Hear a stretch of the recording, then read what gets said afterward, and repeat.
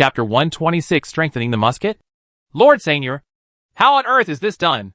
After waiting for the guards to leave, Brian finally couldn't help but ask. The musket in Gervais's hand could cause damage to leather armor from a distance of more than 40 meters. This had a huge impact on his outlook on life. And after Gervais fired the musket, he clearly smelled the strong smell of sulfur in the white smoke. Others may not be sensitive to these things, but as an excellent and motivated alchemist, Brian easily grasps the key points and is very eager to understand the principles. If he does not know the answer, this question will have stayed in his mind, making him feel itchy. Brian Alchemist, your curiosity is a bit too much. But it's okay to tell you. The principle of this weapon is to use a substance to push the projectile out with an instantaneous burst of power, causing damage to the target. Brian is now wanted by the entire duchy, and can only live in his own territory. Besides, he is not a scheming person. Otherwise, he would not have been tricked to such an extent by his friends. Gervais is not worried that he will leak the secret, so he will not. Jingjing told him the principles of the musket. Besides, even if you know the principle, no one can imitate a musket without saltpeter to produce gunpowder. Hearing Gervais's explanation, Brian's eyes lit up and his face lit up. Gervais's theory opened a door for him. Although the main business of alchemists in this world is to strengthen weapons, apart from strengthening weapons, the ambitious alchemist is more like a scientist, specializing in the study of various substances and various principles of heaven and earth. Which is why Brian can play the profession of doctor so professionally. Lord Seignior, does the substance you are talking about rely on the energy emitted by flame explosions? Gervais lit the match and pulled the trigger. Brian also saw the gunpowder being ignited, and he immediately guessed what energy the musket relied on. You are indeed an excellent alchemist. Brian, you are very smart. Gervais nodded and did not hide it. Sooner or later, these things will be known to outsiders. After all, the guards will still use them. Anyone who is not stupid will know that gunpowder will burn violently, and the projectile will rely on this force to launch it with force. He only needs to keep the gunpowder, saltpeter, and production process secret. Master Seignior is joking. I am not as good as you. Sir! Brian lowered his head and looked at the large pit beside him. He had also heard some of what the guards were talking about just now. He knew that this pit was left by something from Gervais's experiment, which made him feel ashamed. He improved the strengthened paint so that the strengthened inscriptions could become smaller. But that was also based on the work of his predecessors, while Gervais created a miracle on his own. Sir Seignior, I see that you need to ignite this weapon before using it. Isn't it particularly cumbersome when there are enemies, and it can't be used on rainy days? Gervais loaded ammunition and lit the matchlock. Brian watched carefully. After understanding the principle of the musket, he pointed out the biggest drawback of the matchlock gun, which was inevitable for this old-fashioned musket. If Lord Seignior doesn't mind, could you show me the musket? I think I will have a good suggestion. Oh, of course. Hearing Brian's words, Gervais became excited. If Brian really had any way to solve this shortcoming, it would definitely make the musket sharper. After finishing speaking, Gervais handed the musket to Brian's hand without hesitation, waiting to see if Brian could really give him a big surprise. After receiving the musket from Gervais, Brian stroked the barrel of the musket as if he were seeing a rare treasure, checking each component from time to time. Gervais did not rush him, and just waited quietly for Brian. After waiting for a long time, and after Brian carefully inspected every structure of the musket, Brian finally spoke. Sir, you can actually strengthen this musket. I want to engrave an inscription on the barrel that can generate heat. When you need to activate it, you can directly use the inscription to activate it, so you don't have to bother using this weapon. A lighted rope to ignite the substance. Strengthen it? After hearing Brian's words, Gervais's eyes lit up at first, but then he frowned. This suggestion was a surprise, but it was only a small surprise. Since Brian said that strengthening can replace match ropes to ignite gunpowder, Gervais believed it. However, Gervais thought of the high cost of weapon enhancement and felt that this method had limitations and would definitely not be popularized. Therefore, it does not help much with the overall strength of Gervais's guards. Yes, Lord Seignior, it is strengthening. Brian saw Gervais frowning, and of course, he knew what Gervais was thinking about. So he continued to add, Sir, it is actually very simple to use inscriptions to stimulate this substance. I just saw that this substance is very easy. It was ignited by sparks. So if you just do this step, you don't need complicated inscriptions like other weapons and equipment. You only need to use a single simple rune to do it. The principle is like this. Gervais listened to Brian's story silently. When Brian explained the principles of the method he thought of, Gervais finally understood what Brian wanted to do. It turns out that Brian wanted to engrave a simple rune on the end of the barrel, and then extend it to the trigger. In order for the inscription to be effective, there must be no breaks. It is precisely by using this feature that when the trigger is ready to fire, the firing pin is disconnected from the inscription. When the trigger is pulled to activate, the inscription on the firing pin and the inscription on the barrel merge into one. The inscription produces high temperature and ignites the gunpowder in the barrel.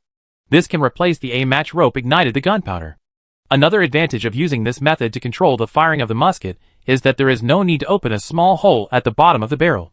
The entire barrel is closed except for the muzzle, which allows the musket to be fired even on rainy days. Can also increase the power of the musket a little. Brian, your method is very good, but even with the simplest inscription, I think it's not cheap to strengthen such a musket. After thinking for a while, and knowing the benefits of following Brian's transformation, Gervais asked, Hey, Master Seignior, it is a bit expensive. If you really need to strengthen it, you will need at least 1 gold coin. This is already the cost price. 1 gold coin. Almost. I will come to you in 2 days to strengthen it and test it. A gold coin is still a lot of money for Gervais. But Brian's idea opened up Gervais's mind. Since inscriptions can be used to stimulate gunpowder, what about other aspects? For example, increasing the power, or improving the accuracy, etc. Gervais knew that the effects of enhanced inscriptions were diverse. Chapter 127 Firefighting Spirit. Brian, if in addition to the inscription you mentioned, I want to add other inscriptions on the barrel, is that okay? Of course, Lord Seignior, with such a long musket, using the paint I invented, in addition to the inscriptions used to activate the musket, at least 2 less complicated inscriptions can be engraved on it. Without any hesitation, Brian answered Gervais in the affirmative, his eyes gleaming. Although he had no other ideas when giving advice to Gervais, he was simply interested in this aspect and wanted to help improve this unprecedented weapons. But if Gervais could clear out his few remaining materials, he would never have to worry about food and clothing in his life. Only those who have suffered hardship know how terrible poverty is. Very well. Brian, thank you for your advice. I will find you in a few days. After receiving a positive answer, Gervais already had a bold idea in his mind, but it was still being conceived. So Gervais planned to go to Brian to talk about this matter in a few days. If you want to improve the musket according to Brian's method, you need to improve the firing parts of the musket. But this is not difficult. Gervais has a variety of messy firearm structure memories, although he cannot remember them completely. As long as he works hard, Nishiminato, it is still possible to imitate a feasible excitation device. Of course, when Gervais goes to Brian, he will only produce 1 or 2 muskets according to the improved method. After all, 1 gold coin is just an improved activation device. If you want to add other inscriptions, it should be similar to strengthening the long sword. At least 4 more are needed. Gold. Calculated this way, a musket requires at least 5 gold coins to base it, which is much more expensive than mithril equipment. Gervais is not a rich man, and his family has no mines. Oh no, he has mines, but they are not gold mines. Therefore, the only thing that can be equipped to the guards at present is this kind of matchlock gun. The improved one can be used for his own use. As for the rest, everything will be discussed in the future. Satisfied, he returned to the castle with his musket in his arms. Gervais returned to his laboratory and began to make his grenade. Because of his previous experience, everything was done step by step. However, in order to enhance the power, Gervais deliberately added iron sheets to the grenade. There are many lead pellets wrapped in paper inside, so that the power of the explosion can not only cause damage to nearby enemies, but also rely on the flying lead pellets to cause damage to people who are not at the center of the explosion. Because there are currently only 3 tin cans, Gervais can only get 3 grenades today. This is the weapon he plans to use against unicorns. As long as the power is proven to be effective and feasible, he will prepare to make dozens of grenades. Hundreds of them were used as real war reserves. After the grenade was ready, Gervais returned to the inner fort, got into the study, and began to draw drawings of short muskets and improved muskets. The huge power of the muskets gave him hope to make up for the lack of troops under his command. The enhanced muskets made him, he was even more looking forward to it. And just like that, Gervais spent this day in Seignior's life in a busy way. The next day, Gervais got up early. When he walked down the stairs, The servants of the castle happened to be cleaning. Every servant was very surprised to see Gervais getting up so early, and quickly said hello to Gervais. After a hearty breakfast, Gervais went to the training space. Bernard's night visit to the castle made Gervais realize that the world is dangerous, and he is still very weak. Therefore, during this period of time, Gervais has never interrupted his practice. Every morning, he will practice all morning. Today, his golden castle will welcome the first noble visitor. According to Baron Pat's envelope, Pat the Baron would arrive around noon. So Gervais got up early to finish practicing before Baron Pat arrived. When I came to the practice space, because the day-night cycle in the space was more than an hour later than in the real world. It was already dawn in the real world, but the sky was still a little hazy in the practice space. But it didn't matter to Gervais. He walked to the center of the space and started practicing various killing techniques. After practicing for more than an hour, the sky finally became bright. At this time, Gervais stopped swinging his sword and sat cross-legged on the soft grass, concentrating on the feeling that he began to restore the consumed fighting spirit. A quarter of an hour later, after all the fighting spirit in his body was restored, Gervais took out a book from his clothes. It was the Firefighting Spirit Judgment that Bernard gave him yesterday. From Bernard's mouth, Gervais, knowing that this Dochi Ju is a high-level cultivation method, made Gervais salivate. However, due to the church, Gervais struggled for a long time last night before he made up his mind to practice this Fire Dochi Ju. Although practicing this Firefighting Chi Ju is likely to attract the attention of the church, Gervais feels that he is too weak now and needs to improve his strength as soon as possible. And the speed of practicing this advanced cultivation method is faster than that of the basic training method. Ju was more than half a minute faster, which just satisfied his eager mood. As for the church, don't you have to wait until you become a silver knight to be able to see the clues from the fighting spirit? At present, Gervais is still a bronze rookie, so there is no way he can control what will happen in an unknown number of years. Besides, even if he becomes a silver knight in a few years, as long as he is not exposed in front of church personnel, after the fighting spirit leaves the body, there are indeed subtle differences in different techniques. But it is a targeted inspection. Not only inspection, but also a physical test is required to confirm. So Gervais feels that he does not have to be afraid of wolves and tigers. He can protect himself in the future and just keep a low profile. Gervais opened Firefighting Chi Ju and started to check it out. After reading page after page carefully, Gervais finally understood why high-level fighting spirit can be practiced faster than low-level fighting spirit. First of all, the most important step in cultivation is to sense the energy between heaven and earth, and then peel it off. People with high talents have a high affinity to spiritual energy, so the peeling speed is very fast. People with low talents are like being repelled by the aura. Generally, it takes a lot of effort to separate the spiritual energy needed for cultivation from the energy of heaven and earth.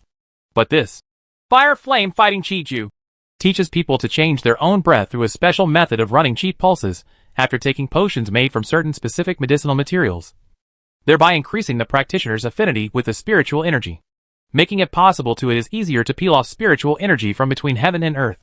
Hey, why does what this book says sound like what was described in the novel I read in my previous life? Fighting spirit is divided into water, fire, earth and wood?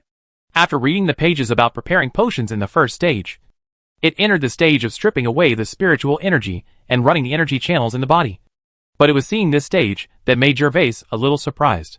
According to the Fire Flame Dochi Ju, because of taking the potion, the spiritual energy separated from the heaven and earth will be mixed with a trace of fire energy.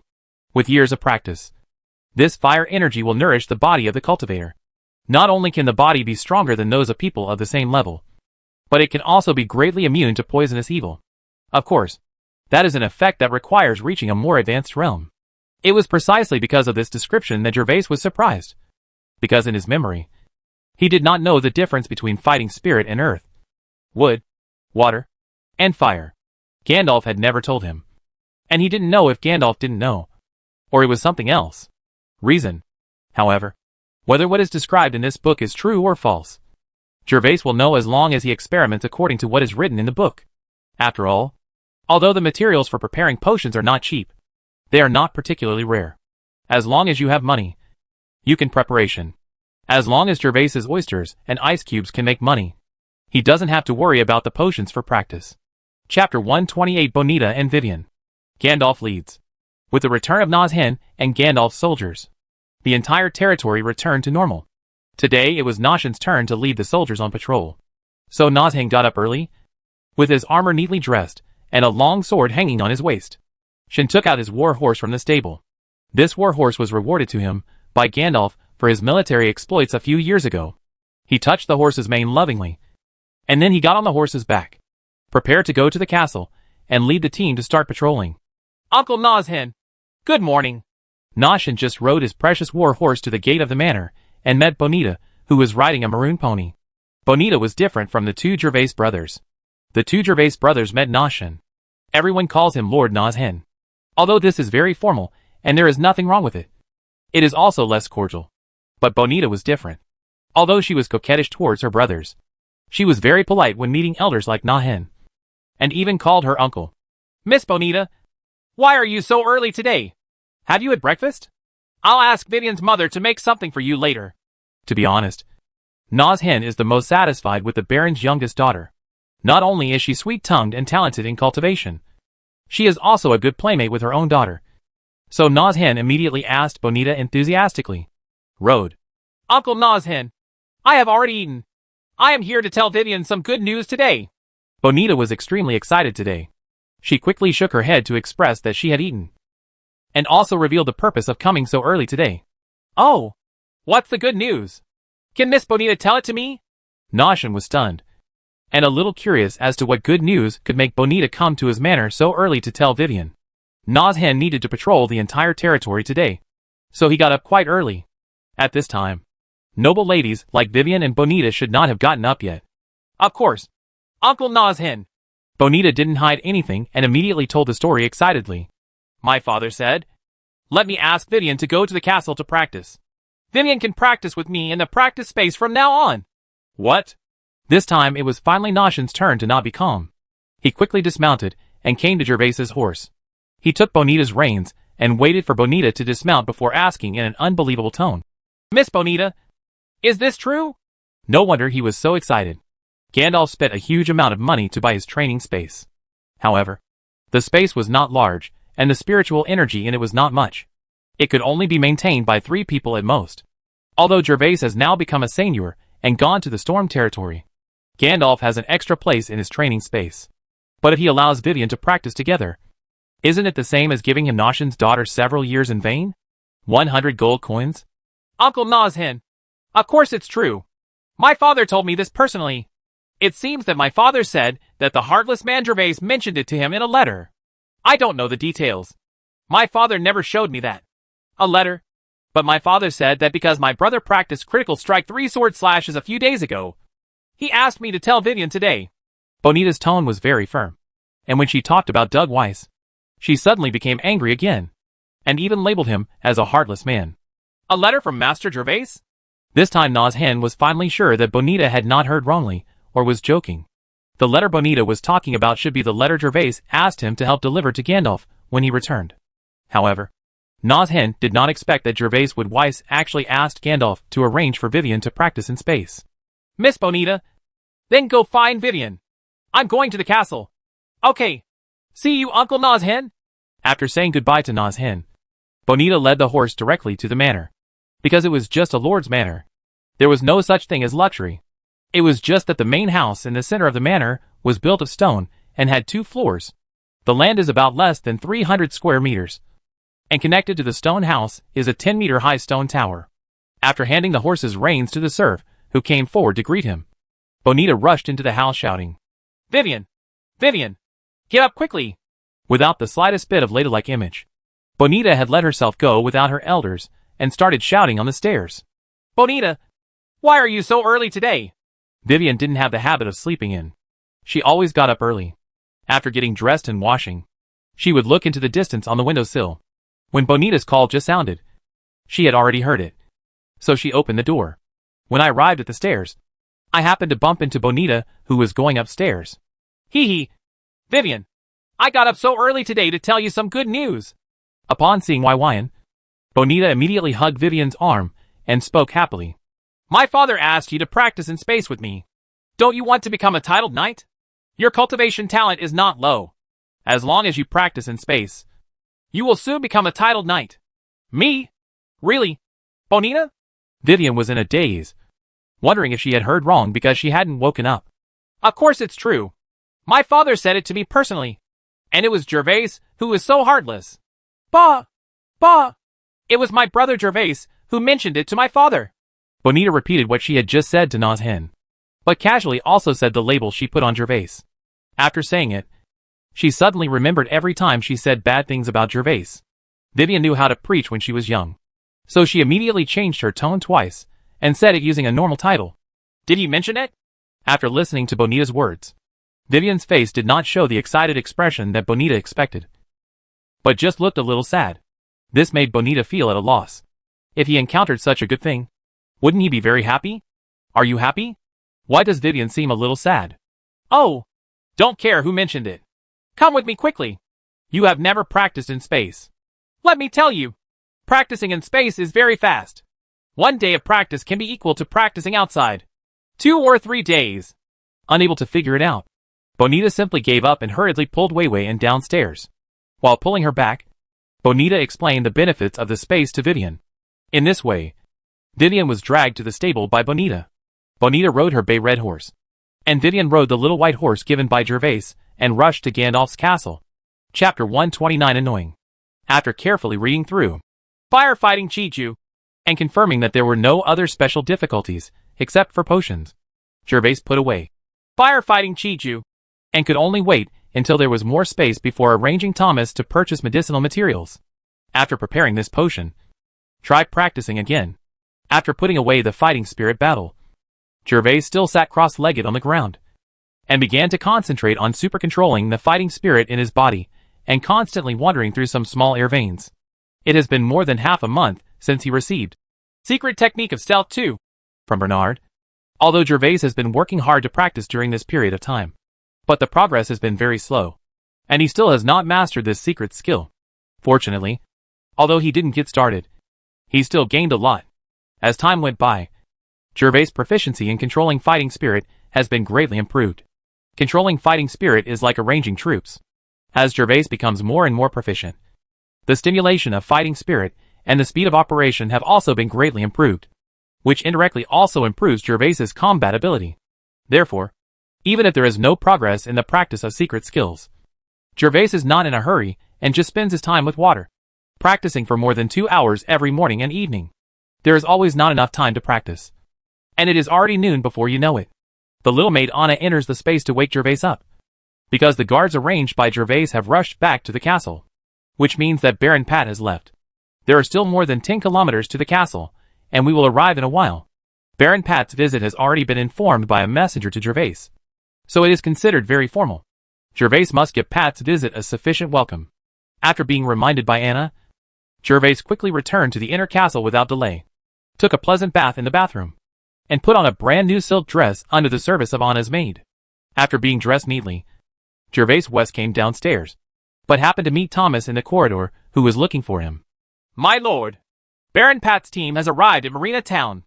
I wonder if your excellency is going to welcome Baron Pat outside the castle or in the front yard. For formal visitors, it is common etiquette to greet them in the vestibule. As 2 nobles of the same title, it is not rude if they are greeted outside the castle. It means that the owner values the visitor. Welcome him outside the castle. After all, he is the first visiting noble. It is necessary to make him feel that I, Gervais, am a warm and hospitable Seignior. To be honest, when Gervais and Pat interacted for the first time as neighbors, Gervais should have sent the invitation first or paid a visit. However, Gervais had been busy with matters in the territory and could not take into account the favors of other nobles. Although Pat's sudden visit this time was a bit unexpected, Gervais also made a gesture to show that he valued Baron Pat. Distant relatives are not as good as close neighbors. This sentence can also be described among nobles, especially since their territories are on the edge of Joan's earldom. Now Joan's earldom is facing a huge threat. Being able to win over a teammate is very important to Gervais. There's no harm in saying that. Moreover, there are no merchants in Gervais's territory, not even stores to buy some supplies. All serfs in the Storm territory basically go to the small town in Baron Pat's territory to buy things. Gervais has not heard that Baron Pat is deliberately making things difficult. Your own serfs, such as collecting taxes, raising prices, etc. Yes, sir. The little man will make arrangements right away. After confirming the reception location, Thomas quickly excused himself. This was the first time he helped Gervais welcome guests since he became a butler. So he was in a tense state, thinking that he must make the butler's debut a beautiful one. Bright. Let Gervais's face shine. Anna, let's go too. After Thomas left, Gervais turned around and glanced at Anna. Anna's little maid was dressed differently today than in the past. She changed into a dress made of silk. Although the style was unremarkable, the silk material and Anna's original look were fresh and refined. Her cute appearance makes Anna look like a noble lady. In addition to Anna's clothes made of silk, there is another person in the castle who also wears clothes made of silk. And that is Thomas. When he first came to see Gervais, Thomas had already put on new clothes and his hair was taken care of very carefully. It was also the first time Gervais saw Thomas look so much like an aristocratic butler. When Gervais brought the little maid Anna to the vestibule, guards were standing inside and outside the castle. Each guard had a long sword hanging on his waist and wore leather armor. These guards were not only fully armed, but also benefited from the training subjects taught to them by Gervais. Every one of them held their heads high and held their chests motionless, with high aura. Good. Looking at the performance of the guards at the gate of the inner fort and on the city wall, Gervais nodded with satisfaction, not to mention his combat effectiveness. His appearance alone was on par with the soldiers of those small countries on the earth. He was completely different from the little nobles of this world. Those guards are not necessarily even neatly dressed. In order to welcome Pat today, Thomas had ordered someone to lay a long red carpet on the ground. The red carpet extended from the inner gate to the castle. Gervais walked on the red carpet to the outside of the castle gate. Grown-ups! When Gervais arrived outside the castle gate, Thomas was already waiting with a group of servants. For male servants and two maids stood on both sides of the gate, holding copper basins and white square towels in their hands. When Thomas saw Gervais arriving, he immediately came behind Gervais, bowed respectfully to Gervais, and said no more. Gervais responded, and then cast his gaze down the gentle slope of the castle, where a team of carriages and horses had gathered. It was Baron Pat who was visiting today. Baron Pat did not ride a horse, but sat in a large and luxurious carriage. It took 6 horses to pull the carriage. There were mounted guards in front and behind the carriage. These guards were wearing leather armor and chainmail, carrying a long shield on his back, and the weapons in his hands include long swords and spears. 8 of the swordsmen also have long bows and arrows hanging on their saddles. It can be said that this is an army armed to the teeth. It's really annoying to compare people to each other. How hacking rich do you have to be equipped like this? The preciousness of horses in this world is one of Gervais's most profound impressions. But in Baron Pat's motorcade, except for the 6 horses pulling the carriage, the 30 guards were all riding horses, and no one was walking, which was even more disturbing. What made Gervais angry was that not only were Pat's men equipped with armor, but even their horses were also equipped with light armor. The fact that a horse can be covered with armor only means 2 things. The first thing is that Baron Pat is really rich, and a horse's light armor is no cheaper than a human's equipment. The second is that these horses are not ordinary horses.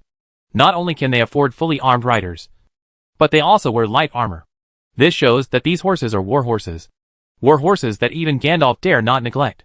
Chapter 130 Pat's Surprise. While Gervais was still angry about God's injustice, Pat's motorcade below had stopped its horses, and the guards in front were scattered on both sides of the road. The carriage driven by Baron Pat drove out from the crowd. And then, there were 2 guard captains followed on horseback. As the wheels rolled, the huge and luxurious carriage finally arrived on the flat ground outside the castle gate. When the carriage stopped, the coachman and personal servant sitting at the front of the carriage quickly jumped out of the carriage and took out a wooden box from the side of the carriage. On the steps, the 2 knights also dismounted and came to the carriage to wait. After the valet and coachman put the ladder under the carriage door frame, they opened the carriage door and waited for Baron Pat to leave. Ha ha. Distinguished Baron Gervais, I hope my arrival will not cause you any inconvenience. The voice arrived before the person arrived. When Gervais stared at the carriage door carefully, loud words came from the carriage. As the words fell, he saw a fat young man getting out of the carriage. I thought he was a handsome and muscular tough guy. How could he be a fat guy? What's even more confusing is that this fat guy is also a knight. Guards armed to the teeth and luxurious and flamboyant carriages made Gervais think that Baron Pat was either a tough guy or elegant. But he never imagined that Baron Pat looked like a fat guy next door. What is even more strange is that Baron Pat is obviously a fat man, but he is also a titled knight. Although it is normal for a nobleman to become a titled knight, it is not normal for a fat man to become a titled knight. Because the titled knight first needs to practice hard to strengthen his body. And secondly, after breaking through to become a titled knight, the body will be slowly transformed and strengthened. Even if some people are taller and more acquainted, it will be muscles rather than fat. Baron Pat is joking. It's an honor for you to visit the Golden Castle. I welcome you. Although the image of Baron Pat was beyond his expectation, it didn't matter what Pat looked like. Gervais just had a little doubt. He suppressed the doubt in his heart and showed a warm smile on his face. Gervais began to respond. Be complimentary. The Golden Castle welcomes you. His Excellency Baron Pat. As Baron Pat stepped out of the carriage, Thomas immediately directed the servants to stand in a row next to Baron Pat. Baron Pat was obviously very experienced. He just glanced at Thomas, and then took the recipe handed by the footman. He wiped his hands with a towel, and after a brief cleaning, he came to Gervais. Baron Gervais, I have admired your name for a long time. The Earl's husband. I finally have the honor to meet you today. Baron Pat smiled brightly. Although he was a little fat, the body of the titled knight was still very agile. Pat came to Gervais in a few steps and performed aristocratic etiquette, and continued to talk to Gervais. Thank you for the compliment. It's an honor for me to be Alice's husband. Gervais was telling the truth. It seemed that it was an absolute honor for him to become Alice's husband. So he said it generously, and gave Pat a noble gift in return. After exchanging greetings with Gervais, Pat noticed Anna next to Gervais, because Anna was wearing silk clothes today, and she looked charming against her fair and pretty face.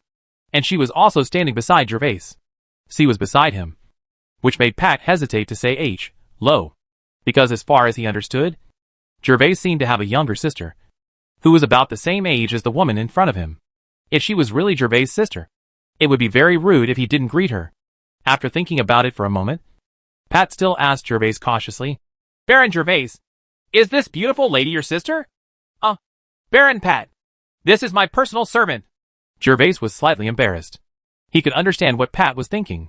Without knowing it, he might have mistaken Anna for the eldest daughter of a certain noble family. After all, which serf from that family could look so fair and fair? Exactly like a pampered noble lady. Ahem. That's it. I'm sorry. Pat never imagined that Gervais would dare to blatantly use a maid as his personal servant. When he heard the answer, he almost choked on his own saliva. You, a male noble, actually used a personal maid. And she is so beautiful. Really? Aren't you worried about your lordship? Baron Pat, you've had a long journey. Let's go sit inside the castle and talk. Please come inside. Gervais suddenly found that Pat was looking at him with an unexplainable look. He was a little confused and thought that Pat was embarrassed because he recognized the wrong person. So he immediately invited Baron Pat into the castle, so as to resolve the embarrassment. Avoid giving your first visitor an unpleasant experience. Then excuse me. Suppressing the strange feeling in his heart, Pat and Gervais walked side by side on the brand new red carpet and entered the castle gate. Behind them, a group of servants followed on both sides, walking on the land without a red carpet. Huh? When Pat and Gervais arrived in the vestibule, the sight they saw made Pat utter an exclamation of surprise. At this moment, he and Gervais were walking at the front, and there was no one else blocking their view, and the scene in the vestibule could be clearly seen. Baron Gervais, how are these guards of yours trained? What surprised Pat was the small team of guards standing in rows. The equipment of these guards was not very sophisticated, but the posture and momentum of each person were something Pat had never seen before, not even in Roseburg. Whenever he and Gervais walked in front of a pair of guards, they would salute the two of them. As the two of them moved forward, the eyes of these guards would also follow. As a Seignior, Pat has many more guards than Gervais, nearly 100 of them. But his men do not have the mental outlook of the guards like Gervais. Take the 30 elites he brought today as an example. Pat also asked them to greet many visiting nobles, but they did not have the unified stance of the guards like Gervais. There was no distinctive feature at that station. Like Gervais, this was the first time he had seen guards like Weiss, who could stand up with a sense of beauty. Baron Pat laughed. As you know, in my territory, there are usually no entertainment projects. I am also idle when I am free. I usually like to train them randomly. One day, I found that they were standing crookedly, so I gave them, they made a standard. But I didn't expect it to have such an effect. Of course, these words were made by Gervais. If he had not seen the demeanor of soldiers on the earth, he would not have learned so well. Moreover, he also considered that the guards sometimes need to act as guards of honor. So they were specifically told how to pay attention when welcoming guests. Raise your head, lift your chest, draw in your abdomen, and put your feet together. These actions may seem simple, but as long as these key points are unified and practiced well, your temperament will definitely be outstanding. It is precisely because of this outstanding temperament that you are instantly attracted to Pat's attention. I see. It seems that I still need to learn more from Baron Gervais. I don't think even the great nobles can train such excellent soldiers. It is said that a man relies on his clothes and his horse relies on his saddle. This sentence is derived after thousands of years of summary. Compared with the weapons and equipment of Gervais's guards and the guards of Baron Pat, it can only be said that they are inferior. In terms of force, because the training time is still short, it is even more incomparable. But just because of his standing posture, he gained Pat's approval, which gave Pat the illusion that Gervais's soldiers were more elite than his subordinates, or at least no worse than his subordinates. It can be seen from the armor covering of the horses how much Pat invested in his 30 elite knights. If Gervais knew Pat's thoughts, he would definitely laugh out loud. Chapter 131: The Rich Man's Gift. The two walked through the vestibule happily talking and laughing. After entering the inner castle, Thomas quickly came to the front to lead the way and led the two to the hall. The waiting manservant had already opened the door of the hall. The usually simple hall has also changed its appearance. Although there are still few decorations around, there are also many gold and silver vessels placed for decoration. Although they are only gold-plated, they also bring a sense of luxury to the hall. These decorations were also purchased under Thomas's arrangement, because they are gold-plated and silver-plated. They are usually stored to avoid losing their luster after frequent scrubbing. Baron Pat, please sit down, because I have only been in the territory for a short time, and the castle is still too simple. Please don't be offended. After Gervais entered the hall, under the guidance of the servant, they sat opposite each other in the host and guest seats. As the two sat down, the valets, who had been prepared, filed in from outside the hall. The valets put their left hands behind their backs and held up trays with their right hands. They walked gracefully. The trays were filled with fruit pastries and juice. Among them, a servant even brought 2 bowls of colorful ice cream. After entering the hall, the servants carefully placed all the delicacies on the small square table next to Gervais and Pat's sofa. However, Pat's eyes were not on the servants and the food, but on the snow-white fur of the storm wolf on Gervais's sofa and the slightly ferocious wolf head on the armrest. Sir Gervais, is this the storm wolf you hunted? Yes, Baron Pat. This is the storm wolf that invaded my territory some time ago and was killed by me. Gervais didn't think much about it. He just thought that Warcraft was not very common. So Baron Pat asked casually out of novelty. Baron Gervais is so mighty. After receiving Gervais's affirmative answer, the smile on Pat's face became even wider, and his originally small eyes narrowed even smaller, which made Gervais a little confused. I killed the storm wolf, not you. Is it necessary to be so happy? After Pat complimented Gervais, he seemed to remember something again, and first said to Gervais with a slight apology, Look at my memory. I almost forgot an important thing. Then he turned to his personal servant and ordered, Tren, go and take out the gift I prepared for Baron Gervais. You idiot. Why didn't you remind me just now? Yes, sir. The valet named Tren didn't dare to refute when he heard Pat's low shout. He just responded respectfully and ran out of the hall quickly. After a while, Tron returned to the hall with a box in his arms. But Tron did not go to Pat. Instead, he came directly not far from Gervais and handed the thing to Anna. Baron Gervais, I am sorry to have disturbed you so much. I give you this small gift. I hope our friendship will last as long as the river of dead leaves. The thing Tren handed over was a jade box, which was exactly the jade box used to store elf bugs. At this moment, the jade box has been opened by Tren, and there is a purple elf insect inside. This purple elf insect should have just been born, but it is still eating, and it is completely indifferent in the face of the crowd in the hall. All he felt was that there were a few fragments of amber beside him. Looking at the cute elf bug, Gervais felt a little tight in his chest. Is this the life of a rich man? Is this how rich people make friends? So inhumane. However, he was surprised, and Gervais still knew that no merit was achieved. If the gift sent by Pat was only worth 3 or 5 gold coins, Gervais would accept it without hesitation. But this elf bug? At least worth dozens or hundreds of gold coins. Moreover, this purple elf bug is something Gervais has never seen before. Since it is a mutated elf bug, Its value is generally not lower than that of the green elf bug. So Gervais is not prepared to accept it. Seeing that Gervais did not make a sound, Anna looked at the jade box and elf bugs that Trin handed over. But she did not dare to take them, and could only wait for Gervais's instructions. Baron Pat, this gift of yours is too valuable for me to accept. It is already my honor for you to come to my castle as a guest. Please take back this elf bug. After clearing his throat, Gervais politely declined to Pat in a sincere tone. Baron Gervais, please listen to my explanation. Although the gift I gave is an elf bug, its value is not as valuable as you think. It is a coincidence that this purple elf bug was only born yesterday. This time I was just about to visit your new neighbor, and I couldn't think of a gift to give you at the moment. So I thought it would be most appropriate to give him to you. Purple elf bugs are very rare, even rarer than other mutated elf bugs. It's just because their abilities are too unique.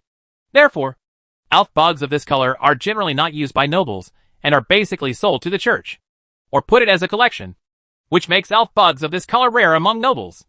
Oh, this is happening. I have never seen a purple elf bug, and I don't even know what abilities he has. Hearing Pat's explanation, Gervais nodded. He really didn't know about the purple elf bug. This was the first time he saw it. And he didn't know what the function of the purple elf bug's space was.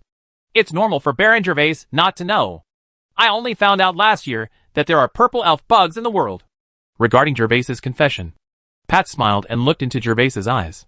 He did not appear proud of Gervais because he knew it. Under Gervais's curious gaze, Pat continued to speak. The difference between purple elf bugs and elf bugs of other colors is that there will be creatures in the space it opens up. What? There are creatures in the purple elf bug space? Now Gervais was really surprised. He had 2 elf bugs of different colors. And he had also seen green elf bugs in Gandalf's castle. But whether it was a green elf bug or a golden elf bug, the spaces they opened up were devoid of living things. At most, they only had some grass or trees and other vegetation. Pat's short sentence overturned Gervais's understanding of elf bugs. Yes, Baron Gervais. He does have creatures. And they are orcs. Pat once again dropped a bombshell, which made Gervais wonder if he was dreaming today. But Pat continued talking to himself. The first time I saw purple elf bugs was in the arena of Winterfell. It was built under the King's Order. The King's Order was only issued last year. Every Earl city must have a building that can accommodate 10,000 people.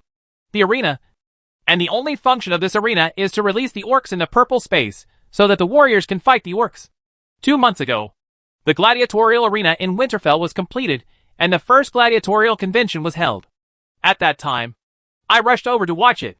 For the first time, I learned about the existence of the purple elf bug and its functions. Finally, Pat informed Gervais in detail about the functions of the purple elf bug and how he knew these things. Chapter 132 Elf Bugs and Orcs. Because of this special reason, the purple elf bug has no trading value. Only the church will pay for it. And the church's purchase price is 10 gold coins. Therefore, Baron Gervais must accept this purple elf bug. Pat smiled and looked at Gervais with a sincere look in his eyes, as if he and Gervais had been old friends for many years. If Gervais did not accept this gift, it would be Gervais's fault. So, as long as you open this purple elf insect space now, you can see the real orcs? After listening to all Pat's words, Gervais recovered from his surprise. His eyes widened, and his expression of excitement was palpable. Yes, Baron Gervais. But it's best not to open this space in your castle. Because although the space of this purple elf bug is about the same size as the space of elf bugs of other colors, there will basically be 1 or half a space in it. For the orcs of a family, the number of orcs usually ranges from 5 to 10. There are rumors that there may be as many as more than 20 orcs at the most. And the strength of the orcs that appear is also random. If you are not prepared in advance, let the orcs rush. It's a very dangerous thing to come out. Pat was speechless when he saw Gervais's eagerness to try. He labeled Gervais again in his heart. That is, a fighting maniac. At this moment, Gervais already had 3 labels in Pat's mind. In addition to being a fighting maniac, he is lustful and sensible. He was lustful because Gervais dared to use a maid as a personal servant after he became the husband of the Earl. He was rational because Gervais was not carried away when he saw the elf bug. But his first reaction was to reject his gift.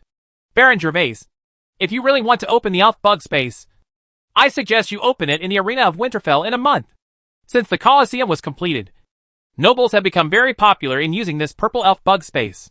The orcs inside play games and fights with others. Next, Gervais learned from Pat's mouth how the nobles now use this purple elf bug. In fact, the rules are very simple. It is a bet between the two sides. One side uses purple elf bugs, and the other side can use its own soldiers or mercenaries. After the competition begins, either the orcs will kill all the humans, or the humans will slaughter the orcs. No matter what, whichever side can win will be considered victorious as long as they kill all the opponents.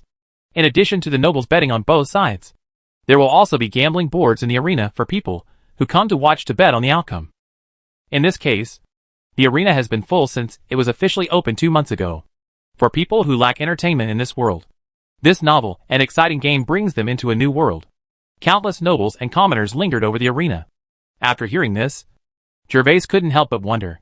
Since purple elf bugs are so rare, how can we ensure that there are enough purple elf bugs in the arena every day to open up space and release the orcs? It turns out that not only can orcs appear in the space of purple elf bugs, but they are also different from other elf bugs in replenishing energy. Other elf bugs need to go through a long period of recovery before they can close the original space and reopen it. But the purple fairy bug is different. The space of the purple fairy bug can be closed immediately after it is opened. And after closing, the time interval between opening the space for the second time is only 1 week. In other words, after using the purple fairy bug, you only need to wait for 1 week. It can be used again immediately, and the space opened by the purple elf bug will change every time. So orcs of different races will appear every time it is opened. This is so damn weird. After learning everything about the elf bugs, Gervais complained in his heart that the unsolved mysteries of this world are really the same. Before he could understand the original ones, a new trick came up. Baron Gervais, please accept the gift. In a month, we will go to Winterfell together. I will take you to the arena to experience it. Then you can use this purple elf insect to find a weaker noble to fight with him. You might be able to make a lot of gold coins by betting on it. Seeing that Gervais was becoming more and more interested, Pat made up his mind. Although this purple elf bug was rare, its functions were useless. Pat's life principle was not to go where there was danger. So he treated this purple elf bug as after he was born. He immediately thought of giving the elf bug to Gervais, because in the past few days, he learned that Gervais actually killed a storm wolf. He was planning to visit Gervais and buy some storm wolf meat from Gervais. If he didn't have this purple elf insect, he also needs to prepare other gifts before he can come. After all, he is asking for help from someone, and he is a guest at home, so gifts are indispensable. Nowadays, with the purple fairy bug, not only does it appear to be a precious gift, but it can also recycle waste and give away this hot potato. Since Baron Pat is so kind, I will accept it. After learning everything about this purple elf bug, Gervais was already moved.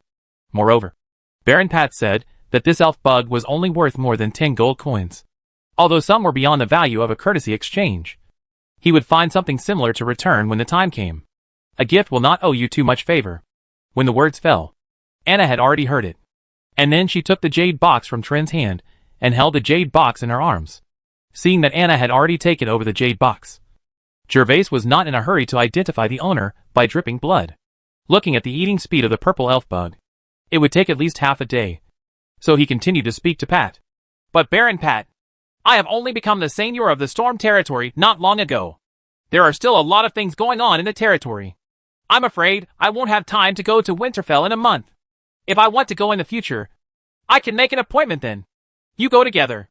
Gervais felt that he was still very weak, and it was not the time to go out and wander around. And his territory was also very poor, especially when he saw his neighbors being so arrogant. It made him want to sit hard and endure hardships for a year and a half, etc.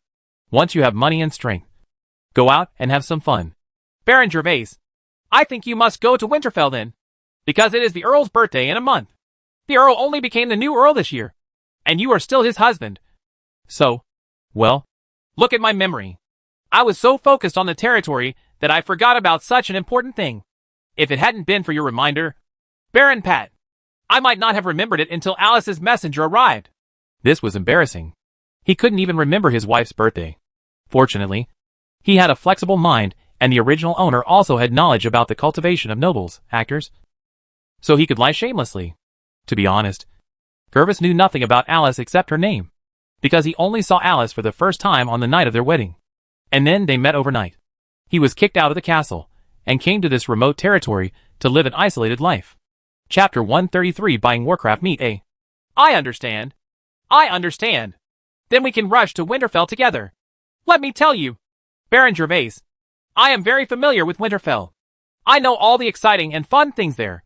As he said this, Baron Pat was actually preparing to drive, looked at Anna, and then winked at Gervais with meaning. Cough! Cough! Baron Pat, eat something. Eat something. The food in this bowl is made by myself. Come and have a taste. It is said that a woman's sixth sense is very accurate, but a man's sixth sense is not weak either. For example, at this moment, although Gervais didn't know that Baron Pat had already set a trap on his head because of a misunderstanding about his relationship with Anna's little maid, he was labeled as an experienced driver. But from Pat's wretched expression and special tone, Gervais could tell that this little fat guy was about to drive on the highway. So he immediately turned the conversation back to avoid overturning the car. After hearing what Gervais said, and seeing the bowl Gervais was holding in his hand, which was still steaming, he heard that it was made by Gervais himself. Pat remembered that he almost forgot about the business.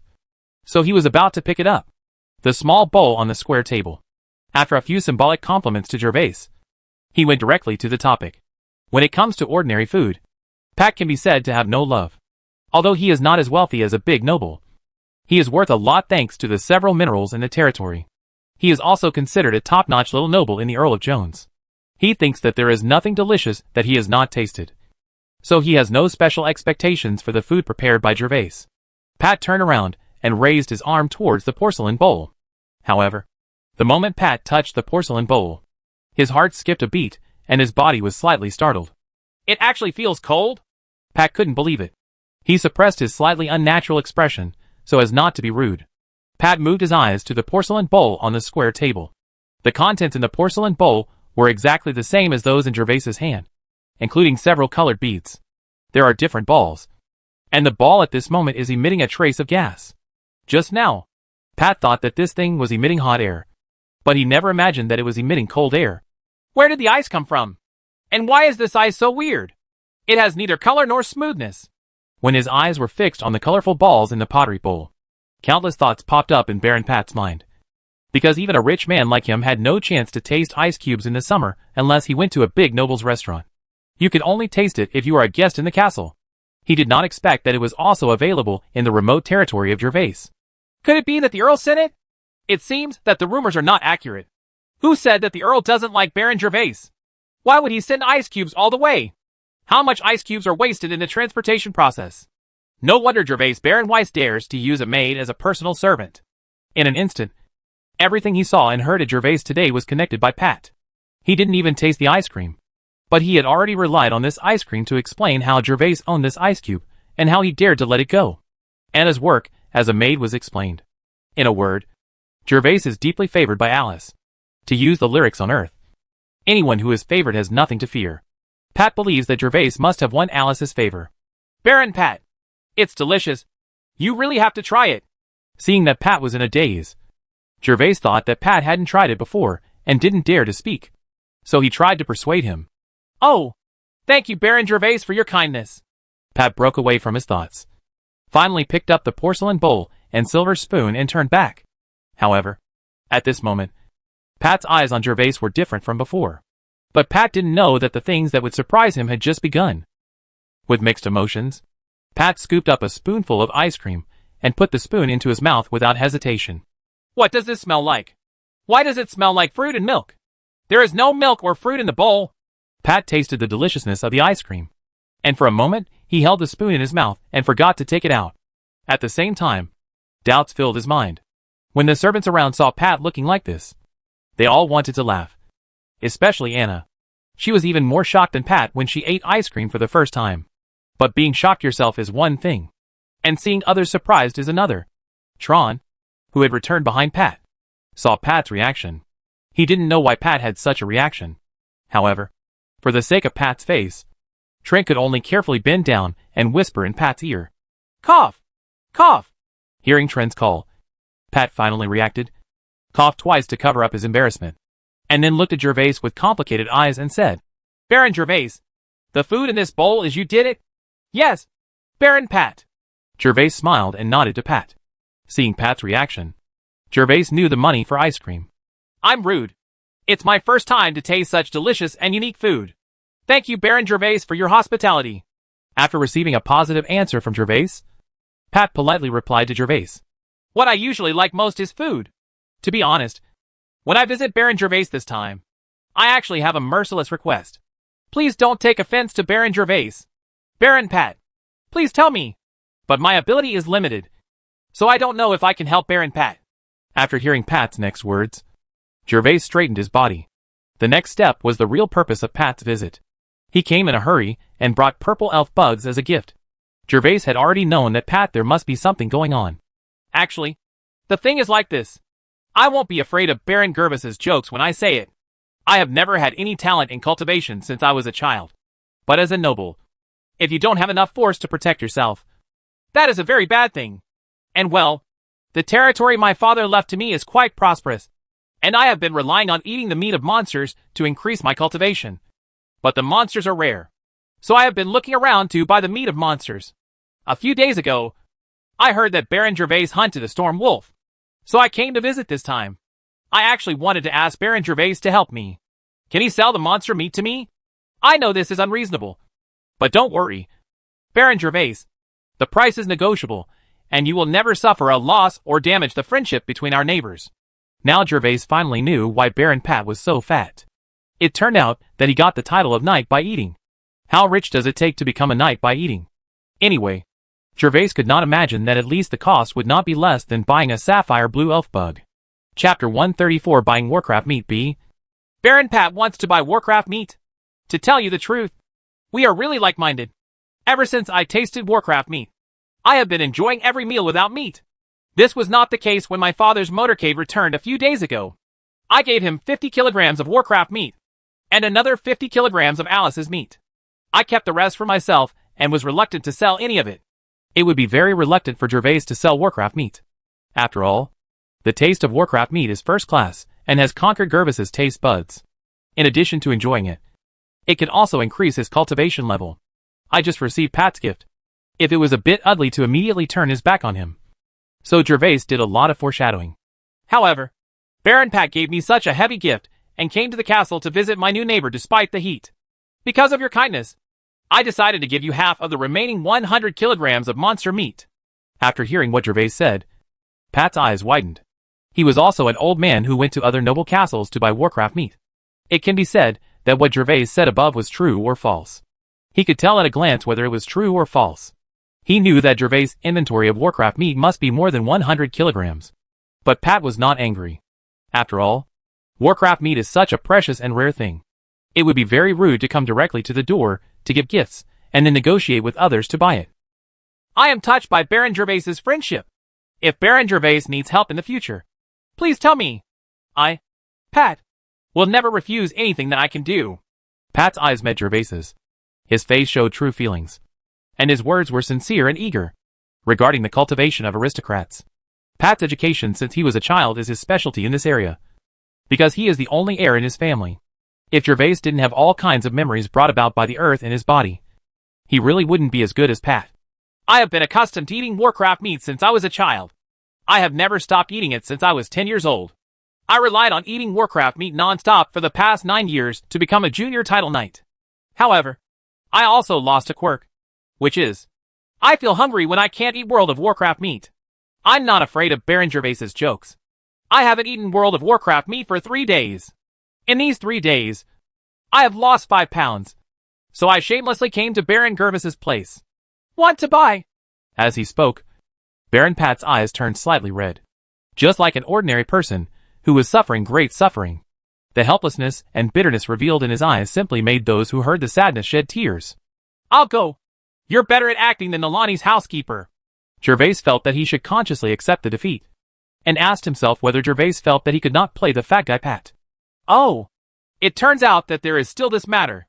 Don't worry, Baron Pat. I have paid for your new neighbor. 60 kilograms. 60 kilograms of Warcraft meat can be sold to you. I only keep 40 kilograms as my first beheading storm. Wolf souvenir. Gervais looked like he couldn't bear it, gritted his teeth, and made a difficult decision. I'm so grateful to Baron Gervais. You are my benefactor. Baron Gervais treats me like this. I must not let you suffer.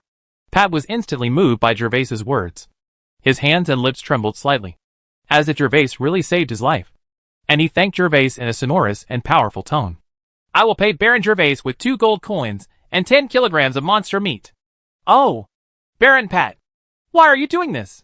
When he heard Pat's offer, Davis's eyes instantly shone. But he was immediately covered up. He was already shouting in his heart. This is really a rich man. He bought it at double the price without blinking an eye. This is a gold coin. It's not like copper coins doubled. Since Baron Pat cares about me so much, let me give the remaining 40 pounds to you. After all, I just use it as a souvenir. How can it be more important than Baron Pat's body? I will just use those storm wolves, just keep the internal organs as a souvenir. I will definitely bear in mind Baron Gervais's kindness to me. It's just that Warcraft meat is rare. And I have this quirk. To be honest, except for Baron Gervais, I dare not tell anyone else. 100 kilograms of Warcraft meat is the most. It's only enough for me to eat for a month. I don't know if I can find other monster meat in a month. Alas, Baron Pat, I'll give you all the internal organs of the monster meat. I'll just keep this wolf skin as a souvenir. Gervais almost forgot about the viscera of Warcraft meat. He suddenly remembered it and brought it up immediately, just to see if Baron Pat was willing to buy it.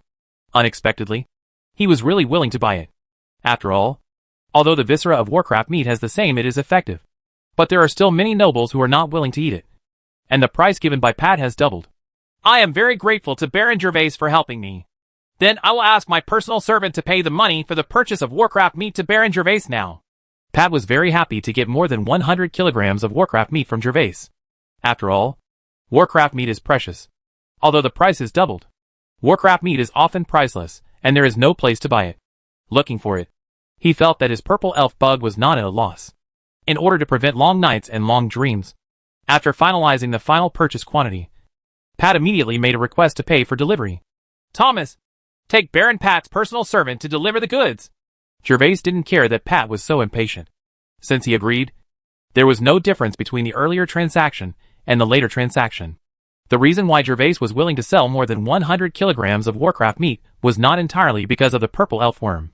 The reason for this gift was actually the unicorn in the dark forest. Now that his grenade was complete, as long as he could attract the unicorn again, he would be able to get twice as much monster meat, excluding the remaining storm wolf meat in the castle. If unicorns can really be hunted, the unicorn meat alone would weigh 1,800 kilograms. Gervais currently eats up to 2 kilograms of Warcraft meat a day. So after all, one unicorn is enough for him to eat for 400 days. Gervais and Pat became relaxed and happy as the Warcraft meat was finalized.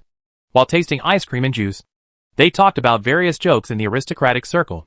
After the two talked in the hall for nearly a quarter of an hour, Thomas and Trent also rushed back. The two walked to their respective owners and exchanged a look, indicating that the transaction was completed. Sir, lunch is ready. Would you like to eat now? Thomas bowed to Gervais and asked respectfully. Then tell the kitchen to serve the food. Gervais nodded to Thomas, stood up after Thomas left, and said to Pat with a smile on his face. Baron Pat, lunch is ready. Let's go to the restaurant to eat and talk. Chapter 135 on the dining table. When Gervais and Pat came to the restaurant side by side, both ends of the long table in the restaurant were already filled with delicious food. But one thing that's different about this long table of delicacies is that all the seafood on the long table is grilled by Jimmy's apprentices. The 20 gold coins Gervais received from Gandalf have bottomed out after this period of time. After learning that Pat would come to the Golden Castle as a guest, Gervais set his sights on Pat. At that time, Gervais didn't know that Pat would buy Warcraft meat. Because he was short of money, he wanted to visit Pat in Pat. Tay made money from his first seafood business. The reason why Jimmy didn't let Jimmy cook the seafood for this lunch was actually because he was worried that Jimmy's cooking skills were too good and Baron Pat would remember them after he tasted them, in case Jimmy's apprentice went to Pat's castle to make or teach the craftsmanship in the future. If the taste was not as delicious as this time, Pat would misunderstand that Gervais had received money but had cheated. Baron Gervais, what kind of dishes are these? Just smelling them makes people salivate. After Gervais and Pat sat down at both ends of the long table, smelling the unique aroma of the many dishes in front of them, Pat had some expectations for the food in front of him. Over the years, in order to buy Warcraft meat, Pat had, it can be said, that Tay has traveled all over the Earldom of Jones and has eaten a lot of local delicacies. But he has never seen grilled seafood. Baron Pat, let's not talk about the name for now. You can try which dishes suit your taste first. I will tell you in detail then. But one thing I can guarantee is that Baron Pat, you will definitely not be able to taste it anywhere else. Delicious food in my castle. Gervais gave it a try, but instead urged Pat to try it first and boasted about it. Oh, Baron Gervais is so confident. So I have to taste it carefully. Hearing Gervais' half-joking, half-praising look, Pat's curiosity was completely aroused. After he finished speaking, he stopped talking. He picked up the knife and fork and chose the most domineering-looking lobster to start. This kind of giant lobster is huge. A pair of claws is more than 20 centimeters long, and its body is almost half a meter long. It is much larger than most lobsters Gervais has seen on the earth.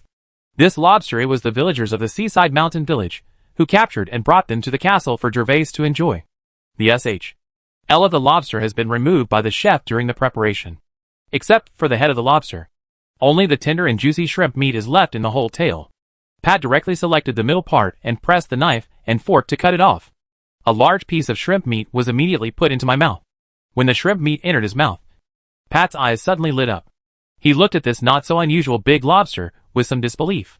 After slowly chewing the shrimp meat and swallowing it in his belly, Pat raised his head and asked Gervais, Baron Gervais, is there anything special about this lobster? Why does it taste so special? It's completely different from what I've eaten before. Ha. Lobster is just an ordinary lobster. The special thing is only in the cooking process. Baron Pat.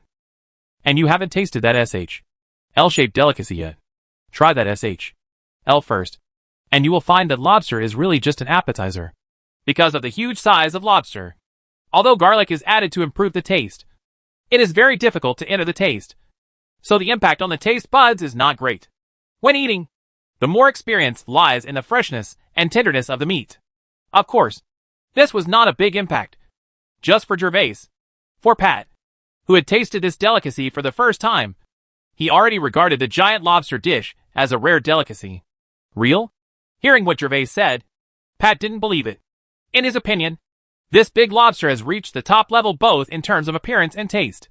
Pat was sure that even if he handed this lobster to the chef of Winterfell, he would still be disappointed. It may not be so delicious. Believe it or not. But there is no need for Gervais to comfort himself. Pat looked along the LS Gervais mentioned and immediately saw more than 10 opened LS in a porcelain plate. Some areas outside the I have been burnt black. But no L meat can be seen inside the L. This appearance made Pat frown. Pat was not misophobic. But Pat had not tasted the almost burnt thing. So Pat raised his head again and looked at Gervais, trying to find the right way. Weiss explained. When Pat raised his head, he saw Gervais looking at him with a smile, and nodded to him, indicating that he could taste it with confidence. After receiving Gervais' confirmation, Pat could no longer refuse. He raised his hand and took out a relatively good-looking L from the porcelain plate and placed it in front of him. The thing in the I was actually Pat. There are some tiny particles that I have never seen before. There are a lot of these tiny particles on the lobster plate. However, Pat thought they were just a certain condiment and did not pay attention to it. However, he did not expect that this condiment could also be eaten. And according to Gervais, that being said, this is still more delicious than a giant lobster. After staring for a moment, Pat put the L in front of his mouth, holding a silver spoon in his other hand and stuffing the entire L into his mouth. He had just seen how Gervais ate this L. When the minced garlic and oyster meat in the L entered his mouth, Baron Pat's whole body was shocked, and his eyes showed an expression of disbelief, as if he had been struck by lightning. How did you do that? Pat finally understood now what Gervais meant when he said that the lobster was just an appetizer. This inconspicuous, dirty-looking grilled L tastes many times more powerful than lobster. The aroma is fragrant, and the taste is smooth and slightly spicy. It stimulates the mouth to continuously secrete saliva, making the whole brain full of excitement and satisfaction. A feeling of, after quickly swallowing the food in his mouth. Pat did not immediately ask Gervais. Instead, he took L and put it in his hand again and started eating. He no longer disliked the slightly brown appearance of the oysters. After eating 5 LS in succession, Pat took the square towel handed by the servant and wiped his hands. Then he looked at Gervais with a face full of joy and asked, Baron Gervais, I have a crush on you. Please, stop. Now that the food is ready, we can talk about other things later. I have something good here that Baron Pat must have never tasted. Pat was about to say something, but was immediately interrupted by Gervais, who had been paying attention to him. After interrupting Pat's words, Gervais didn't care whether he was being unreasonable or not, and said directly to Anna next to him, Anna, take out my golden wine. From Pat's reaction to eating lobsters and oysters, Gervais felt that he had settled on Pat, a rich man. So he took out the wine that he was not planning to sell at the moment, and prepared to work hard to see if he could get it from before his eyes.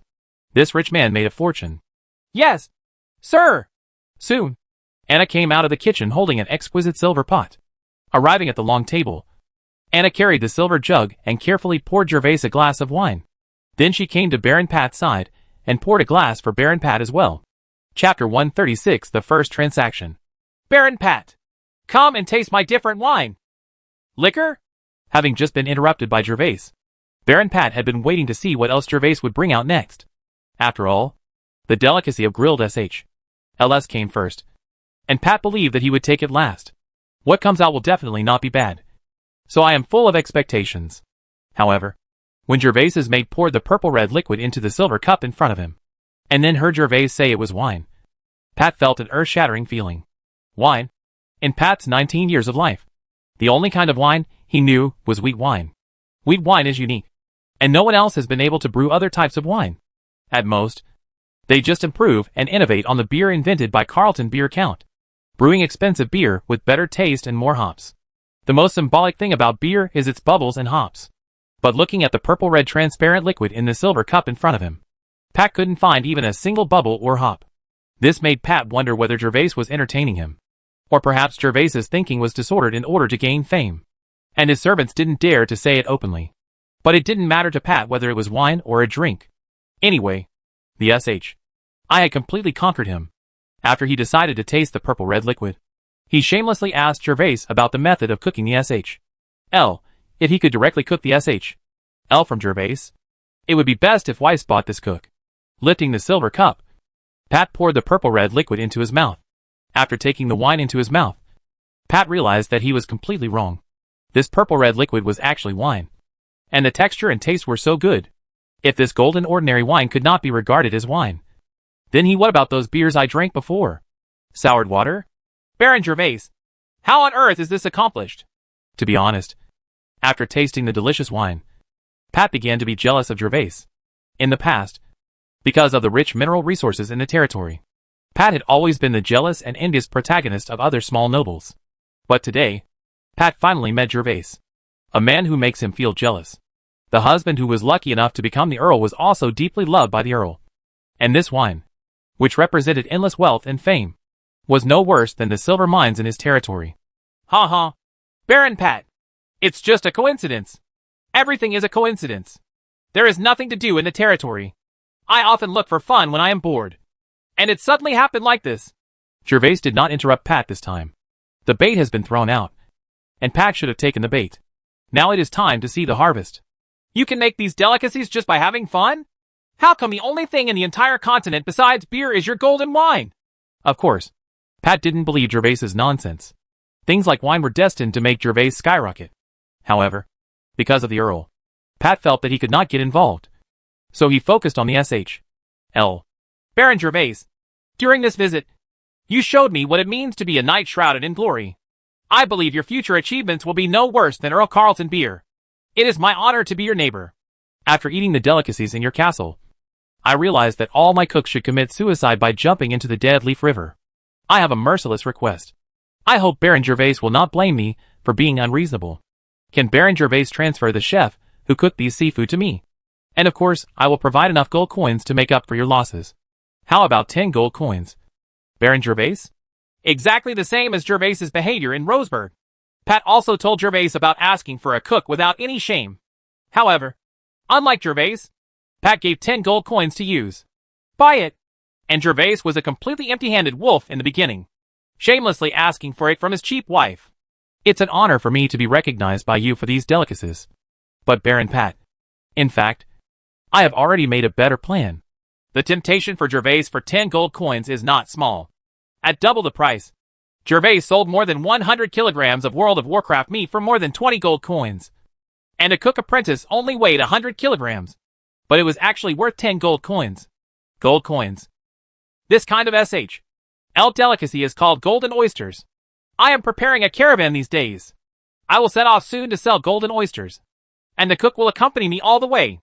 If Baron Pat wants to taste it in the future, he can ask the cook to go. Your castle teaches your cooks how to bake. And the food is absolutely the same as what you eat here. And the price is very low. Only 2 gold coins are needed. Gervais took a sip of the wine and said to Pat with a smile on his face. In the past, Gervais set the price for grilled oysters at 1 gold coin. After all, 1 gold coin was already a lot of money. However, after seeing Pat's reaction, Gervais felt that 1 gold coin might be too little. So he immediately changed the price. It became 2 gold coins. Really? Baron Gervais? The plan mentioned by Gervais really made Pat move. As long as what Gervais said was true, he would teach his cook without reservation, so that he could not only taste the deliciousness of oysters, but also save a lot of gold coins. He had no reason to disagree. Of course it's true. Baron Pat, you also know that the population of my territory is too small. If we only rely on farming, orcs will invade every year, and we will not be able to develop at all. So I plan to popularize this method of roasting golden oysters. We only charge a small training fee. And the second step is to provide them with fresh oysters for a long time. Seeing Pat's reaction, Gervais knew that the first business deal for the golden oysters had been secured. So he nodded to express his certainty, giving his seafood business a good start. You are also responsible for providing ingredients? This is great. Baron Gervais, then let me be the first guest of your caravan. The barony of Pat is not on the seaside. It is separated from the sea by the territory of Gervais. So if you want to eat fresh oysters, you have to come to buy them. In order to ensure the freshness, you must work very hard, and it is very labor-intensive. But the price is very high. However, Wes said that he could provide fresh ingredients, which made Pat happy and convenient. After it was confirmed that Pat would become the first guest of the seafood business, Gervais's smile became even brighter. He raised the wine glass in his hand to Pat, and Pat immediately raised his glass to greet Gervais. After the two toasted, they both took a breath of wine comfortably. The little maid Anna immediately stepped forward to pour wine for the two of them. Taking advantage of this opportunity, Gervais said to Pat, in addition to golden oysters, I also prepare sell ice and this precious golden wine. Chapter 137 Something Weird.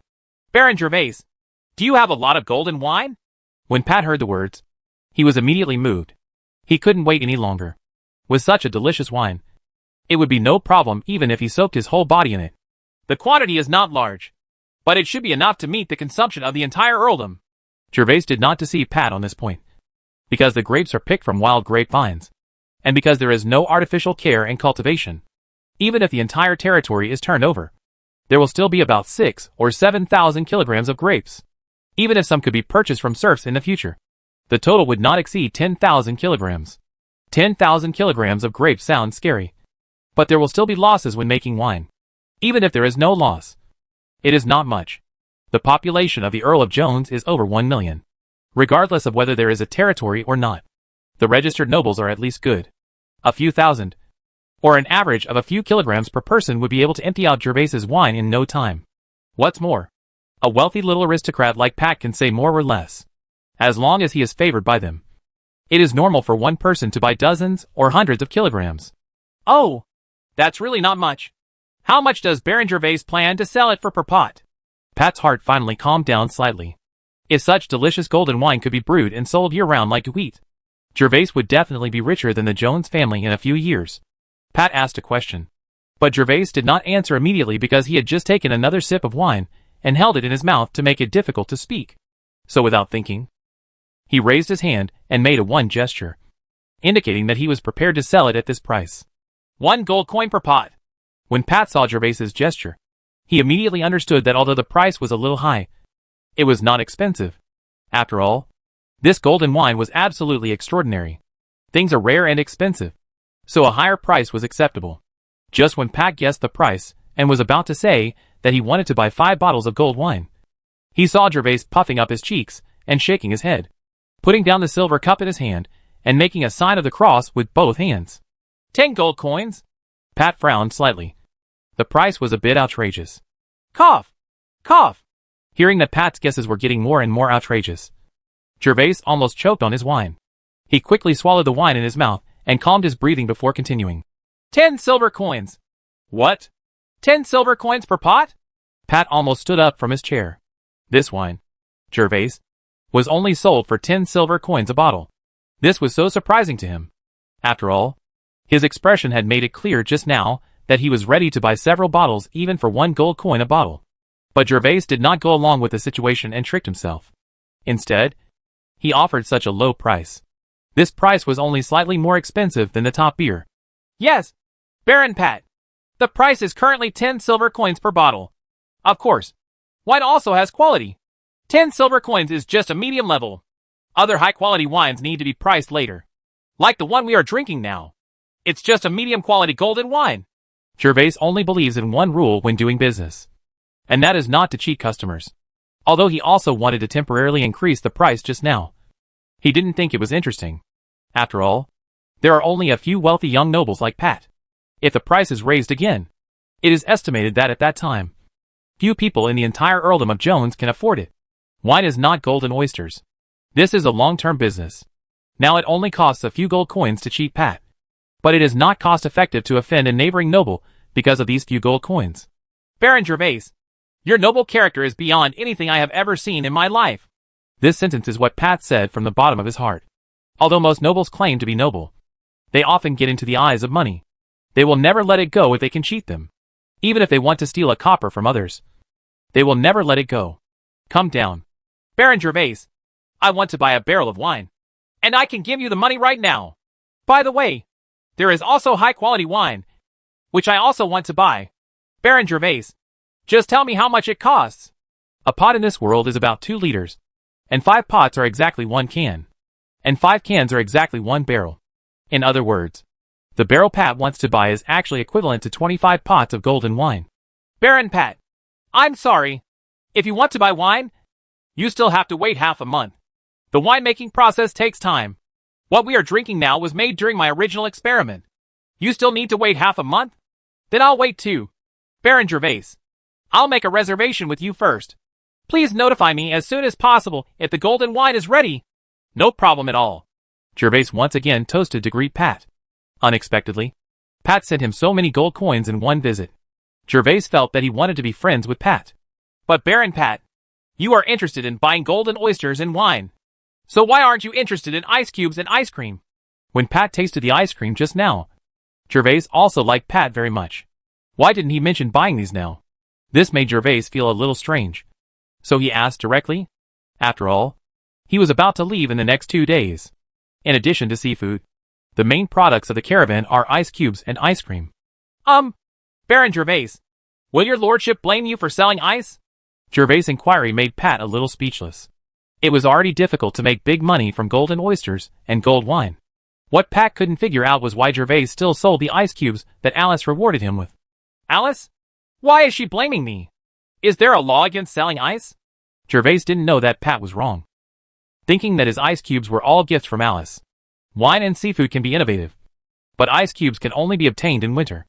No one dares to believe that ice cubes can be obtained in winter. Blocks can also be crafted directly. Ahem. No, of course not. That Baron Gervais? How much is the price of golden ice cream? Sure enough, he was confident. Pat couldn't explain it. So he coughed and simply asked the price directly, and bought a few to show off. After all, Gervais' rapid rise was foreseeable. And Pat also wanted to seize this opportunity to build a good relationship between him and Gervais. The relationship between... It's not expensive. A jar costs 2 silver coins. If it's ice cubes, 1 silver coin can buy a big piece the size of 2 copper basins. This jar Gervais was specially customized by Thomas. Each jar can hold about 1 liter of ice cream. Don't be too expensive. In order to keep the ice cream warm, Gervais will also give you half a copper basin of crushed ice to keep it warm. The ice cream won't melt right away. No need for ice cubes. I'll just buy a can of ice cream. Pat didn't dare to buy more. Alice was his immediate monarch. Gervais was not afraid of her blame. But he was. Only 1 can. Baron Pat, are you sure? Gervais always felt that Pat spoke a little strangely. But he couldn't guess what was wrong. Then I'll buy 2 cans? Seeing Gervais frowning, Pat thought Gervais was a little unhappy. So he immediately said with a slight hesitation, How about 3 cans?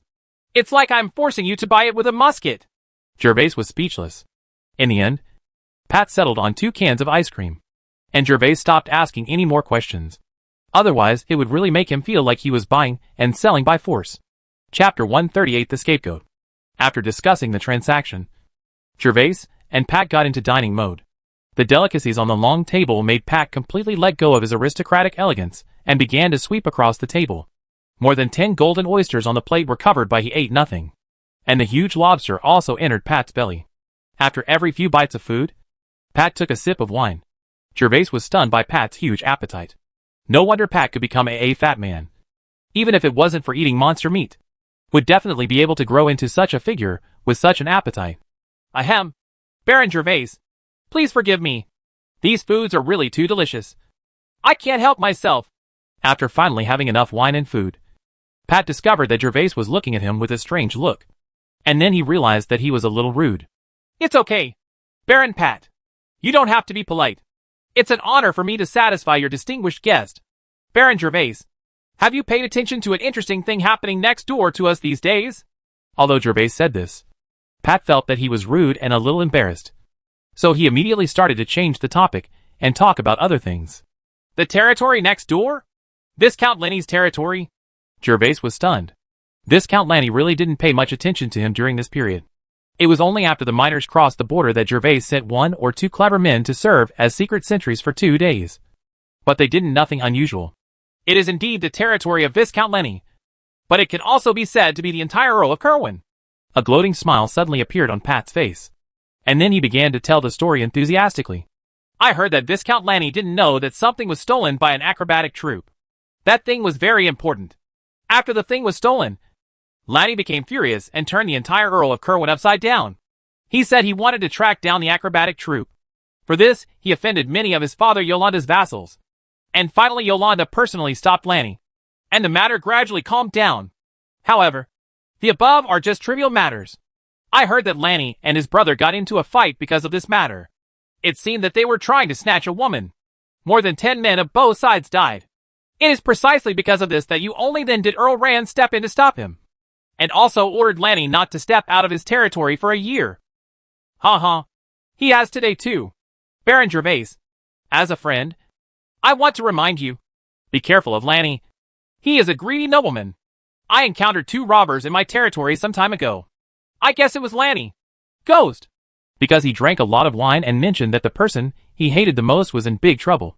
Pat was full of excitement and talked a lot to himself, unable to stop at all.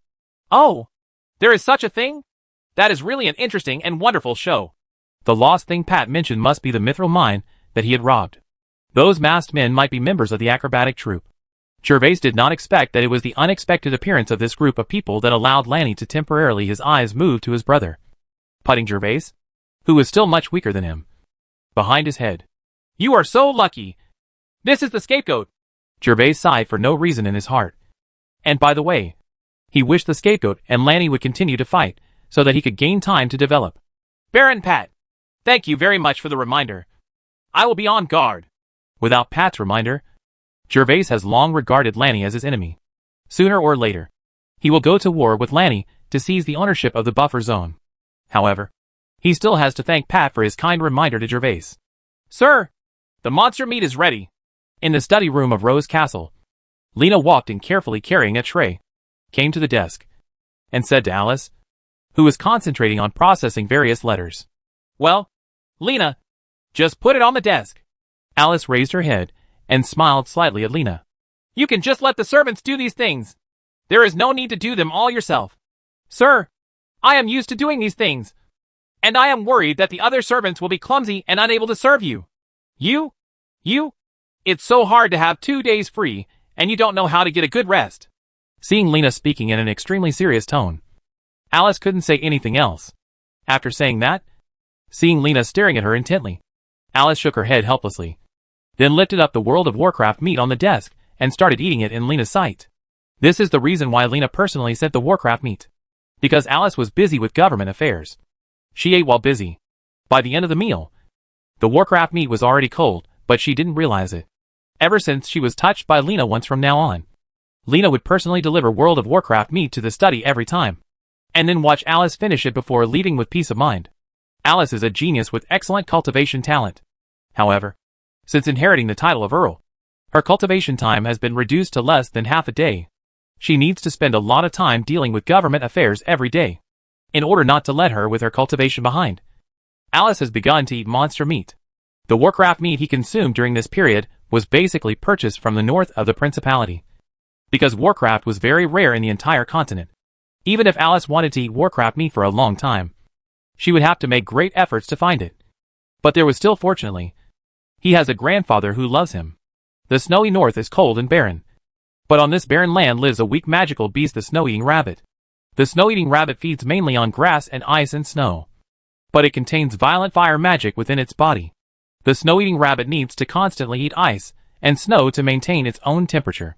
Although the snow-eating rabbit contains mana within its body, it cannot release any spells. Even stronger tigers and leopards can kill it. However, the snow-eating rabbit has the largest number of all known monsters. Because the snow-eating rabbit has the ability to reproduce is very strong, which ensures that the snow-eating rabbit will not be extinct. Most of the revenue of the Lord of the North's territory relies on the sale of the meat of the snow-eating rabbit. However, although the number of snow-eating rabbits is greater than that of other Warcraft, it cannot support the human population base. So every year the Lord of the North will control it to a certain extent. Hunt down the snow-eating rabbit's population to prevent this unique beast from extinction. The limited quantity means that the quantity is limited, and the number of people who can buy snow-eating rabbit meat is also limited. However, as the niece of the Lord of the North, Alice does not have to worry about this matter. Even if she eats 3 meals a day, you can get a steady stream of monster meat. Hey! Lena, isn't this the meat of the snow-eating rabbit? The Warcraft meat in Alice's bowl was not grilled, but was stewed with mushrooms and other side dishes. However, when Alice took the first bite, she found that the Warcraft meat tasted extremely delicious today. It tastes completely different from the unpalatable snow-eating rabbit in the past. Chapter 139 Patience. It stands to reason that ordinary monster meat is very delicious, but the meat of this snow-eating rabbit is not delicious. On the contrary, the meat is not as good as the meat of ordinary beasts. Some people have speculated on the reason for this, and finally speculated on a possibility, which is generally recognized by everyone. That is, the body of Warcraft contains mana, and other Warcraft can release spells. But the snow-eating rabbit has no mana and cannot to release spells. You also need to eat ice and snow to suppress the burning sensation caused by mana. So the reason why the snow-eating rabbit's meat quality is not comparable to that of other monsters may come from this. However, although the meat of the snow-eating rabbit has a slightly inferior taste, its effect on increasing cultivation is exactly the same as that of other low-level Warcraft. So it is still one of the most popular foods among nobles. And the price is no worse than other Warcraft meat. Hee hee. Sir, today's monster meat is indeed not the snow-eating rabbit, but the meat of the storm wolf. After hearing Alice's question, Lena changed her usual respectful attitude and replied to Alice with a smile. Lena was not surprised at all by Alice's surprise, because Alice would lose her serious and aloof appearance when no one was around, and would often complain to her that Union's snow-eating rabbit was hard to eat. This time he tasted the difference. He looked like a snack foodie, and he didn't have half of the Earl's demeanor. Well, Lena, you have been a housekeeper for a few days, and you dare to laugh at my jokes. Don't you? Come and recruit me truthfully. Where does this monster meat come from? Seeing Lena's smiling face, Alice immediately knew what she was laughing at, and started laughing too. If not in the study, Alice's pretty smile would be enough to enchant the minds of thousands of men. Hee hee. Sir, speaking of which, you also want to thank Baron Gervais. He sent someone to deliver this monster meat. It was a joke, but Lena didn't dare to go too far, and immediately told the origin of the Warcraft meat with a smile. Gervais? Where did he get the monster meat? Alice was stunned to hear that Warcraft meat was given by her cheap husband. After Gervais became his husband, he also asked Lena to check Gervais' past and know Gervais's detailed information. In the end, Alice herself felt that Gervais was chosen by her that day. At that moment, Gervais must have been enveloped in the glory of the night. Alice had extremely poor talent for practicing, had a childhood sweetheart, the daughter of a lord, and was often bullied by her younger sister. Alice knew all these things. She even found out how much supplies Gervais had received from Gandalf. She originally thought Gervais had arrived. After gaining the territory, she would definitely be in a state of distress, living off the measly amount of tax money. She didn't expect that she could be given Warcraft meat now, which made Alice find it incredible. Sir, this monster meat was sent to you by Baron Gervais at the request of Baron Gandalf. A total of 10 kilograms was given to you. I heard from the person sent by Baron Gandalf that the Storm Wolf violated Baron Gervais's territory. In addition to your 10 kilograms of monster meat. His father, Baron Gandalf, also had 10 kilograms of monster meat that was killed by Baron Gervais himself. Lena reported all the information she knew to Alice in detail. The person who came to Rose Castle to deliver Warcraft meat was none other than Lord Nazhin. Such an expensive gift was sent by Gervais. So Gandalf would give Warcraft meat. The task of meat was given to Nazhin. The person who received Nazhin was Lena, the housekeeper of Rose Castle. Lena had long known that Alice would definitely ask questions. So she asked Nazhin everything she could. Sir, I heard that Baron Gervais is already a titled knight. What? So fast? It seems like he's working hard there. So that's good. After listening to Lena's report, especially when Gervais became a titled knight, Alice was even more surprised, because this was inconsistent with the information she received from Gandalf about Gervais's lack of cultivation talent. Weiss has only become a bronze low-level knight so far, and Alice doesn't think much about it. It's not too late for Gervais to become a titled knight at this age, but it's not too early either. The only thing she appreciates is that Gervais can hunt a monster not long after becoming a titled knight, which is considered rare even with the cooperation of other soldiers, which shows that Gervais is not as cowardly as he imagined. Alice was highly educated and knew that only titled knights could kill Warcraft. Ordinary people might not even be able to harm Warcraft, which eliminated the possibility of Gervais sacrificing human lives in exchange for killing Warcraft. Lena, have the invitations to Gervais been sent out? My lord. Not yet. Invitations from the earldom will have to wait until next week before there are available couriers to send them out. Next month is Alice's birthday, and this year is the first year that she inherited the title. It is also the first year that she and Gervais became husband and wife under the witness of a priest. Inheriting the title and holding a wedding with Gervais are all, because of the rush of time, it was not held grandly. But the vassals of the Jones family were invited to attend. There are 8 counts in the Principality of Jean, and the Jones family can be said to be one of the best among the 8 count families. However, because of the disappearance of the old count, the Jones family has lost the protection of the Golden Knight. Some nearby counts have made frequent small moves. Alice, he wanted to take this opportunity to have a good talk with other families. Show off the strength of his Jones family. Let them see the edge of the Knights of the Rose, and put an end to their evil thoughts. During this time, the Jones family's messengers were delivering invitations to many noble territories in the Principality. Basically, all the messengers had been sent. Because the journey was short, people like Gervais would only continue to send invitations after the messengers returned. In this case, Lena, send this letter and the invitation to Gervais when the time comes. Alice took out a letter from the desk drawer. The paint on the letter had been opened, and there was an eagle seal on the back of the letter, indicating that the letter was related to the king. At that time, let the messenger tell Gervais and ask him to be patient for the time being. When there is a suitable opportunity in the future, I will solve the buffer zone issue for him. Yes, my lord. Lena hurriedly stepped forward to take the envelope. After just one glance, she remembered the content of the letter. This letter was the reply letter submitted by the royal capital to Rose Castle regarding the incident of Viscount Lanny's occupation of the buffer zone. Lena didn't show any expression on the surface, but she was angry in her heart. This king was even more shameless than Lanny. Lanny broke the unspoken rules of the nobles, but the king also broke the precedent of the buffer zone and shamelessly the purpose of developing the buffer zone and targeting the Jones family in such an obvious way is already obvious. That is, they deliberately want to suppress the Jones family. But as the king is the Earl's monarch, Lena cannot say anything bad about the king in front of Alice. And Alice will stop her if she does. Lena, go and rest. I still have things to be busy with. Alice knew what Lena was thinking. But although what the king did was excessive, there was a law to be found, and it did not violate the laws of the principality. Alice had no choice but to let the king do it. He and Lanny were mining at will in the buffer zone. Only when he became a Golden Knight could he have the confidence to break up with anyone.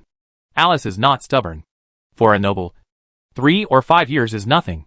The territory is a permanent fief, as long as the family is not ruined. Temporary gains and losses are nothing. But Alice never dreamed that her cheap husband had already retaliated against Lanny, causing him heavy losses. Chapter 140, Drunk Advice. Gervais and Pat continued to eat lunch for more than an hour. Of course, only Pat was eating during this process. Gervais only occasionally took a few sips of wine. In the end, Gervais and Pat got drunk and the two of them he started to brag nonsense. completely abandoning the compliments between nobles. After chatting for a while, Pat turned the topic to Gervais, and kept expressing his envy for Gervais. It is said that Gervais not only married the Earl, but was also deeply favored by the Earl. In the end, I don't know if it was because he had eaten so much food and wine from Gervais. Pat asked Gervais to drink away the rest, and then reminded Gervais in a slightly serious tone. Baron Gervais, don't think about how to develop the territory. Go to Rose Castle more often when you have time. The Earl loves you so much now. As long as you coax the Earl, any reward you can get from the Earl will be worth a few dollars from the Storm territory. Annual taxes. After listening to Pat's words, Gervais didn't know where Pat got the news that he was favored by Alice. He remembered that Alice said that night that he should not bother her at Rose Castle if he had nothing to do. This was obvious. Is it better to be exiled? Out of sight. Out of mind. If you really love yourself, how can you bring yourself to this remote territory? Of course, even if Alice really pampers herself, Gervais is a man with ideals and goals. He has a good appetite, so he doesn't have to eat soft food. Gervais still wants to work hard for a few more years and does not want to rely on Sister Liz to get to the top. Macho chauvinism has penetrated deep into Gervais's bones. Baron Gervais, you must remember what I said to you in the restaurant. In the vestibule of the castle, Pat walked out of the inner castle gate side by side with Gervais in 3 unsteady steps. Pat's purchase of Warcraft meat had been successfully completed, and his territory was adjacent to Germis's territory, so there was no need to stay at Gervais' place. After the two had eaten and drank, Pat said goodbye to Gervais. Of course Gervais would not keep him. This little fat man had such a good appetite that he would not drink up all his delicious food and wine even if he kept him. Hearing Pat's solemn reminder before leaving, Gervais showed a helpless smile. I will remember it. Baron Pat, be careful when you go back. You are drunk today. For the aristocrats of this world, there is no such thing as a soft meal. Strength is the criterion and money is the main priority. Although the social structure is backward, it is already a fully capitalist world. Hey, I'm not drunk. In fact, I can still drink. It's just that there are robbers making trouble in my territory during this period, so I can't stay for a long time. Next time I have a chance, I will invite Baron Gervais to my castle. If we don't get drunk, we can't come back. As long as a drinker can still move, he will never admit that he is drunk. This is what little fat Pat looks like. He is almost falling when he walks, which makes his personal servant beside him worried. But he still says, shameless talk. Okay, Baron Pat. Let's meet again next time. With that said, Gervais winked at Pat's personal valet. After receiving the signal, the valet quickly saluted to Gervais, then held Pat's arm and got into the luxury carriage. After Pat's valet closed the door of the carriage, Thomas immediately directed the 2 servants to load the 2 boxes on the front of the carriage. These 2 boxes are exactly the ice cream that Pat bought, because they need to be kept warm. A lot of ice cubes are stored in the wooden boxes. After watching Pat's carriage leave the castle, and waiting for the guard at the door to report that Pat had joined the group of guards, Gervais turned around and returned to the inner castle. Anna, let's go to the study. After returning to the inner castle, Gervais couldn't wait to take Anna to the study on the 3rd floor, because he was still thinking about his purple fairy bug. Although the space opened up by this fairy bug was a bit dangerous for a noble like Pat who didn't like to fight. It's a bit hot to watch. But for Gervais, a time traveler, he has read a lot of movies and TV novels about orcs. Now that he really has the opportunity to get up close and personal, he is quite excited. Of course, Gervais would not commit suicide to open the space before he was fully prepared. After all, the orc race in the space was random. If he was almost lucky, it would be a tragedy if he died. When he came to the study, Gervais took the jade box from Anna. After opening the jade box, he saw that the purple elf bug was still lowering its head to eat the amber fragments, and was not affected by Gervais at all. Seeing that there were not many amber fragments left in the jade box, Gervais immediately cut a small cut on his finger, and then dripped blood on the amber fragments. After everything was done, Gervais relaxed physically and mentally. It's not that the title knight won't get drunk when he drinks. It's just that his physique is stronger than ordinary people. Otherwise, the nobles in this world would not have fun drinking. The reason why Gandalf couldn't get drunk in the first place was due to his silver knight cultivation and physical fitness. Strong. Both Gervais and Pat are currently low-level bronze knights, so their drinking capacity is definitely not as strong as Gandalf's. However, Gervais's physique has been strengthened by kiwi fruit. Although he drinks about the same amount as Pat, Gervais only has she felt slightly dizzy. But Pat was already swaying when he walked. Because of drinking, Gervais was not going to go out to teach the guards this afternoon. The subjects taught in the previous stage were enough for them to train. As for other subjects, they could only wait until the equipment was forged before they could start. Sitting in front of the desk, the little maid Anna stood behind Gervais, using her white and delicate hands to help Gervais rub his head. But Gervais was worried in his heart. He was a little worried about what gift to give to Alice, this cheap wife. What gift should I give? If it's too expensive, I don't have the money. If it's too cheap, it doesn't suit my status as a husband. It's really a headache. This aristocratic society is different from Gervais's hometown in ancient times. Birthday gifts for nobles are given at banquets, and gifts are given to the protagonists of the banquet in front of all the guests. Unlike Gervais's hometown, gifts are given before entering the door. Yes, no one will know if the gift is small. At most, the host will remember the stinginess of the person who gave the gift. But Gervais is not worried that Alice will remember his stinginess. After all, he is poor, and he believes that Alice knows best. The difficulty is that in the eyes of everyone, he is Alice's husband. If he just gives some small gifts, he still don't be laughed to death. Forget it. Let's see when the time comes. Let's see how much money the caravan can make first. If it doesn't work, go to Winterfell and buy it later. Fatty Pat knows a lot about noble society. I'll ask him to give me a reference when the time comes. As the saying goes, a few gold coins can stump a young nobleman. And he doesn't have any good ideas for a while. Gervais simply gave up and quietly enjoyed the massage from the little maid. Chapter 141 Hunting Unicorns A. The next morning, after breakfast, Gervais did not enter the training space. Instead, he walked to the laboratory, took out his 3 grenades from the laboratory, then loaded the musket and carried it on his back. Sir, all 14 members of the first team have arrived. Please give instructions. In the vestibule, Gervais was fully armed and already riding on a horse. Laurie in front of him was loudly asking Gervais for instructions. The so-called first team was Laurie and his team members, while Audrey was divided into the third team. Second team. The first and second names have no substantive function. They are just to distinguish the names of the 2 teams. This name was also obtained by Laurie and Audrey by drawing lots. Laurie had better luck and got the name first. I was proud of this for several days. Very well. Everyone get on the carriage. Glancing at the first team lined up in front of him, Gervais gave the order. After these days of training, the mental outlook of these guards has been greatly improved, especially after 2 days of running with heavy loads. And Laurie thanks to the hacking and killing skills they were taught. These guards no longer felt timid as they did when they first joined the guard team. Yes, sir. Everyone has it. Turn left. Start running. Get on the carriage immediately and get ready to go. Laurie immediately conveyed Gervais's order and directed the 14 guards to get into the carriage with passwords. And Laurie himself followed these guards and got into the carriage. Set off! After seeing all the guards get on the carriage, Gervais gave the order, rode at the front of the convoy, and slowly drove out of the castle gate with 3 carriages. The unicorn robbed him, and Gervais has always kept it in mind. There is a saying that it is too late for Gervais to take revenge. Gervais has been waiting for half a month. So as soon as the iron grenade was completed, he couldn't wait. He has to go to the dark forest to regain his place. Otherwise, what will be the face of his Lord Seignior? Gervais did not explain today's action to everyone, but asked Laurie to bring his first team, fully armed, to follow him and prepare for battle. Gervais brought so many subordinates just in case. After all, the unicorn is a famous little gold medal fighter. If this grenade can only kill it, there will definitely be a fierce battle. There is definitely a lot of risk in being alone. But there is strength in numbers. And if things go wrong, if he joins forces with his subordinates to deal with the unicorn, at least his life will be guaranteed.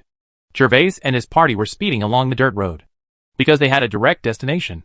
They did not have to go around 3 villages. Gervais and the others soon arrived at the dirt road outside the dark forest. It was Gervais who asked Anna to go there that day, a place where people wait. Laurie, take this grenade. You will be on guard here later. If you hear a huge explosion from the forest, rush over immediately. If there is no explosion, everyone will wait for me where you are. You're not allowed to come near. Do you understand? After dismounting, Gervais took out an iron grenade from the saddle bag without further ado, handed it to Laurie's hand, and began to explain. The method of using this thing is very simple. When you want to use it, use a kindling object to ignite the thread. After igniting it, throw it at the enemy as soon as possible. This thing is very dangerous. You must pay attention when using it and throw it accurately. Understand? Sir, what are you going to do? Why don't you let the villain follow you? Although Laurie didn't know what Gervais was going to do. When he saw Gervais taking out the iron can and saying it was a grenade, he immediately remembered the experiment in the open space. His face became solemn, and he was very worried about Gervais's safety. So I boldly asked Gervais, I have to go alone for this matter. It might be bad if you go there. Didn't I tell you to come here immediately when you hear the explosion? As long as you follow my orders, I will not be in danger. Gervais also wanted the first team to follow him all the time. But he was worried that with so many people going, what if the unicorn was too scared to come? He was already determined to get the unicorn's meat and horns. So a little adventure is still necessary. Not to mention that he is not going to fight the unicorn head-on, but is just going to use a grenade to trick the unicorn. Yes, sir. Laurie did not dare to say anything more, so he could only take the grenade from Gervais's hand as a military salute. Very good. Remember what I said? When the time comes to use this grenade, ignite the fuse and immediately throw it towards the target. After throwing it, everyone should lie down or find a bunker to hide. The distance must be at least 15 meters. Gervais said this to all the guards. This grenade not only causes damage by explosion, but also contains a lot of lead pellets. When the grenade explodes, the flying lead pellets and iron a piece of fire is no less powerful than a musket at close range. After all, these people have never seen the power of grenades. And Gervais is worried that it will be bad if he accidentally injures his subordinates. Of course, he left this grenade with Ike just in case. He had 2 grenades and a musket in his hand. Gervais felt that the one in Laurie's hand should not be used. Yes, sir. Afterwards, Gervais put the other 2 grenades into the card slots of his combat vest and checked the status of the musket. After finding that nothing was missing, Gervais walked down the dirt road towards the place where he met the unicorn that day. Go. But just as Gervais walked down the dirt road and was about to step into the dark forest, his heart suddenly seemed to be touched again, as if something was about to get in touch with him. Kindness? This inexplicable touch was very familiar to Gervais. It was exactly the same as the last time in the vestibule of the castle, which made Gervais feel a little uneasy. What is going on? While walking and thinking, Gervais became a little confused. Only elf bugs can bring this feeling to Gervais. But except for Betty and Wally, Gervais has not signed a contract with other elf bugs yet. Is it a purple fairy bug? But I just saw it this morning. According to its eating speed, it will take until noon to complete the signing of the contract. Suddenly, Gervais thought of a possibility. But this possibility was a bit uncertain. Ignore him for now. Get down to business first by taking care of the unicorn. While thinking and walking, Gervais had arrived at the place where he experimented with purple kiwi fruit that day. And it was here that Gervais was humiliated and robbed by a unicorn. So Gervais temporarily suppressed the thoughts in his mind and began to concentrate on completing today's task. Gervais first took off the musket hanging on his back, then poured a little gunpowder on the fire door, and then stuck the lit match rope on the faucet. After all the steps were completed, the musket could be fired directly when picked up. Gervais carefully placed the musket to be fired on the ground. After making sure it was placed securely, Gervais took out a grenade on his combat vest. Then, let's start now. Unicorn, is your uncle so easy to steal my things? While muttering, Gervais showed an evil smile, like a villain who was about to succeed in his evil scheme. Chapter 142 Hunting Unicorns B. Gervais held the grenade in his right hand. And then with a thought, the space panel appeared in front of him. Seeing only half of the kiwi fruit left, Gervais felt a little distressed. So he took out the purple kiwi fruit from the panel without hesitation. Kiwi. The unpleasant smell suddenly spread all around. Gervais had already stuffed cotton balls in his nostrils. Regardless of the unpleasant smell, he rubbed the metal L of the grenade on the kiwi fruit. When the grenade was covered with the juice of the purple kiwi fruit, Gervais, then he waited with satisfaction. If you don't die this time, I will definitely take a detour in the future. While waiting, Gervais once again said harsh words. And then Gervais calmed down, concentrated his attention, and began to observe the movements around him. Huh? Come again! Just as Gervais was on alert, the touch in his heart suddenly came again, plucking his heartstrings. It was much stronger than the previous 2 times. But this fluctuation was still fleeting, making Gervais feel a little uneasy. He got up, but there was no turning back when he fired his bow. Everything was ready. Gervais had no reason to interrupt his action now. so he used more energy to observe his surroundings.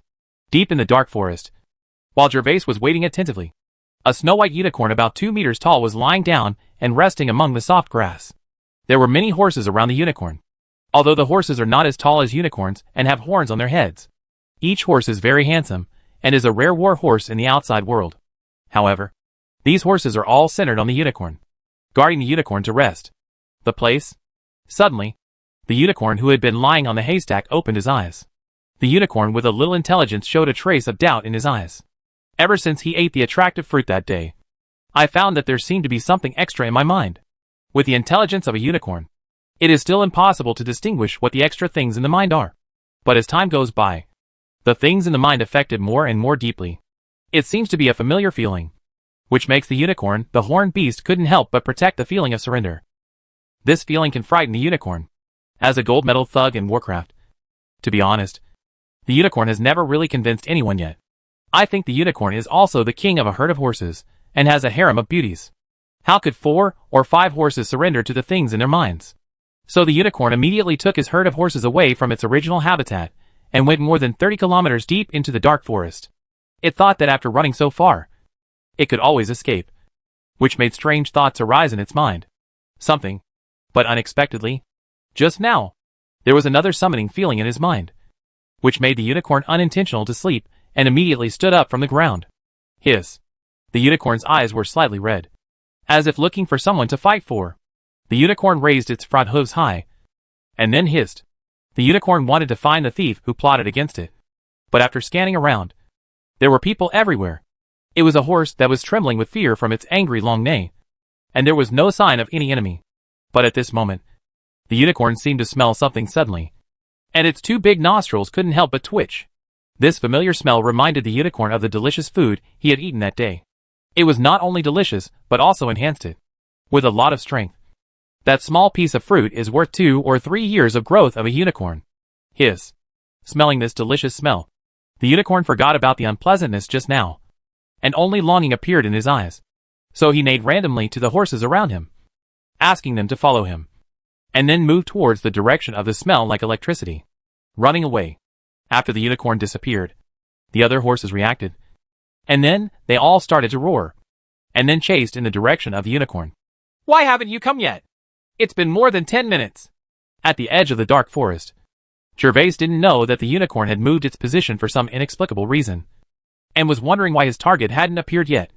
I hope this unicorn will not break the promise. Otherwise, I will have nothing to avenge. Gervais murmured to himself that he had made so many preparations for this revenge. And of course, he did not want to return without success. So Gervais continued to wait. He decided to wait for at least half a day today. If you really don't show up, there's nothing you can do about it. You can only see if there is a chance to meet him in the future. However, the purple kiwi fruit has a fatal temptation for unicorns. So Gervais did not have to wait for half a day. However, after more than 10 minutes, sparse sounds came from Gervais's distance. Coming? Suddenly, Gervais was happy and slightly nervous when he heard the sound.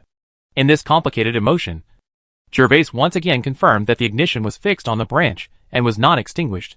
And then he held the grenade tightly and waited. Stand up. Huh? Why did this touch appear again and still exist? At this moment, Gervais suddenly discovered that the touch appeared in his heart again. And this touch was not as fleeting as the previous times, but had been fluctuating in his heartstrings. This made Gervais see was very confused. He could clearly feel that something was connected to his thoughts, but it was vague. The spiritual connection between Betty, Wally and Gervais is like face-to-face communication, clear and real. But the touch in Gervais's heart at this moment seems to be in a thick fog, where he can't see his fingers, and can only vaguely perceive the existence of the other party. But no other information can be obtained. When Gervais was puzzled, the unicorn also slowed down its running speed, from running at full speed to moving forward slowly, because it felt a sense of familiarity in its mind, as if there was someone in front of it. The master is waiting for it. Owner? My horse brain must be broken. How could I possibly have an owner? The slowly advancing unicorn shook its long horse's head. It wanted to turn around and run away, but the smell of the fruit tempted him not to turn around and leave. In this complicated thought, because of the temptation of the kiwi fruit, the unicorn instinctively moved forward, getting closer and closer to Gervais's location. 80 meters, 60 meters and 30 meters. Finally, Both Gervais and the unicorn forcibly cheered up in their own thoughts and met again. I'm going. What's going on? The moment the unicorn appeared, Gervais was ready to light a grenade and throw it at it. However, at this moment, the mental fluctuations that originally seemed to be shrouded in mist became clearer. Gervais could actually feel it.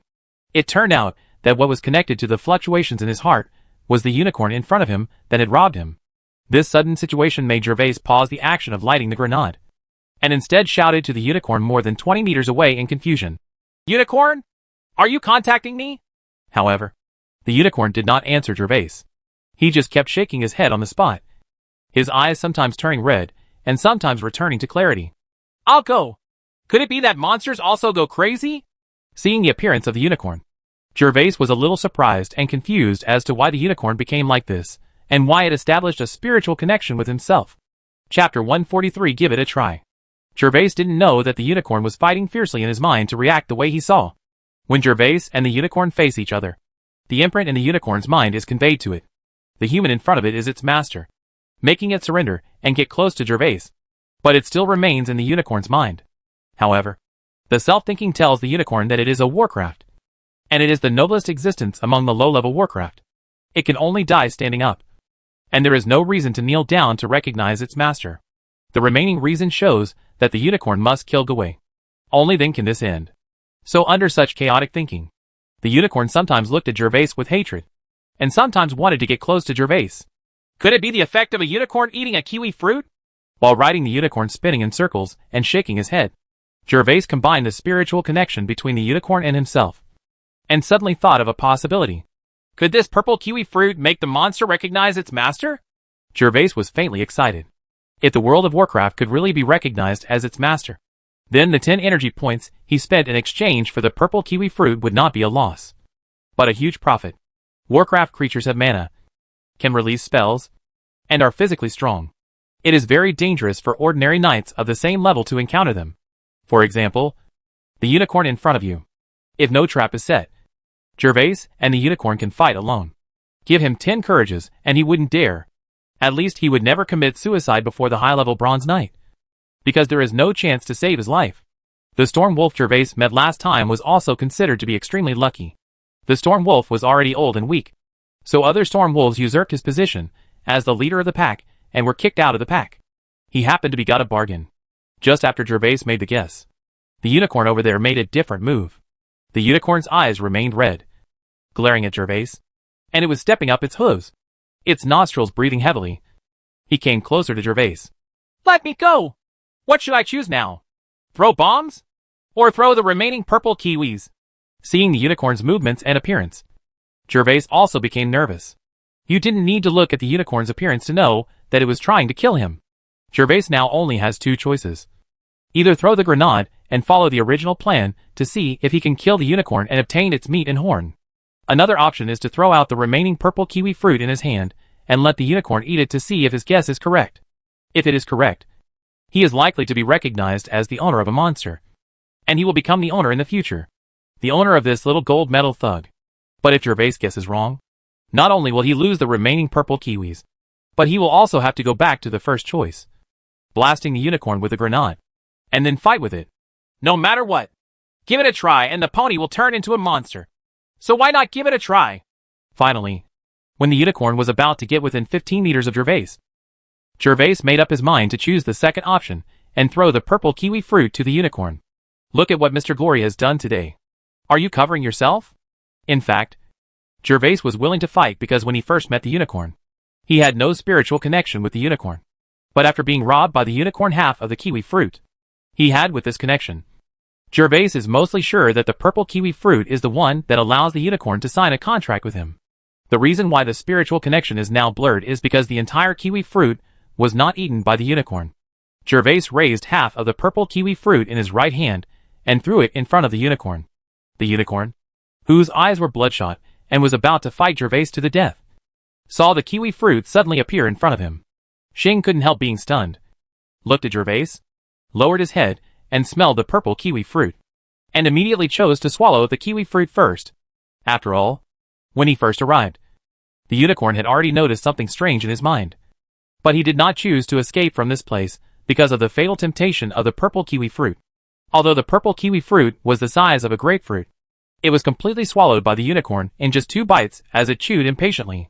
The unicorn even didn't let go of the juice on the ground and stuck out its tongue, licking the ground a few times. Phew! Please protect me, Mr. Rongwang. All 10 of my energy points were spent on this stupid guy. Seeing the unicorn swallow the purple kiwi fruit in just a few seconds, Gervais's heart was bleeding. After all, he originally wanted to exchange the kiwi fruit for himself to eat, but he didn't expect that things would turn out to be cheap in the end. Unicorn.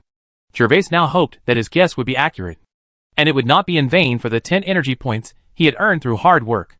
But things didn't seem to go as Gervais imagined. Did I guess wrong? Suddenly, just when Gervais kept praying to the big guys for blessings, the unicorn made another move and continued to approach Gervais. Although the bloodshot eyes had faded a lot, but Gervais could feel that the unicorn's hostility towards him still existed. 15 meters, 13 meters, 11 meters. Every time the unicorn takes a step, Gervais's heartache becomes more intense. Because the red line he set for the unicorn is 9 meters. As long as the unicorn crosses a distance within 9 meters, Gervais will don't hesitate to light the grenade and throw it out. Because if you get closer, you will probably be injured by the grenade. As for not losing grenades, that is absolutely impossible. Gervais can bet with purple kiwi fruit, but he will not bet with his own life. So no matter whether his guess is correct or not, as long as the unicorn steps into the 9 within meters, it doesn't matter. 10 m. When the unicorn approached 10 meters, Gervais's heart skipped a beat, because his spiritual connection with the unicorn was still hazy at this moment, and he did not have any feeling of recognizing the owner or signing a contract. It seems that this time I lost my wife and lost my troops. So I'm sorry. Gervais no longer hesitated, and with a fierce heart, he slowly moved the grenade fuse in his right hand towards the ignition fixed on the branch. 9 meters. Ding. Suddenly, when Gervais's fuse was still 3 or 4 centimeters away from the ignition object, Gervais's hand trembled, because he suddenly felt a sense of closeness in his heart. It's you? When this extremely clear fluctuation echoed in Gervais's heart, the unicorn also stopped, and his eyes slowly changed from the original ferocious look to docile. When Gervais asked whether it was the unicorn, the expression and the mental fluctuations in his heart remained consistent, conveying a feeling of kindness and dependence to Gervais. Ha. I succeeded. It's not easy for a pony to transform into a monster. From now on, we will be men riding monsters. Gervais quickly retracted the grenade, looked at the unicorn with strange eyes, and slowly approached the unicorn. The unicorn was also very well behaved, staying in place motionless, and just slowly lowered his proud head down. Good baby. Looking at the handsome unicorn in front of him and stroking his thick and smooth mane, Gervais couldn't help but sigh. He didn't know whether he was sighing for the powerful effect of the purple kiwi fruit or the beauty of the unicorn. Chapter 144, Tricolored Deer. The unicorn had completely signed a master-servant contract with Gervais at this moment, when it felt the surprise coming from Gervais. It also rubbed Gervais affectionately with its long horse head. Seeing the unicorn's behavior, Gervais fell in love with the unicorn even more. He hugged the unicorn's neck and gently felt the softness of its mane.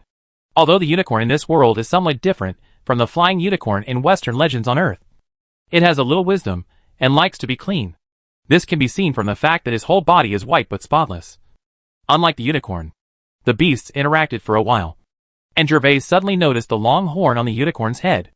Gervais focused his eyes on the translucent light blue horn, and carefully touched it with his hand. He found that the unicorn's horn felt cold to the touch, but it had a slightly undulating whorl texture on it, which felt soft to the touch, as smooth as crystal. Hiss. Just as Gervais gently stroked the unicorn's horn, the unicorn suddenly struggled out of Gervais's arms, then turned around and looked into the depths of the forest, humming softly from time to time and breathing from its nostrils. Rough. What's wrong? Unicorn. The sudden movement of the unicorn startled Gervais. He thought that the horn of a unicorn was taboo and even the owner could not touch it. However, after seeing the behavior behind the unicorn, Gervais realized that the unicorn didn't react like this just because he was stroking his horn. Hiss. The intelligence of unicorns is not as high as that of elf bugs. They can only interact briefly with Gervais and use mental fluctuations to convey various emotions to Gervais, such as intimacy, happiness, nervousness, and other primitive emotional fluctuations. At this moment, Gervais could feel a slight sense of tension from the unicorn's emotions. Is there any danger? Sensing the unicorn's nervousness, Gervais did not dare to neglect and quickly pulled the unicorn to the tree where he was just now, because his fire starter was still fixed on the branch. If there was really any danger, grenades are Gervais's strongest weapon at the moment. The unicorn has now become his own World of Warcraft pet. Of course, Gervais is reluctant to put the unicorn in danger. It is not yet certain what the threat is, but Gervais feels that the best thing that can make the unicorn feel a little nervous is at least it is a creature like a monster. And it must not be weak. Gervais stroked the unicorn's mane with one hand to calm the unicorn's nervousness, and held a grenade in the other hand, ready to light it and throw it out at any time. Swish, swish, swish.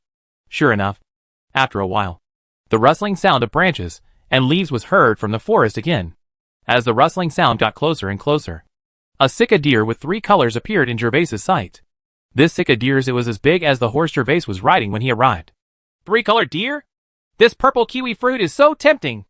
After seeing the incoming monster clearly, Gervais swallowed his saliva.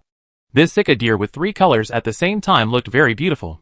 Most of its fur was maroon red, and it also had many spots that looked like plum blossoms.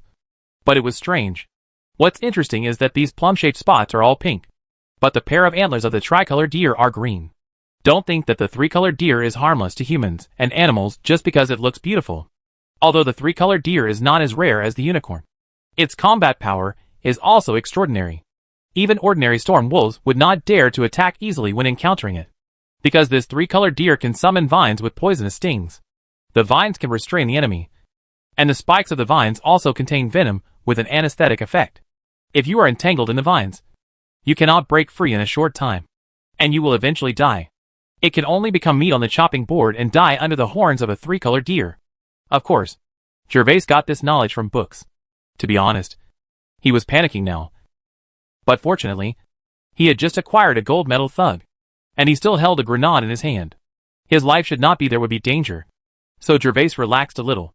After seeing the 3-colored deer, the unicorn made low sounds from time to time and kept digging its front hooves on the ground. If it weren't for Gervais' comfort, he would have rushed forward. The tricolored deer on the opposite side also saw Gervais and the unicorn. Out of fear of the unicorn, the tricolored deer did not take any immediate action. Instead, it moved its nose and kept sniffing around. Unicorn, don't move yet. Looking at the behavior of the 3-colored deer 30 meters away, Gervais knew that this monster was also coming for the purple kiwi fruit. But the kiwi fruit had been completely swallowed by the unicorn. He wanted to control the 3-colored deer again. Silu is out of the question. Now that I've caught up, I can only wrong you. Even though the 3-colored deer was motionless at the moment and seemed to pose no threat, Gervais knew that it was just afraid of the unicorn. If she was alone, she would definitely be robbed by the 3-colored deer again. Without the purple kiwi fruit, there was no hope of conquering it. But since he had encountered a rare monster, Gervais was not prepared to let it go. Although there is little contact between Warcraft and humans in this world, there are still cases where convoys or expedition teams are attacked by Warcraft. Therefore, Gervais does not know how to be kind. Gervais slowly brought the grenade in his right hand closer to ignite it. Things. Hiss. The fuse was instantly ignited by the ignition object, and Gervais threw the grenade towards the 3-colored deer without hesitation. When the 3-colored deer saw a shiny object flying towards him, he subconsciously took a step back. But when this after the shiny thing landed, it smelled the alluring fragrance again. Just when the tricolored deer was hesitant to go up and pick up the tempting thing, the grenade exploded 2 meters away from the tricolored deer. Boom! The explosion was loud. Much louder than the grenade made of clay pots during Gervais's experiment. And because it was surrounded by dense forests, the huge explosion continued for a long time. The tricolored deer was shrouded in fire and smoke at the moment of the explosion. Gervais could not see clearly what the condition of the tricolored deer was. He could only comfort the unicorn, who was also frightened and did not dare to go forward to check the situation. Hurry up! Something happened over there. Sir! A huge explosion came from the dark forest, startling the birds within a few kilometers, and flocks of birds fluttered out of the forest in panic. Lori and others also reacted immediately. Everyone drew their swords and rushed towards Gervais under the leadership of Lori. As time passed, the smoke from the explosion slowly dissipated. Just when he was about to see the situation at the explosion, Gervais felt a black shadow not far ahead pass quickly, and then his feet seemed to trembling. Not good! Gervais immediately realized that the 3-colored deer was not dead yet. This was its spell. Gervais did not dare to neglect and quickly retreated to the side. At the same time, Gervais also wanted to slap the unicorns, but to make it avoid it. Unexpectedly, the unicorn reacted faster. Before Gervais could take 2 steps back, he had already turned his head and grabbed Gervais in his mouth. The clothes jumped to the side, and when the unicorn and Gervais left the place, a huge thorn bush grew on the ground in the blink of an eye, submerging the place where Gervais and the unicorn had just stayed. I'll go. The scope is so big. Although he knew that the tricolored deer could summon thorn bushes, Gervais never imagined that the scope of the thorn bushes was so large. If not for the help of the unicorn, Gervais would not be able to escape from the thorn bushes even if he had just discovered it, because this thorn bush directly covered the surrounding 3 meters of space. Chapter 145 Horses. Hiss. With Gervais avoiding the magic attack of the 3-colored deer, the unicorn hissed and rushed towards the 3-colored deer. Although the unicorn was very affectionate to Gervais, it could not treat other people or monsters, revealing their true nature. The 3-colored deer took the lead in attacking them, already angering the unicorn. When the unicorn rushed out, Gervais did not dare to neglect. Quickly ran to the side and picked up the musket from the ground. Seeing that the spell he released did not hit the enemy, and that the unicorn was attacking it fiercely, the tricolored deer immediately wanted to retreat. The tricolored deer saw the right moment and jumped up high, missing the unicorn's first attack. 1 strike. After escaping the unicorn's attack with a bounce, the 3-colored deer wanted to jump again. As long as it jumped into the jungle, it could basically escape. Because even though the unicorn is not slow, the unicorn is larger than it and is suitable for sprinting in the open space. While the tricolored deer is a natural jungle ranger and can overcome many obstacles with just a single leap. Bang! Just when the 3-colored deer thought it was about to escape and ascend to the sky, with a loud noise, its hind legs were suddenly hit hard by something, causing its body to lose its balance and unable to complete the jump. It was just this moment that the 3-colored deer stagnated. It had lost hope of escaping because the unicorn's light blue horns had also reached behind it. Puff! There was a piercing sound, and the long horn of the unicorn pierced the belly of the tricolored deer. The tricolored deer neighed unwillingly, struggled a few times, and then fell to the ground helplessly. Stop! Seeing that the tricolored deer had lost its vitality, Gervais immediately stopped the unicorn from attacking again. The skin of the tricolored deer was worth a lot of money. If it was kicked by the unicorn again, it would be worthless. However, although the unicorn's subsequent attack was stopped by Gervais, the fur on the tricolored deer was actually not much better. When Gervais stepped forward to check, he saw that one side of the tricolored deer's forefoot had been smoked. It was pitch black, and it was covered with dense holes, and there were even many bloody holes on the neck. How powerful! You can still be so flexible after eating a grenade! Gervais could clearly see how the tricolored deer escaped the unicorn's first blow. Looking at the dense bullet holes on the tricolored deer's body, Gervais could not imagine the fighting power of the tricolored deer when it was unscathed. You must know that even a low-level titled knight has definitely lost his attack power under such damage. My lord! My lord! Just as Gervais was inspecting the carcass of the 3-colored deer, calls from Lori and others rang out from the outskirts of the forest. I'm here! Come here! It came just in time! Just in time to clean up the scene! Gervais stood up from the side of the 3-colored deer, muttered something, then came to the side of the unicorn, patted the unicorn's horse and said, Unicorn, I won't change your name. Yes, unicorns sound quite majestic, and only the king has one in the entire principality, so he doesn't have to worry about being called out. What do you think? Hiss. The unicorn purred, turned its head, and rubbed Gervais's shoulder. Since you have no objection, I'm going to ride up now and experience the feeling of riding a Warcraft. Seeing that the unicorn had no objection, Gervais smiled broadly. The more he looked at this tall and mighty unicorn, the more he liked it. After all, in terms of mounts, we are now equal to the king. After saying that, Gervais summoned his fighting spirit and jumped lightly to the unicorn's horse. He sat on the unicorn's horse and looked at the strange horn on the top of the unicorn's head. Gervais' tiger, his body trembled, and he instantly felt the aura of a bastard king tyrant surrounding him. We have been in another world for so many days, and finally we can ride a monster. This is better than most nobles. Hiss. Just when Gervais was overjoyed, the unicorn hissed loudly, and then ran towards the depths of the dark forest with Gervais on his back. Unicorn, what are you doing here? Because there was no saddle installed. The sudden movement of the unicorn made Gervais almost turn over. Fortunately, as a bronze knight, he was not that bad. He just patted the unicorn's body lightly with his palm. He stabilized his body, and then steadily followed the unicorn on the horse without any support. Hiss. Gervais's question was not answered. He could only vaguely feel that there was a slight sense of happiness in the unicorn's mental fluctuations. Gervais felt at ease, and followed the unicorn gradually deeper into the forest. After the unicorn ran with Gervais on its back for about 5 or 6 minutes. Gervais finally knew what the unicorn was doing. What a treasure! I didn't expect to buy 1 and get 10 for free. Seeing the scene ahead, Gervais suddenly became excited and hurriedly praised the unicorn. At this moment, there was a group of horses galloping in front of Gervais. Because Gervais was sitting on a tall unicorn, he could see clearly.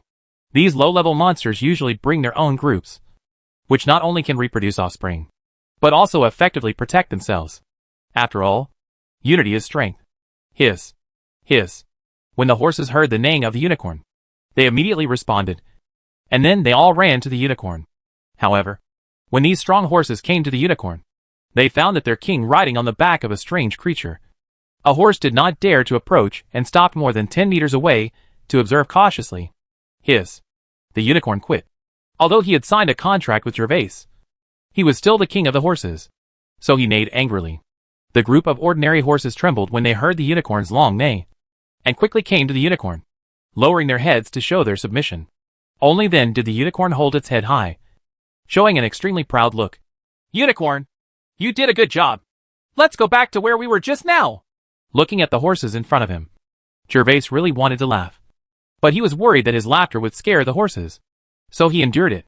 Although the horses brought by the unicorn are not monsters, they are all strong and good horses.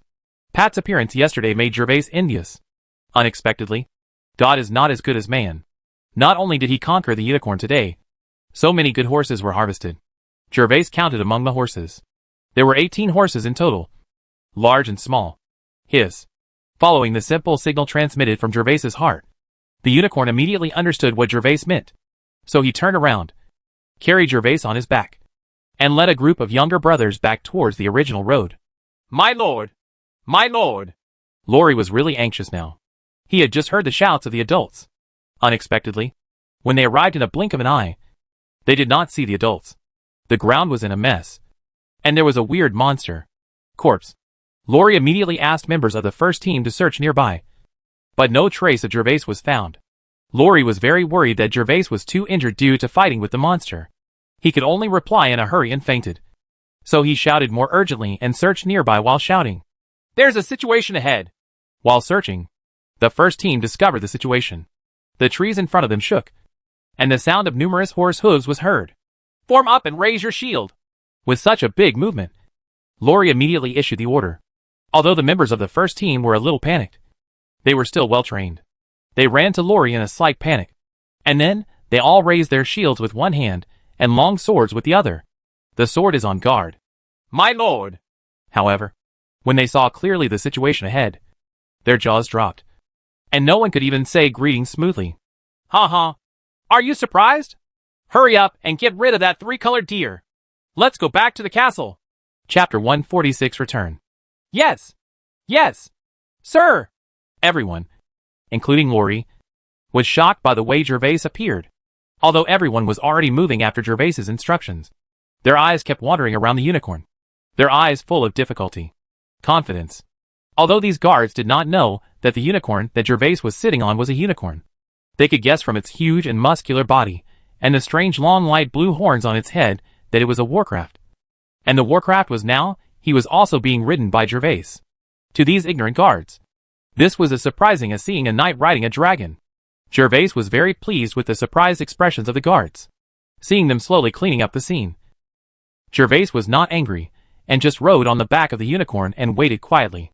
After a while, the guards had found ropes and wooden sticks to make a simple stretcher, and together they carried the body of the 3-colored deer onto the stretcher.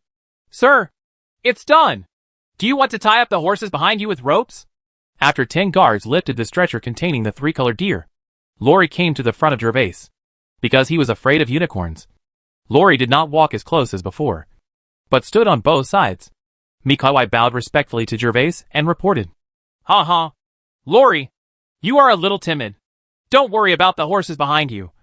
Just carry the stretcher back. Laurie's actions fell into the eyes of Gervais, but Gervais did not blame him. He still understood Laurie's reaction. As for the group of horses brought by the unicorn, there are unicorns, so there is no need to worry about them running away. If he tries to tie them with ropes now, Gervais is worried that it will be counterproductive. Yes, sir. Laurie was already in his 30s. When Gervais made such a joke, he immediately blushed. However, he did not dare to refute and responded to Gervais. Then he turned around and ordered the guards to return to the road. Beside, after receiving the order, the first team carried the stretcher in front and walked out of the forest, while Gervais was at the end, riding a unicorn and leading the horses forward slowly. An hour later, when Gervais's team got closer and closer to the castle, they encountered more and more serfs. Each serf looked at his lord Seignior in surprise and exclaimed, "Oh!" Exclaims like "Oh my god!" The unicorn didn't care about the crowd's exclamations. He raised his head and walked leisurely forward. However, the horses behind were a little confused. They were all crowded together and showed signs of going berserk. These horses were all there wild. They have never seen such a noise. Dozens or hundreds of serfs watched and exclaimed along the way, which made them a little anxious. Quiet! All silence! Can you afford it if it scares the Lord's horses? At this moment, Laurie and others were no longer sitting in the carriage, but were walking around the horses. Seeing the strange behavior of the horses, Laurie, who is usually very easygoing, started to drink loudly. The reason is very simple. Because Laurie has carefully identified this group of horses, and they are all superior war horses. They are not inferior to the war horses of Gandalf and Nas-Hen. If something goes wrong with such precious horses, even Gurifsi doesn't blame him. He will find a rope to hang himself. Laurie's scolding had an effect, and all the serfs shut their mouths. However, Gervais frowned when he saw more serfs coming to watch outside the town ahead. So he turned to Laurie. He ordered, "Laurie, I will take the horses back to the castle first, and you will be responsible for escorting the three-colored deer." "Yes, sir." At this moment, the castle can be seen from a distance, so Gervais does not have to worry about losing the three-colored deer. Although the horses are suppressed by the unicorns, as more and more people gather, something unexpected will inevitably happen. He is not worried, but worried that if he collides with a serf, it will be his loss. After all, every serf now is a scarce resource for Gervais. After telling Laurie, Gervais rode the unicorn and ran forward. When the horses saw the unicorn speeding up, they all stepped forward and started running wildly. Suddenly, smoke billowed on the road, and the sound of horse hoofbeats was heard. Deafening. Big! Sir! You are back! Is this a magical beast?" When Gervais took the lead and galloped to the gate of the castle with more than a dozen strong horses, Audrey, who was leading the team on duty, opened his mouth wide, and his legs were a little weak, especially since he was much taller than him. Audrey stuttered a little when he was in front of the unicorn. He couldn't understand why the adult just went out and rode the monster and came back with more than a dozen horses. "Well, it's a monster. Laurie and the others are still 1 kilometer behind. Pay attention." After saying that, without waiting for Audrey to react, Gervais led the horses into the castle gate. Yes, Sir." Audrey was still a little confused. After Gervais left, he walked up to a guard and pinched the guard, who was also in a daze. The guard immediately screamed in pain. "It turns out it was not a dream. Your Excellency really came back riding a monster. And he brought more than a dozen good horses." "Good horses? Oh, yes, good horses. Ha ha." Hearing the screams of the soldiers, Audrey finally confirmed that he was not dreaming, and then suddenly remembered the dozen horses that Gervais had brought back, and his eyes suddenly lit up. With so many horses, does that mean that he will also be able to get his own exclusive mount in the future? Even if these horses are not brought back by Gervais, ordinary ones will do. The more I think about Audrey, the more excited I become. Gervais's castle is short of horses, so even he, Ike, and Laurie don't have their own horses. They can only ride horses when they go out on patrol or have missions. Although even if you get an exclusive horse, it does not belong to you, but you can only ride it by yourself. This can not only cultivate feelings, show off when you go home, but also give people a different experience. More importantly, yes, as a veteran, Audrey understands how important a horse is to a soldier. "Audrey, did your Excellency just bring back a lot of horses?" Just when Audrey was excitedly immersed in fantasy, Ick, who was training the guards outside the castle, also walked up and asked Audrey curiously. There was a lot of movement when Gervais passed down the gentle slope just now. Of course, Ick also saw it. But Gervais's horse was very fast. So he did not say hello to Ick. Ick didn't know what happened at this time. Yes. And the Lord is also riding a monster. What kind of adult is riding a monster? After entering the castle, Gervais led the horses directly to the stables in the vestibule. At this time, many servants had gathered in the vestibule. Under the leadership of Thomas, they quickly came to Gervais. Sir, what are you doing? When I went to the dark forest today, I happened to encounter two monsters fighting. I thought this unicorn was beautiful, so I rescued it. In order to thank me, it volunteered to become my mount. There still has to be a reason. Of course, this is not to be explained to his subordinates, but for future inquiries from nobles. It doesn't matter whether they believe Gervais or not. This kind of thing is getting darker and darker. And even if they don't believe it, let them ask the unicorn if they have the ability.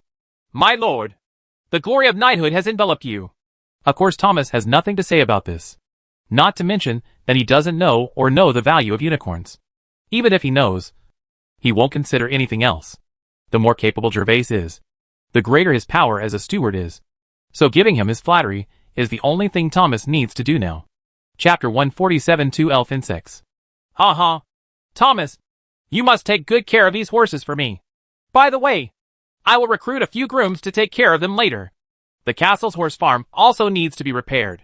There were originally only 7 horses in the castle, and then 5 horses were obtained from Lanny's team. However, these horses were all ordinary horses, so they were usually taken care of by male servants and guards. However, these horses brought back by Gervais today there are 18 fine war horses in total. Most of them are adult horses, and 2 smaller ones are colts.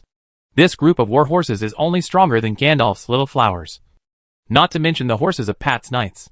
Pat's horses are considered inferior war horses, while these horses of Gervais are all superior. After all, not everyone can be the younger brother of Warcraft. Someone is willing to buy such a good war horse worth tens of gold coins. No matter where it is. It is a noble existence that only nobles can ride. Of course, the war horses cannot be kept in the small stables of the castle. So Gerv specifically asked Thomas to repair the abandoned horse farm behind the castle. As long as the fence is built, the war horses can be kept in the horse farm during the day and then brought back to the castle at night, to avoid any mistakes. Yes, sir. After respectfully answering Gervais' instructions, Thomas curiously touched the back of a war horse. The horse obviously had no such experience and immediately neighed and hid behind the unicorn. Hiss. Seeing that the horse was frightened, the unicorn seemed a little angry. He thought Thomas was hurting his little brother, and he hissed and tried to hit Thomas. Unicorn, don't move. Don't hurt anyone. Fortunately, Gervais reacted quickly enough and stopped the unicorn's movements instantly. Otherwise Gervais might have lost his Thomas Butler today. The unicorn's horns penetrated the tricolored deer's body without encountering any obstacles. You must know that the tricolored deer's defense is no worse than that of the storm wolf. This shows the power of its light blue crystal-like horns. Ordinary people are only slightly bumped, which is probably the effect of wear. I'm sorry, my lord. Thomas was also startled by the unicorn's actions, and immediately knew that he had just been a little rash. It's okay, Thomas. The unicorn and the horse just came out of the forest. The wildness has not been eliminated yet. Please ask the servants to pay more attention in the future. Although he stopped the unicorn's behavior, Gervais also noticed a problem. The unicorn is a magical beast, because it signed a contract with him. It is obedient, but if he is not around, it will be difficult to tell. And Gervais couldn't bring the unicorn into the inner castle at night. A unicorn in an ordinary stable would definitely not be able to get used to it. My lord! My lord! Elf worms! Another elven worm has broken through the amber. And there are 2 of them. Just when Gervais was thinking about how to take care of the unicorn, the urgent call of Anna's little maid came from in front of the inner castle gate. What? 2 fairy bug ambers were broken. Today was really full of surprises, and Gervais suddenly became excited. Anna, what color are the elf bugs? Gervais asked eagerly. Sir, it's green. At this moment, Anna had come to Gervais and looked at the unicorn's eyes. Out of her fascination for Gervais, Anna was not afraid of the strangeness of the unicorn. Instead, she saw that the unicorn was all white. The long horns are like crystal, which makes me feel very handsome. Are both green? Yes, sir, both are green. After being confirmed, Gervais felt a little bit disappointed. Ever since the mutant elf Bugwally was released, Gervais still imagined that he a time traveler, had been favored by the night boss, and would have a bright future. Baby, bet on the stone, and it will rise sharply. These are all necessary skills.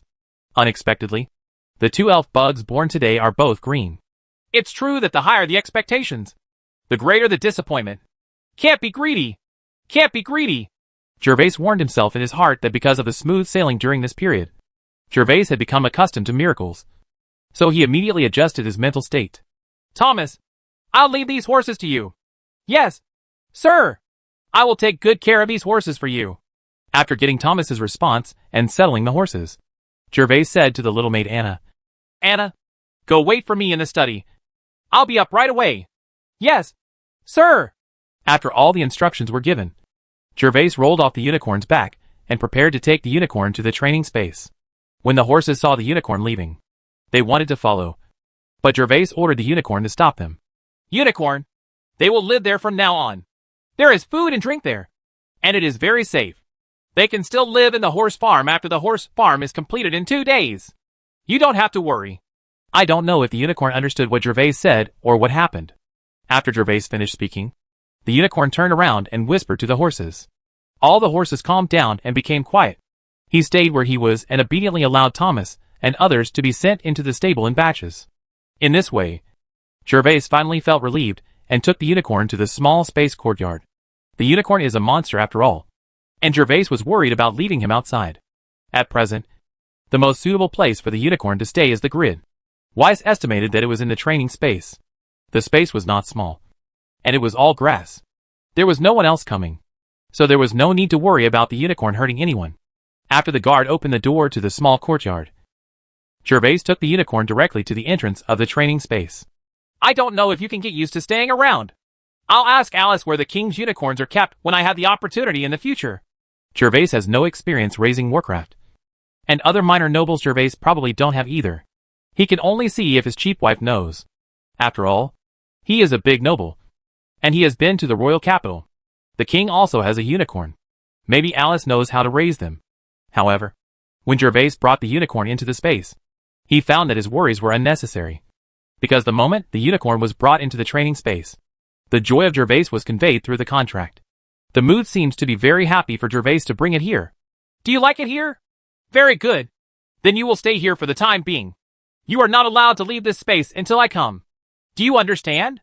Gervais didn't know if the unicorn could understand what he said, but at present this space is the best place to arrange the unicorn. After explaining, the unicorn Gervais continued, I have something to do now. You can do it by yourself. Let's take a look around here. As he spoke, Gervais touched the unicorn's head, indicating that it could move freely. Hiss. The unicorn's upper body jumped up high, hissed happily, and then ran towards the center of the space. Seeing the cheerful look of the unicorn, Gervais smiled slightly, exited the space, and told the guards on duty that if the unicorn ran out, they should notify him immediately. Gervais then returned to the room with confidence. Fort. Chapter 148 Caravan Matters. He quickly came to the 3rd floor of the castle. When Gervais walked into the door, he saw 2 green elf bugs eating broken amber. Gervais walked closer and took a closer look.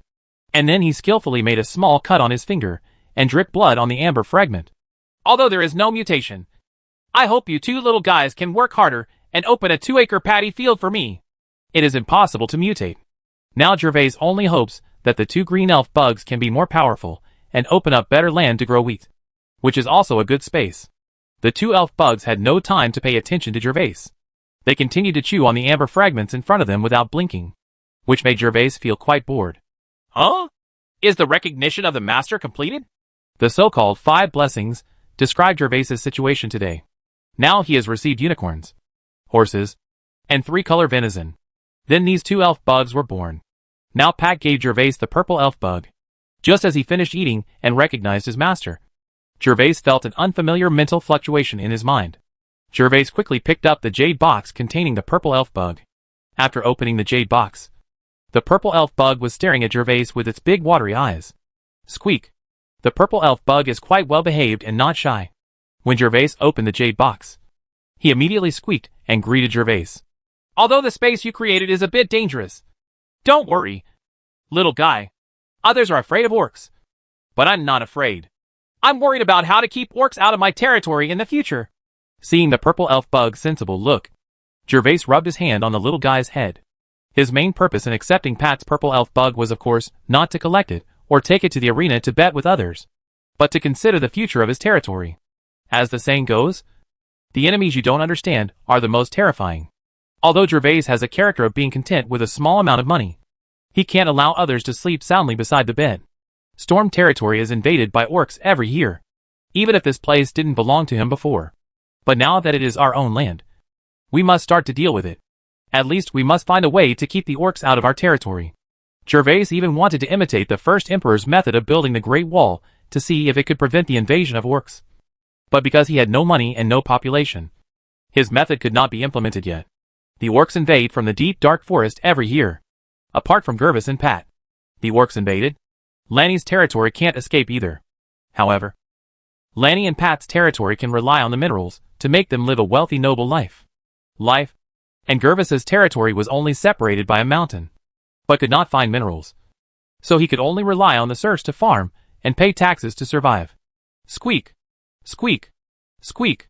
Feeling Gervais's closeness to him, the purple elf bug screamed more cheerfully. And Gervais continued, "Your brothers and sisters have names. And now I will give you a name too." After looking at the appearance of the purple elf bug, Gervais thought for a moment and immediately came up with a nice name in his mind. "Eve. Little guy. You will be called Eve from now on." Squeak. Squeak. Squeak. Each elf bug is obedient to the owner who signed the contract. And because of their high IQ, their expressions are very anthropomorphic. When Gervais said the new name of the purple elf bug, the little guy first looked like he thought for a while, then shook his head and shouted happily to express his happiness. "Ha ha! Eve, you are more lively than your brother Wally. Now come and meet your sisters and brothers." As he spoke, Gervais opened Betty and Wally's jade boxes and placed the three elf bugs together. Squeak! Squeak! Squeak! Squeak! Squeak! The three elf bugs looked at each other with different expressions and squeaking tones. Eve was the first to squeak, then Betty, and finally Wally. Eve's squeaking tone seemed to be greeting her brothers and sisters, but Betty seemed a little ungrateful and squeaked a few times menacingly. As for Wally, since he opened up the space, he has basically been sleeping in. At this moment, his eyes still a little hazy. When he heard Eve's cry, he called out slightly lazily, "Gervais will ask Anna about the current situation of Betty and Wally." From Anna, he learns that Betty is no longer hostile to Wally and left her master. However, Betty has a bit of a shrewd personality, so she is a full-fledged big sister, and Wally replaced Betty as the god of sleep. Except when eating rose powder, he slept soundly at other times. When Anna takes them to play, Betty will play various little games with Anna, but Wally falls asleep while playing. "Anna, they are all handed over to you. Let them get familiar with them for a while, and then put them back in the jade box." Seeing that the three elf bugs did not conflict like last time, Gervais asked Anna to step forward to take care of them. The caravan will set off tomorrow morning, heading directly to Winterfell to help Gervais earn the first pot of gold. The personnel list of the caravan has been decided, and the number of people is as high as 26. Among them, Thomas is the steward of the caravan, because it is the first time to do business. Gervais has no available talents, so he has to let Thomas lead the team. Following Thomas were the valet Johnny and the maid Eula, who were trained as the next stewards of the caravan. The two of them were chosen to train, which was also the result of the investigation by Gervais and Thomas. Johnny was honest and loyal, and the Benny incident was also due to Johnny's warning, which prevented Benny from escaping with the gold coins and letters. And Eula is because of her character. Yura's character is out of the box, bold and careful, and it can be seen from the fact that she almost missed the opportunity to become a maid in order to let her good friend Anna come to apply for a maid. It can be seen that Yura is also very reliable. During this time, Anna also used her free time to teach Yura to learn writing, although it will take a long time to learn well. But the taller one among the short ones, they are already Gervais's best choice at the moment. In addition to Thomas and the other three people, there are two more people in the castle who will follow the convoy. Those two are Jimmy's apprentices. They have learned how to roast golden oysters. The roasted oysters that Baron Pat tasted yesterday were made by them. Both of them had gone through many rounds of inspections before becoming apprentices. Thomas selected them after personally inspecting their family situations and interviewing their neighbors about their usual conduct. There were 7 other people in the convoy who were serfs recruited from the territory. A total of 12 people are the main members of the convoy. As for the extra 14 people, they are the guards responsible for protecting them. It is not surprising that Gervais arranged so many guards to accompany him. It was better when he went there. The car was loaded with goods. But when he came back, time is different. The products sold this time have been tasted so many times. Whether it is the astonishment of Thomas, Anna and others, or the praise of Baron Pat, it shows that the caravan sent by Gervais will definitely gain a lot this time. Faye. 1 gold coin can make a robber crazy, and 10 gold coins can make a Seignior greedy. Gervais felt that it was still important to take precautions, so he simply sent a small team to protect his territory. There are only so many people, and there will be no patrol team for the time being, so nothing will happen. Chapter 149, Building a Cage. When Gervais arrived on the first floor, he was stopped by a servant before anyone could find Thomas. Sir, Captain Laurie has returned to the castle, and he asked you what to do with the body of the monster. Oh, I almost forgot about this. Just tell Laurie and ask him to find Jimmy the cook and deal with it the same way as the Storm Wolf last time. After hearing the servant's report, Gervais remembered that Laurie had escorted his trophies back to the castle. He had just been focusing on the green elf bugs and had forgotten such an important matter. If the Warcraft dies, it will of course become Warcraft meat. So Gervais did not go to check. Jimmy did these things beautifully.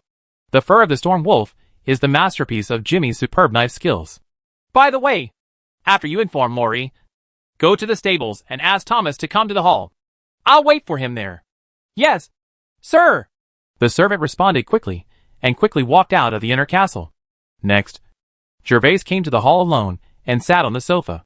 Soon a servant brought fruit juice, cakes and other snacks. Gervais leaned comfortably on the sofa, and looked at the wall. This time, the 3-colored deer specimen should be hung on the wall. And if we kill a few more monsters, it will probably fill this hall. The power of grenades against monsters is still somewhat lacking. If you want to use grenades to deal with monsters, you must triple the charge to seriously injure low-level monsters. No, the current reserve of saltpeter is not very large. Muskets and ice making require a lot of saltpeter. I should save some. There are not so many monsters for me to fight. It would be a waste to make it. Grown-ups. Just when Gervais was thinking a lot and was lost in thought, Thomas had already come to Gervais and called Gervais back to reality with a careful call. Thomas, come sit down for a while. Thank you, sir. Thomas did not shirk this time, because he was not sitting on a sofa, but on a wooden chair specially designed for distinguished guests and close relatives. Thomas, you will take the caravan to Winterfell tomorrow, so I need you to explain something to me today. Since becoming Seignior, Gervais has understood what the powerful people in his previous life meant when they said that talents are rare. His territory is now in dire need. But Thomas is the only one who can help him manage things. Anna is a girl after all, has a weaker temper, and is definitely not as smooth as Thomas in managing people and arranging things. So Gervais is going to take advantage of this afternoon to let Thomas arrange his affairs.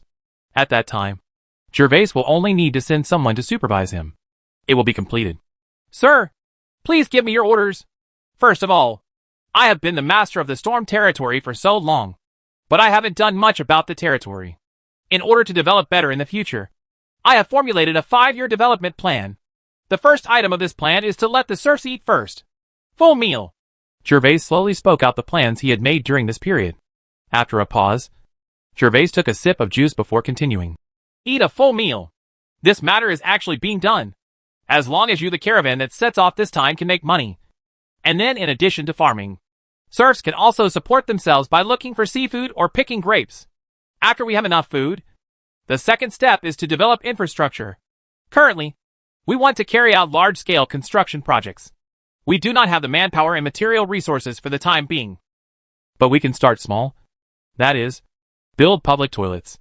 After talking for a long time, Gervais finally finished speaking, then stopped and waited for Thomas's questions. Sir, what is the public toilet you are talking about? To be honest, Thomas really didn't understand some of the words Gervais said, such as infrastructure.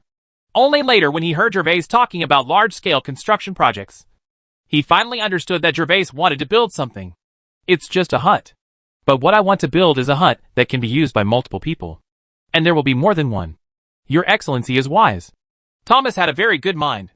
After hearing Gervais's words, he immediately understood the benefits of building public toilets. My lord, the serfs are used to dumping filth indiscriminately. I think you need to issue a law that if anyone dumps filth indiscriminately again, they will be punished, so as to encourage them to go to the public toilet. Your suggestion is very good, Thomas. But there must be rewards as well as punishments. Gervais nodded and smiled at Thomas. He also thought of what Thomas said, but his solution was slightly different from Thomas's. That is, Gervais also added a reward. So he told Thomas his thoughts. Gervais is planning to build 20 new toilets in Storm territory, each of which can accommodate 20 people at the same time, in order to prevent serfs from being reluctant to go to public toilets, and to keep the streets of the town clean. Gervais is also planning to divide them into regions. The toilets were used and maintained by the serfs. If the roads in an area were clean and not as dirty as before, Gervais would reward them with black bread per head every week. Sir, you are too kind. In fact, you are an extremely kind Seignior by building public toilets for them. I don't think you need to spend other money to reward these serfs. Otherwise they will become greedy. As a native, Thomas really felt that Gervais had the qualities of a legendary knight. But as a butler, Thomas had to consider Gervais and put forward his opinions directly. Thomas, I'm not worried about them becoming greedy. That's human nature. But if you want to get more, you have to show your due value and make more contributions. Thomas didn't understand, but Gervais understood very well that if you want to mobilize the enthusiasm of the serfs, you need to give them motivation. If you use whips to drive these serfs to work like other nobles, then basically nothing big can be done. Only by being great can the serfs be full of energy and complete the tasks assigned to them well and quickly. If you want horses to run, you have to give them grass.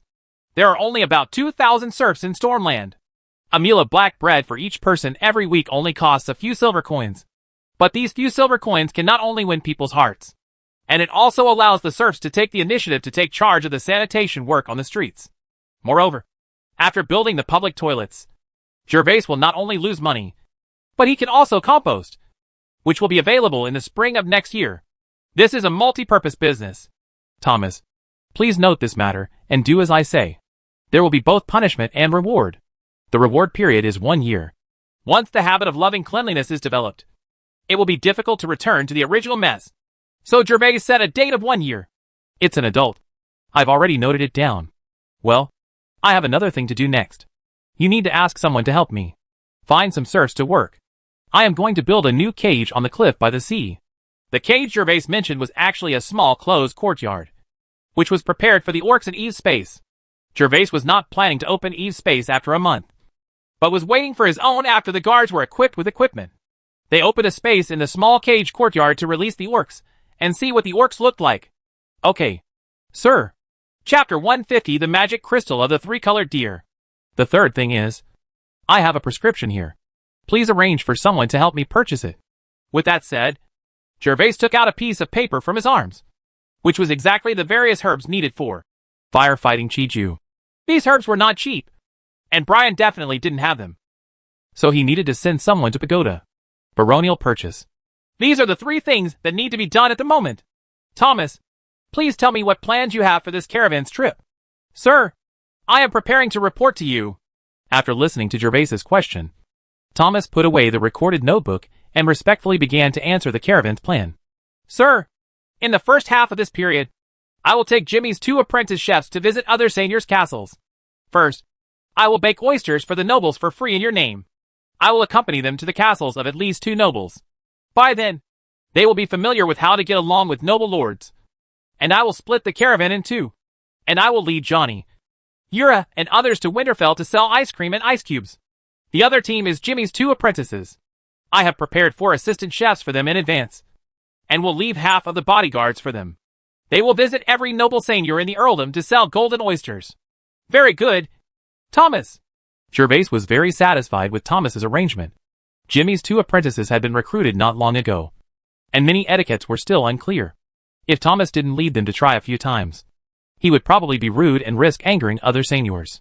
Even if Gervais's title covers them by then, the business will probably be ruined. Gervais is prepared to take over the entire earldom's oyster business, because the technology of buying and selling oysters is only a one-time deal, and it is just a matter of time. If it is delayed for a long time, there is no guarantee that the method of grilling oysters will be spread privately among the nobles. In that case, let alone gold coins, Gervais may not be able to get a single copper plate.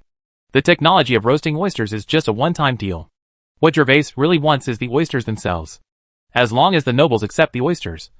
The inland noble seigneurs can only buy fresh oysters from Gervais, because other seaside nobles don't have ice to keep them fresh. So it can be said that selling fresh oysters in the interior is Gervais' exclusive business.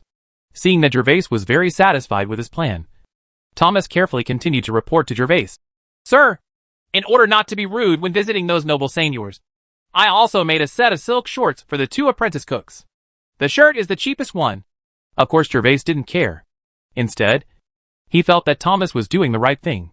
Of course you should dress up when selling goods door to door. Otherwise, if you look like a beggar, people will lose their appetite when they see you. How can they dare to eat what you cook? What Gervais didn't expect was that Thomas, the butler, was thoughtful. Thomas, dong dong dong. Come in! Just when Gervais was about to continue praising Thomas, there was a knock on the door outside the hall, interrupting Gervais' words. Gervais and Thomas looked at each other before responding. He and Thomas were in the hall. Unless there was something important, the servants would usually not interrupt the conversation between the two of them. Sir, Captain Lorry asked to see you at the gate of the inner castle, saying that he found a magic crystal in the body of the 3-colored deer. The servant lowered his head, carefully came to Gervais, and reported softly, What? Found the magic crystal again? This time, even Gervais couldn't sit still. He stood up in a flash and confirmed again excitedly. Yes. Yes. My lord. Captain Lorry said so. The servant was startled by Gervais's suddenly elevated tone, and quickly explained to Gervais. Okay. Please step back first. Thomas, the matter has been explained. You can make arrangements later. I'll go check on Lorry's situation first. Yes. Sir. Thomas had also stood up from his chair. Hearing Gervais's words, he immediately saluted in response. After the explanation, Gervais couldn't wait to walk out of the hall, quickly walked through the castle corridor, and came to the vestibule. Sir, the gods are above. The magic crystal has been discovered again. As soon as Gervais stepped out of the gate of the inner castle, Lorry was already waiting at the door. When he saw Gervais coming out, he was no less excited than Audrey last time, holding a pill tightly in his hand. The green gem was delivered to Gervais like a treasure.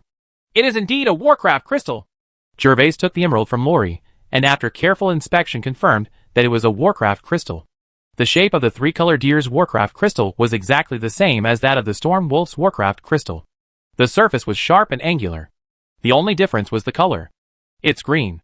How is this going? Looking at the breathtakingly beautiful green Warcraft crystal, Gervais asked in his mind. Of course Gervais was happy to obtain such a treasure. But this thing was too abnormal. The scarcity of Warcraft crystals is recognized in this world, and only mid to high level Warcraft have a certain chance of possessing them. However, I only hunted 2 low-level Warcraft in total, and obtained Warcraft crystals from these 2 monsters.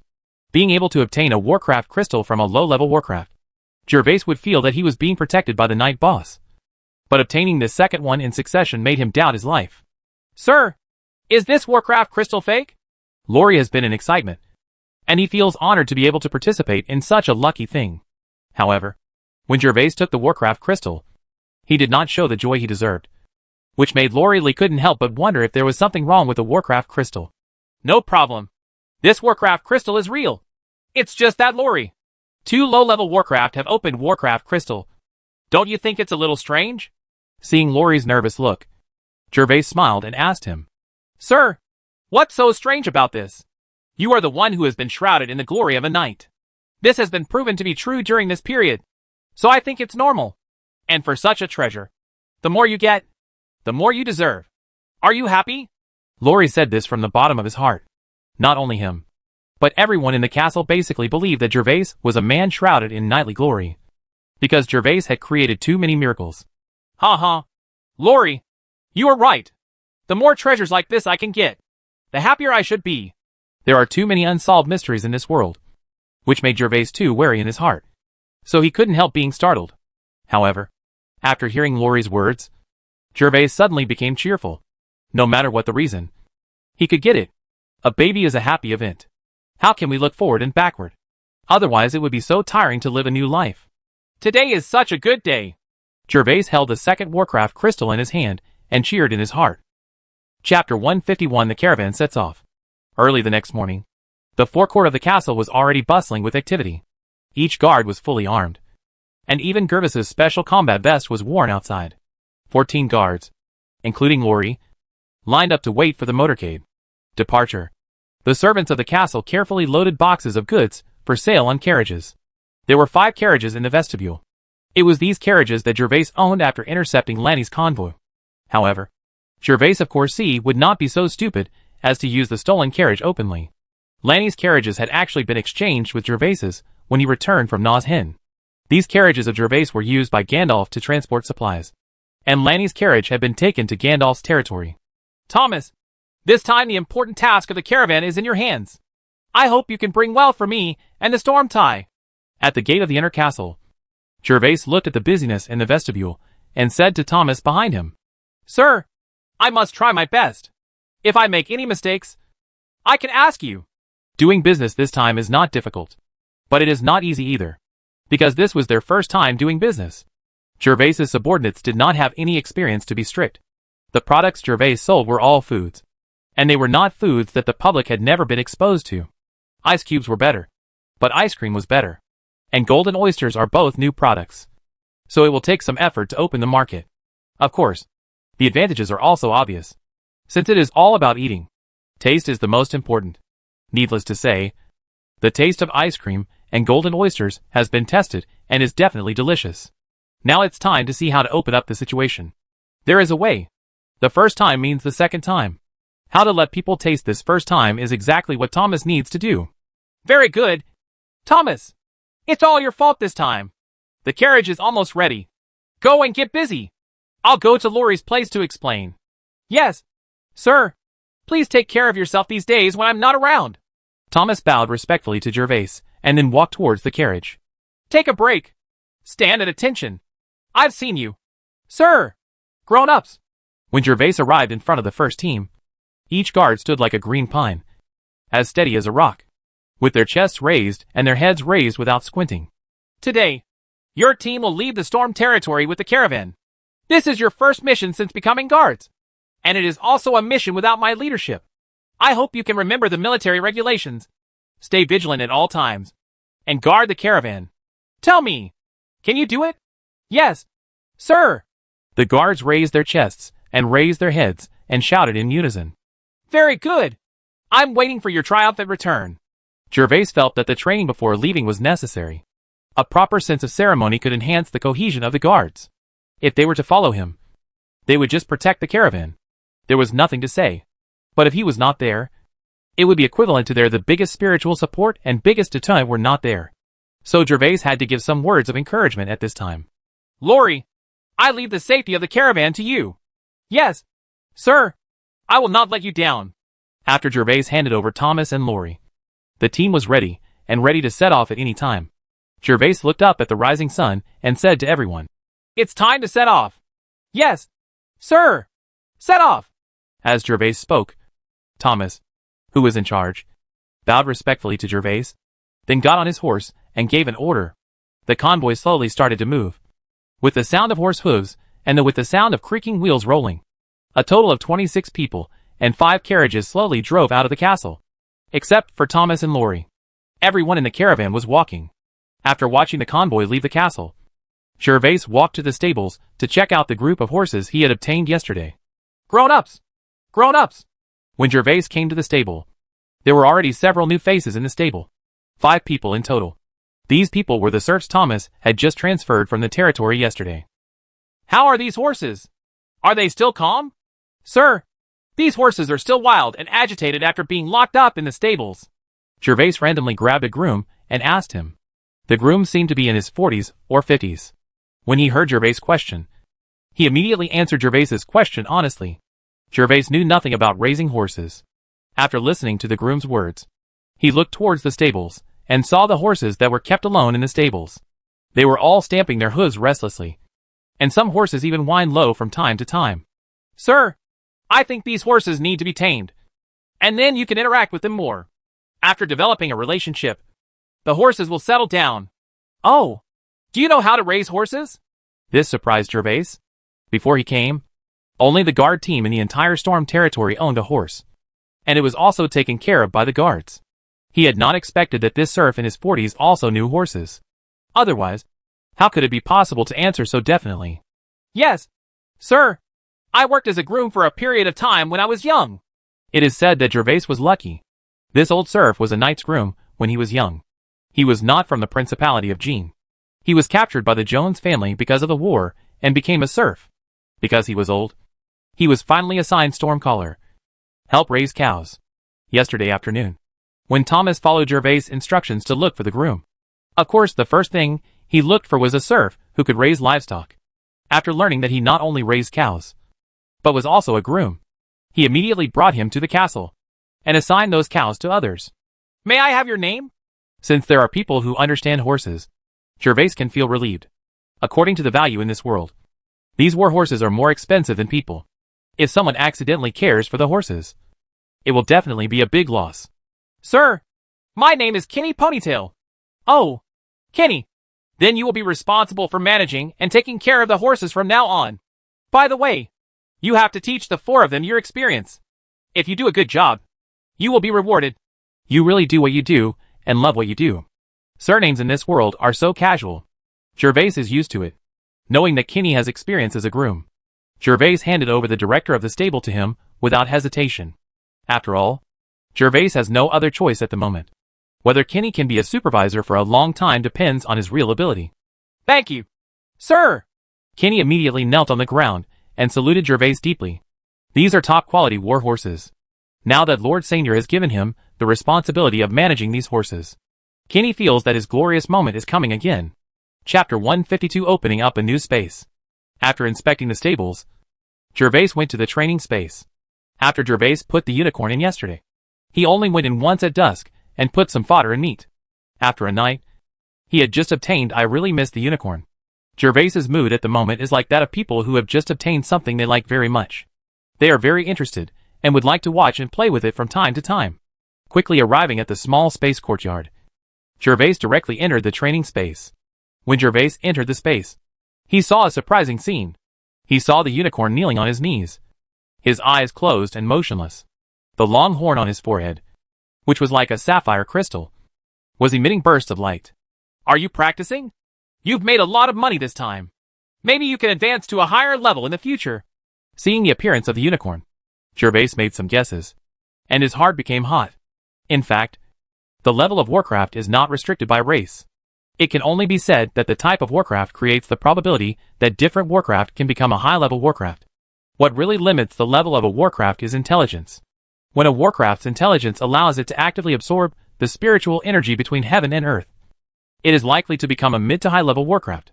However, some low intelligence Warcraft, if there is no chance encounter, or eating with heavenly materials and earthly treasures, it would be impossible for this monster to advance even if it dies of old age. Gervais didn't know whether the unicorn could consciously practice in the first place, or whether the purple kiwi fruit brought it effects. But as long as the unicorn could know how to practice, it would be a great thing. After all, he and the unicorn the beast has a contract. And the strong unicorn means that Gervais is strong. It was amazing to get a magical beast that knew how to practice. Of course, Gervais would not disturb his practice. Looking at the fodder and meat put down last night, Gervais frowned. It didn't even move. The fodder is good horse feed, and the meat is fresh wild boar. Because unicorns are rare and special, Gervais didn't know what unicorns usually eat. So in addition to forage, Gervais also specially added meat pieces. But what he didn't expect was that the unicorns would eat 2 things. Not even touched. It seems we can only wait until the unicorn is finished training before we see. Currently, the unicorn is still cultivating, and Gervais cannot discuss what it likes to eat. So, Gervais walked to the other end of the space, sat down cross-legged, took out secret technique of stealth 2, and started practicing it himself. The next morning, when Gervais got up and washed up, he couldn't wait to rush to the study, because at this moment, there were 2 strange mental fluctuations in his mind, which were the ones who were born from the amber crystal just the day before yesterday. 2 green elf bugs. When Gervais came to the study, the 2 elf bugs were already shaking their heads and playing together. When they heard Gervais's footsteps, they all turned around and looked at Gervais with their big watery eyes, their eyes full of intimacy. Feeling. Ha ha. It's time to name again. I find that I like this step more and more now. Every time I give a name, It means there will be one more elf bug belonging to me. It's just that the system is not very powerful recently. There is no use sent me on missions. But you couldn't earn energy points. Looking at the two lovely green elf bugs, Gervais has forgotten the slight sense of disappointment that they had not mutated. Instead, he likes them more and more when he sees their cute appearance. At this moment, Anna is still in Gervais's house. In the bedroom, Gervais did not follow him and muttered a few words to the two elf bugs. Well, I've already thought of a name. After just thinking about it for a while, Gervais had already figured out the names of the two green elf bugs in front of him. Your name is Cassie. Your name is Kara. Squeak. Squeak. Squeak. Squeak. Squeak. Squeak. Of course, Cassie and Carla didn't know that their master's naming skills were getting better and better, and they were completely unable to compare with their brothers and sisters. On the contrary, after getting new names, the two elf bugs squeaked excitedly, got up.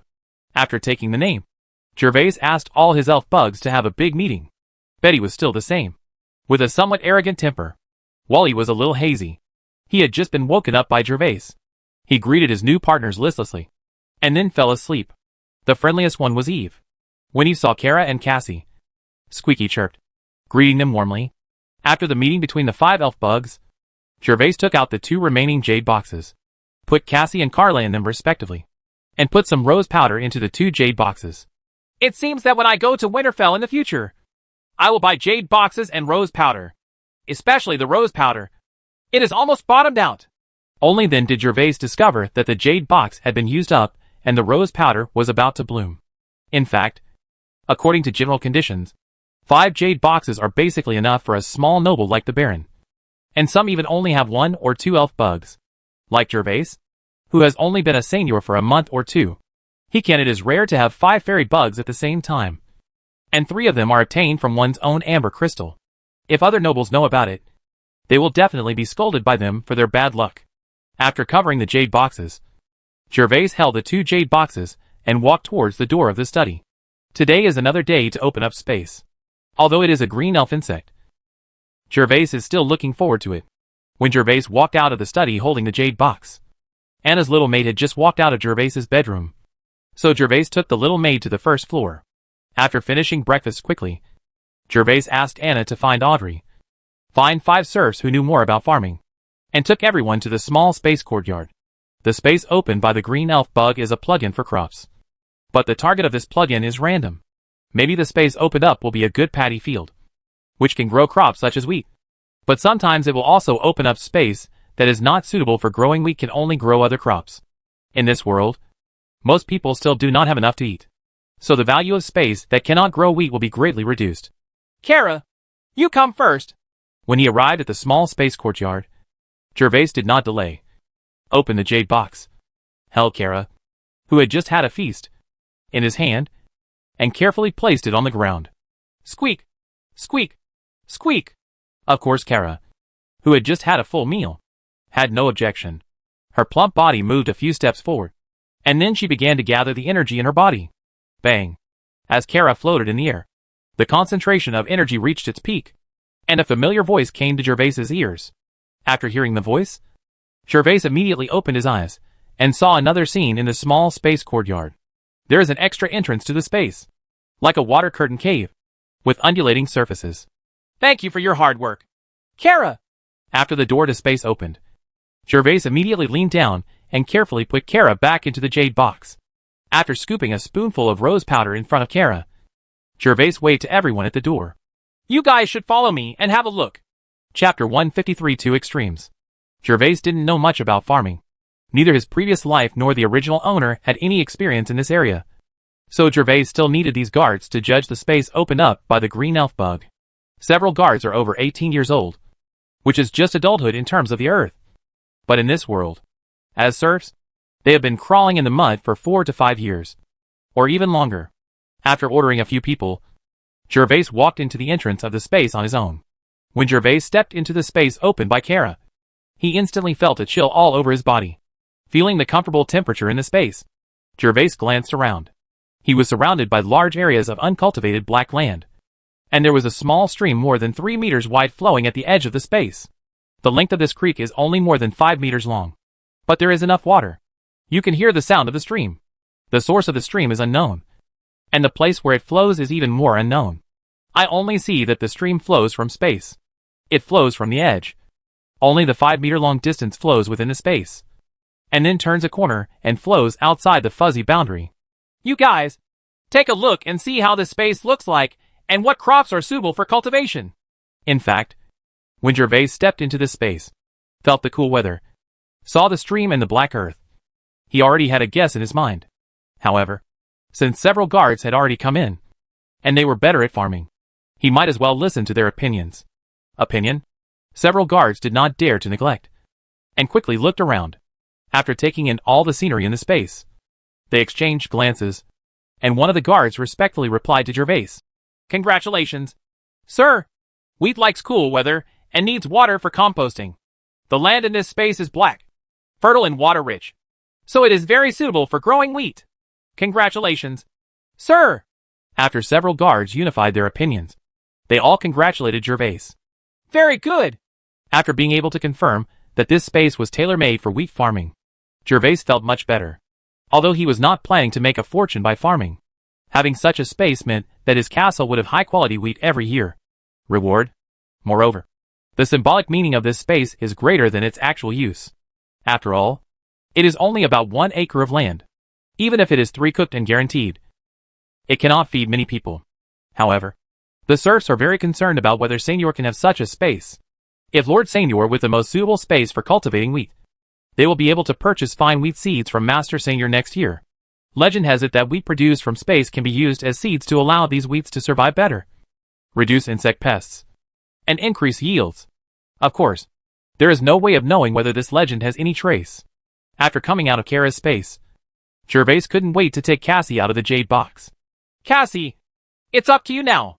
Gervais believed that this was a good omen, and he was destined to receive 2 high-quality farming spaces today. In the future, one space would be used to supply wheat for his own consumption, and the other space would be used as seeds and sold to the serfs at a low price. Squeak! Squeak! Squeak! Cassie felt the joy in Gervais' mental fluctuations, and immediately squeaked excitedly. After squeaking at Gervais a few times, she turned around, closed her big round eyes, and began to gather the energy in her body. Energy. Bang. There was another crisp sound, and the 4th space belonging to Gervais appeared. Gervais put the exhausted Cassie back into the jade box, and after feeding him, he led everyone into the new space opened by Cassie.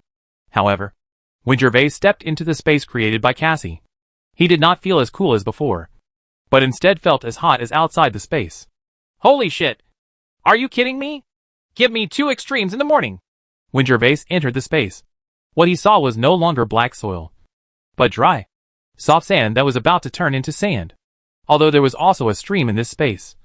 This stream was only 1 meter wide. The soil, temperature, all indicate that this is not suitable for medium wheat. Gervais was muttering to himself while he was fighting for the room. The guards at the back lowered their heads and dared not speak after seeing the appearance of this space. Such land could not grow wheat, let alone ordinary pasture. Everyone was afraid that Gervais's anger would implicate them, so they all acted like ostriches. Tell me, what is suitable for growing in this environment? As the saying goes, what you are afraid of will come to you. The few guards who followed and hoped that Gervais would treat them as invisible people. Unfortunately, it backfired. Gervais did not look back, but his words reached their ears. Several people timidly looked around the room again, sweat dripping from their foreheads, thinking hard about how to answer Lord Seignior's question. Several people looked at each other, but no one said a word for a while. Isn't this environment suitable for growing crops? Gervais knew from the book that there was a 1 in 10,000 chance that the green elf bugs could create such an extreme environment that was only better than the one next door. Even if the spaces created by most green elf bugs were not as good as those created by Kara. Wheat customization is average, but at least it is also suitable for seed wheat. The difficulty is that it usually requires more manual care, and the yield is slightly less. As in the space in front of Gervais, it is simply very few. Sir, you can grow garlic. Under the pressure of Gervais, one of the guards came up with an answer timidly. He learned about garlic from his father. Lord Seignior suggested that everyone can plant it. When it grows, the castle will be full of garlic. Pay to recycle. So he thought about it. Oh, yes, you can indeed grow garlic. Gervais nodded. Several guards heard the tone of Gervais's answer and breathed a sigh of relief. Lord Seignior was not as angry as expected, but there was a little joy in his tone. This made several guards a little confused. But they were not confused. Doubts are not important. What is important is that the adults are not angry. Several guards thought in their hearts. Anna! Sir! What are your orders? Anna has been following Gervais today, but she doesn't understand farming matters. And Gervais didn't ask her. So she followed Gervais silently all the way. Send people to announce to the entire territory later that the castle needs grapevines. But ask them to be careful when digging so as not to damage the vines and roots of the grapes. The bigger the branches of the grapevines, the better. And the price is also based on the grapevine.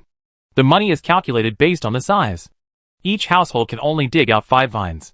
If there are really big vines, 1 or 2 more can be added appropriately. But whoever digs out small vines will be fined 10 lashes. Although when he first entered the space, Gervais was slightly disappointed to see that it was not a black soil. However, after being disappointed for a moment, Gervais came up with a better idea, which was to use this space to plant grapes. Grape trees like sunshine. It doesn't like moisture, and the climate needs to be warm. The most suitable is loose soil, which has strong air permeability and is not easy to accumulate moisture. This space is simply prepared for growing grapes. Wine is Gervais's flagship product. If higher quality grapes can be grown in space, Gervais's high-end wines will be truly successful. Even if the wine produced in the end has a similar taste. It comes from the fairy bug space. When buyers hear it, they will instantly feel that the quality has gone up. Yes, sir. Anna had already taken out a small notebook and wrote down Gervais's instructions word for word. After writing them down, she hurriedly responded. Chapter 154 Introduction to Secret Skills. Time passed, and it was already a week later. After the caravan set off, Gervais immediately became leisurely. In addition to practicing every day, he would walk horses, and then train his own bodyguards. After each training of the personal guards, Gervais would call Alec aside alone, instruct Alec to practice basic doujitsu. At first, Alec couldn't believe that Gervais actually gave him the method of cultivating fighting spirit.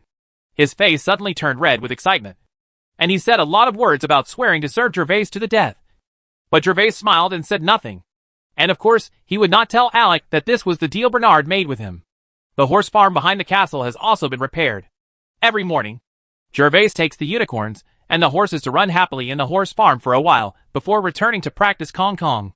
Naturally, the horses are supervised by the grooms and continue to run in the horse farm.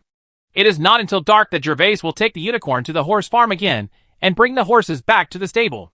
After so many days of observation, Gervais finally knew what unicorns like to eat, which is grass in the training space. Gervais initially thought that unicorns were hungry all the time, so he took it in different ways. The unicorn was tested with various foods, and in the end even the meat of a 3-colored deer was served. But the unicorns were indifferent. Just when Gervais was quite troubled by this, during one practice, Gervais actually saw the unicorn eating the grass on the ground with its head lowered. Only then did Gervais know that for so many days, it turned out that unicorns did not eat, but only ate grass growing in space. Only then did Gervais finally feel relieved and feel more relaxed. He originally thought that unicorns were unique food to eat. I didn't expect it to be as simple as the grass in the space. This self-growing grass covers 1.5 acres, which is enough for the unicorn to eat in the future. The public toilets in Binhai town have been fully constructed. The serfs were puzzled about these public toilets at first. However, since Anna announced Gervais's reward and punishment decision in the town square, every serf became enthusiastic and wished that the public toilets could be built quickly. Click finish. After all, everyone gets a brown bread collar every week, which is like pie in the sky. They receive it once a week, which is 4 times a month. 1 time is enough for one person to have a full meal. If you save a little, it can last for a whole day. For it lasted 4 days at a time. No wonder the serfs reacted strongly. The little things added up to enough food for a month and a year. In addition to the public toilets, the seaside cages arranged by Gervais are also in full swing and will be completed soon. It is the villagers of the seaside mountain village who are responsible for the construction. The wages Thomas promised are 3 copper plates per person per day. And the deadline is 10 days. Finish. But serfs are cute sometimes, knowing that it was Master Seignior who needed it. He didn't delay the construction period. He took an extra day or 2 of copper plates. When Gervais went to check in the morning, It was almost completed. All he had to do was finish the door. It can be used after reinforcement. Grown-ups! Down the gentle slope outside the castle. All the guards were excited. Only when Gervais reached them did they all give out ear-splitting greetings. It seems you all know? Gervais sat on the horse with a smile. He was not riding a unicorn today, but an ordinary horse.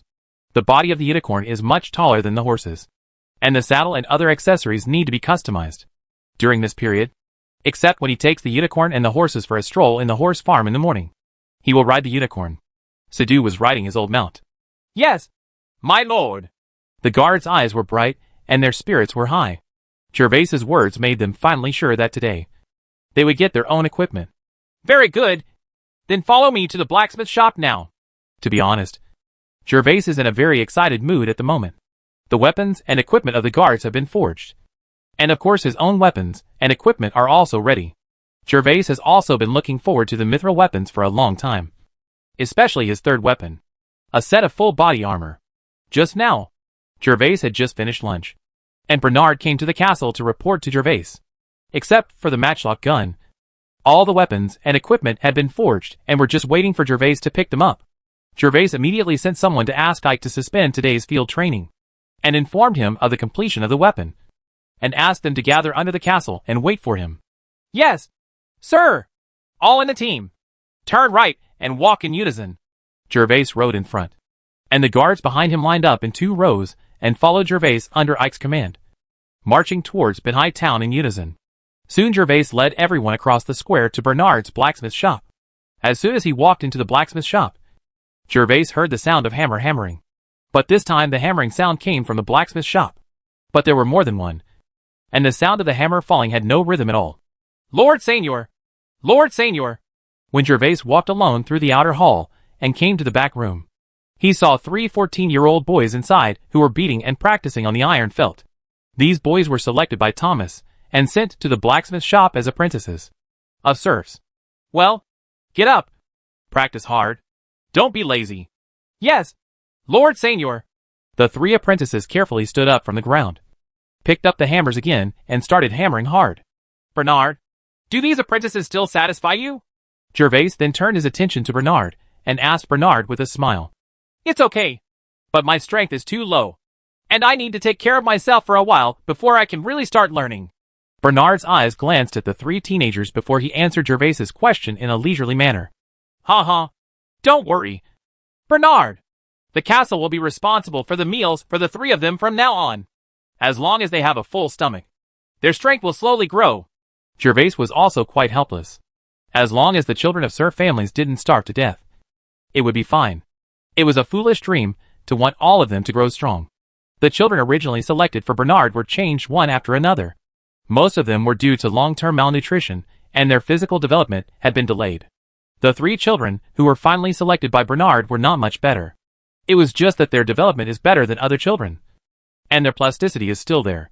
Gervais guessed that this is probably related to their long-term consumption of seafood. These 3 teenagers are from the seaside mountain village. Lord Seignior, have mercy!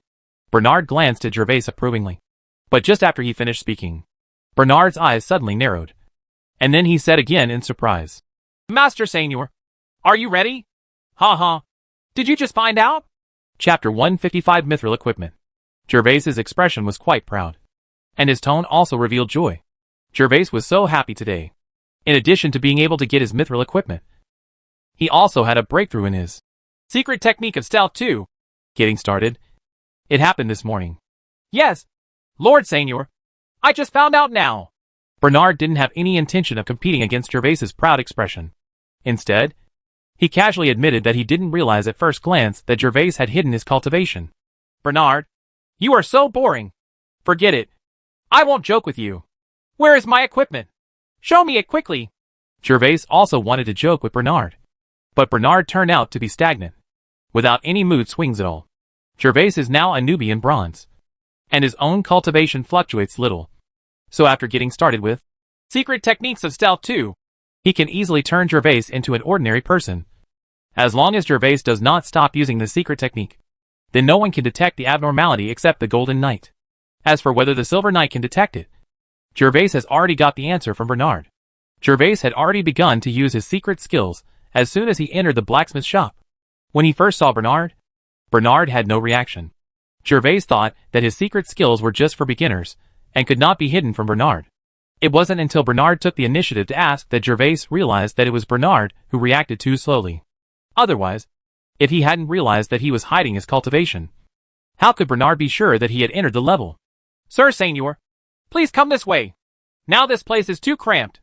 I have organized a small shed in the backyard to be used as a warehouse to store finished products. Gervais followed Bernard out of the stone house, and came to the small courtyard behind the stone house.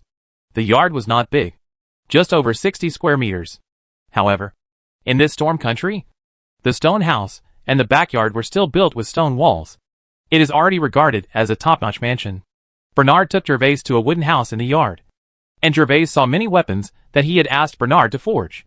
Swords, bucklers, and chainmail were piled all over the wooden house. Gervais casually picked up a long sword, pulled out a piece of hair and blew on it. Without any suspense, the hair was divided into 2 parts. Good, Gervais boasted to himself. Bernard's mouth twitched when he saw Gervais's actions. Gervais actually tested this long sword made of mithril in this way. Even an ordinary long sword can be used as long as the blacksmith polishes it carefully. Okay. No longer paying attention to Gervais's actions, Pat went directly to the back of the cabin and opened a cabinet. Lord Seignior, these are the 2 sets of full body armor you customized. Attracted by Bernard's words, Gervais immediately put down the long sword in his hand and looked into the cabinet. He saw 2 pieces of full body armor placed in the cabinet. One was very large. It was Gervais, custom made for his cheap daddy. The other pair was much smaller, and was the full body armor of Gervais. Gervais inherited his mother's genes. He was not short in height, but his body was on the thin side. Not as strong as Gandalf at all. Gervais hurriedly came to the cabinet, and took a closer look at his first set of full body armor. The full body armor was entirely silver gray, with no patterns between the chest and abdomen on the front. There were 2 unknown ferocious beast patterns on the left and right sides of the shoulder armor. It is used to increase the beauty. And there are 2 buckles in front of the shoulders, which can be used to hold the cloak. The whole set of armor is full of the violent aesthetics of another world. It not only contains various defensive elements, but also looks powerful and domineering. It's not much different from the shabu-shabu appearance of the TV series protagonists in Gervais's previous life. The only flaw is the color of the armor. It's not silver with gold rim, like other knights' armor. It's so handsome that you don't need it. Of course, this is not Bernard's fault, but Gervais did it deliberately. When wearing this armor, it means that he is going to the battlefield. What is most important on the battlefield is of course life-saving. So Gervais, I feel that I can still have some fun in my castle or other safe places. But on the battlefield, I'd better keep a low profile. Haven't you seen in TV dramas on Earth? The more show you wear, the faster and more miserable you will die? What's more, my armor is forged from mithril. If I don't cover it up a little, I will definitely be attacked by concentrated fire based on my cultivation level. After checking the main details of the armor, Gervais began to look at the helmet again. But when he saw the front of the helmet, he was stunned. Full-body armor helmets covered the entire head, except for the eyes and nose. There were holes, but Gervais never imagined that the front of his helmet was actually a mask. A hideous black mask. Bernard, are you mistaken? Why is my helmet and visor a mask? Gervais looked at Gandalf's full-body armor. It was normal. It is a regular helmet with a visor that can be flipped up and down to reveal or cover the face. Just like a motorcycle helmet on Earth. Master Seignior, didn't you say that the helmet should be made more fierce so that others would know that you are not easy to mess with, and would not dare to approach you? Bernard did not feel that his understanding was wrong. Gervais had indeed told him so. I made this mask of yours to imitate the face of a ferocious orc. An ordinary blacksmith has never even seen an orc, so he certainly can't make it better than me. Bernard has never seen such a weird request from Gervais. The noble's requirements have always been beautiful and powerful. How could they not only not want to be outstanding, but also be vicious like Gervais? Bernard has been in the storm territory for several years. He once saw the appearance of the orcs on the other side of the Dead Leaf River. So he imagined a more ferocious appearance based on the orcs, and forged a mask for Gervais. What I mean is, you can put a corner on this helmet or something. Besides, you are not an orc. You are obviously the god of death. Forget it. Just let the mask be a mask. Gervais was a little helpless. His original intention was that it was not safe to keep a low profile, so he would make the helmet weirder and more sinister. so that he would not be a good person at first glance. Then others would have to think twice when they want to cause trouble for him. But now wearing a mask directly has exceeded Gervais's expectations. Although the mask looks very similar to the face of the god of death, which is indeed scary. Although I complained a little about the mask. Overall, the entire line of the full body armor is full of ingenuity. And there are no flaws in either the defensive function or the pattern decoration everywhere. Bernard, are my muskets and muskets ready? In addition to the full body armor, mithril weapons such as spears and chainmail were forged according to the specifications of the Principality's standard weapons. So Gervais did not continue to check, but was thinking about his own musket. Bernard's matchlock gun used by ordinary soldiers has not yet been forged. But Gervais's improved short muskets, long muskets and spurs were all arranged by Gervais specifically for queue jumping. So Gervais guessed that they should have been completed. Here, Lord Seignior. Bernard did not disappoint Gervais. As soon as Gervais finished speaking, Bernard opened another cabinet and saw 2 muskets, one long and one short. Placed at the bottom of the cabinet, there was a 3-edged sword, which had been wrapped in a sheath made of leather. Looking at the long and short muskets, Gervais quickly stepped forward, directly picked up the short musket, and put it in his hand to examine it carefully. As soon as he started using the short musket, the heavy feeling immediately made Gervais fall in love with the close-quarter defense firearm that he designed himself. The handle of the musket is made of fine wooden materials, and is inlaid with the bones of the storm wolf. The white bones of the storm wolf below form a strong color contrast with the brown red of the wooden handle, which is luxurious yet grand. In order to ensure that the gun head of the musket is not easily damaged, Gervais specially used the shape of a bell mouth to thicken the thickness of the muzzle. This is both beautiful and practical. The most noteworthy thing is that the short musket is a close-quarters weapon. Gervais also increased its caliber and increased the power of the musket, in order to kill the enemy or suffer greater damage with one blow. Chapter 156 Short Musket. Very good, Bernard. I love it. After checking all the details of the short musket one by one, Gervais praised Bernard with satisfaction. At the same time, Gervais tried to pull the trigger of the musket, and only heard a click. The short musket, the firing pin on the side bounced off instantly, and hit a raised slot integrated with the barrel of the musket. It is worth mentioning that because this improved musket does not need to rely on a match rope to ignite, the firing pin of the musket is much smaller than that of a matchlock gun, just like the firing pin of a modern pistol on Earth. As long as you are satisfied, Lord Seignior, this is the leather case in your drawings. When Bernard heard Gervais' praise, he didn't show any joy. Just like Gervais was dissatisfied with the mask just now, Bernard didn't show any fear. He just thought Gervais was ordinary. Employer. Pat's tepid expression was already commonplace for Gervais. When he praised Bernard, he was really satisfied with Bernard's craftsmanship. So when Bernard took out his leather holster, Gervais couldn't wait to took it. Since it is a short musket, it certainly needs a holster for portability. So Gervais deliberately added 2 more holster styles to the drawings. The holsters are made of thick cowhide. One holster can be pinned to the waist, and the other leather holster. The cover can be placed under the arm, and the 2 holsters can be used in different situations. Gervais casually inserted the musket into a holster and put it in easily. Then he fixed the holster and shook it hard in his hand a few times. The musket was firmly fixed in the holster and motionless. Not bad. Ha ha, Bernard. I have a hunting event in 2 days. I hope you will come with me to watch. Satisfied, he put the pistol and holster directly around his waist. Gervais suddenly raised his head and spoke to Bernard. Hunting? Warcraft? Bernard, who was clueless about Gervais and even asked him to go by himself, did not immediately refuse, because he felt that since Gervais could say it, he naturally had his reasons. But he just frowned. He frowned and waited for Gervais's next words. It's not a monster. If it is a monster, you don't need to go with me. You also know that I killed the second monster yesterday. It's an orc. I asked you to go just in case. After all, I have never seen a real monster. The orcs, if something goes wrong, may threaten the security of my territory. Gervais shook his head at Na's hen. In fact, he did not want to disturb Bernard's life. After all, Bernard was not loyal to him and did not owe him anything. It was a bit uncomfortable for Gervais to make such demands on Bernard. He was kind, but Gervais really couldn't wait to see what the orc he had longed for looked like and what his strength was. In Gervais's territory, besides Bernard, there is only Brian, an alchemist. Poor Brian has the strength of an intermediate knight, but has never learned martial arts. If it were a life and death fight, Even Gervis could kill him instantly. Moreover, Bernard is also the Silver Knight. The most insurance. Orcs? It's not even winter yet. Where did the orcs come from? Upon hearing Gervais's words, Bernard's brows suddenly widened. And instead, he looked at Gervais with doubtful eyes. Ha ha! Bernard, before yesterday, I would have asked you the same question. But yesterday a guest came to my castle. And it was Baron Seignior Pat next door. Gervais smiled slightly. Apparently, although Bernard was also a noble, he had never heard of the function of purple elf bugs. So he repeated the message he got from Pat yesterday to Bernard.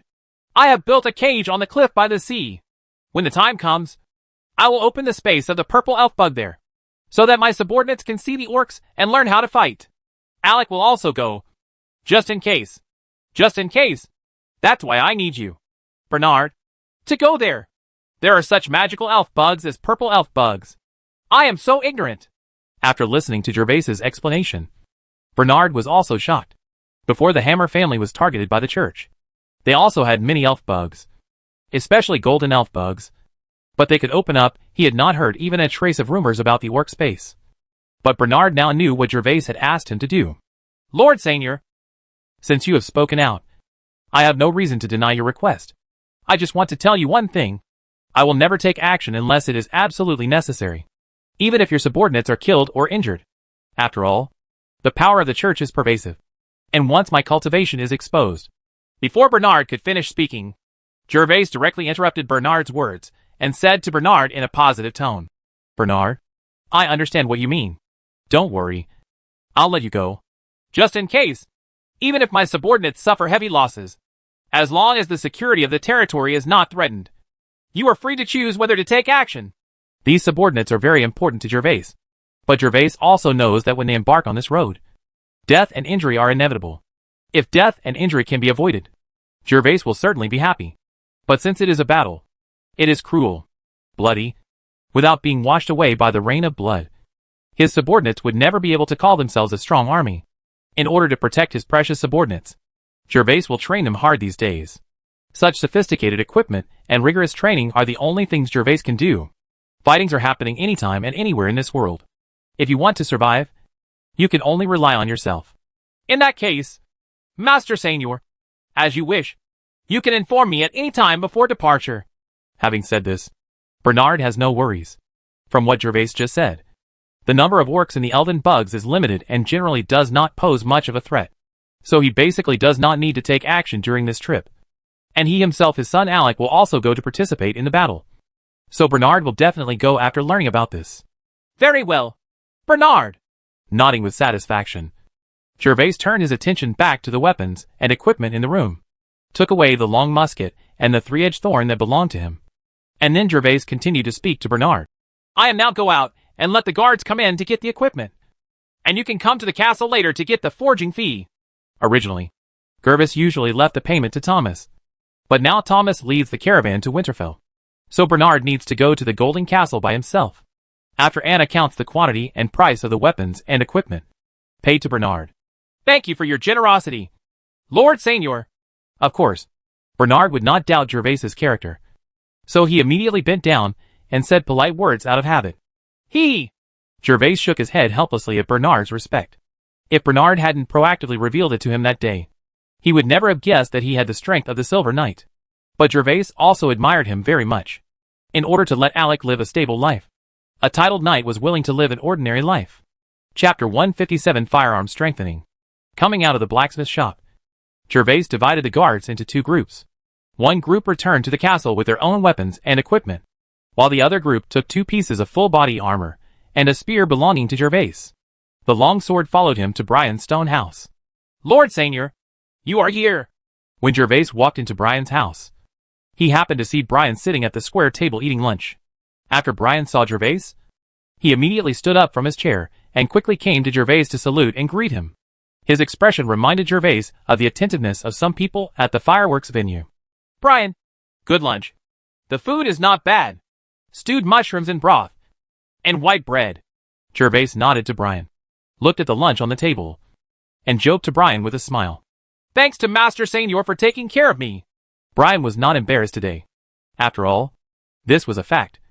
And when he saw the long musket in Gervais's hand, and the short musket hanging on his waist, he already understood that his god of wealth was going to make him rich again today. Lord Seignior, sit down and talk. After knowing that Gervais wanted to strengthen his weapons again, Brian became even more attentive. He quickly came to the square table, moved the chair away, and asked Gervais to take a seat.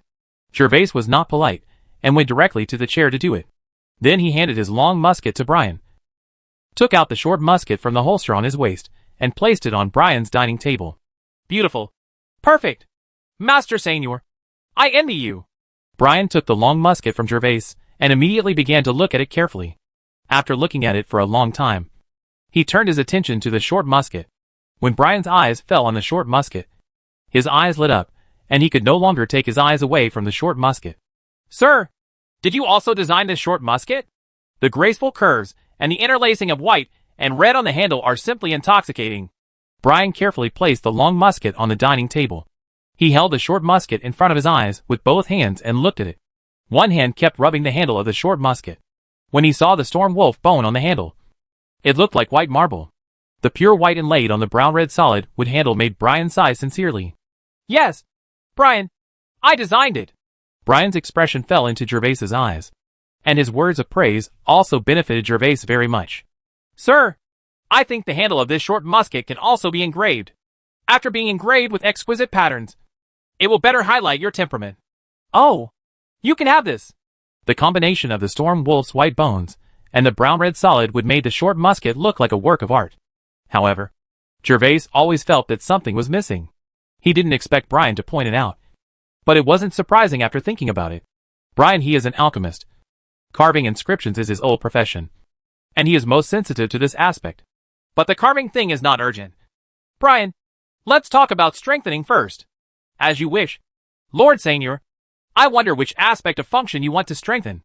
After getting to the point, Brian finally moved his eyes away from the short musket and focused on Gervais. After all, no matter how beautiful the art is, it can only be appreciated after a full meal. The matter of Gervais strengthening the weapon will affect him in the future. Brian couldn't help but ignore the issue of whether he could have enough food and clothing for half his life. Is there an inscription that can make the projectiles in the musket spin when they fly out? Sitting face to face with Brian, Gervais tapped his fingers on the table and thoughtfully asked about the direction he wanted to strengthen. Making the projectiles spin? Lord Seignior, there are such inscriptions, but they are usually used on trebuchets, in order to make the thrown stones fly farther. What is the use of just spinning the projectiles? You might not even be able to see the opponent clearly from such a long distance. So you might as well strengthen the barrel to make it easier to load more gunpowder. Brian was a little confused. In an attitude of being responsible for the musket, Brian spoke cautiously. In his opinion, the power of the musket was related to the power of the explosion. The more of that substance, the greater the power. Brian, didn't you say that in addition to the stimulating inscription, the long musket can also be engraved with 2 strengthening runes? Aren't an inscription that strengthens the barrel and an inscription that can make the projectile rotate exactly 2? In that case, as you wish. Lord Seignior, inscriptions that strengthen weapons can actually be strengthened over and over again. But Gervais did not accept his suggestion, and Brian had no objection. After all, the gun belonged to Gervais, and he had already identified the most fatal flaw, and he had fulfilled his responsibility. How many strengthening inscriptions can be engraved on this short musket? After the matter of the long musket was confirmed, Gervais turned his attention to the short musket in Brian's hand. Sir, the barrel area of this short musket is relatively small, so in addition to the activation inscription, it can only be engraved with 1 rune. Well, okay then. Let's strengthen the barrel of this short musket. Just as Gervais had originally expected, the full length of the short musket is only 35 cm. It is already the limit to be able to inscribe a strengthening rune. However, the short musket is used at close range, so Gervais only needs to strengthen the inscriptions related to power. Bring the stuff in. After the negotiation on strengthening the long and short muskets, Gervais shouted to the door, and 5 or 6 members of the guards immediately walked in carrying 2 sets of full-body armor, as well as weapons such as spears and swords. My God, Baron Gervais, you actually bought so much mithril to forge mithril weapons. When all the mithril weapons were brought in, Brian immediately jumped up from the chair, unable to sit still anymore. He quickly came to the full-body armor held by the guards, and stroked the surface of the full-body armor with his hands. What a perfect work of art. Such precious materials. And such exquisite forging skills. Baron Gervais, are all your full body armors forged from Winterfell? The equipment Gervais took out today opened Brian's eyes again and again, before escaping. Although he was also a noble and an alchemist, his whole body was forged with mithril, and had such exquisite craftsmanship. He has never even seen it. After all, except for those big nobles, it is impossible for ordinary small nobles to own it. What Brian stepped forward to touch and observe was Gandalf's full body armor. Because Gandalf's full body armor had not been specially treated. The surface of the armor was shiny silver, and it was equipped with a lot of brass to outline the lines. It was simply like this the full body armor coveted by all knights in the world. Chapter 158 Spend Money. Seeing Brian's actions, and then looking at his silver gray, frighteningly low-key full body armor, Gervais twitched the corners of his mouth slightly. He now regretted why he had such an idea and wanted to learn how to be a low-key person. Of course, the done deal is useless, and there is no point in regretting it. Gervais can only comfort himself in his heart. I am so good, so I should keep a low profile. It does not mean that everything that is beautiful in the forest will be destroyed by the wind. Well, that is exactly the case. It was forged by Bernard, the blacksmith in the town, Gervais replied weakly. What? Bernard? Brian's eyes widened, and he turned to look at Gervais. He scratched his head, and never imagined that there was such a skilled blacksmith in this coastal town.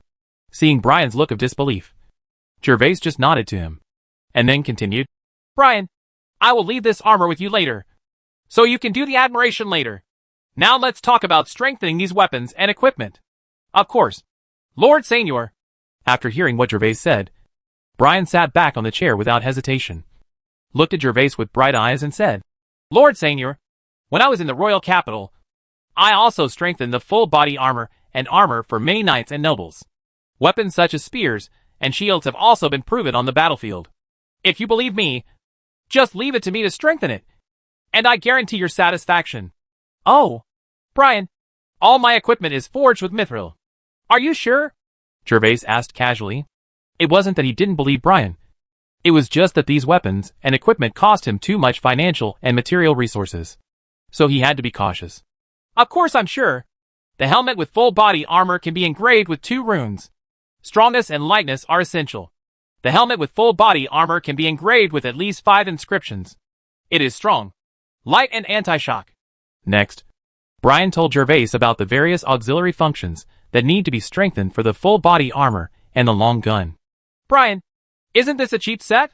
Seeing that Brian was speaking eloquently, Gervais knew that Brian had not helped him. After strengthening the weapons and equipment according to his ideas, although it was the simplest auxiliary function, it was also the most useful on the battlefield. However, Gervais, when you hear the long list of enhanced features, you know that the price is definitely not cheap. Ahem. Lord Seignior, don't worry. I will give you the cost price. And this is mithril equipment. Only better enhancement can it be worthy of this. Brian, tell me directly. How much does a pair of full body armor and a strengthened spear cost? Ahem. About 15 gold coins. Lord Seignior, although the number of inscriptions is relatively large, these are auxiliary inscriptions, and the patterns are not complicated, so the price is lower. Brian was a little worried. If this enhancement could be negotiated, then all the enhanced paint in his inventory could be used, and about 30 gold coins could be recovered. Then he would be a rich man even if he did nothing for the rest of his life. Now we are waiting to see if Gervais will be strengthened. After all, 30 gold coins is a huge sum of money.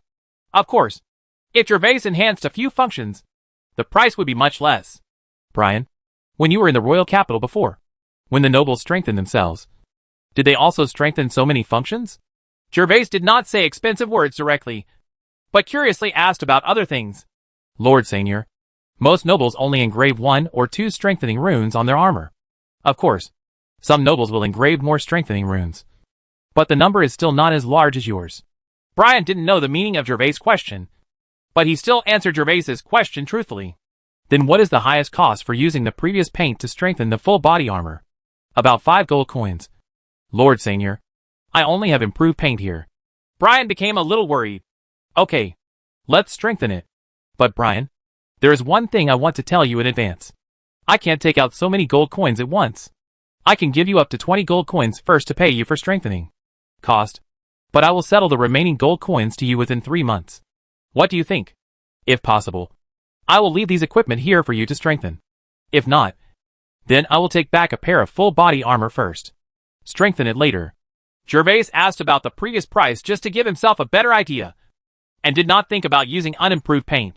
First of all, not to mention that Brian didn't have it. Even if he did, he wouldn't even think about saving a few gold coins for his mithril-forged armor.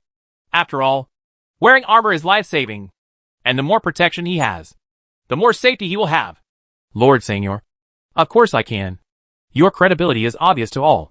Brian felt happy when he heard what Gervais said. Gervais had always kept his word, and of course he believed it. So he agreed without hesitation. Then, Brian, I'll leave these weapons and equipment to you. Gervais was not a wordy person. Brian was willing to accept this payment method, and he immediately decided on the matter. As the saying goes, money is a bastard. If you don't have it, you can make it again. Although the payment for the Warcraft meat received from Pat has not been warmed up yet, and will be paid to Brian in a few days, Gervais believes that he now has there are so many tools to make money, and you can quickly get rid of the plight of having no money. So it hurts, but you don't hesitate to use them. As you wish, my Lord Seignior. After talking about strengthening the weapons, Gervais did not stay in Brian's stone house for long and quickly returned to the castle. When Gervais entered the castle, several other members of the guards were already waiting in the vestibule. Everyone's eyes lit up when they saw Gervais returning to the castle. Grown-ups. Grown-ups. The guards members lined up neatly and saluted Gervais in a loud voice. You guys return to the team. Gervais ordered to several members of the guards following him. Yes, sir. When several people saw the sophisticated weapons and equipment piled in the vestibule, their eyes lit up, and they seemed impatient. After hearing Gervais's order, they quickly ran to the front of the team and joined them in a standard stance. It's all there. Look to the right. Look forward. Stand at attention and take a break. When all the guards members returned to the team, Ike immediately reorganized the team, and then stood on the far right side of the team, waiting for Gervais to come forward to speak and then install weapons and equipment. After Ike also returned to the team, Gervais walked up to the guards. Looking at the guards with their eyes shining and excited, Gervais smiled slightly, and then asked them loudly, Do you know the guards? What is it for? Chapter 159 Guards Uniform. When Gervais's question ended, the vestibule suddenly became quiet, thanks to the deeply rooted discipline. No one in the guards whispered to each other. Gervais was not in a hurry and continued to wait, looking from one of the guards to another. Scan the faces of the guardsmen. Sir, the guards are the guards who follow you. Finally, after Gervais glanced around twice, Alec broke the stiffness, raised his hand, and answered Gervais's question in a somewhat uncertain tone. Your answer is correct, but I already said this on the day I announced the selection of the guards. Gervais looked serious at this moment, focused his eyes on Alec, nodded to him expressionlessly, and then continued. I'm telling you now. Remember the responsibilities of the guards. The duty of the guard is to protect my safety. When someone wants to harm me, you are my last line of defense. Just like the king's guard. Do you understand? Gervais said in a solemn tone to all the guards members in front of him. I understand. Sir. Very good. Since you are personally protecting my safety, I told you that your equipment will be better and more sophisticated than other guards. These are the weapons and equipment I specially customized for you, and they cost me hundreds of gold coins in total. As he spoke, Gervais pointed to the long swords and armors piled neatly aside, and stated their value in a positive tone. Of course, Gervais was not talking nonsense about the price of hundreds of gold coins. The value of mithril plus forging the cost. If Gervais's own full body armor and weapons are not subtracted, the price of hundreds of gold coins is very real. Buzz. Gervais stood in front with a calm expression.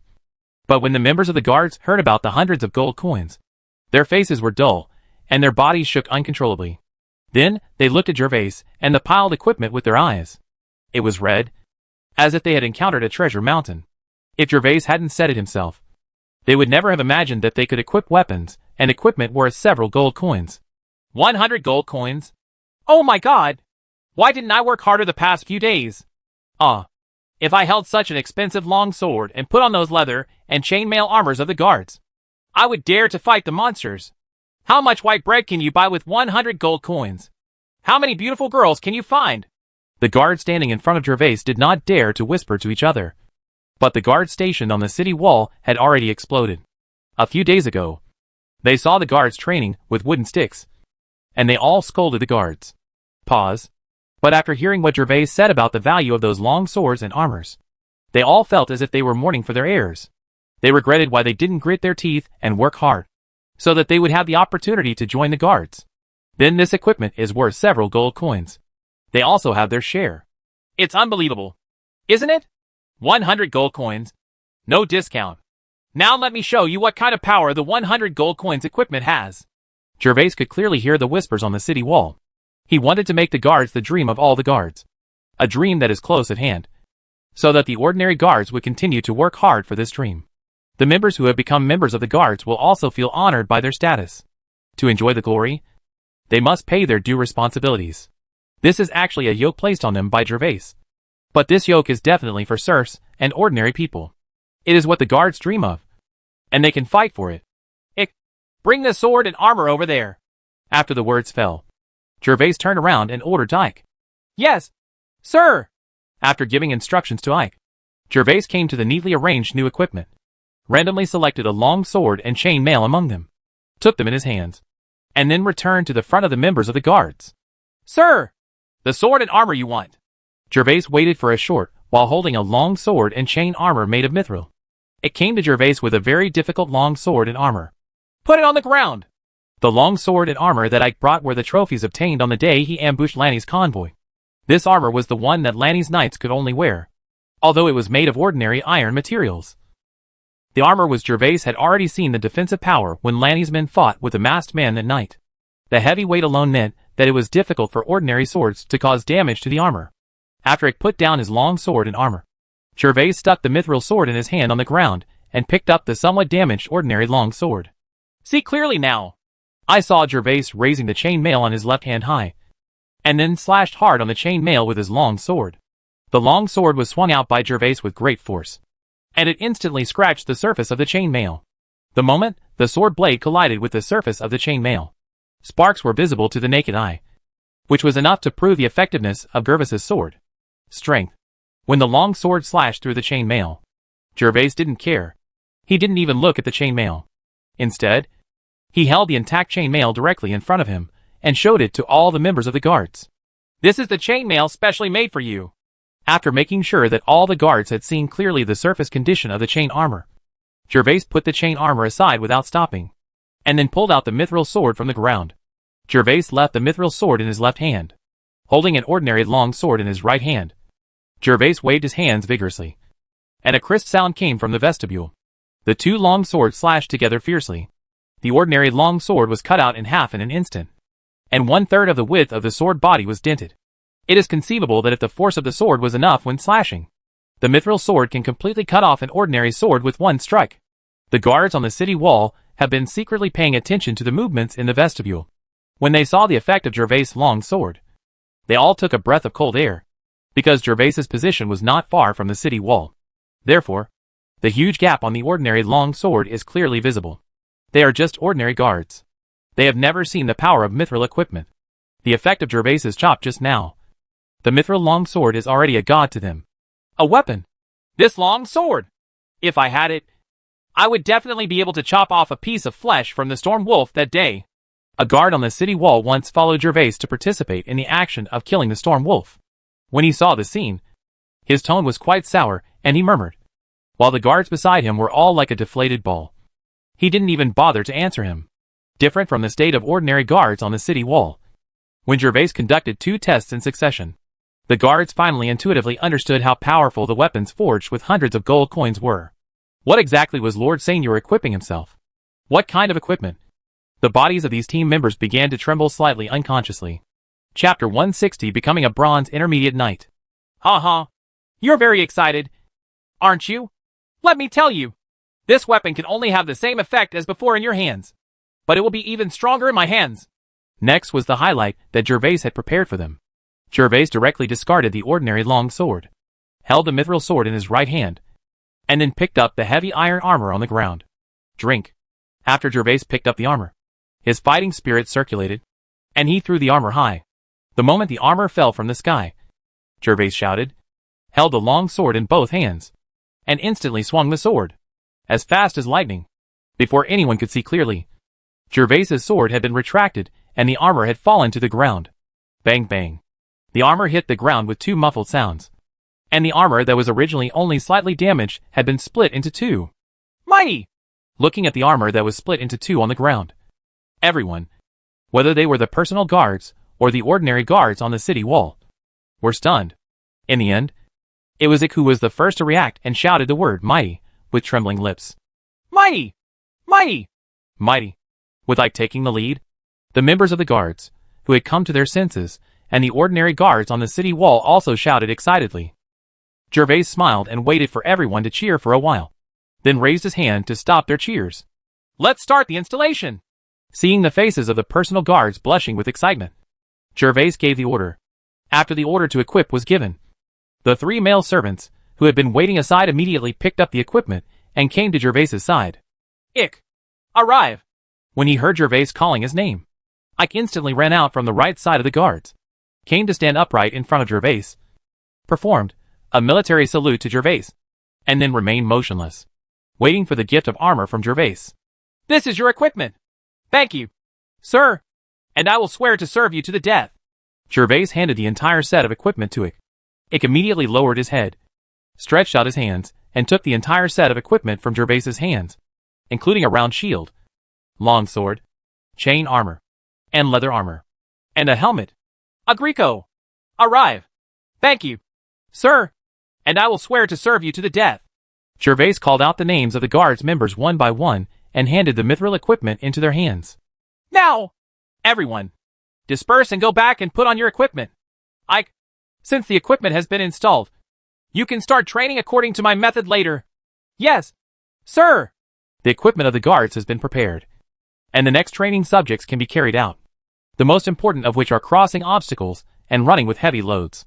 Gervais has ordered people to make a weapon in the open space outside the castle, just like the army in his previous life. Obstacle courses, trenches, low walls, single plank bridges, high walls, etc., as long as they exist in memory, have been imitated by Gervais. These projects can greatly exercise the physical fitness of the guards. Only after the guards' bodies have been strengthened, Gervais will then consider training in infantry squares or small attack formations. As for the killing martial arts, Gervais directly handed over the skills in this area to Ike. The Ks are more suitable for them than Gervais's, mainly because the movements are too difficult. The guards and bodyguards are still ordinary people, without the title of knight. They can't perform it at all. After the guards were disbanded, Gervais entered the training space again. During this time, he was practicing the firefighting Chiju he got from Bernard. After practicing for a period of time, Gervais fell in love with it. High-level cultivation techniques. Not only was the speed faster during practice, but during the practice, Gervais could feel that his body seemed to be wrapped in warm heat, which was indescribably comfortable. Gervais did not know that if his body had not been transformed by the golden kiwi fruit, his experience would be even more perfect, and the effect of the fire energy nourishing his body would be more obvious. Just a little bit closer. In the training space, Gervais is sitting cross-legged on the lawn. Not far from Gervais, a snow-white unicorn is also practicing. However, Gervais has become accustomed to it. All his energy is now focused on his body, because he can feel that his chi has reached a limit. As he continues to practice during this period, more and more spiritual energy is flowing into the chi, and it has filled the entire chi. This means that Go Weiss is about to break through. As long as he breaks through and becomes an intermediate bronze knight, his chi will expand again and can accommodate more spiritual energy. 1 lap, 2 laps, 3 laps. Gervais worked tirelessly to guide the spiritual energy through the various energy channels in his body, and then reassembled it at the gate of the air sea. Then he used a squeezing method to stuff the already extremely pure spiritual energy into the air sea. At this time, Gervais's physical advantage strengthened by the kiwi fruit came to light. A large amount of spiritual energy accumulated outside the entrance of the chi gate, inflating this section of his chi veins a lot. If he is an ordinary title knight, he still needs to slowly let his chi adapt. He would not dare to guide so much spiritual energy to gather here at once. But such a small amount of spiritual energy is not enough to cause any damage to Gervais's chi. So Gervais can lavishly accumulate all the spiritual energy at the door of the chi, and then use brute force to squeeze the spiritual energy into the chi. This is the bottleneck of the title knights in this world. Once they reach the realm of breakthrough, they need to work hard to slowly plan a breakthrough, continuously strengthen the strength of the body and chi, and finally use all their energy to break through. Hurry! Hurry! Although Gervais's chi veins will not be damaged by the accumulation of spiritual energy, the bulging feeling of the huge amount of spiritual energy still makes Gervais very uncomfortable, and his forehead is already covered with beads of sweat. Although compared to the first time he opened up the air sea, this breakthrough only made Gervais a little uncomfortable, and it was not as painful as the first time. Gervais gritted his teeth and kept squeezing the spiritual energy, as if he was continuously inflating an already filled balloon. As Gervais continued to squeeze, the spiritual energy in the air sea became denser and denser. As the density finally reached the upper limit, the air sea was squeezed and enlarged imperceptibly. Break it for me! Seeing that the spiritual energy could no longer be compressed, Gervais felt that the time had finally arrived, and concentrated all his mental power, controlling all the spiritual energy outside the door of the air sea, and rushed fiercely into the air sea. Boom! The spiritual energy controlled by Gervais' mind was like a group of galloping horses, slamming into the saturated spiritual energy in the air sea. Gervais only felt a sharp pain coming from the air sea, and then his body suddenly felt light. All the spiritual energy rushed into the air sea, and the air sea was squeezed and expanded by the spiritual energy to a certain extent. This was breaking and then standing up. Ha ha! Finally a breakthrough! When Gervais came back to his senses, he laughed excitedly and clenched his fist. Gervais felt the power coming from his body because of the breakthrough. I need to take a shower quickly. After feeling the pleasure of becoming an intermediate bronze knight, Gervais realized that his body was already covered in sweat, and it was mixed with a lot of impurities excreted from the body. Although it was only a little bit. But this is pretty good. Every time the title knight breaks through, not only the sea of chi can hold more spiritual energy, but the body will also be strengthened. These impurities on Gervais's body are the manifestations of Gervais's body after strengthening. The higher the level of breakthrough, the stronger the effect. The stronger. Chapter 161. Who gave you the courage? There are 4 districts in Winterfell, divided into southeast, northwest and northwest. Most of the people living in the west and north districts are civilians. Although it is much cleaner and tidier than in the countryside, you can still smell waves of unknown odors when walking on the streets of these 2 districts. Most of the pedestrians were ragged civilians. The South District is an area where wealthy businessmen or individual small nobles gather. The streets here are wide, with shops on both sides of the street, and the sound of hawking is endless. Among the pedestrians walking on the street, you can occasionally see 1 or 2 wealthy businessmen with big bellies. Servants swaggered by. As for the East District, it is the quietest place in the entire Winterfell. The streets paved with bluestone are clean and wide. In addition to some high-end shops, there are the gates of luxurious mansions on both sides of the streets. Many of the gates have 1 or 2 waist hangings, a long sword, guarded by a strong man in leather armor. Compared with the other 3 districts, the number of pedestrians walking on the street is also much smaller. In addition to the men and maids dressed as servants, the people passing by on the street are often men and women wearing silk clothes. These gorgeously dressed pedestrians walking on the streets. People are talking and laughing leisurely. Compared with the dirty and messy northwest districts, this place looks like a paradise on earth. But today, in this quiet and peaceful East District, which is like a paradise on earth, a strange scene appeared. The square on East Street is usually a place where many aristocratic ladies and ladies relax and play. It is lined with trees and has an open space. There are many places selling silk or some high-end luxury goods around the square. But in such a high-end place, there is a caravan occupying the center of the square. This caravan has 4 carriages and only 13 people. Among them are fully armed soldiers, stewards wearing silk, and there were several serfs wearing linen blouses. As soon as this group arrived in the square, they immediately attracted the attention of everyone present. Many tourists traveling together have already started talking about it. What happened to that group of people? Why did they start unloading goods in the square? Aren't they afraid of the city guards? I think these people are country bumpkins who come from nowhere. It's their first time in Winterfell, and they don't know the rules. Just wait and see.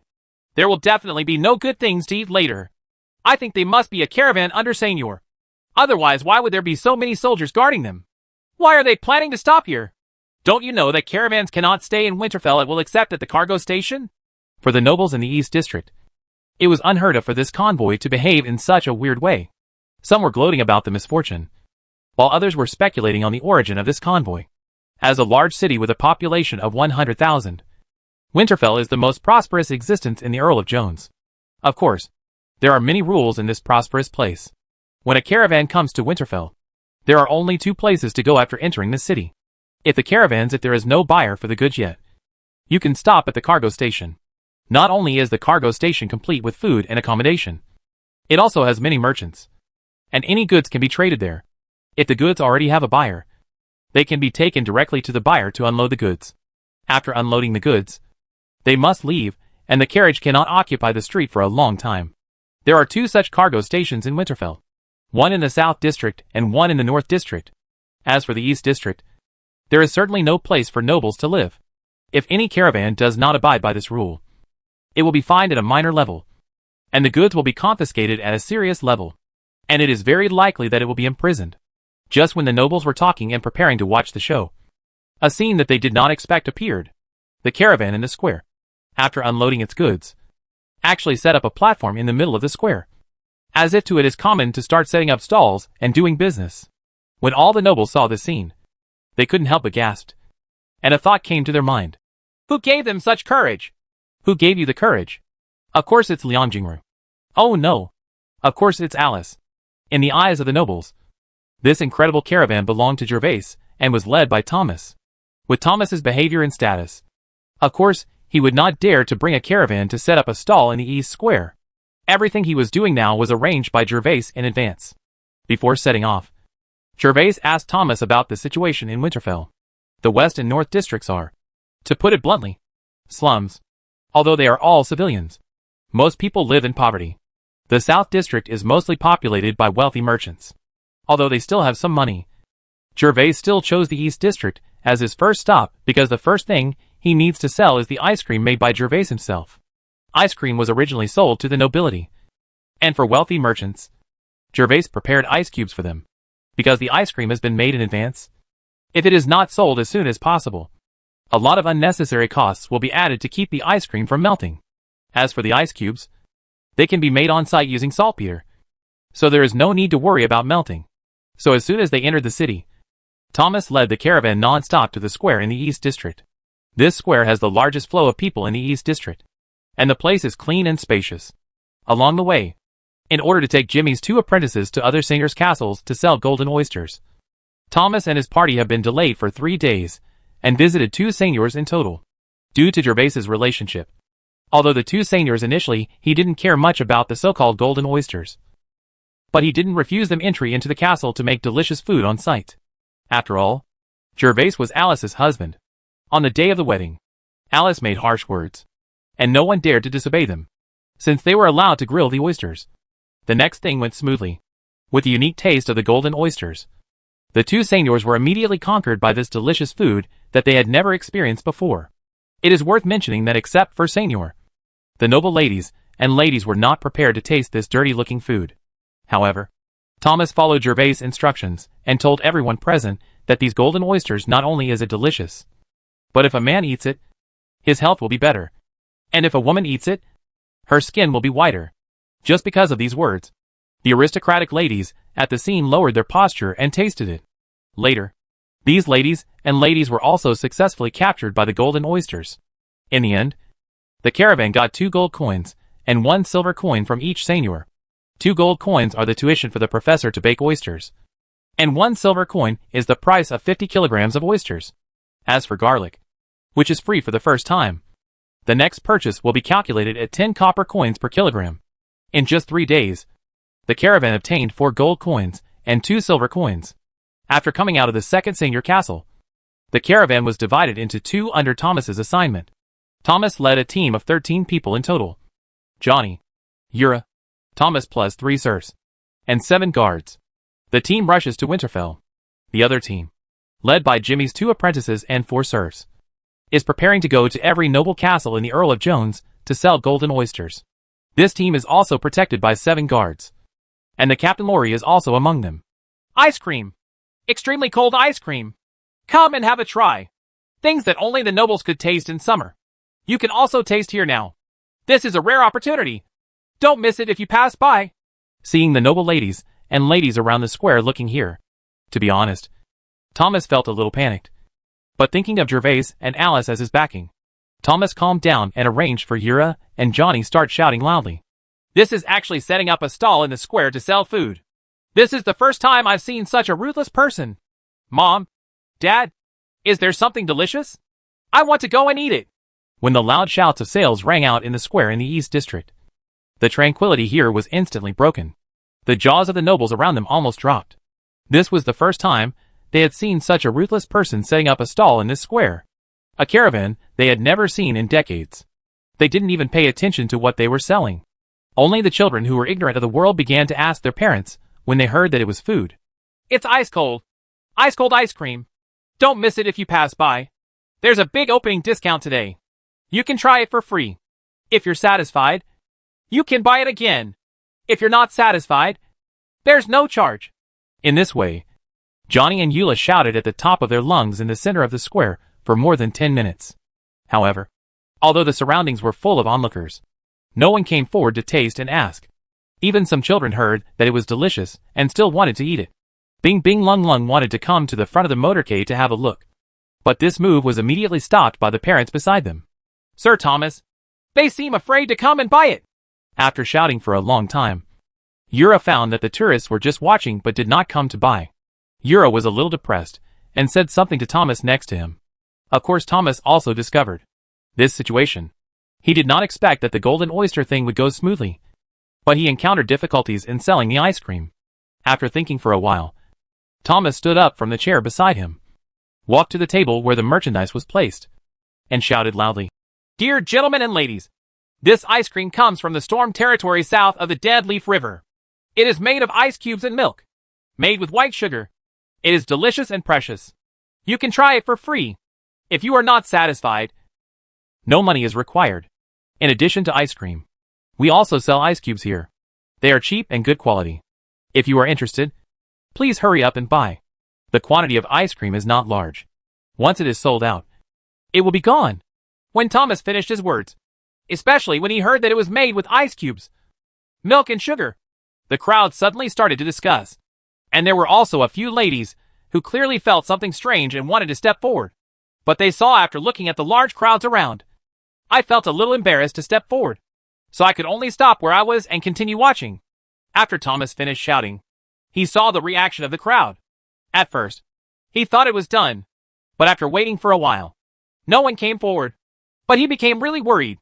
This ice cream was the main purpose of leading the team, and now there is no one. If someone buys it, ask him how to go back and explain to Gervais. The storm territory south of the Dead Leaf River? Is it the territory of Baron Gervais? Just when Thomas was getting a little anxious, a middle-aged man suddenly walked out of the crowd of onlookers. Next to the man was a well-dressed woman, who was holding two children, one large and one small. Yes, your lord. My master is none other than the Seignior of the Storm Territory, the master of the Golden Castle, Baron Gervais. I am his butler Thomas. Thomas looked for the voice, and found that the man asking the question was wearing silk clothes and a lord's badge on his chest. His eyes immediately lit up, especially when he saw the two children beside him. He had an idea. I don't know your surname.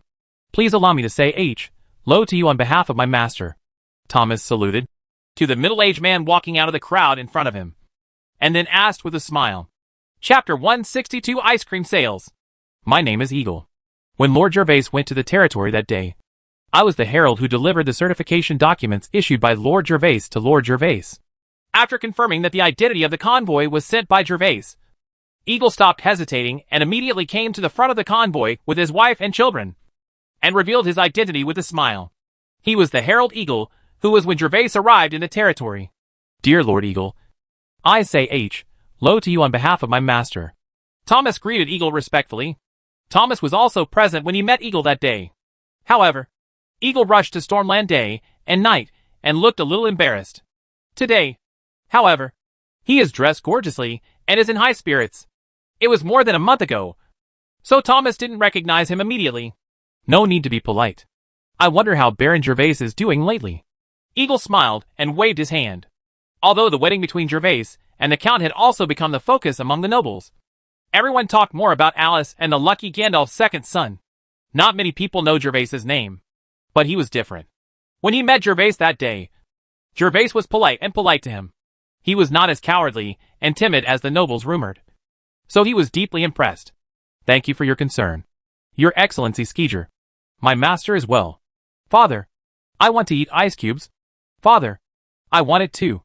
I want it too. While Eagle was talking to Thomas, the older brother and the younger brother, led by Eagle's wife, started to make a noise. Yura, quickly serve 4 bowls of ice cream to Mr. Eagle, his wife, and the 2 young ladies. Hearing the noise of the 2 children, before Eagle could say anything, Thomas, who was quick thinking, had already begun to give instructions to Yura. This was a great opportunity. He had just met some ladies who were already a little interested, but he was too embarrassed to do so much. People were watching, so they were embarrassed to come forward. Now as long as the Eagle family starts eating, this breakthrough can definitely be opened. Butler Thomas, thank you very much. The reason why Eagle stepped forward was because of Gervais. He had heard the discussion in the crowd. He was also ready to help the Countess's husband in order to build some good relationships. Now that his 2 children are talking, this is just right. So Eagle did not refuse the 4 bowls of ice cream sent by Thomas. Soon, Yura and Johnny started working together, scooping out ice cream of different colors from several huge wooden boxes, and handed them to the 4 members of the Eagle family. Then I'm not welcome. Taking the porcelain bowl handed over by Johnny, Eagle was also very surprised when he looked at the colorful ice cream in the bowl. It was actually ice. The cold feeling in his hand confirmed this. And Eagle was also not surprised. Dare to be negligent, for fear that the precious ice cream would melt. He said to Thomas, took a small spoon and started eating too. Wow! So cold. So sweet. Ah! It's delicious. This is the most delicious food I have ever eaten. When Eagle and his wife took the ice cream into their mouths, although their eyes were shining again and again. In public, they were both nobles and needed to maintain an elegant manner. But their children were different. The 2 children were only 6 or 7 years old. They were innocent and romantic. When they ate such delicious food, they immediately screamed and danced while eating, watching the crowd watching from a distance. He kept swallowing his saliva. The 2 children had their mouths full of ice cream juice as they ate. Normally, Eagle would have disciplined them. But now that they were promoting Gervais, he acquiesced. And the ice cream is indeed delicious. For a nobleman like him, who does not have a fief yet, there is basically no chance of eating ice cubes in the summer, let alone such ice cream. It looks delicious. That's Lord Eagle. He works at City Hall. I've met him. Mother, I want to eat too. I want to eat too. Sister, I want to eat too. Please take me there. The yelling of Eagle's 2 children finally aroused the greed of other children. The best way to deal with the children is to eat delicious food in front of him. This is the biggest temptation for them. Then go and have a taste. A noble lady with a child swallowed quietly. When she heard her child's cry, she immediately pretended to be reluctant and brought her child to the front of the motorcade. How do you sell this ice cream? My kids want to try it too. The aristocratic lady was the first person to come forward besides the Eagle family. She was a little reserved at the moment and was too embarrassed to say free tasting. She directly asked about the price, blaming the reason for the purchase on her children. Dear madam, please taste it first and make sure it tastes good before you buy it. The noble lady's expression caught Thomas's eyes. Thomas, who knew how to watch people's emotions, didn't know what the noble lady was thinking. So he immediately spoke to her. Yura, hurry up and scoop 2 bowls of ice cream for the lady and the young master to taste. Soon, the aristocratic lady and her child both got the ice-cold ice cream, and both of them couldn't wait to eat it. Wow, wow, wow. So delicious. So delicious. If there is one, there will be 2. Until this moment, the people who had been excited for a long time finally took action, and they all flocked to the motorcade in the center of the square. Welcome to taste. 1 per person. Quantity is limited. Seeing such a scene, Thomas's face burst into laughter. It's so delicious. How do you sell this ice cream? I want to buy some for my mother to taste. In the crowd, a young man asked loudly after tasting. Such a big jar costs 2 silver coins a jar. You can choose any flavor, and it also comes with half a basin of ice cubes to keep it warm. Upon hearing the inquiry, Thomas quickly stood on the carriage, took out a clay pot, and explained to the crowd. 2 silver coins? I want 2 cans. I want the banana-flavored and grape-flavored ones. I want 1 can. I want. It is rare for nobles like them to be able to eat ice cubes in summer. Not to mention that this ice cream which is more delicious than ice cubes, can be bought with silver coins today. Everyone is not stingy and takes out their silver coins to buy it. Looking at the crowds at the scene, I was afraid that I would miss it if I was late. What's going on? Don't be too crowded. Who is selling things in the square? Are they dying? Just when people were paying for it and Thomas and others were having fun, a group of city guards wearing silver armor came from behind the crowd. There was a fiery red rose engraved on the chests of these city guards' silver armor.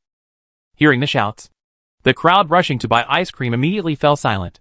They all looked back. After seeing the identity of the person coming, they all moved out of the way. Chapter 163, Setting off the stall. If Gervais was present, he would definitely be able to tell that this team of only 10 people wearing silver armor is actually a title knight. The roses engraved on the silver armor represent that they are the strongest combat power of the Jones family. Order of the Rose. The Knights of the Rose have 1,000 trainee knights, 200 bronze knights, and 10 silver knights. The safety of Winterfell is guarded by them, and the order in Winterfell is also managed by them. Because the East District of Winterfell is an area where nobles gather, for the purpose of both deterrence and protection of the nobles living here. The patrolling city guards are all responsible for the title knights. Unlike the other 3 districts, only those who lead the team are responsible. The captain is a titled knight, and the others are ordinary trainee knights. When the crowd moved out of the way, the city guard captain, who led the team, came directly in front of Thomas and others. He looked at the porcelain bowl that was placed on the platform that was emitting the slightest trace of gas. Thomas and others said coldly, "Don't you know the rules of Winterfell? Captain, thank you for your hard work. Of course we know the rules of Winterfell. It's just that my master said he wanted to set up a stall here, and we servants are just doing what he's told." Thomas was not afraid when he saw the captain coming up and speaking coldly. They did violate the rules of Winterfell by setting up a stall here today. But this was also a helpless move. Winterfell, a place in the East District where every inch of land is at a premium. Gervais is now so poor that it is impossible to afford a shop. But the people with the most purchasing power all gathered to live in the East District. So Gervais ordered him like this. Gervais is even ready. As long as the caravan makes money this time, he can consider buying a shop in the East District, so that he won't have to set up a stall on the roadside in the future. "Captain, you've worked hard on patrol. Come here and have some ice cream to cool down. I'll explain to the captain here." The city guard is also responsible for this. Although his tone was harsh just now, Thomas was not angry. Instead, he enthusiastically stepped forward to take the captain aside and tell him Gervais's identity. "Humph. Don't do this. I'm telling you. Captain Anthony, I think you'd better listen to Butler Thomas first." Just when Anthony was about to put down his harsh words and start to act according to the rules, Eagle, who had already finished his ice cream, interrupted him and gave him a look, indicating that he should go to a place with fewer people. "Eager, are you here too? Then I'll listen to your explanation first." As a city guard in the East District and a member of the Knights of the Rose, as long as he acts according to the rules, Anthony is not afraid of offending the nobles in the East District, because his biggest support is the Earl. As long as he is loyal to the Earl, he can be protected. Net worth and life. Just now, he thought Thomas was going to pull him aside for a bribe. But of course he refused. Maybe some city guards would accept some bribes. But he, Anthony, was also a knight with a title after all, and he would not ruin his reputation for a few silver coins. However, after meeting Eagle and receiving hints from him, Anthony gave up the idea of setting up a stall and grabbing someone immediately. After all, he and Anthony were old friends, and there must be a reason why he hinted like this. "Thank you, Lord Eagle." After Anthony walked out, Thomas walked side by side with Eagle and thanked Eagle. "Butler Thomas, there is no need to thank you. I am not helping you, but helping him.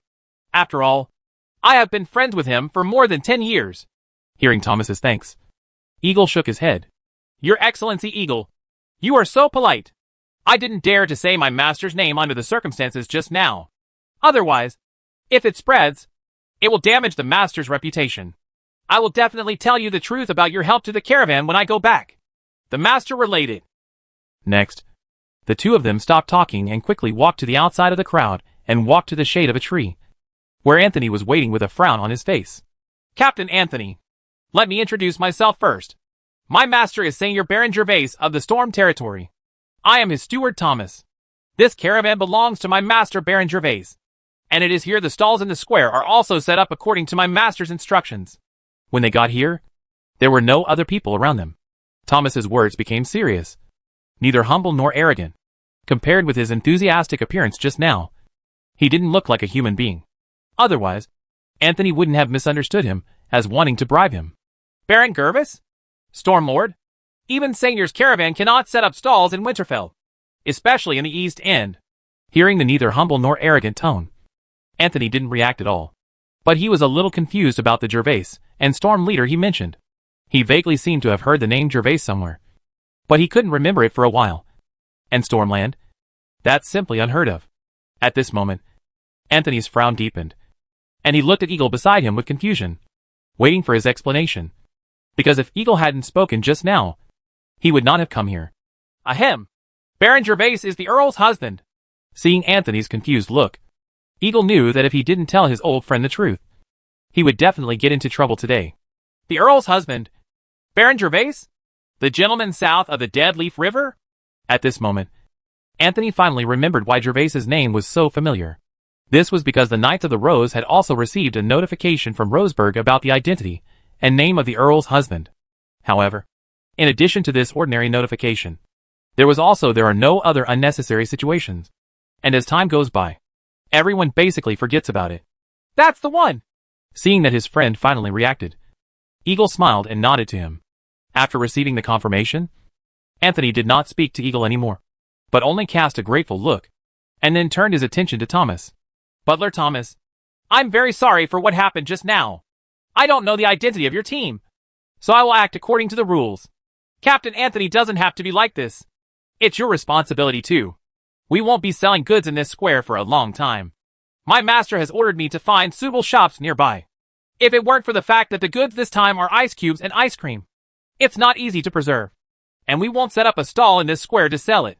Seeing Anthony's slightly pale face, and hearing his apology, Thomas's tone became more affectionate. And by the way, he explained the reason why the caravan set up a stall in this square to sell ice cream. After all, if people knew that Gervais allowed them to set up a street stall here because they had no money to buy a shop, it would damage Gervais' reputation. As a housekeeper, he must prevent such a thing from happening. That's it. Don't worry, Butler Thomas. The East District is my patrol jurisdiction. I'm very familiar with this area. If there is a suitable store, I will pay attention to it for you. After confirming Gervais's identity, Anthony not only turned pale, but also broke into a cold sweat, which was only covered up by the hot sweat. You must know that Gervais is the husband of the Earl. She almost overturned his stall just now, but it was only with the cultivation of the title knight that Anthony was not frightened to the point where his legs weakened on the spot. Anthony couldn't imagine what would happen if he really overturned the stall of Gervais's caravan today. What happened today is like on Earth. The husband of the female CEO of a large company set up a stall selling roasted sweet potatoes under the company building. The security guard almost opened the stall of the female CEO's husband. Anthony couldn't help but not be afraid. Of course, the most important thing is what Anthony didn't know was that Gervais was actually not very popular with Alice. Chapter 164 Heading to Rose Castle. Thank you, Captain Anthony. Captain Anthony, it's such a hot day. Come over and try some ice cream to cool off. At this moment, Thomas and Anthony were having a pleasant conversation.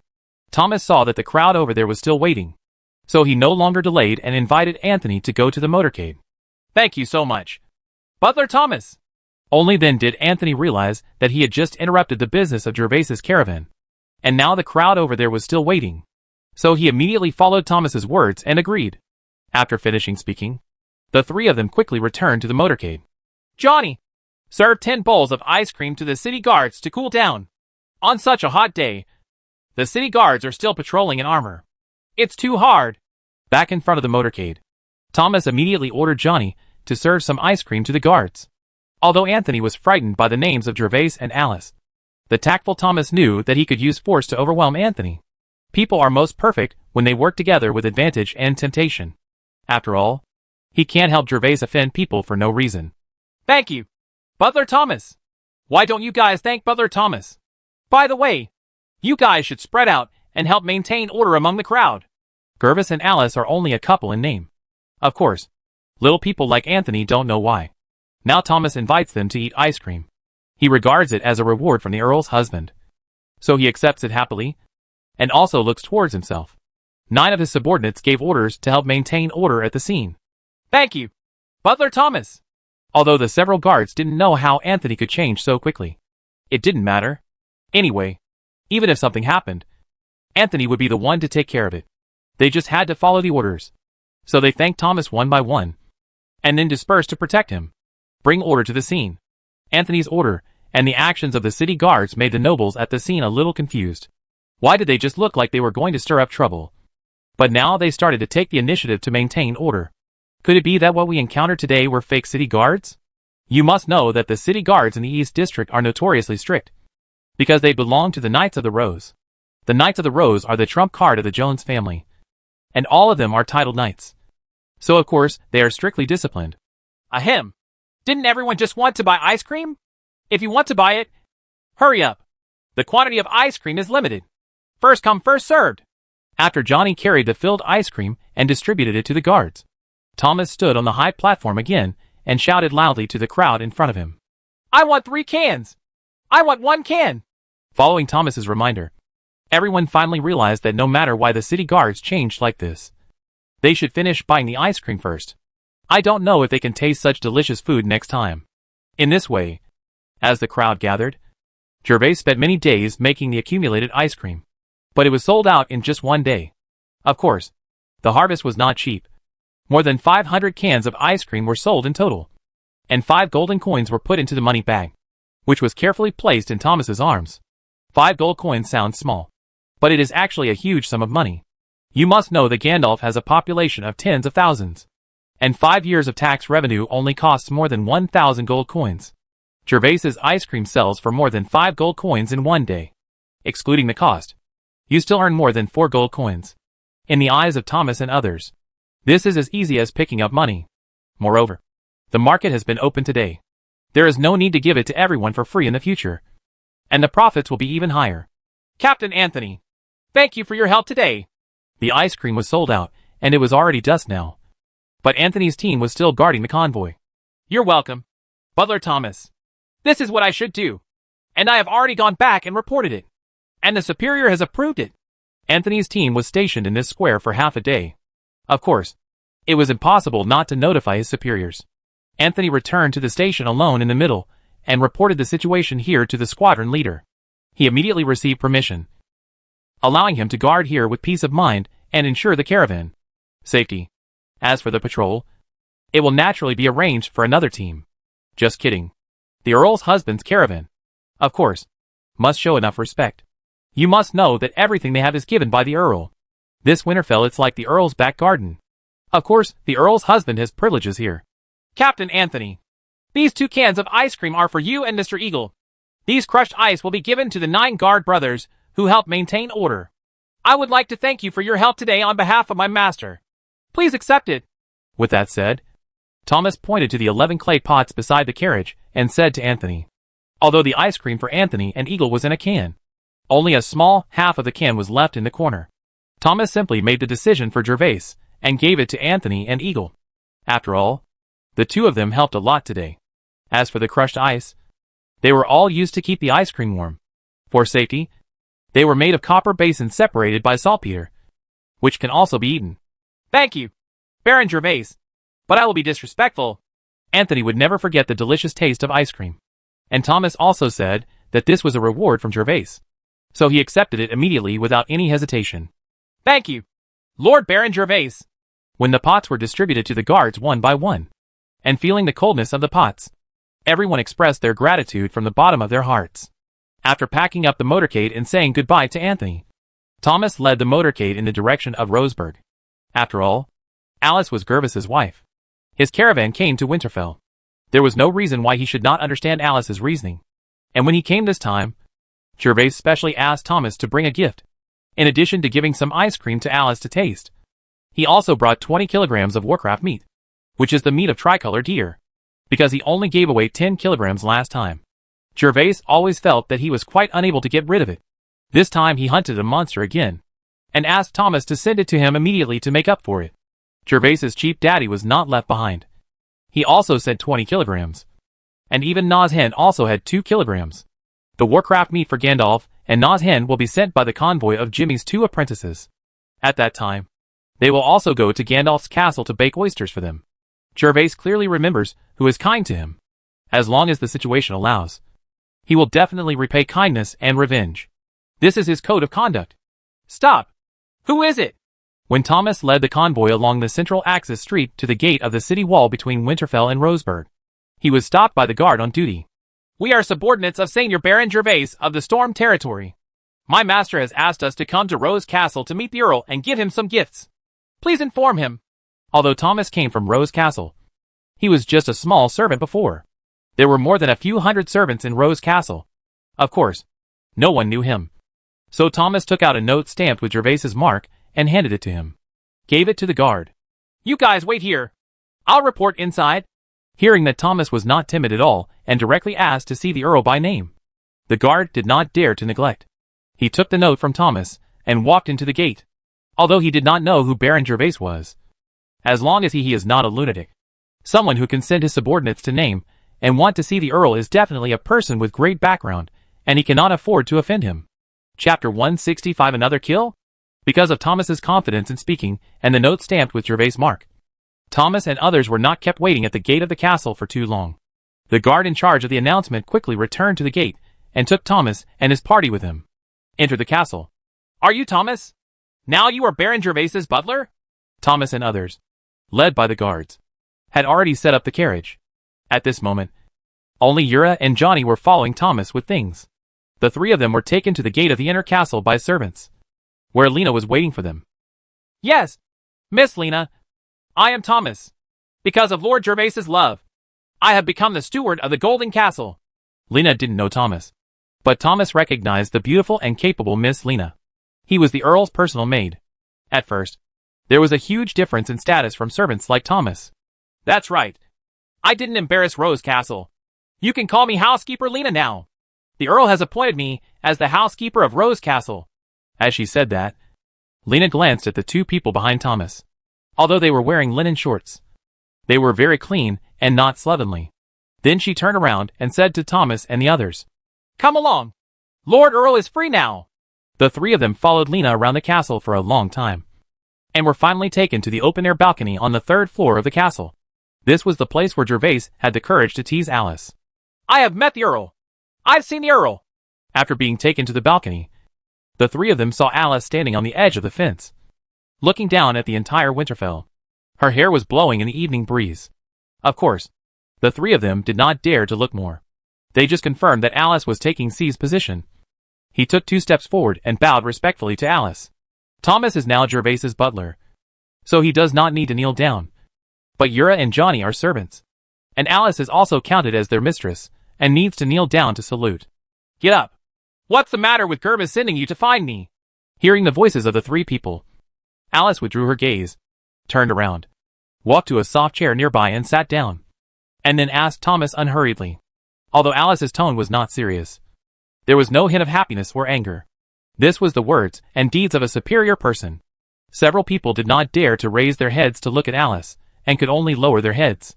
However, fortunately, they had the support of Gervais, the Earl's husband, so they felt calm inside. Sir, it was Lord Gervais who asked the little people to send you something to taste. Thomas was a housekeeper, and had also worked as a valet in Rose Castle. He was used to the tone of speech of those in authority, and he immediately answered Alice's question smoothly. Is it the ice cream you sold in the East End Plaza this afternoon? Alice's tone remained calm. Although she was asking a rhetorical question, it seemed as if she was describing it rather than asking. Yes, sir. In addition to ice cream, there are also 20 pounds of monster meat. Thomas was not surprised at all that Alice knew about the afternoon square. When he heard Alice mention it, he became slightly worried and quickly answered, Oh, and there's Warcraft meat? Storm Wolf meat? Alice was stunned for a moment, and unexpectedly another world of Warcraft meat was delivered. Although she didn't know why Gervais sent Warcraft meat one after another, Alice was still slightly happy. Of course, Alice was not happy that Gervais gave her a gift, but she was happy that she could be spared the torture of the snow-eating rabbit for several days. Sir, this is not the meat of a storm wolf. From what Sir Gervais said, this seems to be the meat of a magical beast called a tricolored deer. Thomas relaxed slightly, because Thomas could also hear Alice's joy. Although it was only slightly mixed, it didn't matter whether Alice is happy that Gervais gave her a gift or that she is happy with Warcraft meat. This means that she will not be punished by the Earl for what happened this afternoon. After all, the Earl will not blame Gervais for what happened this afternoon. Yes, but it would be unfair if his anger were brought upon them. Alice was surprised when she heard the word three-colored deer, and immediately asked, Three-colored deer? Did you, Gervais, kill another monster? In fact, what Alice wants to ask is, don't tell me that Gervais killed another monster. However, asking this question seemed to look down on Gervais. So Alice immediately changed her method of questioning. Although the method of questioning has changed, the doubt in Alice's mind has not changed. Could it be that Gervais's storm territory is a den of monsters? How come there are monsters for Gervais to encounter every 3 days? Moreover, they were all killed by Gervais after encountering them. Alice knew how difficult it was to kill a monster, especially a monster with a large spell range like the three-colored deer. Gervais was a low-level monster, a bronze knight of the highest rank. I'm afraid he can't even dodge the spell released by the three-colored deer. Right? Yes, sir. Just the day before our departure, Lord Gervais hunted this three-colored deer monster and ordered the villain to bring 40 kilograms of monster meat, 20 kilograms of which were given to Baron Gandalf, and the other 20 kilograms for you. How many men were lost in hunting this three-colored deer? Are there any other titled knights who can help? Alice was sure that Thomas would not dare to lie in front of her, so she did not question the authenticity of Gervais's hunting of a three-colored deer again. Now she was just a little curious about how Gervais killed the three-colored deer. My lord, there were no casualties. Lord Gervais took 14 guards there that day, and they all came back unscathed. As for the titled knights, my lord has no titled knights, but my lord has invented a very powerful weapon. This three-colored deer seems to have been seriously injured by that weapon. Of course, Thomas didn't know how Gervais hunted the three-colored deer, so he could only tell Alice the truth he knew. And Thomas didn't tell Alice about the existence of unicorns. After all, the Earl didn't ask, and Thomas wouldn't say anything. No casualties? A powerful weapon? Alice was thoughtful. But now that she had a reasonable explanation, Alice stopped asking more about this matter. After all, Gervais was kind enough to send something, and it would be too much for her to interrogate a prisoner. As for the powerful weapons Thomas mentioned, Alice planned to wait until Gervais came to Rose Castle in person before asking. After all, she was quite curious about weapons that could hurt Warcraft. Is there ice cream in that clay pot? Yes, sir.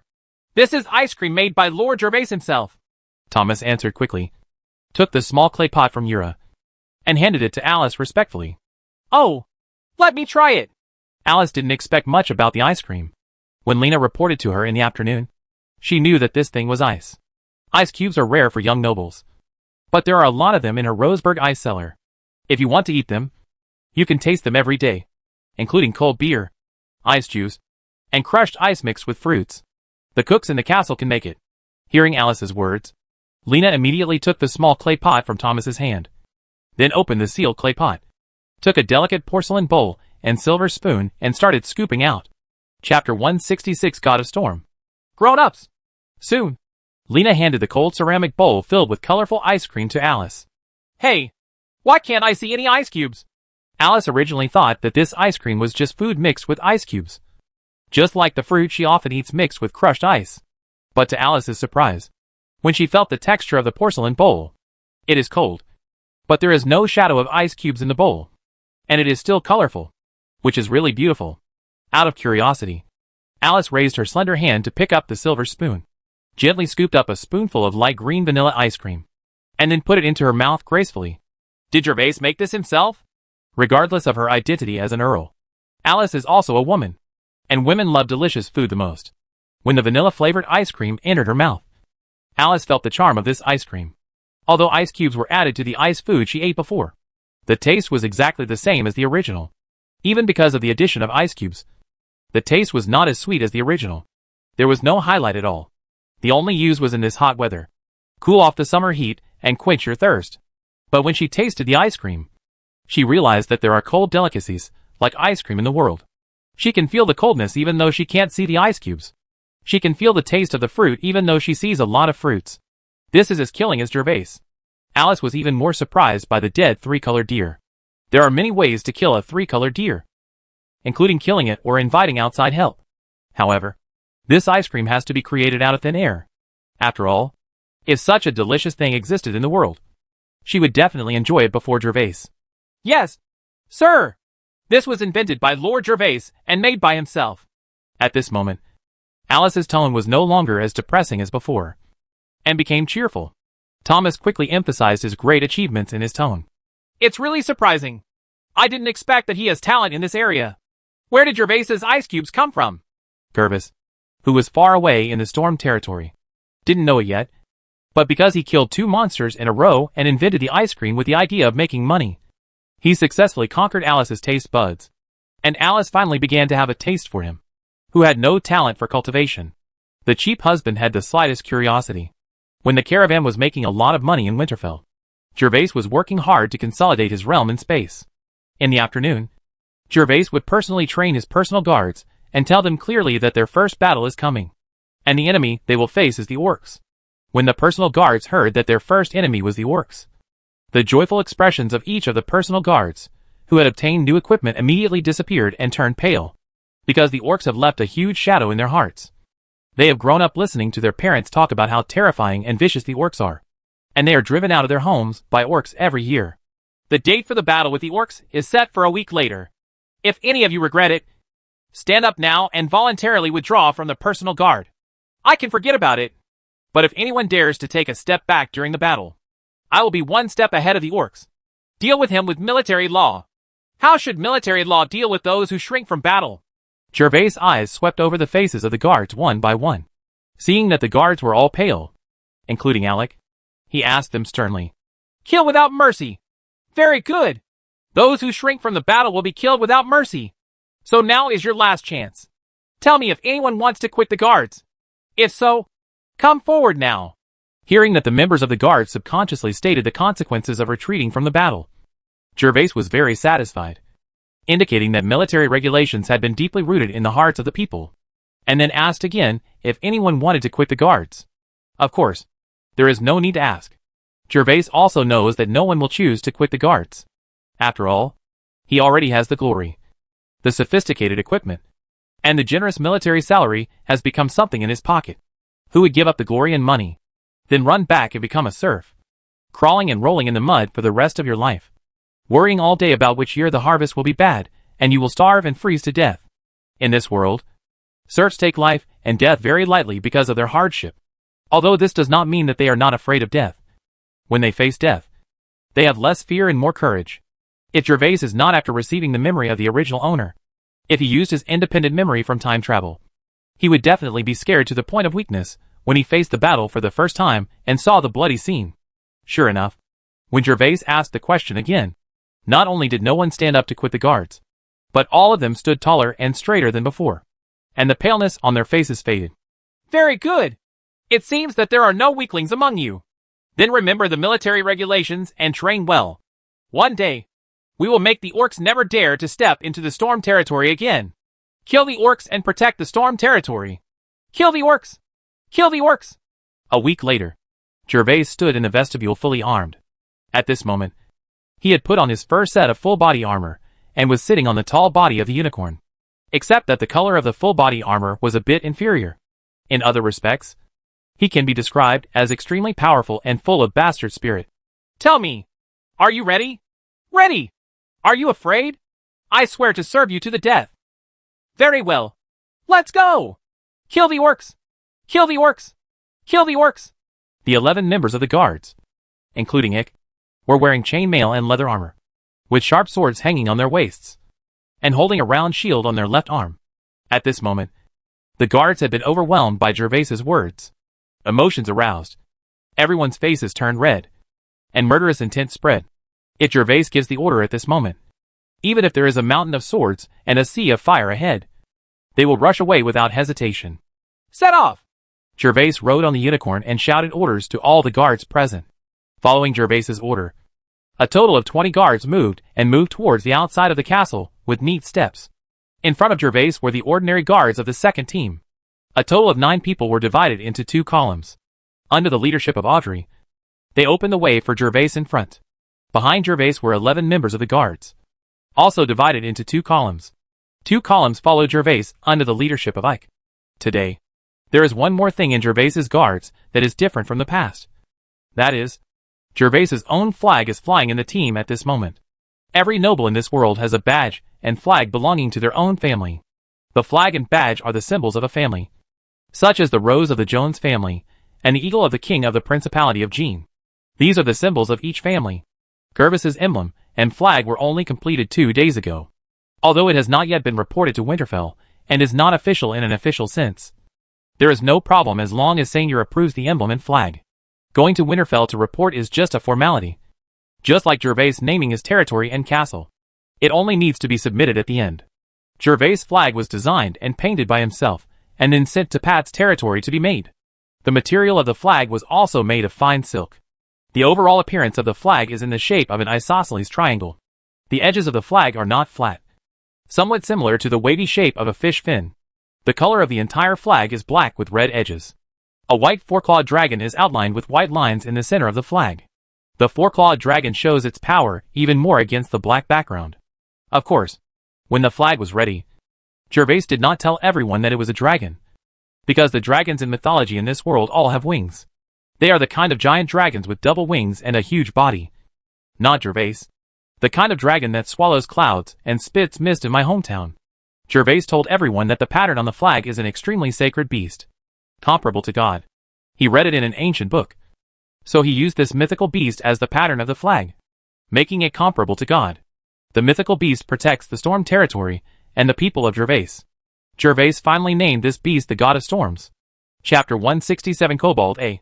As the team slowly drove out of the castle, one could see the serfs on the gentle slope of the castle, all waiting quietly at the foot of the mountain. Lord Seignior! Lord Seignior! When Gervais' team came to the bottom of the gentle slope, the serfs knelt down and greeted Gervais loudly. Gervais looked around, but there was no response, because the team was still moving forward. As long as Gervais passed by, they could get up on their own. These serfs received the notice yesterday that their Lord Seignior was going to fight the orcs at the seaside. All came to watch. The orcs have brought too much pain and too much fear to the serfs of the storm territory. If Gervais wants to resist the invasion of the orcs in the future, the first thing he must do is to make the serfs no longer fear the orcs. In fact, Gervais was not originally prepared to let the serfs watch. After all, there were some risks in doing so. However, the reaction of the guards when they heard that they were going to fight the orcs that day made Gervais know that this fear had penetrated deeply into their hearts. Marrow. If this fear is not eliminated as soon as possible, Gervais will never be able to rely on the serf guards in the storm territory to resist the orcs. As Gervais's team advanced slowly, they saw a rare and spectacular scene in the storm territory. A team of 700 to 800 people filled the dirt road. From a distance, it looked like an army was marching. After an hour's journey, Gervais and his party finally arrived at the seaside. They saw a wall made of thick tree stumps already standing on the cliff 2 kilometers away from the seaside mountain village. It was the prison cage built under Gervais's orders. There were also many serfs gathered on the hillsides around the cage, numbering about 500 to 600. Lord Seignior! When Gervais's team walked through the rugged coastal rocks and came to the 5-meter-high wooden wall, all the onlookers knelt down and saluted. Get up! The location of the cage is a standard funnel terrain, surrounded by mountains on 3 sides and cliffs on 1 side. The cage is built at the lowest point on the seaside. The serfs who followed Gervais have now occupied the surrounding higher rocky ridges. Watch. The serfs stood at a height of 70 to 80 meters away and could just see the scene in the cage, leaving a sufficient safe distance. Even if something unexpected happened in the middle, these serfs would have time to react and escape. Audrey! Take people around to maintain order. Follow the guards into the cage. Yes, sir! Audrey took the order and dispersed around with 8 of his subordinates. Each of them carried a flag, and the flag rustled in the sea breeze. After Audrey left, Gervais inadvertently glanced at the hillside not far away, where Bernard was standing quietly, and Gervais then urged the unicorn to enter the door of the cage. Close the door! When all the guards followed him into the cage, Gervais gave orders to the 6 villagers who were waiting outside the door to operate the winch of the gate. Yes, Lord Seignior! The 6 villagers immediately responded, took out the wooden rivets on the winch, and then slowly lowered the only door of the cage. With a bang, the door made of multiple thick logs fell steadily to the ground. With a muffled sound, several members of the guards trembled. Only Gervais and Ike were relatively safe, calm, although the faces of the guards did not turn pale. Their hands could be seen shaking unconsciously. Soon, you will face your first battle, and it will be against orcs. Tell me, Are you scared? Gervais, who was sitting on the unicorn, had already put on his helmet at this moment. But the mask had not yet been put on. Looking at the performance of the guards, Gervais was not surprised. The fear had penetrated deep into his heart. It was not these guards. They can control themselves. And the fear of orcs has become their instinct. The fear of orcs has been instilled in them since childhood. And it has always been hidden deep in their hearts. Don't be afraid. I swear to serve you to the death. The guards also wanted to stop shaking their hands slightly, because it was really embarrassing. In front of them was Lord Seignior, and there were thousands of villagers watching in the distance. But then, they realized that their trembling was not under control. Even if they have the courage to die at this moment, they can't stop their bodies from trembling. Facing Gervais's inquiry, the guards seemed to be ignited with anger and roared angrily. Angry that their bodies were so cowardly and uncontrollable by their own thoughts. Are you afraid? Seeing the faces of the guardsmen, with red faces and thick necks, Gervais continued to yell and asked, Not afraid! Not afraid! Not afraid! With these roars, the fire in the hearts of the guards was completely ignited. They were surprised to find that their fingers no longer trembled, but only filled with fighting spirit. Very good! After this battle is completed, those who perform well can choose their own horses. Those who flinch will die. Seeing that the emotions of the guards were aroused, Gervais promised a heavy reward. He had already prepared war horses for his guards. But whether the guards were worthy of Gervais's excellent horses, it's up to the members of the guards themselves to prove it. Everyone, raise your shields and draw your swords. Kill the orcs! Gervais raised his voice, pulled out the mithril sword from his waist, raised it into the air, and shouted loudly, Kill the orcs! Kill the orcs! Kill the orcs! Kill the orcs! When Gervais shouted, all the guards drew their swords from their waists without hesitation. The sharp sword shone coldly in the sunlight. Kill the orcs! Kill the orcs! Infected by the murderous shouts of the guards, the serfs on the surrounding hillsides, who didn't know who started it, also shouted loudly to kill the orcs. As more and more serfs joined in the shouting, in an instant the shouts of killing on the beach were so loud that they drowned out the whistling sea breeze, accompanied by bursts of killing cries. Gervais jumped down from the unicorn and took out Eve's jade box from the unicorn's saddle. Opening the jade box, I saw Eve raising her head curiously and looking around. She saw a sea of people everywhere, shouting excitedly and squeaking in the same way. The big eyes moved around, as if participating in a lively dance party. Gervais was almost amused by Eve's funny look. But the scene was serious at this moment, and Gervais managed to stop laughing. Eve, now we need you to create space. Carrying the jade box, Gervais came to the middle of the cage, placed Eve on the flat ground in front of him, then contacted Eve mentally and gave the order, Squeak! Squeak! Squeak! After receiving Gervais's order, Eve squeaked obediently, then moved a few steps forward, closed her big eyes, and began to gather energy in her purple body. Wow! Elf bug! A space has been opened. This is the first time I've seen it. So beautiful! As the light emanated from Eve, the serfs in the distance stopped shouting and stared at Eve in the cage with their mouths open. Although they were familiar with the elf bugs, they saw the elf bugs and the space opening with their own eyes. This is the first time for people.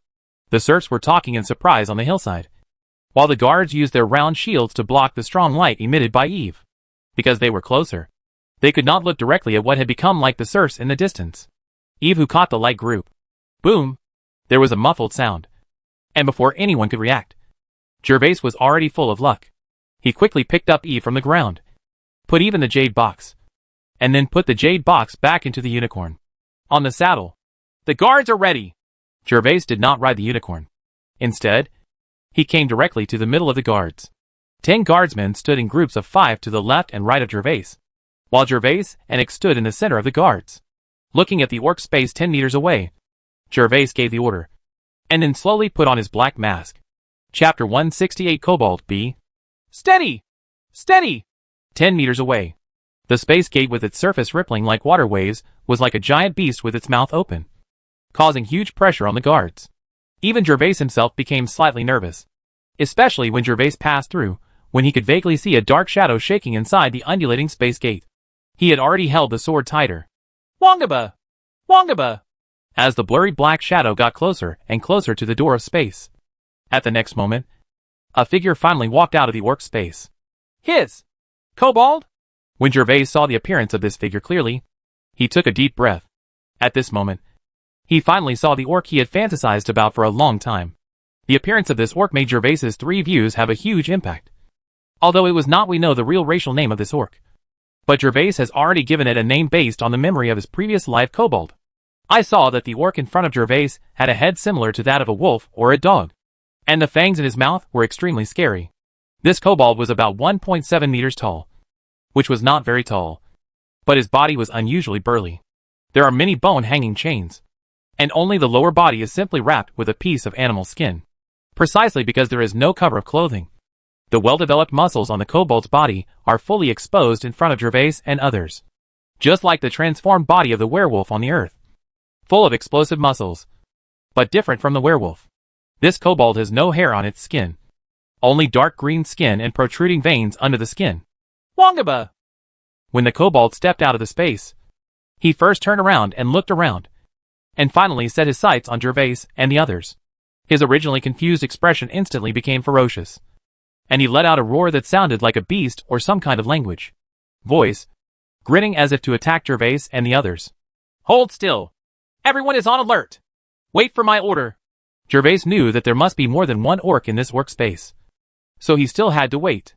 Kupat said that the space opened up by the purple elf worms had at least 5 orcs. And if there were more, there might be more than a dozen or even 20. It's not impossible. The kobolds at this moment are too close to the entrance of the space. Gervais is worried that his men may be caught off guard by the orcs, who continue to walk out of the space. Therefore, they suppressed the personal guards and swarmed up to deal with the kobold without giving any orders. Ah! Orcs? Really orcs? By the gods! Master Seignior is really ready to kill the orcs. We don't have to flee there anymore. The orc is so scary. Look at his mouth full of fangs. Is Master Seignior in danger? Have you never seen the storm wolf that Lord Seignior killed in our village last time? It was as big as 2 cows, and was killed by Lord Seignior with just 1 strike. I think Lord Seignior could kick this orc to death with just 1 kick. Why did I hear that it's only as big as a cow? Shit. I'm from the village on the edge of the dark forest. It's as big as 2 cows. I've seen it with my own eyes. When the orcs appeared, Gervais and others were still confronting the kobolds. All the serfs watching on the hillside unconsciously took several steps back and their faces turned pale. It took a moment before they realized what they were doing. The orcs were blocked by a wooden wall and Master Seignior was inside. So they regained their composure and started discussing with others. Wongaba! Wongaba! Wongaba! Sure enough, Gervais's caution was correct. Just a few seconds later, 5 kobolds walked out of the space gate again. After seeing Gervais and the others and the crowd of onlookers in the distance, the kobolds immediately he grinned and let out an angry cry. The 5 kobolds who came out from behind were almost identical to the first one. Their bodies were muscular. Their lower bodies were only wrapped in animal skins. And their necks, chests, and arms were covered with various necklaces and bracelets made of bones and fangs. The only difference was that the most likely reason is the scars on their bodies. Scars of varying depths can be seen on many kobolds.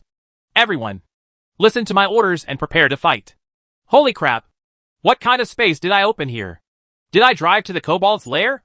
When the next 5 kobolds came out, Gervais saw that no more orcs came out of the space.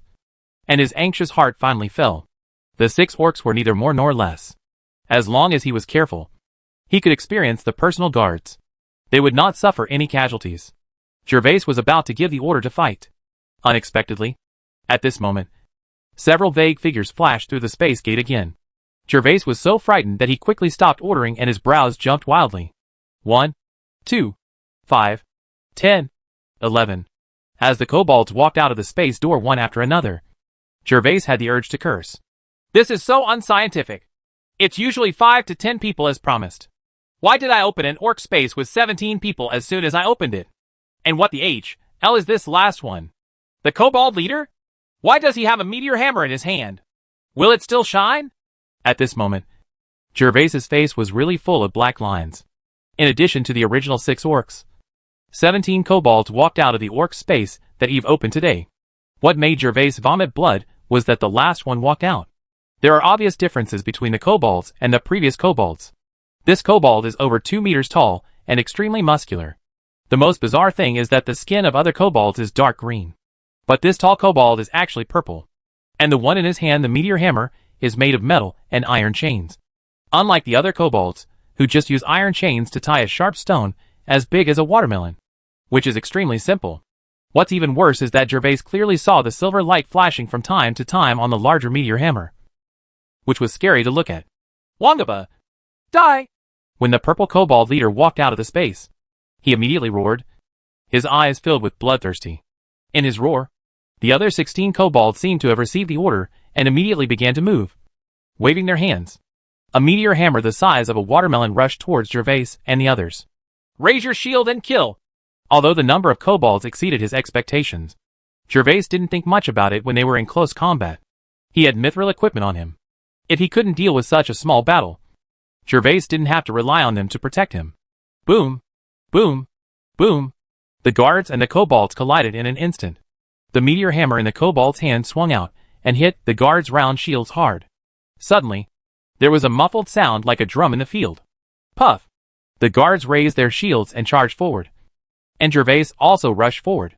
He raised his sword to activate his fighting spirit and was the first to engage the kobold in hand-to-hand combat.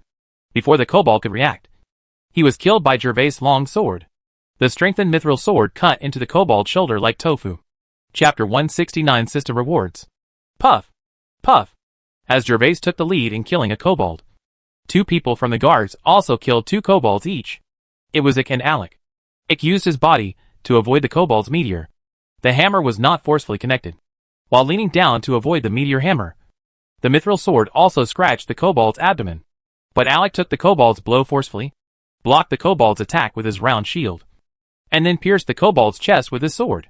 Of course, the kobold's attack also caused one of Gervais's personal guards to fall, and he was left wondering whether he was alive or dead. When the kobold's meteor hammer fell, most of the guards blocked the attack with round shields. Although their arms were numb from the shock and they took several steps back, they did not hurt themselves. But the man who fell to the ground, the guard, was surrounded by 2 kobolds and failed to guard against the meteor hammer the size of a watermelon. He was hit hard in the chest and was immediately knocked several meters away before he passed out. This wave of collision happened within a few breaths. Although 3 kobolds were killed on the spot, the numerical advantage was still there. Alec on the left was also being attacked by 2 kobolds at the same time. The huge meteor, the hammer, fell on him from time to time. Careful! Gervais only had time to glance at the situation at the scene before he was ready to rush towards the kobold leader. Because the special existence of the kobold leader and the occasionally shining silver meteor hammer in his hand made Gervais feel a little threatened. Unexpectedly, just when Gervais was about to step forward, he saw that the kobold leader had already waved the meteor hammer in his hand. As the kobold leader waved, the meteor hammer in his hand originally only turned over with a faint silver light. But suddenly, it was instantly surrounded by arcs of electricity, and crackling electromagnetic crackling sounds were made from time to time. The kobold leader waved the arcing meteor hammer in the direction of a member of the bodyguard as if it were nothing. In an instant, a ball of light shining with electric light flew out and shot toward the member of the bodyguard. Gervais had time to shout out a word of caution, but it was too late. The light ball had already arrived in front of the guard. The guard was fighting a kobold. He had no time to dodge, so he could only change his body shape and use buckler resisted. Boom! I saw the light ball violently hitting the round shield and exploding. Suddenly, a white light appeared. The round shield in the hand of the guards flew out. This was not over yet. Although the light ball was blocked by the round shield, the arcs surrounding the light group were not blocked. The long swords and armors on the guards played a very good conductive role. In an instant, the arcs visible to the naked eye covered the body of the guards. Ah! In this short moment, the bodyguard trembled all over, let out a scream, and fell limply to the ground. What a fool! Die! When the guard fell to the ground, the kobold who had just fought with him wanted to hit him again. Gervais did not dare to hesitate and quickly took out a short musket from his waist. He roared and shot the kobold. Bang! With a loud noise, a burst of white smoke rose up, and a big hole was punched in the head of the kobold who wanted to make a last hit. Kill! After dealing with the kobold who was finishing the last attack, Gervais quickly inserted the short musket back into his waist and rushed towards the purple kobold leader with his long sword. If he swung at him a few more times, his personal guards would not be able to unite. When out, Wongaba! The kobold leader let out a huge roar when he saw that his blow was blocked by a round shield, and that his men were hit in the head by Gervais's shot, causing blood and flesh to fly everywhere. I saw the kobold leader aiming the meteor hammer at Gervais and swinging it again. With his slight wave, a ball of light that was twice as big as before was rapidly shooting towards Gervais. Gervais did not dare to underestimate the power of this light group. If it were just a physical attack, he would be fearless with his full body armor. However, the arc was the nemesis of his full body armor. Gervais could imagine that if he was attacked by this light group, he would not be afraid of it. If hit, he will definitely turn into a roasted meat. So without any hesitation, Gervais threw the round shield in his hand towards the ball of light, and his body immediately dodged to the side. Boom! There was another explosion, and the round shield collided with the light ball without any deviation. White light suddenly appeared in the field again. The round shield was instantly knocked away, and flew directly out of the wall. Fortunately, Gervais left the light ball and exploded. There was already a distance of 2 or 3 meters from him, and there was no arc reaching him. Kill! Wongaba! Gervais and the kobold leader roared angrily. Gervais was still 5 or 6 meters away from the kobold at the moment. He summoned his fighting spirit and wanted to get close to the kobold quickly so that he could not release the lightning. But Gervais moved quickly, and the kobold moved faster than him. The kobold already felt the slightest threat from Gervais's body. His scarlet eyes stared at Gervais, and the meteor hammer in his hand began to urge again. Move. You are the only one who can attack from a distance. Don't I? Seeing the kobold's actions, Gervais knew that he could not get close to the kobold quickly, so he immediately took out a grenade from his waist. Try my secret pineapple? This grenade was hung on the waist just in case. Unexpectedly, it was actually used. Gervais threw the grenade directly at the kobold without even igniting it. When the kobold saw Gervais throwing a round kin at him, he hit it hard with a meteor hammer without thinking. The electric light on the meteor hammer exploded and directly collided with the grenade thrown by Gervais. Together, boom! A ball of fire suddenly erupted in the field, and the sound of the explosion made the ears of everyone present ringing, because Gervais was very close to the center of the explosion. The sound of clanging shrapnel could be heard on his body armor. His head was buzzing, and he was temporarily deaf.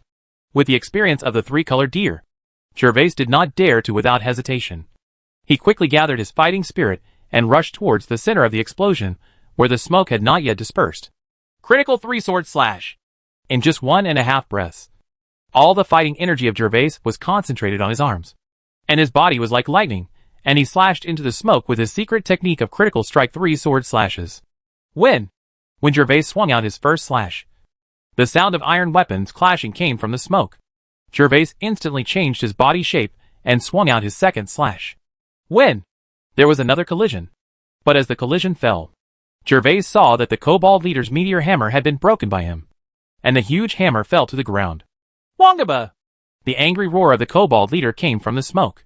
As he roared, the ordinary kobolds, who were fighting with the guards all around, changed their bodies, abandoned the enemies in front of them, and headed towards Gervais desperately, rushing over.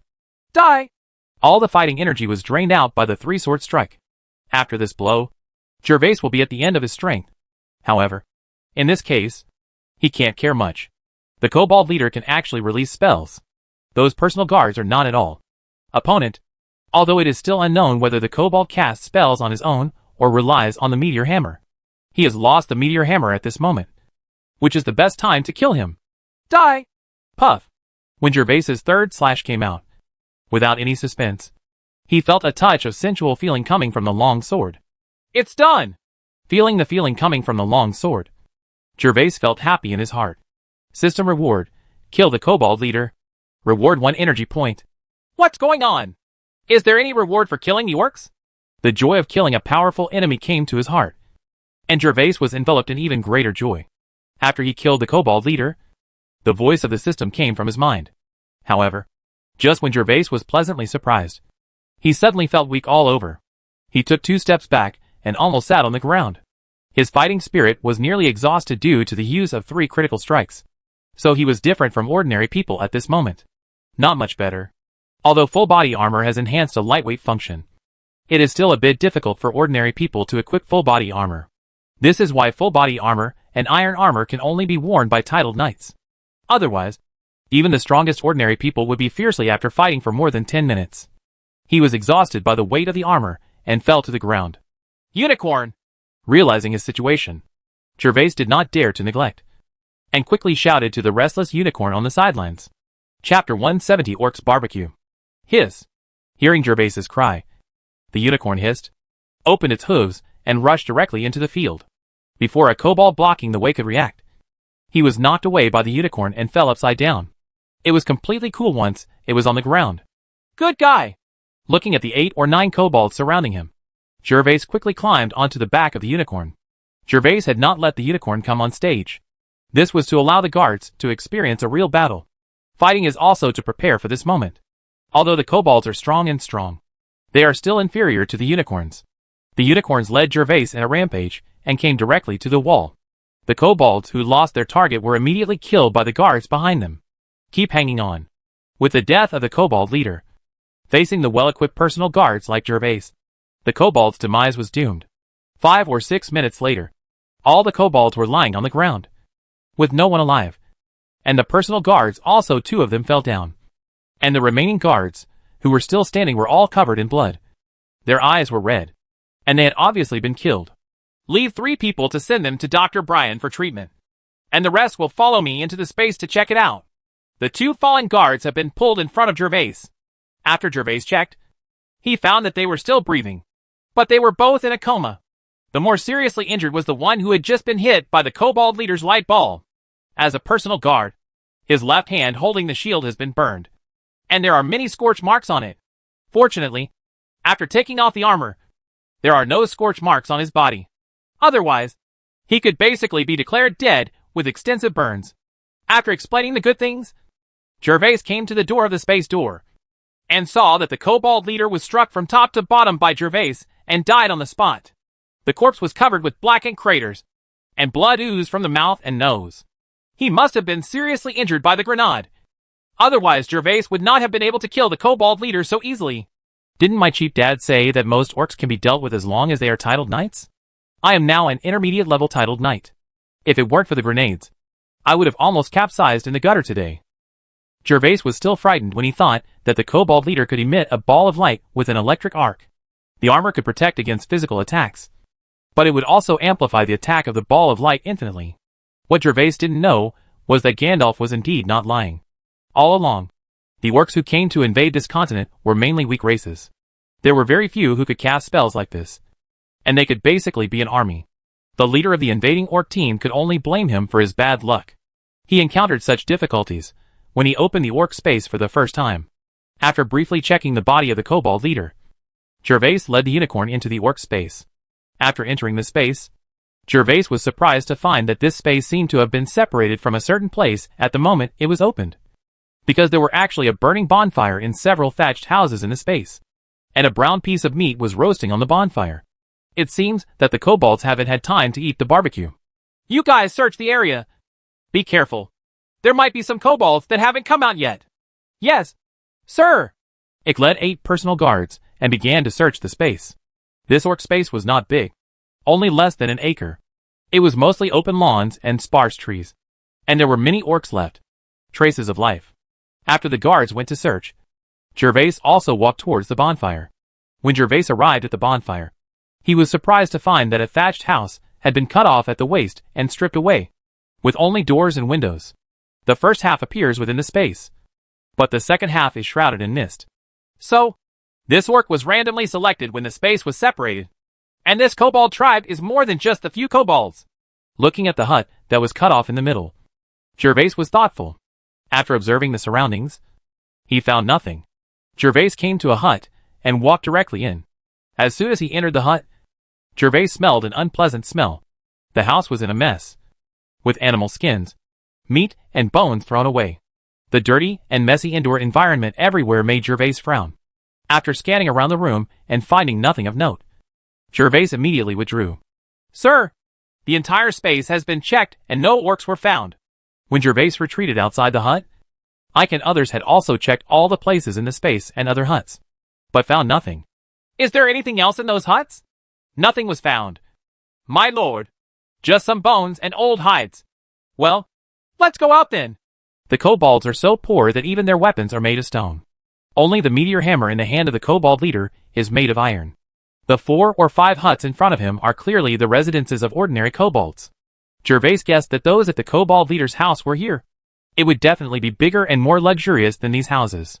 After giving instructions to Ike, Gervais led the unicorn towards the exit of the space. Unexpectedly, before he had taken 2 steps, Ike ran up again and asked Gervais with a flattering smile on his face. Sir, can the barbecue on the bonfire be taken away? Well, do you dare to eat it? Gervais was a little surprised. He had just taken a look at the barbecue. There was no scent at all. It should be the hind legs of some large animal. But thinking about the appearance of the kobold and the dirty house, even if it was Warcraft meat, Gervais not ready to eat either. Ahem. Sir, that meat should be Warcraft meat. I heard Lord Gandalf say before that one year when he was fighting the old Earl and the orcs. He killed a team of orcs. The orc team was also grilling meat. Those barbecued meats, it's all monster meat. Okay. Then take it back and try it on an animal before eating it, so as not to cause any problems. It really might be Warcraft meat. Gervais looked at the barbecue again. But Gervais was not ready to eat it. The barbecue was only half a beast leg. And because no one was looking after it, the lower part was already burnt. However, since people like Ike don't mind, let's feed them. Yes, sir. I will make sure it is safe before feeding it to everyone. Ike immediately beamed. If other nobles knew that this was Warcraft meat, they would definitely keep it for themselves. Don't forget about his subordinates. But because their Seignior is Gervais, a man who has killed 2 monsters, they can taste the meat of monsters. To be honest, Ike had never tasted the taste of Warcraft meat. He had only heard Gandalf say that the Warcraft meat seized from the orcs was the most delicious food he had ever eaten in his life. Chapter 171: The Broken Magic Crystal. After confirming that there was no threat in the space, Gervais began to check the weapons of the kobold leader when he came outside the space. He was very interested in the silver light flashing on the kobold weapons and the electricity they could release. Enhanced weapons? Mithril forging? Warcraft crystals? It was okay that he didn't check it carefully at first. But when Gervais checked the weapon of the kobold leader, he was surprised. When Gervais squatted on the ground and picked up the meteor hammer that he had cut into 2 pieces, he unexpectedly found a Warcraft crystal embedded in the handle of the kobold leader. However, the Warcraft crystal at this moment had been shattered. This is a gray transparent crystal.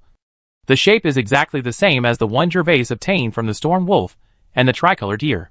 The place where the Warcraft crystal is inlaid has dense inscriptions carved on it, which are many times more complicated than the inscriptions Brian carved for Gervais' enhanced weapons and equipment.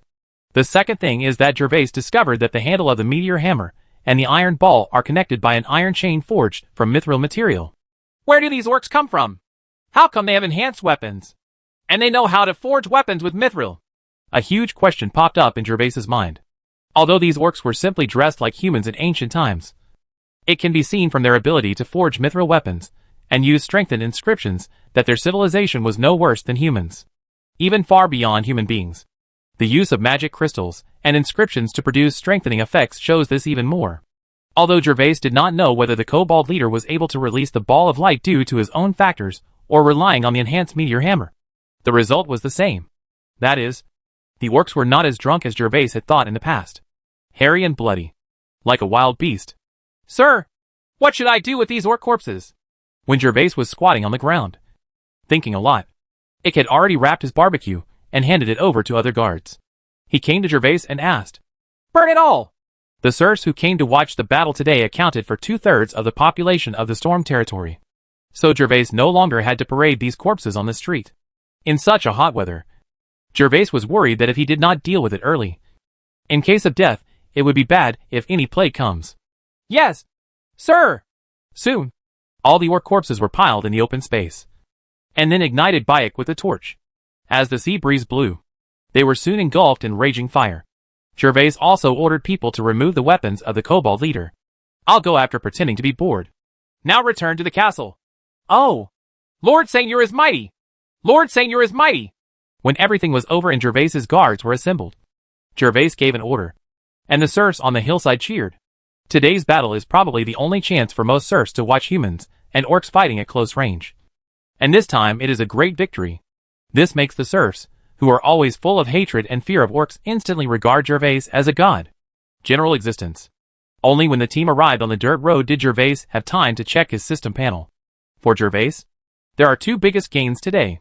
The first is troop training. After this battle, Gervais's personal guards can finally be considered elite.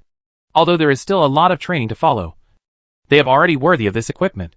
The second point is that Gervais killed the kobold leader and received a reward of 1 energy point from the system. The energy points obtained unexpectedly opened a new world for Gervais, and finally let him know that in addition to completing the task besides, there are other ways to obtain energy points. There is no doubt that the system is powerful. The search function and the wonderful use of kiwi fruits are the cornerstones for Gervais to strengthen his own strength in a short period of time and gain a foothold in this chaotic world. In the past, Gervais had been suffering from not having enough energy points. But now it was different. Gervais seemed to have seen that a small hole had been opened in the treasure house of the huge system, and the countless treasures inside were waiting to him.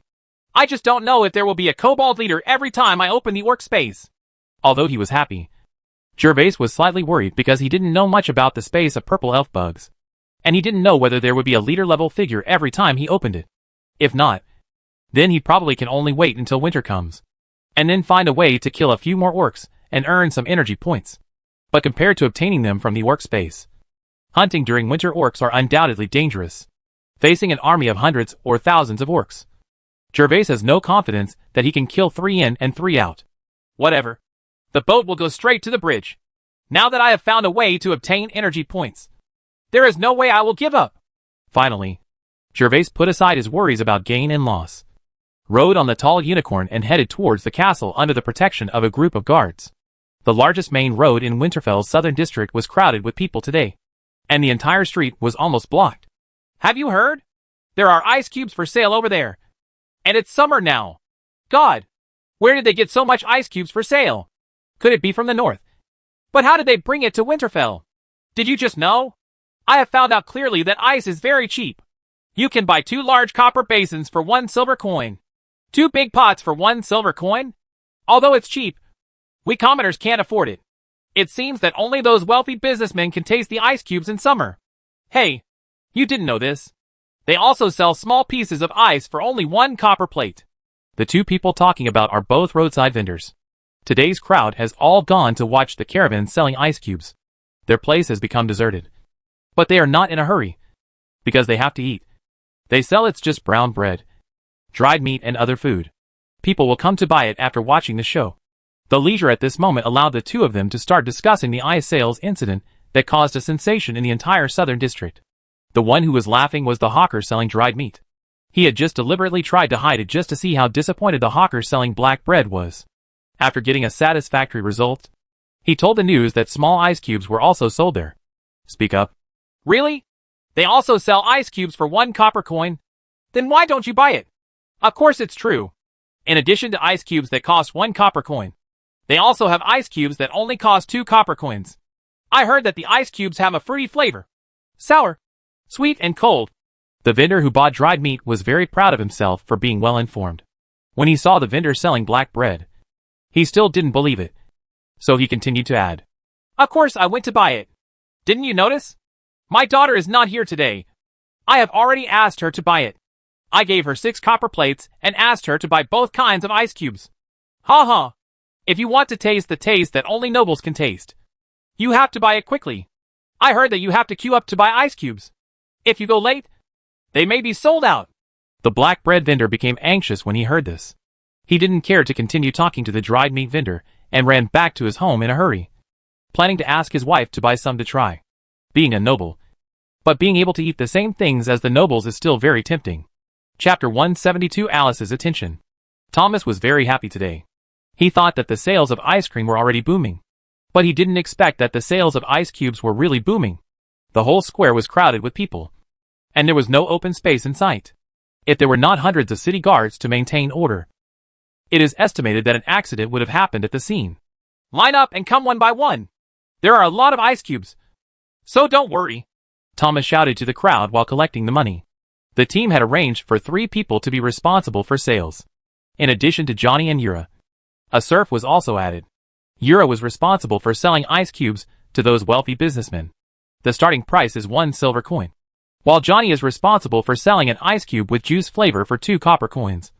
And another serf sells a pure ice cube without any taste for 1 copper coin. Thomas originally thought that the people with the greatest purchasing power for ice cubes were wealthy businessmen and small nobles. But he did not expect that the 3 sales windows were all full, especially the constant stream of civilians who came to buy ice cubes. And there was already a long queue.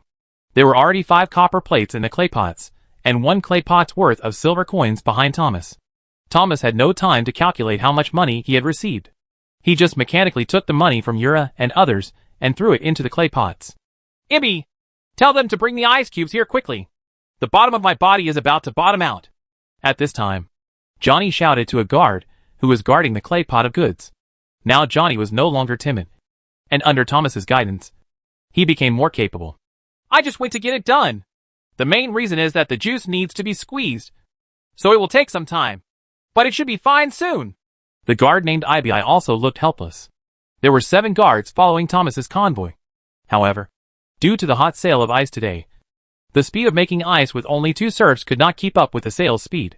So there were already 4 guards were sent to make ice, while he and the other 2 guards were here to protect the safety of the goods. But they still needed to help carry the ice cubes.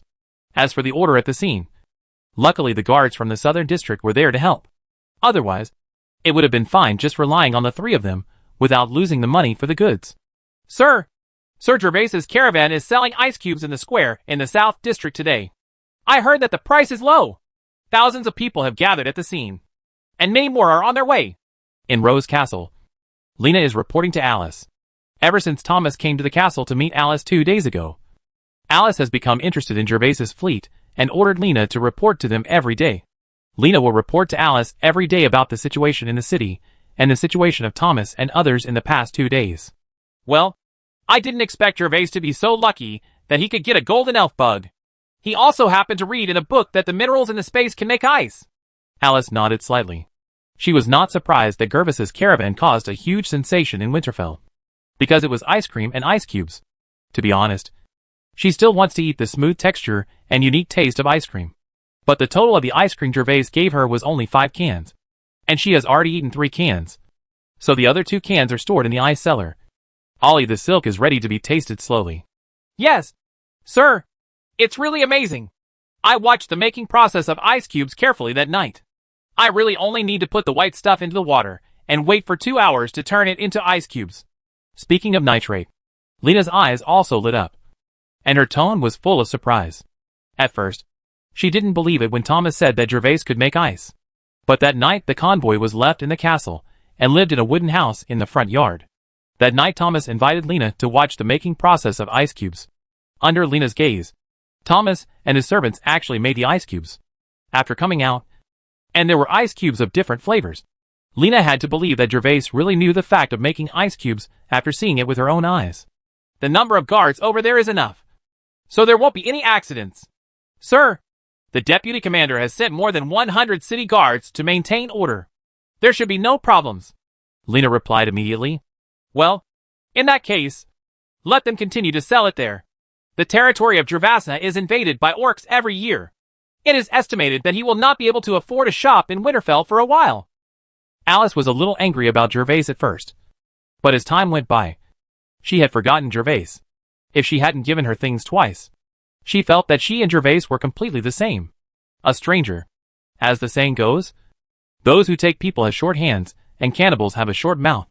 Since she ate the Warcraft meat and ice cream said by Gervais, Alice acquiesced to the rules of the caravan destroying Winterfell. This is actually Gervais taking advantage of being married to Alice. If other caravans had dared to do this, they would have been impeached by countless envious nobles. It is estimated that the letters of complaint could fill Alice's desktop. It is precisely because Gervais and Alice are husband and wife that Gervais is acting mischievously in his own back garden. No one dares to say anything wrong. Alice just goes along with the situation and helps Gervais. After all, the population of Storm territory is remote. Rarely. Alice had done careful research before choosing a husband. Gervais still doesn't know everything about Winterfell. He is currently leading his guards to tame the horses on the racecourse. Gervais had promised that as long as the orcs were defeated, all the guards would get a war horse of their own. Today Gervais fulfilled his promise and led everyone to the racecourse amidst the excited expressions of the guards. In addition to the personal guards, there is also Audrey. As one of the earliest guards of Gervais, Gervais is also planning to let him tame a war horse. As for Laurie, he will also have his share when he comes back. The 2 guards who were injured in the battle 2 days ago were also present, proud of the super defensive power of mithril equipment. The guard who was knocked unconscious by the meteor hammer woke up the same day and was able to move freely. But the guard who was burned by the arc was injured. It's a bit worse, as my hands are still wrapped in thick strips of cloth. The guard was unable to tame his own horse today. Instead, Gervais did it for him. Gervais originally wanted the guard to heal his hand injury in 2 days before letting him tame it himself. Unexpectedly, the guard knelt down on the spot and asked Gervais to help him tame one. Only then did Gervais understand that a war horse was a God-given treasure to these guards. The coveted standard equipment was like the desire of men on Earth for sports cars. Although these guards did not know that these wild horses were top-notch war horses. But even ordinary horses are their pursuit, such as Audrey's fantasy at the gate of the castle a few days ago. Not to mention these serf guards, who have just become guards. The guards had proven themselves to be brave and willing to sacrifice their lives for themselves. Of course, Gervais would not refuse such a small request. The guard agreed with a grateful expression, saving him from worrying about the cooked duck flying away. Chapter 173 The Caravan Returns. Sir, do you really want your guards to tame these war horses? These war horses are rare even for nobles to own. At the edge of the racecourse, Kenny, as the steward of the stables, has been accompanying Gervais today. He felt a little distressed when he found out that Gervais actually asked these ordinary people to tame the horses. So he boldly asked Gervais carefully. Kenny's words to Gervais were not concealed, and they immediately reached the ears of the guards. The guards all looked at Gervais with worried expressions. And by the way, they also had feelings for Kenny. A hint of hostility. After all, Kenny's words might very well cost them the chance to have a war horse. Kenny, I know that even some titled knights are rare to have one of these war horses. But sir, I don't have any titled knights. It's a pity to keep these horses like this. And I'm not going to sell them. It's better to let them go earlier. My personal guards are tamed and used. Although they are not worthy of these war horses now, I believe they will be worthy in the future. One more thing. There will be more such excellent war horses in the future. You don't have to worry. Gervais gave Kenny a high look at this moment. Unexpectedly, in front of a group of personal guards, Kenny was not afraid of offending them and expressed his advice directly. So Gervais explained to Kenny in detail. As long as the unicorn and those maras are there, Gervais is not worried about not getting such excellent war horses in the future. After speaking to Kenny, Gervais glanced around at the guards behind him. After hearing what Gervais said just now, each of the personal guards looked at Gervais with their eyes full of love. Especially Gervais's last words, which represented Gervais's affirmation of him. This made these serf guards, who had been treated like animals in the eyes of nobles and commoners since childhood, feel warm for the first time. In fact, before they became guards, they themselves felt that they were no different from livestock. But from this moment on, they realized that their Lord Seignior regarded them as human beings. Yes, Lord Seignior. Kenny cherishes his BMW, and Gervais uses him in high regard. So he is not afraid of offending his personal guards. However, since Gervais said this, Kenny did not dare to say any more and immediately bowed in response. Okay, now you can start playing. You go first. There are a total of 13 war horses in the racecourse. The remaining 5 horses are a foal and 4 maras. They are all locked in the stables today and were not brought over. Yes, sir. Following Gervais's order, both Audrey and the guards were shocked, clenched their fists and became excited, and began to imagine what it would be like to ride this tall horse. Of course, although this horse will be their exclusive mount in the future, it does not mean that the horse will belong to them. They only have the right to use it, but not the right to own it, unless Gervais said that it will be directly rewarded to them. Just like Gandalf's reward, the war horses are the same as Na's hen. Otherwise, these war horses will still be the property of Gervais. Of course, even if they only have the right to use it, it is a great gift to these personal guards. As the guards all mounted war horses, their training became even busier. In addition to training on the ground every day, riding practice was also added to the schedule. 3 days after obtaining the war horses, Gervais built the matchlock gun for them. It was even handed into their hands, because Gervais asked them to use wooden sticks to practice shooting postures from the beginning. The guards were able to shoot effectively quickly. Although they could not hit 100 times, they could hit 6 out of 10 shots at a distance of 50 meters. This was just training. The effect after 4 or 5 days. The accuracy of shooting has improved, but the reloading of ammunition is still a bit slow, barely maintaining a shooting speed of 1 shot per minute. Although Gervais is not very satisfied. With more and more practice, this time has also improved, will gradually shorten. Gervais vaguely remembered that the rate of fire of a matchlock gun on Earth was basically 2 shots per minute. So Gervais's requirements were not high. As long as the guards could reach the reloading speed of 2 shots per minute, he would be satisfied. The guard's current reloading speed of 1 gun per minute is due to the small wooden bottles specially made by Gervais for quantitative charging.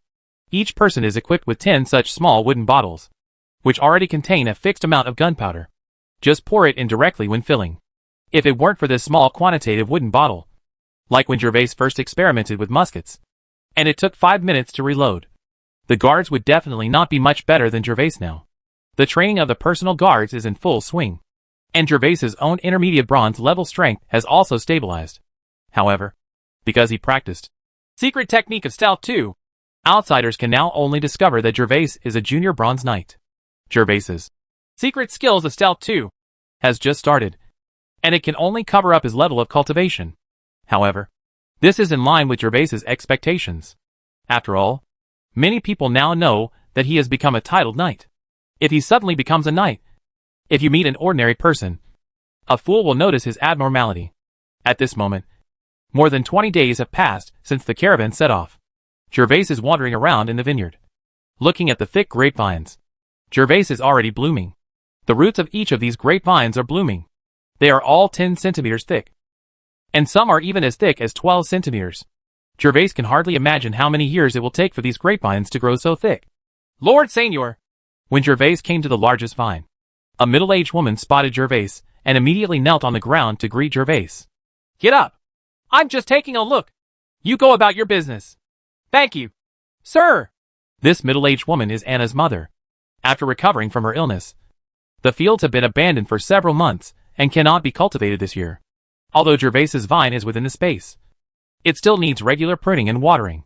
Of course, Gervais is prepared to leave such easy tasks to relatives of servants or guards in his castle.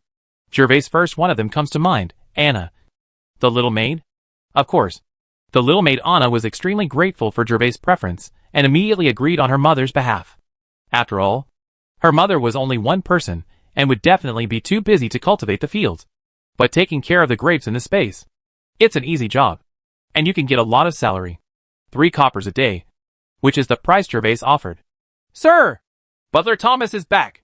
Just when Gervais wanted to continue checking the growth of the vines, Anna's call came from behind. Finally home? Gervais was eager to see the caravan. First, he was eager to know whether his business plan was feasible. Second, he was too poor and Brian still owed money. Gervais was not a person who liked to owe money. Gervais no longer cared about checking the vineyard and hurriedly ran out of the grape space. Mother! Gervais walked out of grape space. Anna did not follow him immediately, but called out to her mother. Anna, you have grown up, and your mother is proud of you.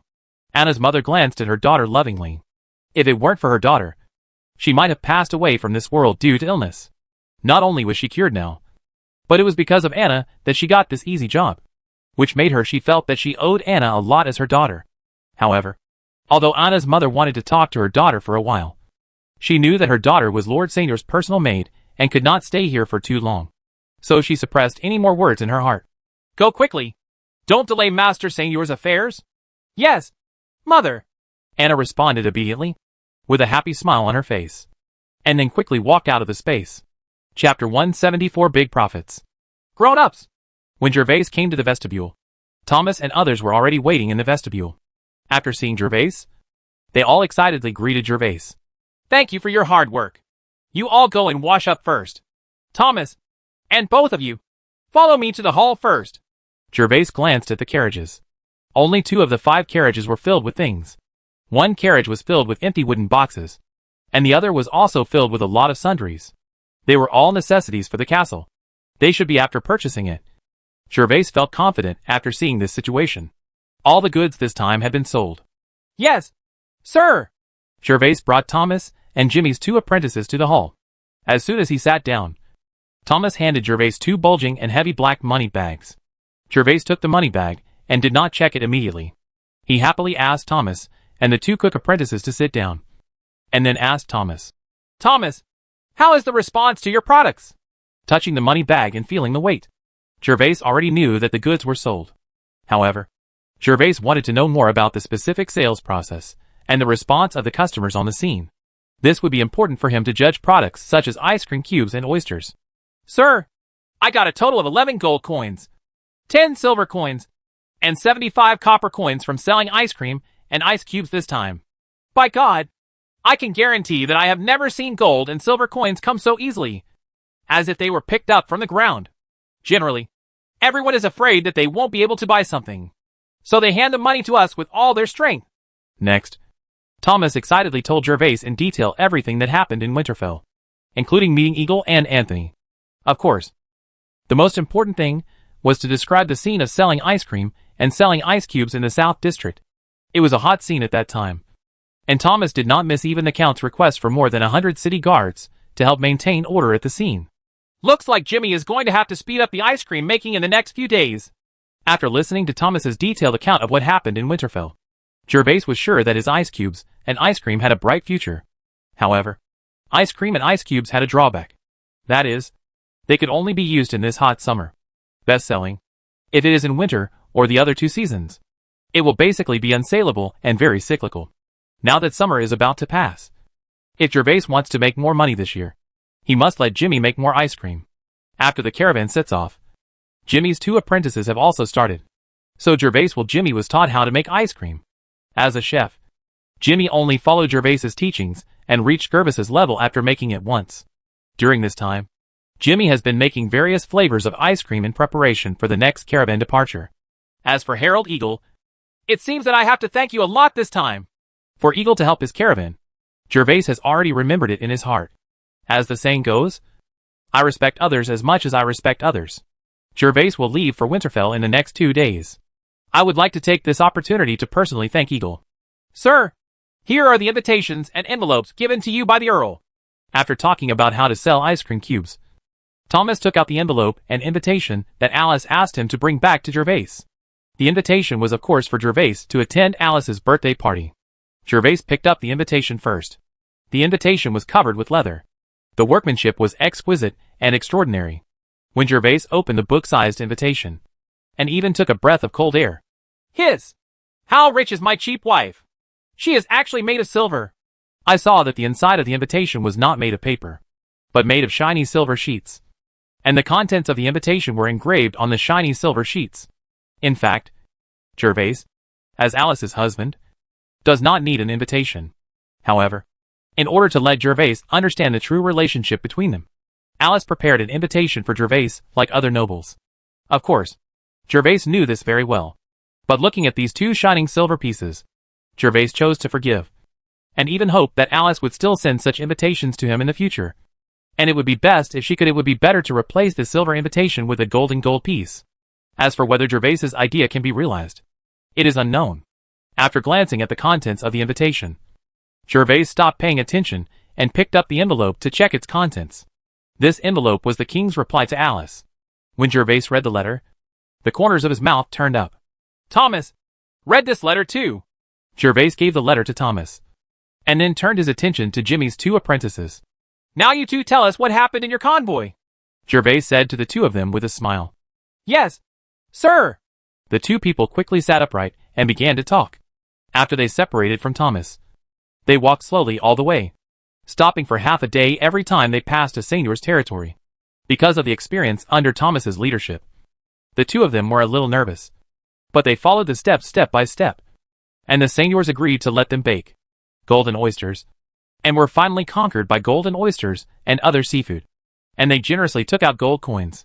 In 10 days, they visited a total of 16 Seignior castles and harvested 33 gold coins.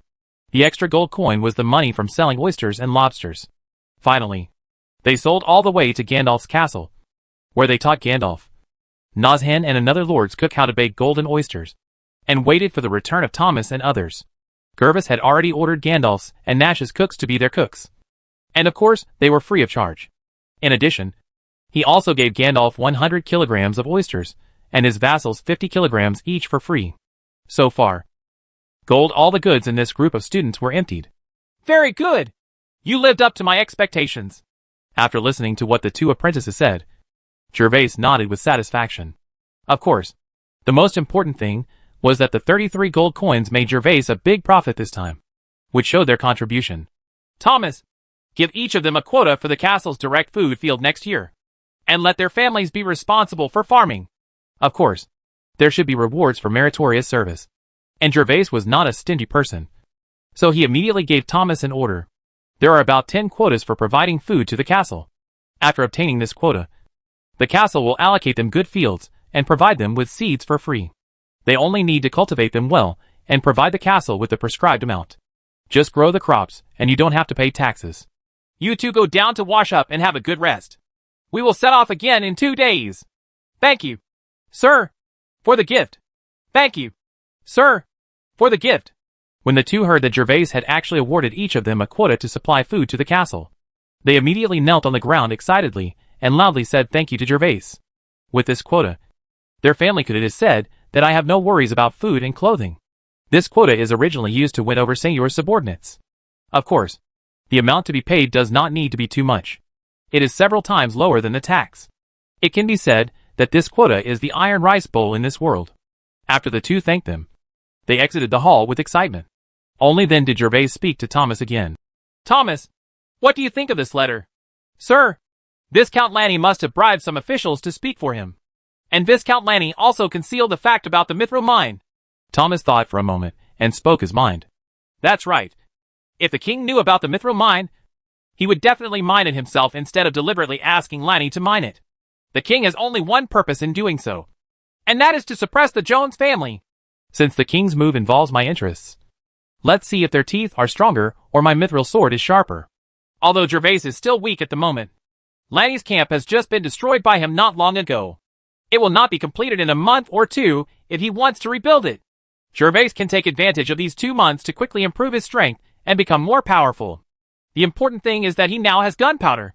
Having been able to rob Lanny once with Gandalf's reinforcements, Nagweiss had the confidence to rob them a second time with gunpowder. Chapter 175, let's go! After asking everything about the caravan, Gervais asked Thomas to go back to wash up and rest. After Thomas left, Gervais rubbed his palms together and picked up the 2 bulging and heavy money bags. Wow! Gervais poured out all the gold coins from the 2 money bags and saw 2 piles of golden gold coins piled on the square table in front of Gervais. Ha! Now I'm rich. How can I be as inhumane as Fatty Pat in the future? Gervais's eyes shone, and he gently stroked the 2 piles of gold with his palms. At this moment, he felt that the small goal he set on the Dead Leaf River when he first came to the territory was a bit too small. He felt that he could be stronger. Would you like to set a new small goal? For example, make 2 million gold coins first. Gervais looked like a typical complacent person at this moment. However, Gervais then thought about it and thought that Brian hadn't paid for the enhancement yet.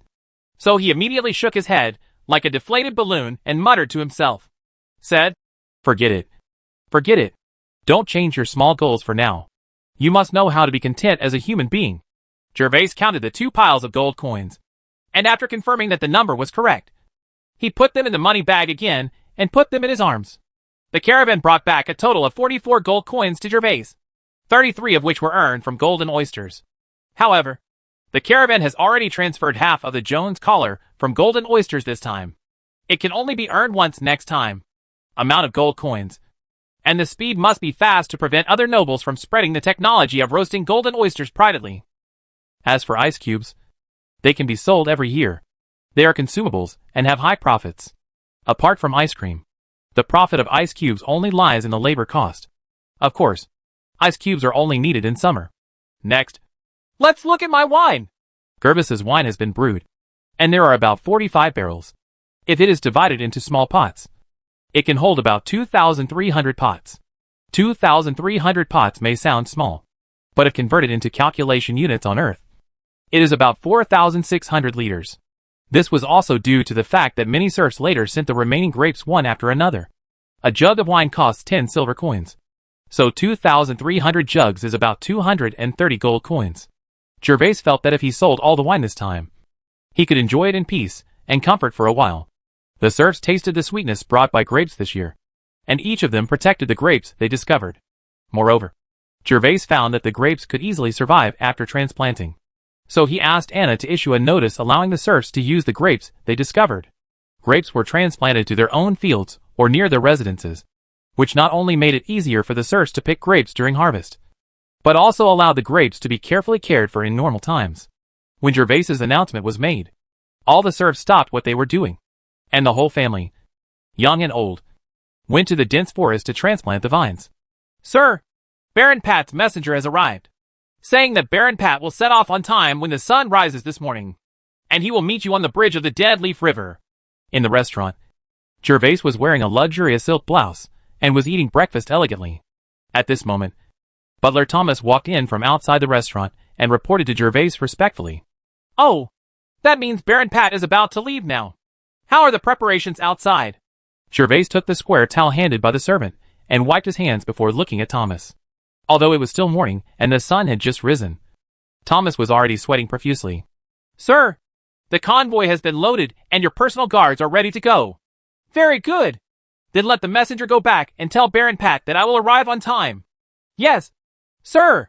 Thomas listened to Gervais's instructions and immediately nodded and exited the restaurant. That's right. Gervais is leaving for Rose Castle today. Although there are still 10 days until Alice's birthday, it will take 4 or 5 days to get there all the way. In addition, Gervais also wants to take this opportunity to have a good time. Take a walk around Winterfell.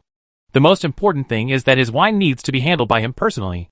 In addition, Gervais also wants to see if there is a suitable shop in Winterfell and buy one. In the future, he will specialize in selling wine, ice, and other specialties of the Storm territory. Then there is a steady stream of income. Of course, the shops in Winterfell were very well known to Grigwys. He thought that those in the East End would not be able to afford them, but those in the South End should still have hope. Anna, has he brought it with her? After Thomas resigned, Gervais raised the silver cup, took a sip of milk, and began to ask Anna again. This time Gervais went to Winterfell and only planned to take Eve with him and one elf bug. As for Betty and the others, because of the long journey, Gervais did not plan to take it with him. He just put it in the study and let Thomas take care of it. Just one click. After the elf bugs recognize their master, as long as the master does not die, they will stay in the jade box obediently and are not afraid of stealing or losing. So Gervais is relieved. As for taking Eve to Winterfell, Gervais was actually reluctant to give up the opportunity to obtain energy points. Ever since he got some energy points by killing the kobold leader, Gervais had been thinking about Eve. The orc space can be opened once a week. Gervais can open it at least twice when he goes to Winterfell, so he doesn't want to miss it. As for whether there is an orc leader every time, Gervais will not consider it for now. When the space opens, he will naturally know. Sir, it's already on you. It's already on the saddle. Anna was also wearing a silk-made outfit today, as Gervais's personal maid. She also needed to follow him. When she heard Gervais' question, she quickly answered obediently. Well, good. Then let's go. After saying that, Gervais put down the cup in his hand, stood up, and walked out of the restaurant. The vestibule was already filled with people and cars and horses. There are a total of 10 carriages in the vestibule, 5 of which were newly purchased and specially prepared for this caravan. Although the carriages are new, the horses are the ordinary horses in Gervais' castle. 7 of the carriages will follow Gervais to Winterfell. 5 will be used to transport wine, and barrels of wine have been safely loaded on the carriages. The other 2 will be used to transport Gervais to Winterfell. Things to bring. Grown-ups, Audrey, the safety of the caravan is in your hands this time. In the vestibule, Gervais came directly in front of Audrey. Audrey and the 7 guards of the second team were already lined up and ready to set off. However, they were not preparing to follow Gervais, but to follow the team selling golden oysters. The other 3 carriages in the front yard were prepared for the golden oyster caravan. And this time, the guards were replaced by Audrey and his men of 7 guards. Please rest assured, sir, my subordinates will definitely complete their mission. Very good. After receiving Audrey's assurance, Gervais said nothing more. The oyster caravan was already setting off for the second time, so he didn't have to worry too much. As for safety issues, there were 8 guards following it, unless any noble Seignior really wanted to rob the merchant team. Otherwise, ordinary thieves still pose no threat. After leaving the Audrey team, Gervais went directly to the training space and took out the unicorn. After sitting on the back of the horse, Gervais slowly came to the front of the convoy filled with wine and shouted, "Let's go!" As Gervais's order was issued, 11 fully armed guards, who were already sitting on horses, immediately moved. The guards hung swords on their waists, carried round shields on their backs, and wore chainmail and leather armor, wearing a helmet on his head. It can be said that he is armed to the teeth. As for the matchlock gun, It is placed behind the saddle. The two guards held the flag of the storm god in their hands, and quickly ran to the front of Gervais. The flags in their hands rustled in the summer wind. The other guards ran to both sides of the 6 carriages. Follow the team forward. Chapter 176 The Most Arrogant Person. Baron Pat, I've been waiting for a long time. When Gervais arrived at the Dryleaf River, the sun was already high in the sky. From a distance, Gervais saw Baron Pat on the Dryleaf River bridge. When he got closer, Gervais was the first to speak out. Greeting.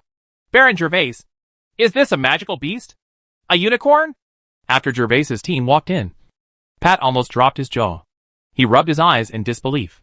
He even forgot to answer Gervais's greetings and instead stared at Gervais's mount, lost in thought. Ha ha. I was so idle that I got a unicorn by chance while wandering in the dark forest. As a nobleman, it was not unusual for Pat to know what unicorns were like. Seeing Pat's surprised look, Gervais felt a little proud. But he still pretended to be calm and casual. Made up nonsense reasons. Hack you. You are so idle. Last time I saw you, you said you invented wine because you were idle. This time, you found a unicorn as a mount. How can you be idle again next time? You're not going to keep the legendary dragon as a pet. Pat was almost furious at Gervais's explanation, especially since this guy was obviously very awesome. But he just pretended to be nonchalant. With golden oysters, wine, and unicorns. Pat couldn't help but rolled his eyes and took a deep breath before continuing to say to Gervais. Baron Gervais, be careful of unicorns on the road. I heard that unicorns are arrogant and difficult to tame. Except for the king. No one else can get close to the king's unicorn. Although he slandered Gervais for being too pretentious in his heart, it could not change Pat's envy of Gervais. This guy was not well known at first. But after that night's banquet, it seemed like a divine help. And he first became the earl. The husband then received a title of nobility and a fief. Now, looking at the barrels of wine filled on the carriage behind Gervais, Pat swallowed his saliva. If any of these things that happened to Gervais happened to other nobles, that nobleman would definitely wake up laughing even in his sleep. Thank you, Baron Pat, for the reminder. I will definitely pay attention. Gervais still accepted Pat's reminder, but he would not be too worried. After all, his relationship with the unicorn was different from that of the king. He had already signed a contract with the unicorn, and as long as he was there, then there will definitely be no problem. After saying that, Gervais saw that Pat's eyes kept wandering around him. The unicorn and the carriage. Gervais was made uncomfortable by Pat's constantly moving eyes. So he coughed twice and said to Pat, spoke up. Ahem. Baron Pat. It's getting late. Let's set off. Well, I'm rude. It's just that the kind of miracles that happened to Baron Gervais are the only ones I've seen in my life. It wasn't until this moment that Pat finally woke up from his surprise. First expressed his apology to Gervais, and then continued. Then let's set off. Baron Gervais. It's a rare trip to Winterfell. I must take you for a good tour. Thank you so much. Baron Pat. Ha ha. Pat did not come in his fancy luxury carriage this time, because it was too far away from Winterfell. Although the luxury carriage was comfortable, it was not as fast as Gervais's ordinary carriages full of goods. So Pat also rode a horse. And there were several carriages in his team, which also contained goods. The territories of Gervais and Pat are both the most remote fiefdoms of the Earl of Jones. If they want to sell some valuable goods, they can only go to Winterfell. As for trading in other earls, let alone their neighbor Earl of Kerwin, the big city is also far away, and no one is willing to pay the taxes generated by cross-border transactions, unless a buyer comes to buy the goods on their own initiative. The nobles in this world will usually sell the goods to the big city where the lord is located. They don't have to pay taxes and are safe. Baron Gervais, should we go to Rose Castle first? Or should we go to the city for a walk? After 4 days of non-stop driving, Gervais and his party finally arrived at the fork outside Winterfell. Here they could already see the majestic Winterfell and Rose Castle built against the mountains. Gervais and Pat were at this moment, he was walking in front on horseback, followed by guards and carriages, while some civilians on the road had already retreated to the side of the road, taking off their hats and bowing to salute Gervais and Pat. Let's go to Rose Castle first. Once our men and the convoy are settled, it won't be too late to go to Winterfell. Gervais thought for a while, and then answered Pat. Although Anna was there to serve him all the way. After all, riding a horse for a long time was a bit tiring. Of course, Gervais would not rush to Winterfell right away. At least go to Rose Castle and settle down first. Baron Gervais, are you sure? Pat Pat was a little surprised when he heard Gervais's answer, and then glanced at the little maid Anna behind Gervais, and asked Gervais a little thoughtfully. Gervais's eyes have been fixed on the giant city in the distance, and the towering castle on the mountainside. This is the second time he has seen Winterfell, but last time he just passed by in a hurry, with Gandalf and others beside him. He didn't dare to stop and watch, but this time he could carefully appreciate the majestic buildings of this other world without any scruples. Although he had become a Seignior and owned a castle, Gervais was still deeply shocked by Winterfell.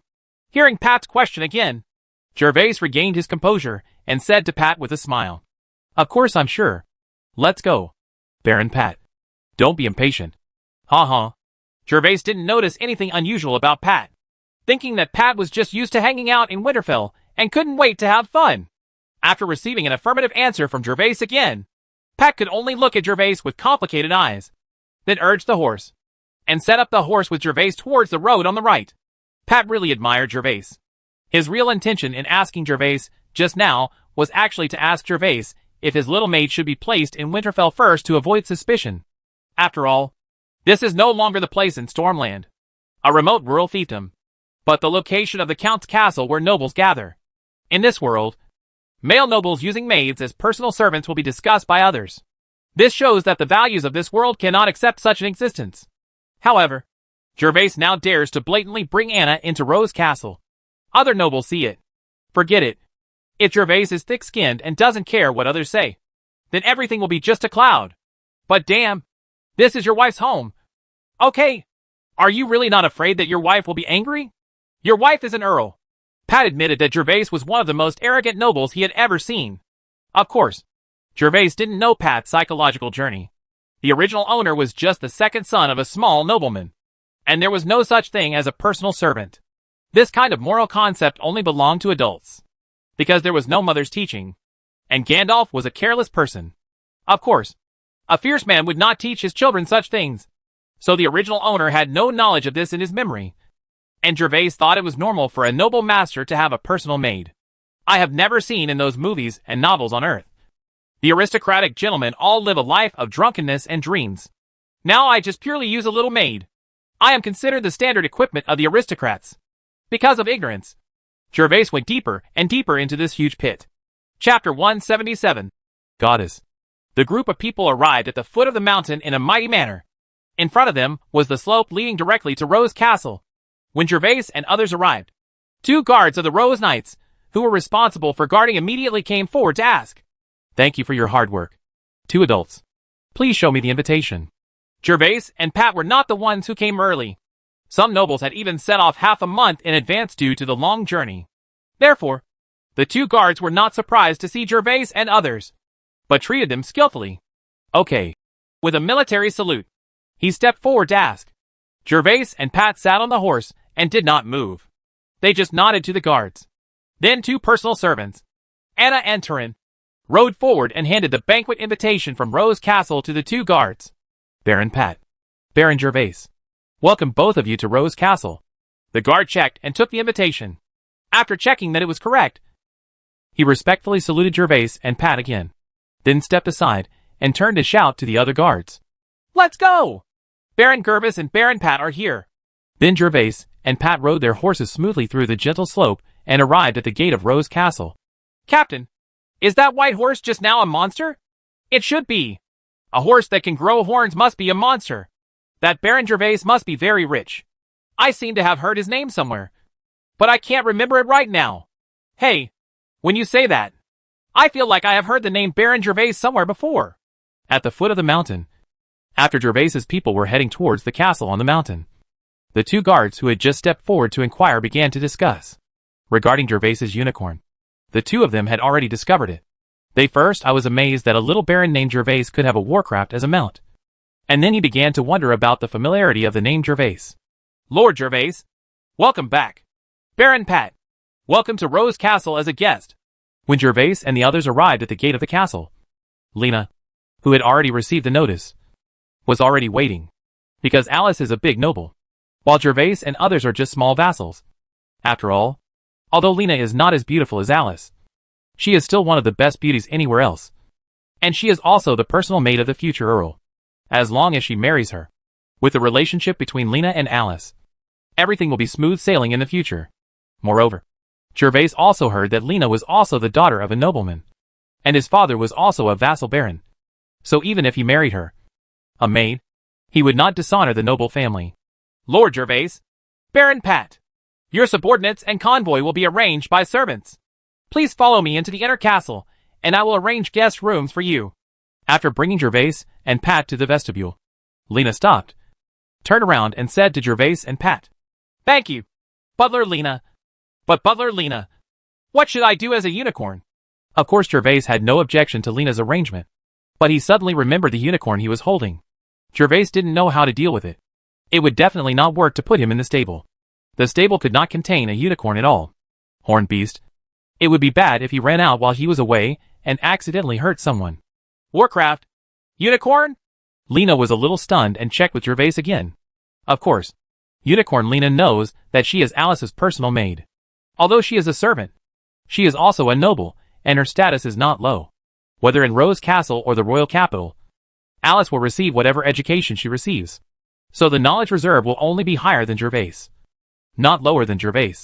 Yeah, it's a unicorn. If I put it in an ordinary stable, I'm worried he might hurt someone, Gervais said seriously. Chapter 178 Pretending.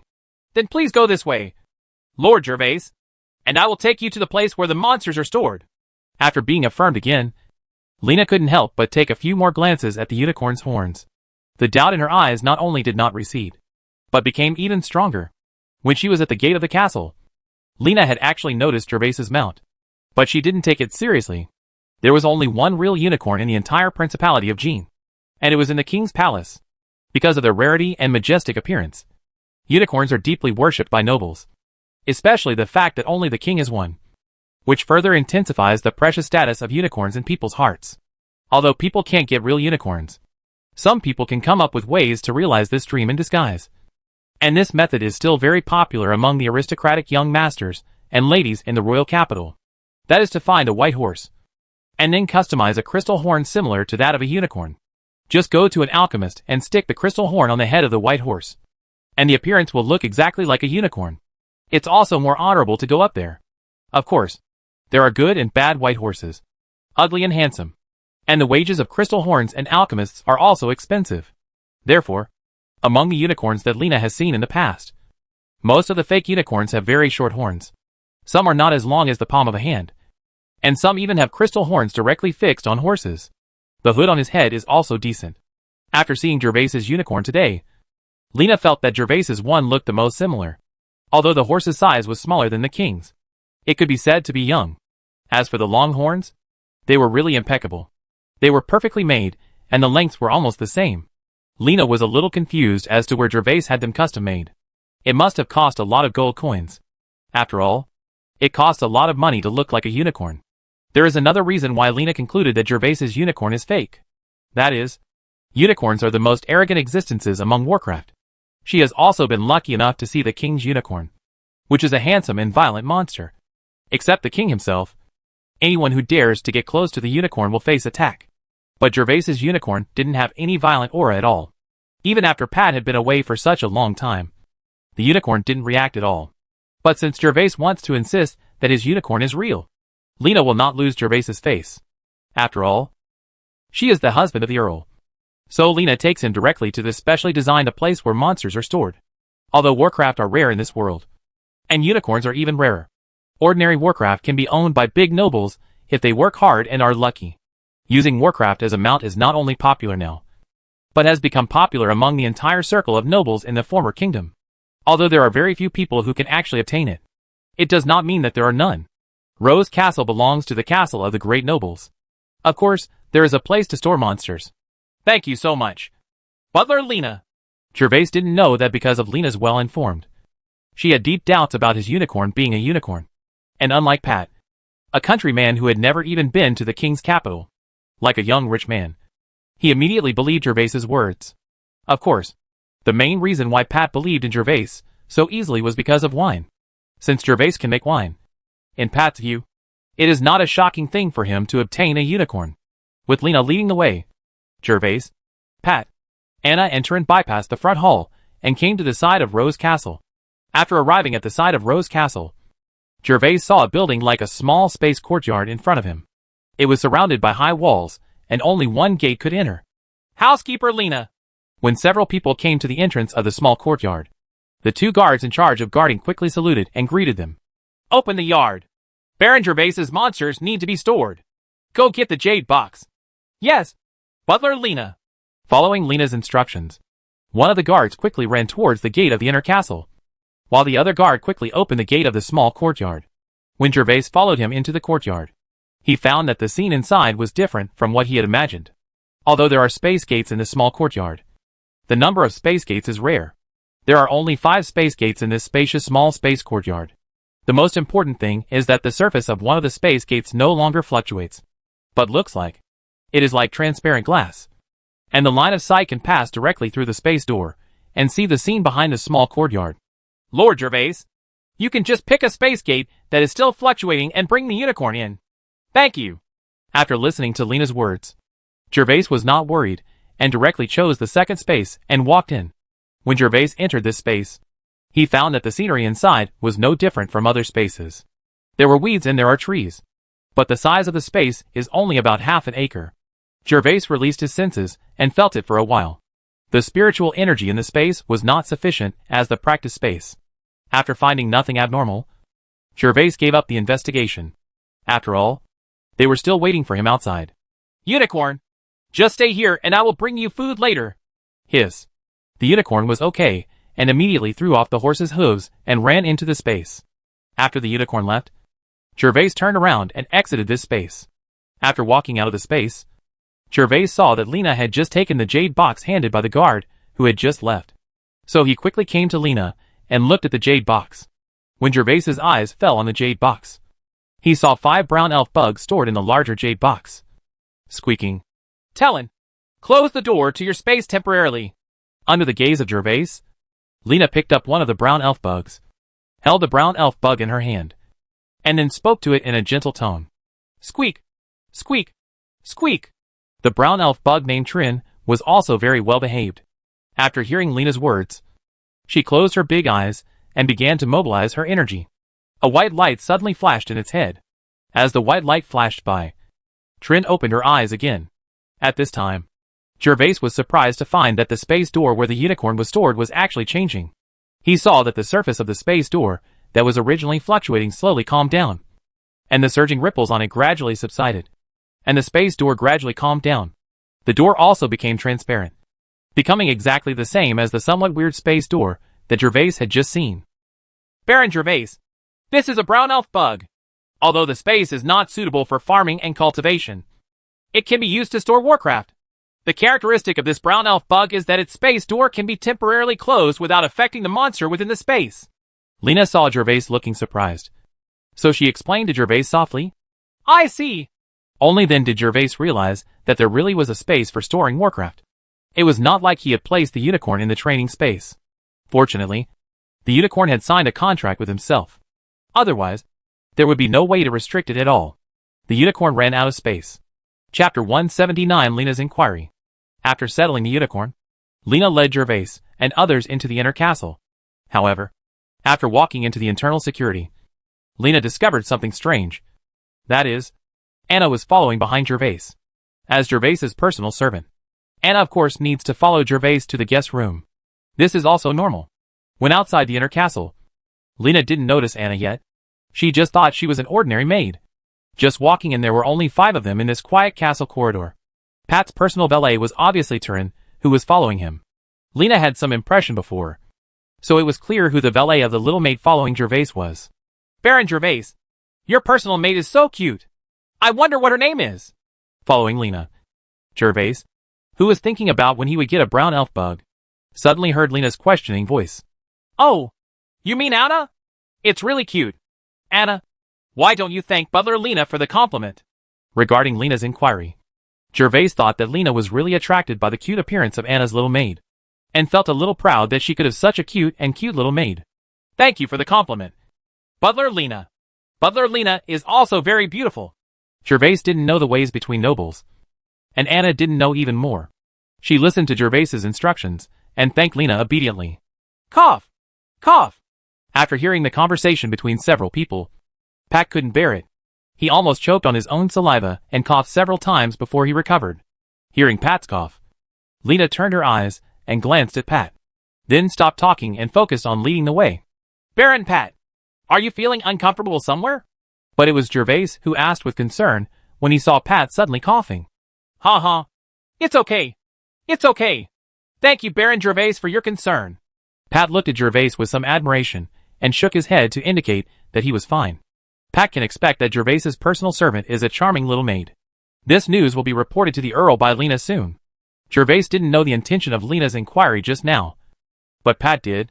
However, Lena emphasized the words personal maid a little bit, and he heard it clearly. Lord Gervais, this is your guest room? Taking Gervais and Pat to the second floor, Lena opened the door of a room and signaled that this guest room belonged to Gervais. Baron Pat, this room is yours. Lena's tone to Gervais was quite gentle, but her tone to Pat was a bit businesslike, and she couldn't hear the welcoming tone at the gate of the castle at all. If you two need anything, you can call the servants in the castle at any time. If they can't solve it, you can come to me. The castle has been busy these 2 days, so I will no longer receive you. Mr. Gervais and Baron Pat, please help yourself. After pointing out the room for Gervais and Pat, Lena said a few words and prepared to leave. However, just after turning around, she suddenly remembered something and turned around again and came to Gervais. Lord Gervais, in order to make it easier for you to use Trin's space, Trin is placed here first. When you need to take out your Warcraft mount, just let it open the space. Install the elf insect jade box in the guest room. Yes, it also contains rose powder. With that said, Lena took out the brown elf bug named Trin and put it in Gervais's hand. Then she bowed slightly to Gervais, said goodbye and left. Thank you so much, Butler Lena. After watching Lena leave, Gervais handed the trine in his hand to Anna. Anna quickly took it, stretched out her little hand to tease the cute little guy, and then quickly entered the guest room. Baron Gervais, I'm going to wash up first. I'll come find you when I'm done and take you to Winterfell for a nice walk. After Lena left, Pat finally returned to his original state, whispered to Gervais, and returned to his own room. After Pat returned to his room, Gervais also entered his room. Although it was a guest room, the guest room in Rose Castle was quite large, with 3 compartments and a living room. 2 of the 3 compartments are bedrooms and 1 is a bathroom. The bedrooms are of course prepared for guests and their personal servants. This design is also to facilitate guests to use their own servants. Otherwise, Rose Castle is so big, if the personal servants live on the first floor, his master would have to go to great lengths to find him. Anna, let me wash up first, and you can stay by yourself for a while. At this moment, Anna has put Terran into a jade box, and is putting the jade boxes of Terran and Eve together to amuse them. In the past few days, Gervais has been riding on horseback, and Eve has also it was beaten to pieces. And now it was finally stable. Anna was anxious to let it out for some air. Yes, sir. After entering the bathroom, Gervais took a comfortable bath. He was a little tired from traveling these days. Since he became a noble master, bathing has been his favorite thing. Not only can he get rid of the fatigue from training, it also allows him to enjoy his private space quietly. Gervais soaked in the bath for an hour. In the middle, Pat knocked on the door and looked for him. However, Anna told Gervais that he was still in the bathroom. So Pat left first and asked Gervais to wait for a while. Find him in the front garden. Anna, you should go and wash up too. I will go to the garden to find Baron Pat now.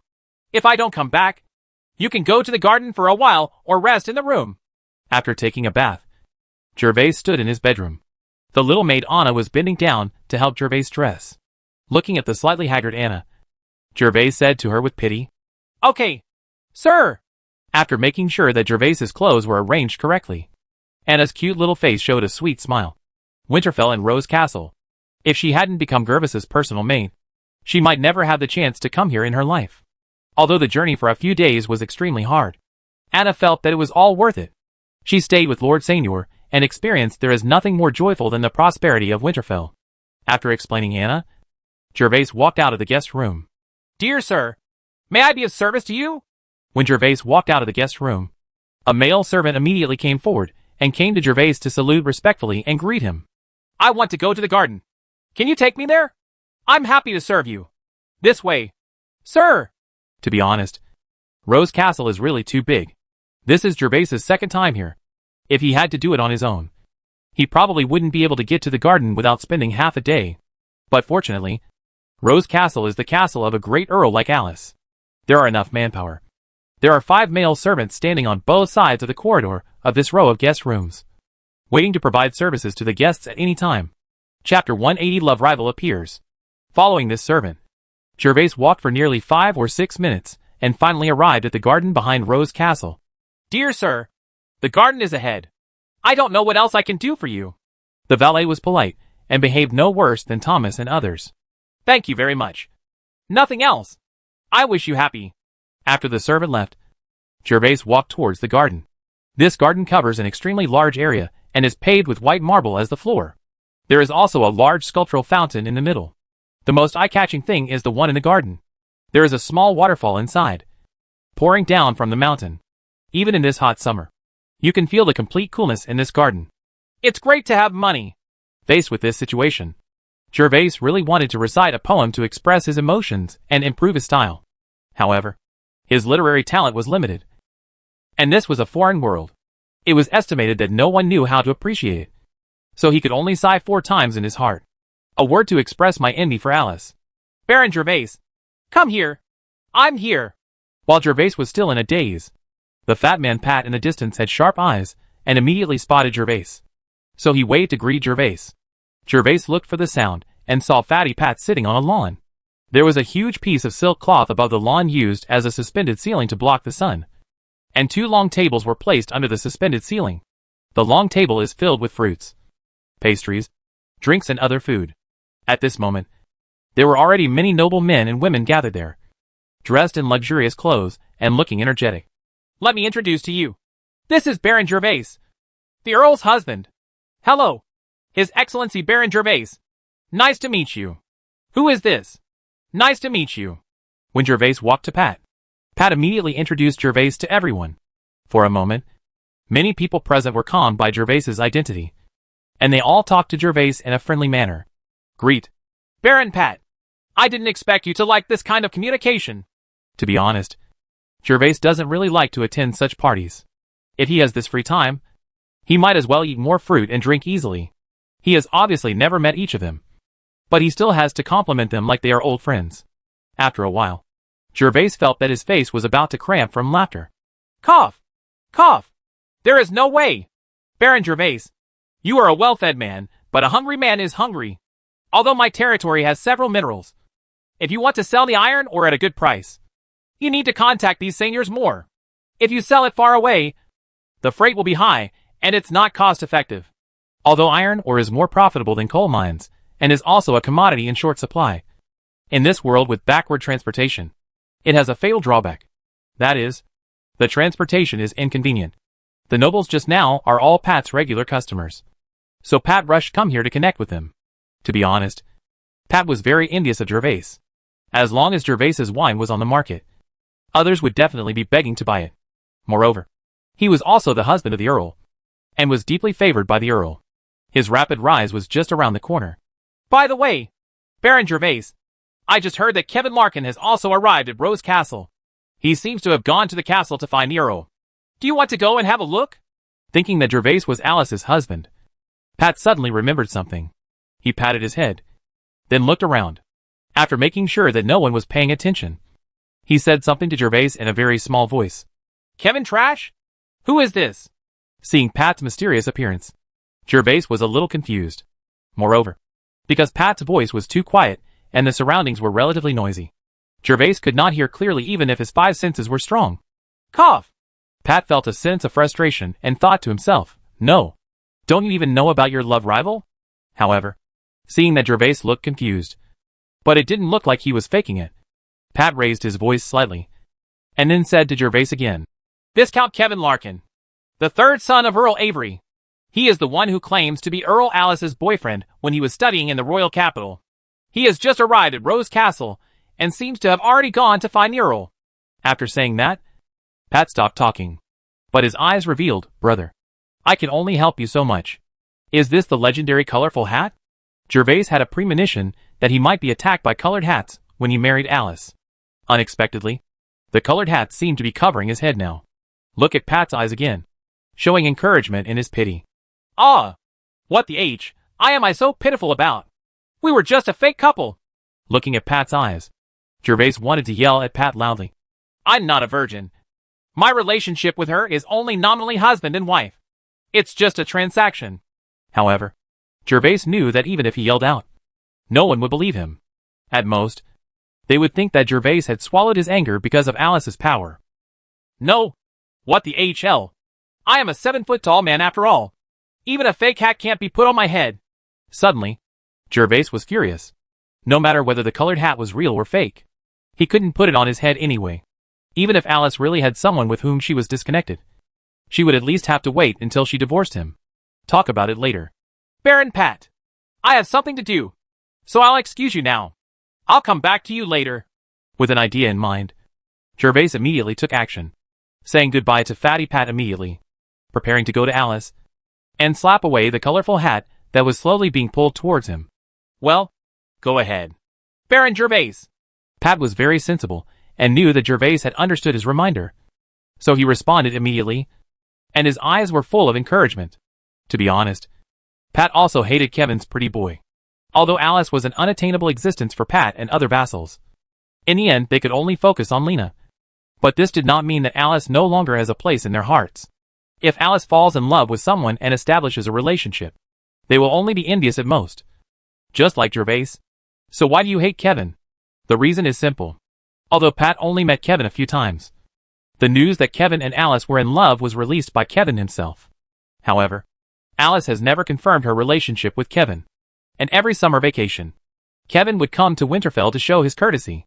This made young talents like Pat, who knew Alice, suspicious of her after seeing her. The pretty boy was very angry, because they clearly didn't see Alice accepting Kevin's attentiveness, and the two of them didn't act like a couple. But Kevin spread the word. Now that Alice and Gervais are getting married, young aristocratic young people like Pat are happy to see it happen, although they are a little jealous and envious. It is better than being snatched away by that toad Kevin. So after learning that Kevin came to Rose Castle today, Pat immediately told Gervais that in his understanding, Alice had a preference for Gervais. If she sent ice cubes in the summer, Gervais dared to use her personal maid. Very good proof. The only person who can prevent Kevin from eating swan meat is Gervais. He is just and right, and he doesn't have to worry about angering the Earl. Chapter 181 CC. After bidding farewell to Pat, Gervais went directly to the castle. He happened to meet a maid at the corner. Gervais immediately stopped her. Do you know where Alice is? Take me to find her. Dear sir, if you want to see the Earl, you need to go to Butler Lena.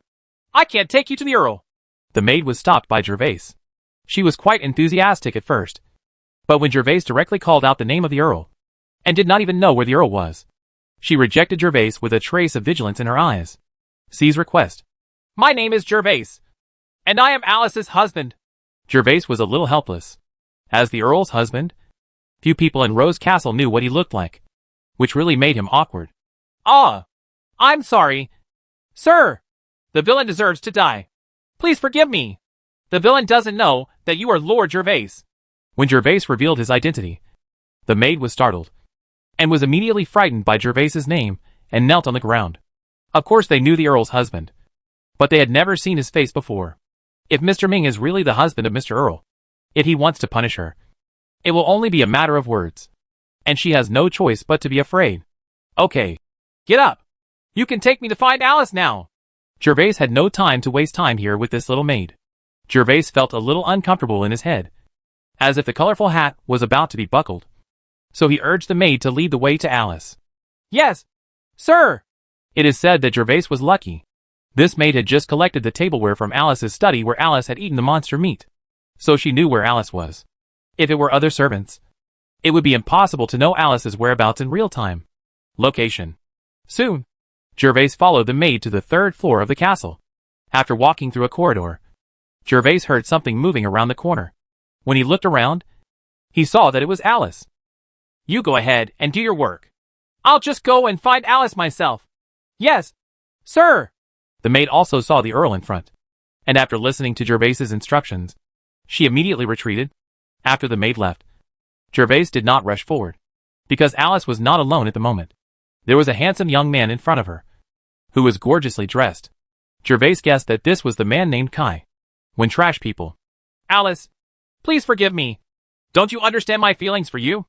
Thanks to his super hearing and the quiet environment, Gervais could slightly hear the words of Alice and Kevin even when they were dozens of meters away. Kevin, I said, now that I have a husband, I hope you will stop pestering me. If you are just a guest this time and attend my birthday party, I am very welcome. But if you are like this again, please leave Rose Castle immediately. I don't want to see you again. Are you talking about that pretty boy named Gervais? I know you have no choice but to marry him. I don't mind. As long as you divorce him, I will marry you. With that said, Kevin knelt on one knee and raised the rose in his hand in front of Alice. You dare to call me a pretty boy, and you want to slap me in front of my face. Are you a fool? After hearing Kevin's words and trying to poach him in front of him, Gervais finally couldn't bear it anymore. He originally wanted to hear more news before stepping forward, but now he felt that he didn't have to wait. Alice, you are here. I haven't seen you for a long time. Did you miss me? Gervais didn't care what Alice's reaction was at this moment. When he was about to walk in front of Alice and Kevin, he continued to speak. Hey! Cece, has this servant done something wrong? Do you want my help? My whip-wielding skills are top-notch. I'm sure to beat you to pieces with one whip. Alice had just focused all her attention on the annoying Kevin in front of her. And apart from a few maids and Lena, no one could get up to the third floor of Rose Castle without asking for permission. Suddenly, she heard Gervais's words. And for a moment my brain hasn't reacted yet. Who is he? Cece? Is he calling me? What is this name? Cece, aren't you surprised? You said you wanted to see me as soon as possible, and I rushed over from the storm territory immediately. But it took me several days. Seeing that Alice was still dazed, Gervais probably hadn't thought about her identity yet. So he immediately added another sentence. And Gervais saw that Kevin, who was kneeling on the ground, was as red as a monkey's butt. He was probably very angry. So these words continued to hit Kevin. After hearing the words, storm territory, Alice finally reacted. She looked at Gervais carefully and saw a hint of familiarity. Then she recognized that the man in front of her was her cheap husband Gervais. So she was about to speak, but was overtaken by Kevin. Who are you? Kevin's face turned red, and he was so angry that he finally couldn't help it. He threw the flowers aside harshly, stood up from the ground, and asked Gervais with a ferocious expression. Cece, this manservant is so rude and deserves to be punished. He doesn't even know the Earl's husband. He should be hanged and hung on the city wall for 3 days and 3 nights.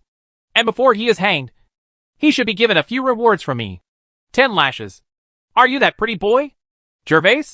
When Kevin saw that Gervais ignored his inquiry and even looked at him with a look of disgust, as if the owner disliked his pet for being so ugly and disobedient, Kevin finally lost his temper. He came and asked loudly again. That's enough. Kevin, for the sake of my former classmates, I don't care what you just said. But if you dare to be unreasonable to Gervais again, don't blame me, Alice, for being unkind. Hearing Kevin call Gervais that way in front of her again, Alice finally broke out. Although she and Gervais were only a couple in name, as she said on the night of their wedding, no matter what Gervais had been before, what is her identity? But now that she is married, anyone who disrespects Gervais in the future will be disrespectful to the Jones family. This rule applies internally and externally. Oops. It turns out you're not a servant. Sorry. My name is Gervais. Alice's husband. I don't know what you call me. Since you're not a servant, why did you kneel on the ground just now? It's easy for people to misunderstand. Sir, you need to change this habit in the future. After Alice's stern scolding came out, Gervais finally calmed down a lot. Although his cheap wife didn't treat him like this, at least she knew how to unite with the outside world. Just wait and see. Kevin could no longer bear to be scolded by Alice and humiliated by Gervais. However, with Alice present, and he knew Alice's temper best, Alice was a person who said what she said, so he could only look at Gervais resentfully. Weiss glanced at him, put down his harsh words, turned around and left. How rude. Cece, who are your classmates? Are they nobles? There is no grace at all. My servant Johnny Slipper is more polite than him. Seeing Kevin almost vomiting blood, Gervais felt happy, as if the colorful hat had been swatted away by him, temporarily avoiding the fate of being slapped with a hat. Kevin, who had only walked a few steps, staggered when he heard Gervais's last words. After checking to stand firm, his whole body trembled. He clenched his fists tighter, but did not turn around, but walked faster. Went down the stairs. You'll make him hold a grudge. After Kevin left, when Gervais was happy that his hat was blown away by him, Alice's voice came from his ears. Hate me as much as you want. It's better than wearing a hat. Besides, he's not my neighbor. So what if he hates me? To be honest, I am really not afraid of being hated by this trashy Kevin garbage. How could he fly over and bite me from so far away?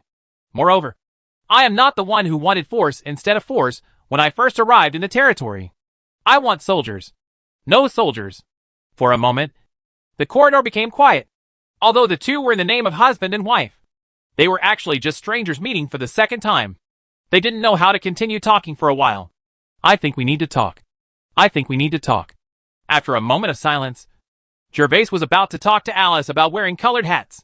Unexpectedly, Alice also said that she wanted to talk to Gervais about something at the same time.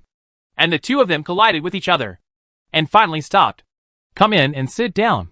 After taking a careful look at her nominal husband, Alice opened the door next to her, said something to him, and then walked in on her own. Chapter 182 Alice's Fury. Gervais was not pretentious and followed Alice in. This should be Alice's study, which was much larger than Gervais's. The entire study room is as big as the hall of Gervais' castle, with many tall bookshelves, each filled with thick books. Alice was already sitting at the desk. Gervais moved a chair to the opposite side of Alice and sat down without any pretense. Speak first. After Gervais sat down, Alice spoke directly, with the same tone as when Gervais first met her on the third-floor balcony. Then I'll tell you first. Gervais didn't know what Alice wanted to talk to him, but since he was allowed to speak first, he didn't refuse. Anyway, he made up his mind to keep the colorful hat out today. As a dignified time traveler, Gervais absolutely did not accept the hat. I know you were forced to find someone to marry, and then you accidentally chose me. Gervais looked at Alice's beautiful face and was still attracted by Alice's exquisite facial features, which were like a gift from heaven. However, as for the issue of principle, even if Alice was a once-in-a-million beauty, Gervais would not give in. So he continued, I know you must have many suitors, and your ex-boyfriend Kevin Trash is still pestering you. I don't expect that I will really be taken seriously by you. I just hope you don't wear a colorful hat on me. If it is really necessary, you can explain to me that I am willing to terminate the engagement with you and will pay you enough gold coins for the territory and title as compensation. Gervais slowly said what he was thinking. What's a colorful hat? After listening to Gervais's words carefully, Alice suddenly asked, Well, it describes finding a lover during marriage. Bang. Unexpectedly, as soon as Gervais finished speaking, Alice slapped her hand heavily on the desk in front of her. And the expression on her face also changed. The originally cold and pretty face now had a hint of anger. Let Gervais see it in a different way. Alice was almost angry and vomited blood at Gervais's words. She never expected that Gervais would talk to her about this matter. Who did Gervais take her to be? She was looking for a lover within marriage. Alice felt that Gervais was looking for a lover. This is an insult to yourself. When Alice originally heard Gervais saying that Kevin was her ex-boyfriend, Alice wanted to explain the reason and deny that she had never had a relationship with Kevin. After all, Gervais was her nominal husband. A little explanation would be fine. But Gervais's last words ignited Alice's anger, extinguishing any trace of appreciation she had for Gervais that she had gained from the caravan 2 days ago. You are insulting me. Alice finally spoke. Her tone was a bit cold. Not in the tone of a superior, but in the tone of the cold goddess she used to say to Gervais. You should take care of yourself first. What happened to your personal maid? How dare you bring her to Rose Castle? Aren't you afraid that other nobles will talk about you? Don't you care about my face? As Alice blurted out questions one after another, the temperature in the study seemed to drop several degrees. Hearing Alice's bomb-like questions, Gervais was puzzled. Why did this involve Anna? The little maid? It would also affect Alice's face. And of course, it was a good habit to ask questions without shame. So the confused Gervais asked carefully. Anna? What's wrong with Anna? You're a personal maid. Why are you still laughing at me?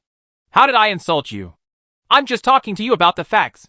As long as you don't put a hat on me, it's easy to say how long we can be husband and wife in name only. Bang. Get out of here. Before Gervais finished speaking, Alice seemed to be stimulated by something. She slammed the table again and started to chase Gervais. Of course Gervais was not prepared to leave. It would be too shameful to leave by herself when this woman asked her to leave. But when Gervais saw the faint flash of light on Alice's body, he immediately remembered another sentence. A good man will not eat. Immediate loss. So he ran out of the study quickly. Only women and villains are difficult to raise. The ancients will not deceive me. After quickly running out of the study and closing the door, Gervais was still a little confused. Why was Alice so angry? Why would Alice say that she would be talked about by others because of Anna, the little maid? But no matter what, I can't continue talking to Alice today. Judging from her behavior, she is really angry. He is just a bronze intermediate knight, and he doesn't even have the power to fight back against Alice. It seems that you have to practice hard. Otherwise your wife will give you a slap on the head. That would be so embarrassing. Gervais walked downstairs with a look on his face. After Gervais left, Alice's anger finally subsided a little, but her pretty face was still as cold as ice. Alice felt that he had made a huge mistake in choosing Gervais as her husband. She regretted why she didn't hang Gervais up and whip him dozens of times. Since she first met Gervais, Gervais didn't seem to make it easy for her. She was choosing a husband while he was eating. Now it was even more outrageous. She didn't need the valet to like the valet, but she blatantly brought the maid to Rose Castle without fear of what outsiders would say when they saw her. The most hateful thing is that now the evil person is the first to complain and ask himself not to wear that shabby hat on him. Are you that kind of person? Ever since she was little, Alice has been an angel-like existence in the eyes of others. She is the most dazzling wherever she goes. Moreover, she also considers herself to be a noble woman. She is never like some aristocratic ladies, who have so many lovers that even they themselves not sure. So she thought Gervais had just insulted her. Dong dong dong. Just when Alice was still gnashing her teeth at Gervais, there was a knock on the study door. Come in! It was estimated that Lena was the only one who could knock on her door at this time. So Alice answered directly to the door. Sir, did you send someone to look for me just now? I don't know what your orders are. After getting Alice's promise, Lena opened the door and walked into the room. She saw that Alice seemed a little angry and confused. So she immediately asked, Lena, go and bring Gervais's personal maid to the study. Facing Lena, Alice's tone softened and she gave her instructions. Yes, sir. Just in case you encounter Gervais, you tell him this is what I want. If he doesn't want to, ask the guards to let him come with him. When Alice thought of Gervais's hateful appearance, she originally wanted to ask the guards to restrain him. But after thinking about it, he was already her husband in name no matter what. So it was definitely not appropriate to do so. So she changed her mind. Yes, sir. Lena was a little strange. She had just come to tell Alice about Gervais's personal maid. And Alice was not so angry. Why did she just leave for a while? And Alice seemed to hate Gervais? Grown-ups. But strangely enough, Lena absolutely obeyed Alice's orders and promised to bow out immediately and walk towards the guest room on the second floor. Chapter 183 Luxurious Manor. Hey, well done, Baron Gervais. When Gervais reached the first floor in Great Depression, he didn't expect that Pat was already waiting for him at the top of the stairs. As soon as he saw Gervais coming down, Fatty Pat immediately came to Gervais and greeted him warmly. Baron Pat, why are you here? Gervais was a little surprised. This little fat man wasn't just waiting for him here. Was he? Sure enough, when Gervais finished speaking, Pat answered Gervais with a smile. Baron Gervais, of course I'm waiting for you here. Ha ha. Today is so fun. Let's go. I'll treat you to a feast in Winterfell. And drink the most delicious beer. Well, forget about the wine. No matter how delicious the beer is, it doesn't have the gold of yours. Baron Gervais, the wine is delicious. With that said, Pat was about to step forward to Lad Weiss and take him out of the castle. If there is anything that can make you so happy, tell me. Gervais nimbly dodged Pat's fat hand. Here, the male and female servants welcomed the passers-by. It would be bad if they got misunderstood while arguing with this little fat man. Gervais heard that many nobles had special hobbies, so Gervais thought it would be better for him to pay more attention to them. After all, his orientation was very normal. But since Pat was inviting guests to eat, Gervais thought it would be a good time to eat some delicious food to relieve his depressed mood. So he walked with Pat towards the outside of the castle. It's not because of Kevin. You didn't know how annoying he was before. Ha ha. I just saw him, and his face turned green. It was so happy. Baron Gervais is so good. After Gervais went to find the Earl, Pat had actually been paying attention to this place. When he saw Kevin's face as if he had eaten shit, he knew that Kevin must be deflated. How did Gervais teach Kevin a lesson? Yes, Pat didn't care. But as long as it made Kevin unhappy, he was very happy. Oh, you said Kevin trash. Gervais finally knew why Fatty Pat was so happy. After thinking about it for a while, Gervais continued to ask, Do you know what level of cultivation that Kevin is? When he first met Kevin, Gervais had noticed that Kevin's cultivation level was much stronger than his own. But he was not sure what his cultivation level was, since he had made a big enmity with him. In Pat's case, little Fatty, I'd like to ask here just in case in the future. After all, an aristocratic young man like Kevin is not a good person at first glance. He was still a high-level bronze knight when I met him last year. He should be about the same this year. At most, he is a peak bronze knight. Don't worry, Baron Gervais. If we meet him outside and he dares to cause trouble, we can do it together. I won't be afraid of him. Fatty Pat was honest and knew what Gervais was thinking. So he patted his chest and assured Gervais. How about it, Baron Gervais? This is the most upscale restaurant in Winterfell. It has everything you need.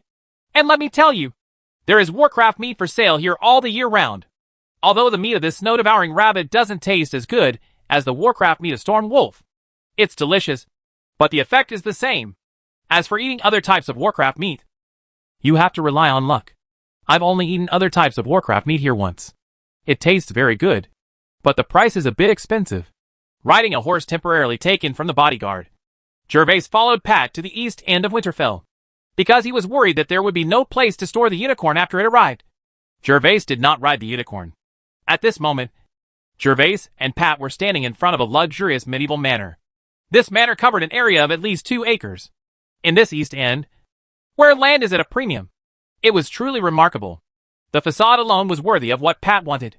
The title of the most upscale restaurant in Winterfell is mentioned. What's more, Fatty Pat also said that Warcraft meat was sold here all year round, which allowed Gervais to truly see the lifestyle of the powerful. 2 respected adults, welcome to Snowland Manor. Would you like to dine or stay? When Gervais and Pat arrived at the manor on horseback, the 2 male servants standing at the door to greet the guests immediately stepped forward and grabbed their horses. After the 2 stood firm, 2 more young and beautiful men appeared. The maid asked respectfully, Dine. Fatty Pat was quite familiar with this place. His squinting eyes stayed on the 2 pretty maids for a while, and then he uttered 2 words quite proudly. This was the first time for Gervais to come to such an occasion since his rebirth, with Pat playing as a forward. Of course, he stopped talking and just watched Pat perform. 2 respected adults, please come this way. The 2 maids turned a blind eye to Pat's sweeping gaze, still wearing warm smiles, and respectfully guided the 2 of them. Omi, take the 3 subordinates of Baron Gervais to eat there. Just charge it to my account. Before leaving, Pat told the guards behind him. The 2 came out this time without personal servants, but each brought 3 guards to follow. Gervais brought Ike, Audrey, and a personal guard named Care. Yes, sir. People who come to this manor to eat are all rich or noble people. Of course, they will bring 3 or 5 guards. However, the guards cannot enter the main hall. There is a dining and entertainment place on the side of the manor specially for these guards. It is these guards who come. Their place to go. Of course, the owner of the manor will be responsible for the safety of the guests in the main hall. The owner of this manor is also well established, and most people would not dare to cause trouble here. Is there an auction today? 2 maids led the way respectfully from the side, with Gervais and Pat walking in the middle. Pat was walking on a familiar road and suddenly asked the maid, Dear sir. Yes. It will start in a quarter of an hour. The maid was not surprised by Pat's question and answered it directly. Oh, I'll send you a list later. Fatty Pat nodded. Gervais was a little surprised when he heard that there was an auction in this manor. After all, he had never seen what a real auction looked like. Yes, my lord. The maid responded simply and continued to lead the way. 2 respected adults, please come in. When the 2 maids brought Gervais and Pat to the 3rd floor, a maid quickly opened a private room in the corridor, made a respectful gesture to Gervais and Pat, and invited them in. This was normal at first, but when he walked into the room, Gervais was stunned. What kind of restaurant was this? It was obviously similar to the boxes in the Grand Theater in his previous life. There were no walls on the inside of the room, only thick wood railing. But standing in the private room, you can directly see the scene outside the private room. Outside the private room is a huge hall with many seats and a podium. At this moment, there are many people sitting in 2s and 3s below. Chapter 184, Finding trouble. Do you have any monster meat today? I'm not talking about the snow-eating rabbit. Fatty Pat seemed to be used to the scene outside the room and was not surprised at all. After sitting down, he didn't even look outside the room and started ordering directly. Sir. Yes. The store just received a flame rabbit's meat today. There are still 10 kilograms that are not sold. I wonder how many kilograms do you need? Uh-huh. Baron Gervais. We are lucky. Upon hearing the name of Flame Rabbit, Pat's eyes suddenly lit up. He laughed happily and said something to Gervais, and then continued to talk to the maid. Here are 5 kilograms of flame rabbit meat, 3 kilograms for roasting, and the other 2 kilograms for soup. The flame rabbit is a kind of monster that lives on the grassland. It is not very big. It only weighs more than 50 kilograms when it is an adult. It can spit fireballs as big as a bowl from its mouth. It is also a kind of low-level monster. It can be regarded as a relatively large number of low-level monsters. Warcraft. In addition, 2 or 3 special dishes will be enough. You go down and ask the cook to cook them quickly. We just arrived in Winterfell today, but we haven't had a decent lunch in several days. Yes. You 2 adults. Wait a moment. The maid in charge of ordering said, Okay. Respectfully before retreating. The other maid was standing on the left side of the door, waiting to serve Gervais and the others at any time. Baron Gervais, we are in great luck today. There is actually other monster meat. Although it is a bit expensive, it is still rare, even if it is only 1 gold coin per pound. This monster meat is the real purpose of people coming to the Snowy Manor. Pat, why does this restaurant have an auction room? What kind of things are usually auctioned? Gervais was a little stunned when he heard that Flame Rabbit's Warcraft meat could be sold for 1 gold coin per kilogram. But today, he was just enjoying the meal and did not comment. Instead, he was more interested in the auction. Alice's birthday gift price-wise wasn't ready yet. So when she heard there was an auction here, she immediately started thinking to see if she could find anything suitable as a gift for Alice. Although the woman was angry with me just now, since I was invited, the gift is still indispensable. And we are not stingy people. This manor holds an auction every month, and it has a high reputation in the aristocratic circle. I just saw that there were more people outside than usual. I guess it happened to be held today. So I asked casually, but I didn't expect it to be true. Pat was quite excited today.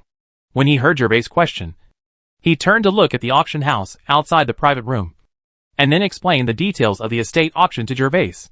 However, there are many kinds of items in the auction. You can only know this after seeing the list. There are often enhanced weapons, elf bugs, cheat books, etc. And sometimes there are even more precious items. But the price is not low. Gervais, if the Baron is interested, you can take a look later. I see. Gervais nodded. It seems that this auction is also a top-notch existence. There will be auctions of elf bug secrets. It is a transaction that can easily cost dozens or hundreds of gold coins. He currently only has 30 gold coins in his pocket, which is really not enough. After hearing the explanation, Gervais got up and came to the fence. He looked around and could vaguely see people dining in a row of private rooms nearby. There were also many people sitting in the auction hall downstairs. They are probably waiting for the auction to start. Baron Gervais, come and have a drink. I can't wait. Seeing Gervais stand up and walk to the fence, Pat picked up the wine bottle he had just brought in and poured a glass of wine for himself and Gervais himself. This wine was exactly the wine that Gervais brought when he came out. The golden wine was still exclusively owned by Gervais, and drinking beer was not as comfortable as wine. Gervais was not stingy and took out a bottle directly. Sir, you can't go in. There are already guests inside. We have some things to discuss with the guests inside. Don't worry. We won't cause trouble. Just when Gervais was about to return to his seat, the maid's voice suddenly sounded outside the door. And then the door of Gervais's room was opened. Sir, I'm sorry. These adults are about to come in, and the villain can't stop them. As the door opened, 3 young men walked in, each dressed in gorgeous clothes.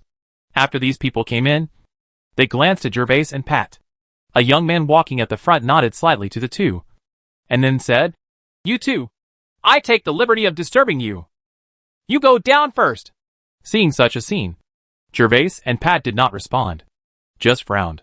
However, Pat belonged to the host today, so he was the first to speak to the maid. Yes, sir.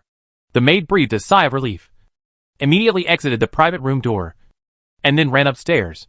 Let me introduce myself first. My name is Carl Bridger.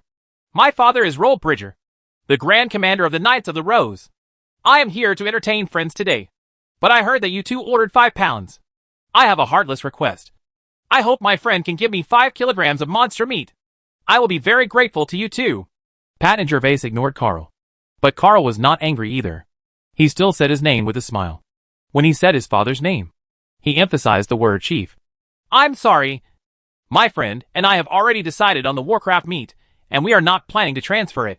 Pat is also a noble baron after all. Although this Carl is the son of the Grand Commander of the Rose Knights, Carl himself does not have a title. Today, he agreed to invite Gervais to dinner. If he is frightened by someone's few words, then in the future how can I hold my head up? When he heard that Pat had no room for negotiation, and even his father's name was not used, Calvin's face suddenly darkened. Since the disappearance of the old Earl, his father has the highest military strength in the entire Jones territory. He is a peak silver knight, and the commander of the Rose Knights.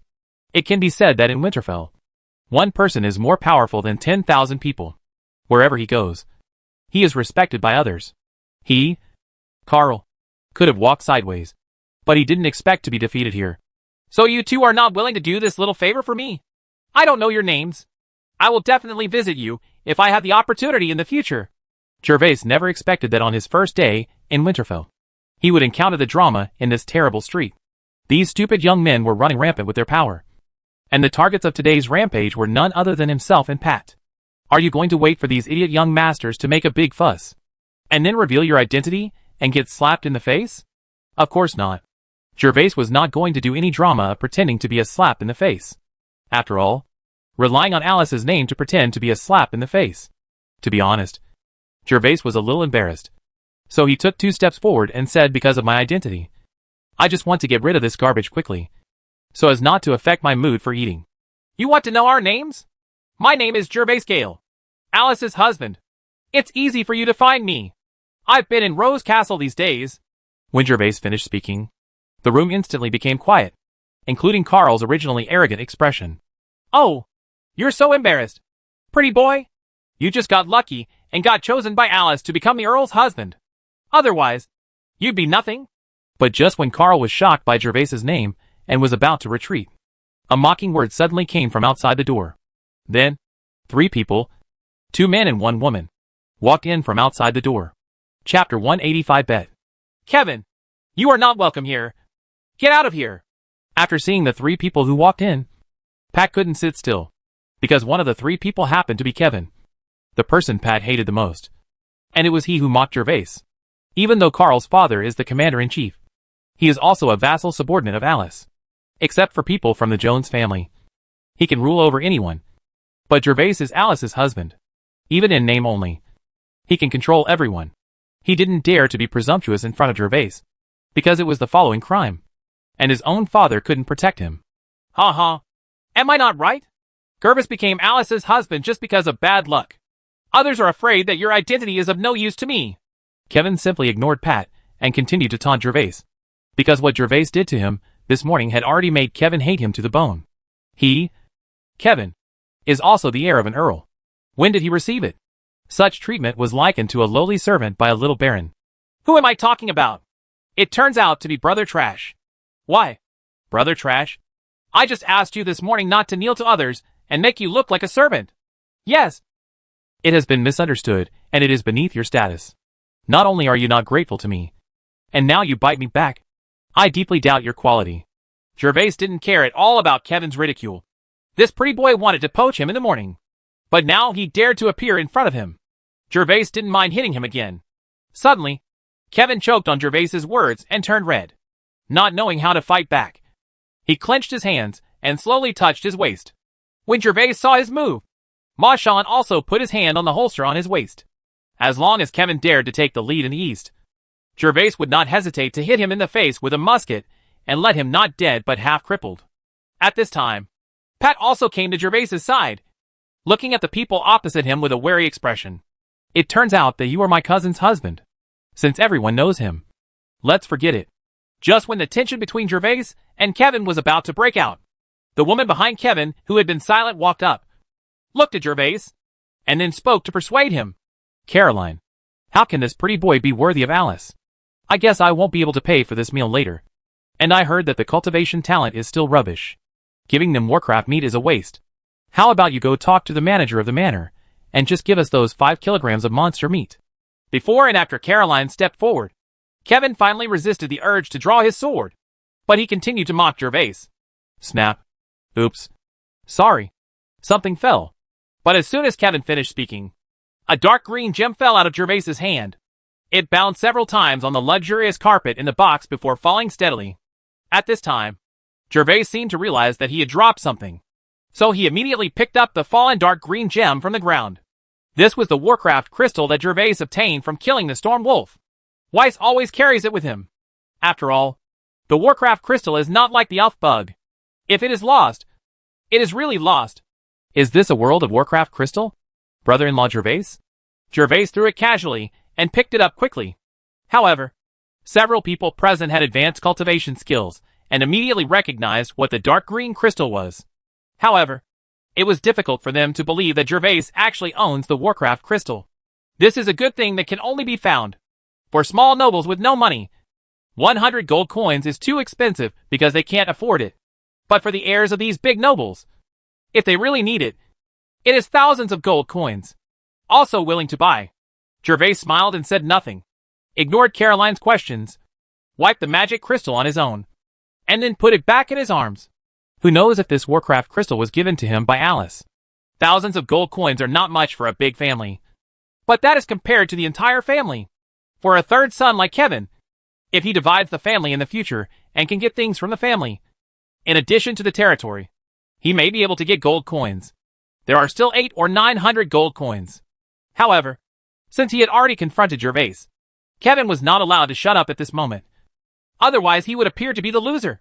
So he immediately added, "Oh, why did it fall again?" But as soon as Kevin finished speaking, something fell out of Gervais's arms again. And this time it was 2 Warcraft crystals. In addition to the dark green Warcraft crystal just now, there was also an extra green one. Warcraft crystal. It seems like I need to buy a bag to put it in properly. Otherwise it will be troublesome if it falls out all day long. Pat, don't you think so? In the shocked eyes of everyone, Gervais picked up the 2 Warcraft crystals, put them in his arms, and asked Pat beside him. Gudong. Yes. You must put it away. Some people's eyeballs are about to fall out. Gervais, you have to hide it carefully, and don't let it be stolen by some treacherous villain. Hearing Gervais's words, Pat swallowed first, and then regained consciousness. In response to Gervais's words, his head nodded like a chicken pecking at rice. When it came to the treacherous villain, Pat also deliberately emphasized his tone and looked at Kevin. Who are you talking about? You want to try again? The target of Pat was particularly obvious. Kevin, who had been receiving continuous critical blows from Gervais, finally became furious and looked at Pat with red eyes and gritted teeth. His right hand had already grasped the long sword. I will tell you who is the treacherous villain. Why did you admit it to yourself? If you have the ability, come here. Will I be afraid of you?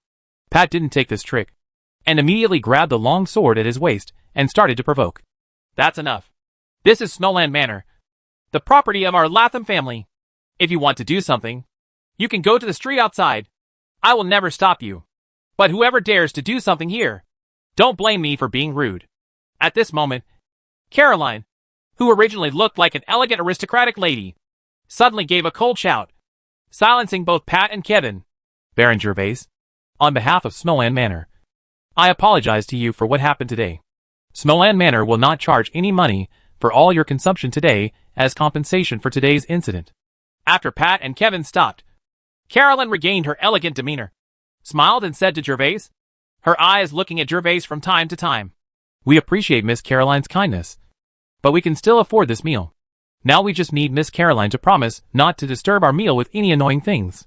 Caroline is also quite delicate in appearance, with long wavy red hair and breakable white skin, against the backdrop of her exquisite facial features. She is also one of the most stunningly beautiful women, although she is still a little behind Alice, but in with her figure that could not be covered by a dark blue dress. Few men could resist her temptation. After all, Alice was so aloof that ordinary people would not dare to approach her. Caroline saw the 2 Warcraft crystals dropped by Gervais and knew that Gervais was not as bad as the legend said. So she wanted to find a step for Kevin to climb down. But what Caroline didn't expect was that Gervais ignored her kindness and directly rejected her kindness. Humph. I don't know why. Miss Caroline apologizes to you on behalf of Snowland Manor, because for Alice's sake. For us? Your 2 Warcraft crystals are just 1 or 2 rooms in the east area of Winterfell. It's just a store. At this moment, several people in the field, including Carl, who was arrogant just now, have also turned off. After all, Gervais's background can hold him down. Now only Kevin still has the resentment in his heart. And there is no need to worry about Gervais's identity. So he immediately mocked Gervais. This time, because Gervais rejected her kindness, Caroline did not speak to stop Kevin again, but just frowned and looked at Gervais. You fly is really haunting? Does your family also have a shop in Winterfell? Can you make the decision? Gervais suddenly sneered and asked Kevin directly. Of course our Larkin family has stores in Winterfell. Except for Winterfell. All the big cities in the earldom, including the king, have stores belonging to our Larkin family. This topic finally allowed Kevin to find the confidence. So he did not hesitate to talk about the business strength of the Larkin family in the Principality. Because transportation in this world is not easy. Each place has unique specialties. However, ordinary small nobles cannot sell these specialties to the territories of other big nobles, because not only is the distance long, but they also need to pay taxes. So the big nobles reached an agreement. That is, each big noble can buy a certain number of shops in each other's big cities to sell their own things, and the taxes will be negotiated between the 2 parties. Some even don't have to pay taxes directly. So there are almost several Earl family shops in the big city. After telling his family's business background, Kevin felt that it was not enough to demonstrate his momentum. So he continued, one of the shops in the East District happens to be managed by me. With that said, Kevin took out a small leather book of house deeds from his arms and held it up high, fearing that Gervais wouldn't see it. Oh, I can't tell that Brother Kevin Trash still has some status in your family. Seeing the house deed that Kevin took out and his sworn look, Gervais's eyes lit up and an idea suddenly came to his mind. So he looked at Kevin provocatively and said, Brother Trash, do you dare to make a bet with me? Chapter 186 Bet. What bet? Kevin was stunned. The leather-covered house deed in his hand was real. But it was not managed by him, as he said. It was just because the Larkin family and the Jones family had recently closed due to border friction. He opened a shop that supplied rose powder. So his father asked him to take the property deed and prepare to close the shop and sell it directly as a response to Jones' caller. Except for Kevin, who was in a daze. Others, including Caroline, also didn't understand why Gervais started betting in such a noisy manner. Didn't you say that everything I have now is due to Alice? Let's make a bet. It doesn't require the identity of Alice's husband. You just take a piece of paper, and I just write a few words on it. Wait. It will be sent to the auction soon. And many people will pay for it soon. Amid everyone's doubts, Gervais told how to make the bet. Of course. Since it's a bet, there must be a jackpot. I'll bet against you with 2 Warcraft crystals. As he spoke, Gervais took out the 2 Warcraft crystals that had just fallen to the ground from his arms, and kept playing with them in his hands. Are you sure? Any note will do? And you can't reveal anything about yourself. When Kevin heard Gervais's words, he was still confused at first. But when he saw the 2 precious Warcraft crystals in Gervais's hands, he couldn't help but feel moved. Gervais said that it was up to them to choose the note, and Gervais would only write a few words on it without revealing any of his identity information. This made Kevin unable to think of anyone who would buy a note, and which noblemen did not love money. As fate would have it, even if they knew Gervais's identity, no one would necessarily buy it, and they wouldn't be fooled. After all, Gervais is just Alice's husband. But they don't need to flatter Gervais's horses at all. And Gervais has no reason for them to flatter him. Of course I am sure. And I will only write 3 words. And you can supervise the whole process later. Gervais smiled and nodded, confirming what he just said again. But my bet is 2 Warcraft crystals. I wonder what you can come up with to compete with me. I will use this shop to bet against you. In addition, I have 5 gold coins with me. Kevin couldn't think of the possibility of losing. And he was really greedy for the 2 Warcraft crystals. Although the Warcraft crystals had a price, the important thing was that they were unmarketable. Warcraft crystals are something that can be encountered but cannot be sought. Now he is a peak bronze knight, only 1 step away from the silver knight. When the time comes, one of the Warcraft crystals will be used to absorb it, and one will be used to strengthen the weapon. It is wonderful to think about it. Kevin, I advise you to think about it. Although Caroline didn't know what kind of medicine Gervais was selling in the gourd, and she also felt that Gervais basically had no chance of winning. But since it was Gervais who proposed it, Caroline always felt that there must be something wrong with it. Miss Caroline, this auction house is the property of your solemn family, so you don't have to worry about me doing. Gervais turned to look at the pretty Caroline in front of him and asked her a question. Needless to say, I will bet with you, but I have a requirement.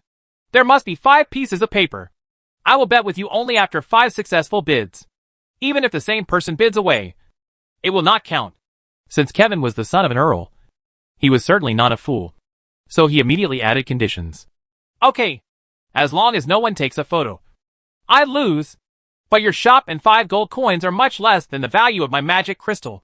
Seeing that Kevin was already eager to give it a try, Gervais felt hot inside. But on the surface, he seemed to dislike Kevin's bet. He paused for a while, and then spoke reluctantly. But I made this bet just to prove myself, so I will reluctantly agree to it. Gervais did not hesitate, and finally looked at the leather house deed in Kevin's hand. He suddenly felt that he could not trust Kevin's character, so he continued to speak. In order to prevent both parties from defaulting on their debts, we'd better find a notary and place the bet with the notary first. I think Miss Caroline is a good notary, and this is Solemn's property. Do you have any objections? Of course, I have no objection, Kevin immediately said. Kevin was already familiar with Caroline, and of course, he was not worried about Caroline favoring Gervais. So he handed the house deed and the 5 gold coins in his hand to Caroline's hands without hesitation. Gervais felt happy when he saw Kevin so happy, and quietly handed the 2 Warcraft crystals into Caroline's hands. Now please trouble Miss Caroline to find the auctioneer who is responsible for hosting the auction. I want to give him a word. After Gervais put the Warcraft crystal into Caroline's hands, he smiled at Caroline and said, You can go find paper now. Any paper, as long as it can be written on.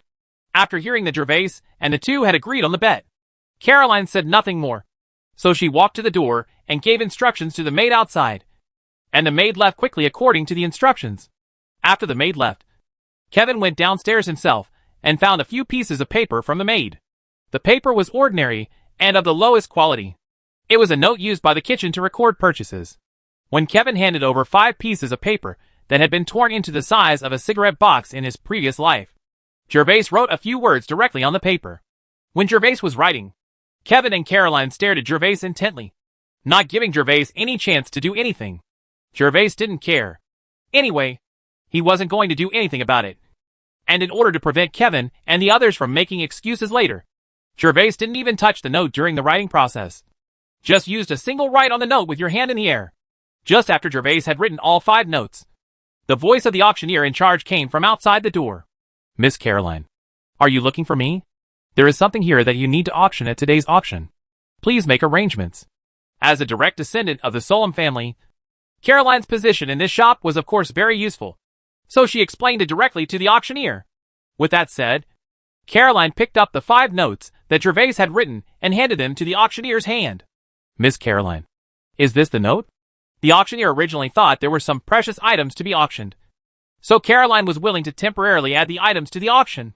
But when the host saw the 5 notes handed over by Caroline, he was a little confused. What was so special about this note? If it falls on the ground, no one will pick it up. Right. Moreover, the words written on it are a bit puzzling. This is a place that treats the auction house of Snowland Manor as a child's play. Miss Caroline, is this okay? Don't worry about it. Just do as I say later. Caroline directly blocked the auctioneer's words, and then turned her attention to Gervais. If you have anything to say, you can tell the auctioneer now. When you auction later, you just need to show these words to everyone. But you must let them look carefully. At the very least, you must ensure that everyone has enough time to see it. I understand. Gervais did not hesitate and explained it directly to the auctioneer in front of everyone. Understood. What Gervais explained was nothing special. Of course, the auction items must be clearly seen by the guests. After all, they spend money to bid. The more they know about it, and the more they like it, the higher the bidder will bid. What they can get from their snowy manor, the achievement is higher. Chapter 187 Note Auction A. After hearing what Gervais said to the auctioneer, everyone present was a little suspicious and looked again at the note that had been placed in the host's hand. But no matter how they looked at it, the note was ordinary and nothing special. When Gervais was writing, they stared at it the whole time. There was nothing special about the writing method, but the word wine It's a bit weird. What kind of wine is wine? I'm afraid Gervais has some brain problems. They have only heard of beer, which has been the same for hundreds of years. Did he want to deliberately write about alcohol to arouse others' curiosity? But such a ridiculous thing. It is estimated that only his own self-righteousness can arouse the curiosity of others. Miss Caroline, that little guy will go down first. The auction will start soon. After making sure that Gervais had no other words to say, the auctioneer looked at Caroline and prepared to leave. Go ahead. Put these notes at the auction first. Don't leave your hands. Caroline nodded to the auctioneer and reminded her again. Yes, Miss Caroline. Seeing that Caroline attached so much importance to these notes, the auctioneer couldn't help but clenched his hands slightly, then bowed respectfully, and then left. Pat, in order to celebrate the bet I made with Kevin Garbage Brother today, go and share this pot of drinks with the other nobles who are dining. Don't say anything about me, lest some people will not admit it. After the auctioneer left, Gervais turned around, winked at Pat, and then said to him, Great! Ha ha! You should celebrate! After just seeing the words Gervais wrote on the note, Pat actually had some guesses. Now with Gervais's instructions, Pat already understood how Gervais wanted to win this match. Bet? So he responded neatly, carried the wine bottle and walked out the door. But when Pat walked to the door, he was stopped by a suspicious Kevin. Brother Garbage, if you feel uneasy, you can go and have a look. If he reveals any information that affects the bet during this process, I will lose. Seeing Pat being stopped by Kevin, Gervais spoke to the somewhat suspicious Kevin. Snort. Gervais's words had reached this point, and Kevin could not stop him anymore. After all, it was not Gervais himself who was going, and he just asked Pat to pour the drinks. So it was not easy for him to stop him. Some of the drinks in the pot were purple-red, but Kevin didn't think about the alcohol. After all, if Gervais really owned alcohol other than beer, he would have already become famous in the principality, and among people in this world. In my heart, I have accepted the fact that there is only one kind of wine in this world. Beautiful lady, grab a few more cups and follow me to treat everyone to drinks. Arriving in the corridor, Pat directly ordered the maid outside, while Kevin and another young man followed closely behind, watching Pat's every move. Although the drink was okay, they also wanted to make sure that Pat didn't dare to play tricks. Come, beautiful Miss Caroline. Sit here for a while. I would like to thank you for being a notary for me today. I heard that you are Alice's cousin. No wonder you are so beautiful. As the saying goes, people are in high spirits during happy events. Gervais was already excited at this moment, so he changed his previous attitude and actively invited Caroline to sit down. Of course, the big factor is that the bet at this moment is still in Caroline's hands, and Gervais is actually planning to keep a close eye on her, because Gervais does not trust the beautiful woman in front of him. Today Carl came to look for trouble. It was getting more and more strange to Gervais. Such a high-level manor was the property of the Lord of the North. It stands to reason that the privacy and safety of the guests is the most important. But not only did Carl know that Gervais, they ordered Warcraft meat here, and they knew which room it was in, which is worth pondering. Gervais is probably the only woman who has the right to let the manor disclose this information. After all, the Lord of the North is Alice's biological grandfather. Even if he, Carl, has 10 courages, he would not dare to cause trouble here. Ha ha. Brother-in-law Gervais, do you really think I'm beautiful? How do I compare with Alice? Caroline was not pretentious. After hearing Gervais's invitation, she elegantly came to the table and sat across an empty seat next to Gervais. Well, I don't know if Miss Caroline wants to hear the truth or a lie. Gervais raised the glass of wine that Pat had just poured for him and took a sip. Then he smiled and looked at Caroline with burning eyes. Whatever the truth or lies, I want to hear them all. Caroline saw Gervais looking at her with ardent eyes. Although she felt contempt in her heart, she still had an elegant smile on her face. Dignity and beauty appeared on her body at the same time, and there was no contradiction at all. To be honest, although you are also very beautiful, you are not as beautiful as Alice. Gervais smiled, not fearing whether Caroline would go berserk after hearing his truth, nor caring about Caroline's face when she heard the truth. Gervais continued, As for lies, I am very honest and will never tell lies. You? Caroline finally understood that she was being teased by Gervais. She wanted to have a fit, but immediately endured it, and then said something to Gervais in a cold voice. My sister really found a good husband and didn't make any mistakes. Clang. Clang. After Caroline finished speaking, 2 clear bells rang from the auction house downstairs. Dear ladies and distinguished gentlemen, I am honored that everyone can come to participate in today's auction. The auction of Snowy Manor now officially begins. As the bell rang, the auctioneer quickly walked to the auction stage and shouted greetings to all the guests. Seeing the auction starting below, Caroline no longer paid attention to Gervais. She just took a deep look at Gervais, and then set her sights on the auction table downstairs. Why hasn't Fatty Pat come back yet? I hope you can sort things out for me. If I lose, I'll probably dance in Rosebud tonight. Caroline ignored Gervais, and Gervais had no time to pay attention to her. At this moment, Pat had not come back, and Gervais was a little worried that Pat had encountered some trouble. I'm back! But just when Gervais was worried, Pat's voice came from outside the door. Gervais looked for the sound and saw Pat walking in with a smile on his face, carrying a wine bottle, and ordered Gervais. He nodded and sat back in his chair. At this point, Gervais finally felt relieved. As long as Pat went to deliver the wine successfully, then most of the bet would be won. So he turned back and watched the host and the audience attentively as he started the auction. Ladies and gentlemen, today's auction is a bit special. We received a temporary donation from a gentleman. I will show it to you below. Please watch carefully. Gentlemen and ladies. As he spoke, the host raised one of the pieces of paper handed to him by Gervais and others, and showed the side with the words on it to everyone. Buzz. The guests were originally a little curious as to what valuable items had been temporarily added to the auction. But after seeing the note in the host's hand, they all started talking buzzingly. Are you kidding me?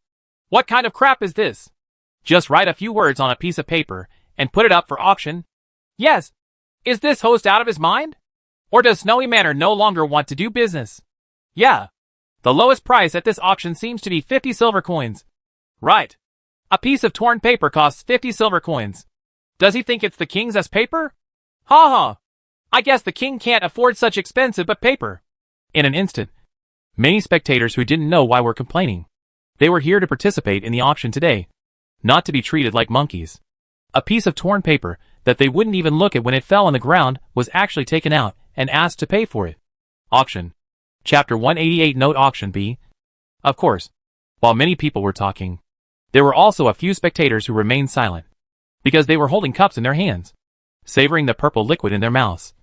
And for a moment, they closed their eyes and fell into deep contemplation, ignoring the noise at the scene. The auctioneer didn't care about the comments from the guests below the stage and upstairs. After all, if he hadn't been the auctioneer, he would have wanted to curse a few times. The auctioneer continued to hold the note in front of his chest for more than a minute to ensure that everyone could see it clearly, and then continued. There are 5 pieces of paper in total, 1 for each auction, and the lowest auction price for 50 silver coins.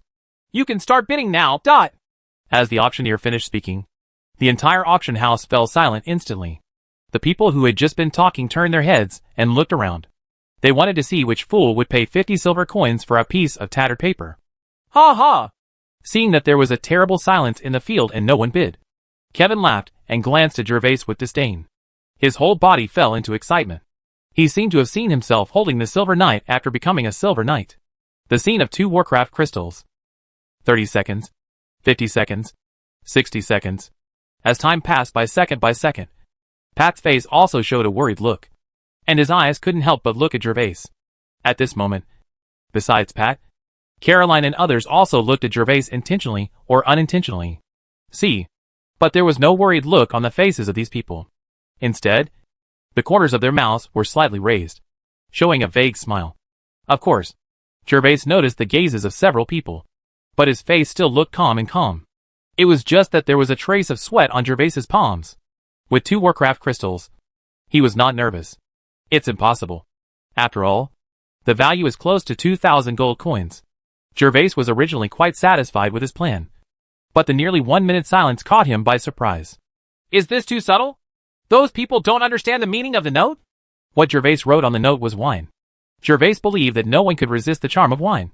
As long as they tasted the wine that Pat just sent for free, someone would definitely want to buy it from them. Unknown wine. The word wine on the note. Even if people don't know whether the purple wine has this name. But there is no other alcoholic beverage in this world except beer. And since this note can appear on the auction stage, they will definitely take pictures and try to find the provenance of the wine. So Gervais made this bet with Kevin, hoping to use the wine to trick Kevin. No one bids. After waiting for more than a minute, the host did not hear anyone bidding. So he asked. As he spoke, the auctioneer was ready to put down the hammer in his hand. As long as the hammer in the auctioneer's hand was placed on the table, it meant that the note failed to be auctioned, and the servants behind him would immediately remove the note. After the auctioneer finished asking, the venue was still extremely quiet, so the auctioneer stopped delaying and prepared to put down the hammer. He was originally wondering if there was anything special about the notes Caroline gave her, but it seemed that he was overthinking it. Baron Gervais, thank you for the 55 silver coins. I'll give you 55 silver coins. Seeing that the auctioneer's hammer was about to be placed on the table, Kevin's face showed the joy of victory. He was about to say something to Gervais. Unexpectedly, before he finished speaking, a bidder came from the private room next to him. Sound. The distinguished guest upstairs bids 55 silver coins. No one is interested in this paper that looks ordinary but has a secret. The auctioneer didn't know about the bet between Gervais and others, but since someone was bidding, that was a good thing. And as long as the things were auctioned, not only would the Snowland Manor get a commission, but he would also get a little bonus. So he started to change his methods. Boasted. 60 silver coins. The gentleman at the back offered 60 silver coins. Is there any other gentleman who wants to increase the price? Wow. When the first person made a bid, the guests who came to the auction had not yet reacted. But when the bid was raised for the second time, they finally knew that someone had actually bid for this piece of paper. And it was still 2 people bid. Is there really something special about this note? Why didn't I see it? It was clearly 3 random words about wine written on the lowest quality paper. If it said beer, I might still believe that there was some secret. You said we should take a photo later to see if there's anything special about it. Anyway, it's only a few dozen silver coins. Those who could enter this manor are basically those with noble titles, and many of them are rich. Facing such strange things, it is strange and makes them more curious. Some people are already thinking about whether to spend a few dollars. A silver coin buys an answer to solve the doubts in your mind. Of course, this is just the idea of a few rich people. Most people say that they are just talking, but they will not spend money randomly without knowing the reason. After all, starting with 50 silver coins is not a small amount of money. 80 silver coins. As the sound of increasing bidding prices continued to be heard in the venue, Gervais finally breathed a sigh of relief without anyone noticing. Smiled, picked up the wine on the table, took a sip, and then asked the astonished Kevin one sentence. Brother Trash, what did you want to say to me just now? I didn't hear it clearly. Please tell me again. Humph. Don't be so proud. This is just the beginning. There are 4 more notes to come. Now the nervous person has become Kevin. He scratches his head and can't figure out why someone would bid for this tattered piece of paper. Kevin already regretted making a bet with Gervais, especially using the deed of the Winterfell store to bet with Gervais. Although he didn't know what the bidders got, and they were crazy. But the more people participating in the auction, it meant that the lower his winning rate is. 1 gold coin and 10 silver coins. Does anyone want to increase the price? While Gervais was beating the drowned dog above, the auction price below had soared to 1 gold coin and 10 silver coins. 1 gold coin and 10 silver coins at once. Seeing that no one raised the price again, the auctioneer waited for a while, and then hammered on the sleeper with a small wooden hammer. 1 gold coin and 10 silver coins 3 times. Congratulations to the distinguished guest upstairs for taking this note. As the third hammer sounded, the first note 1 gold coin and 10 silver was taken by someone in a private room on the same floor as Gervais. The following is the second note. This note is exactly the same as the first one. The base price is 50 silver coins. The bidding starts now. When the first note was carefully taken down by the servant, the auctioneer immediately raised the second note. It can be said that this is the first time he has encountered such a strange lot in the 10 years he has been an auctioneer. Although the transaction price was only 1 gold coin and 10 silver coins, which was not even a fraction of the other lots. However, the auctioneer felt that he could go out and show off in front of his peers in the future. After all, he was the man who sold a piece of tattered paper for 1 gold coin. Gervais, congratulations. Until this moment, Pat finally felt relieved and raised his glass to clink glasses with Gervais. He was also involved in what happened today, and it was Kevin who was the one who cheated. Pat was particularly happy. Ha ha. We are all happy together. Gervais laughed loudly, raised his wine glass, and bumped it with Pat. But just when Gervais was about to take the wine glass back, Caroline had quick eyes and quick hands, and quickly snatched the wine glass from Gervais's hand. And then, under everyone's surprised gazes, he put Gervais' wine glass to his mouth, lowered his head and took a sip. Chapter 189 You Lose. Miss Caroline, does it taste good? Gervais was a little dazed at first. But then he laughed. And then he stared at Caroline's pretty face and asked, with frivolity in his words. He had taken several sips from this cup. Although the world was not strict about this aspect. The requirements are not strict. But it is still very rude to noble ladies. However, when Gervais was disappointed, Caroline did not answer his question. She just looked at Gervais calmly with her eyes, and then handed over the 2 Warcraft crystals in her hand as well as the house deed, and 5 pieces belonging to Kevin. The gold coin was placed in front of Gervais. Caroline! You? Kevin became excited when he saw Caroline's move. This was the second auction now. Although there were already bidders, there were still 3 more opportunities. As long as one of the bids failed, Kevin, would win. I can't understand why Caroline actually gave up her bet to Gervais now. The most important thing is that if he loses the deed of the store, he will not be able to explain to his father when he goes back.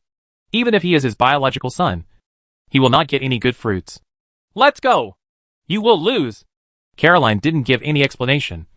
Directly interrupted Kevin's words. Got up and walked towards the door. But, I said go. Don't be embarrassed here. Kevin still wanted to argue. But Caroline suddenly increased her tone, glanced at Kevin, and immediately blocked the words in Kevin's mouth. Miss Caroline, walk slowly. Brother Trash, walk slowly. Let's make a bet again if we have a chance in the future. With the sound of Gervais seeing off guests, 6 people, including Carl, walked out of the private room one after another. Before leaving, Kevin even looked at Gervais with a look that made him want to eat Gervais alive. Of course, in response to Kevin's eyes, Gervais looked at him with a smile and said goodbye to him politely.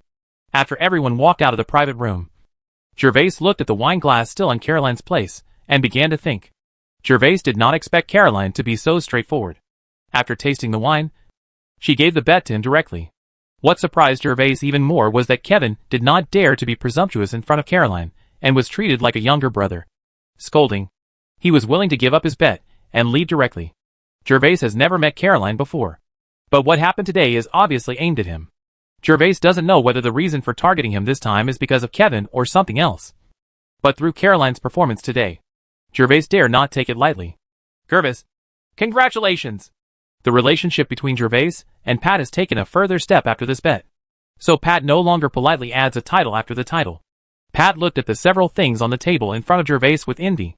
Unexpectedly, he immediately congratulated Gervais. Ha ha. Thank you, Pat, for your help.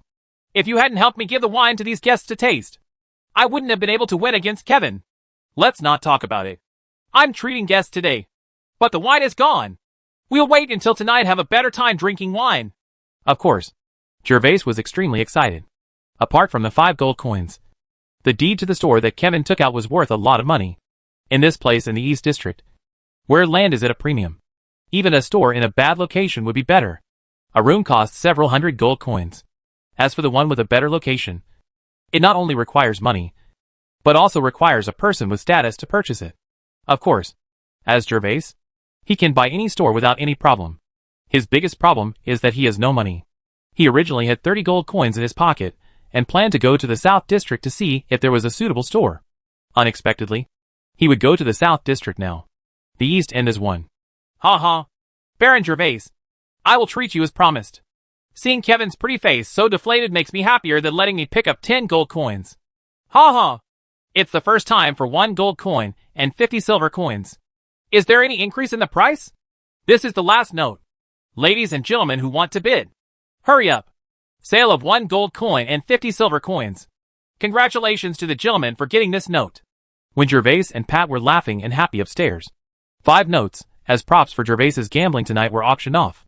Even if Kevin and others did not leave early, they could not save the defeat, because the 5 notes were auctioned for 1 gold coin, 10 silver coins, 90 silver coins, 1 gold coin, 15 silver coins, 1 gold coin, 25 silver coins, and 1 gold coin, 50 silver coins. None of them failed to be auctioned, except for the second note, which did not reach 1 gold coin. The notes all exceeded the price of the first note. The reason why the price of the second note is so low is actually related to everyone's sanity. After a local note was taken away, some people regained some sense of sanity, and also doubted that it cost such a high price to buy a note. Is it worth it? Is the 3 words on this note really related to what they drank? So it was taken away amidst everyone's hesitation. When the bidding for the note in Chapter 3 started, everyone was worried about gain and loss again.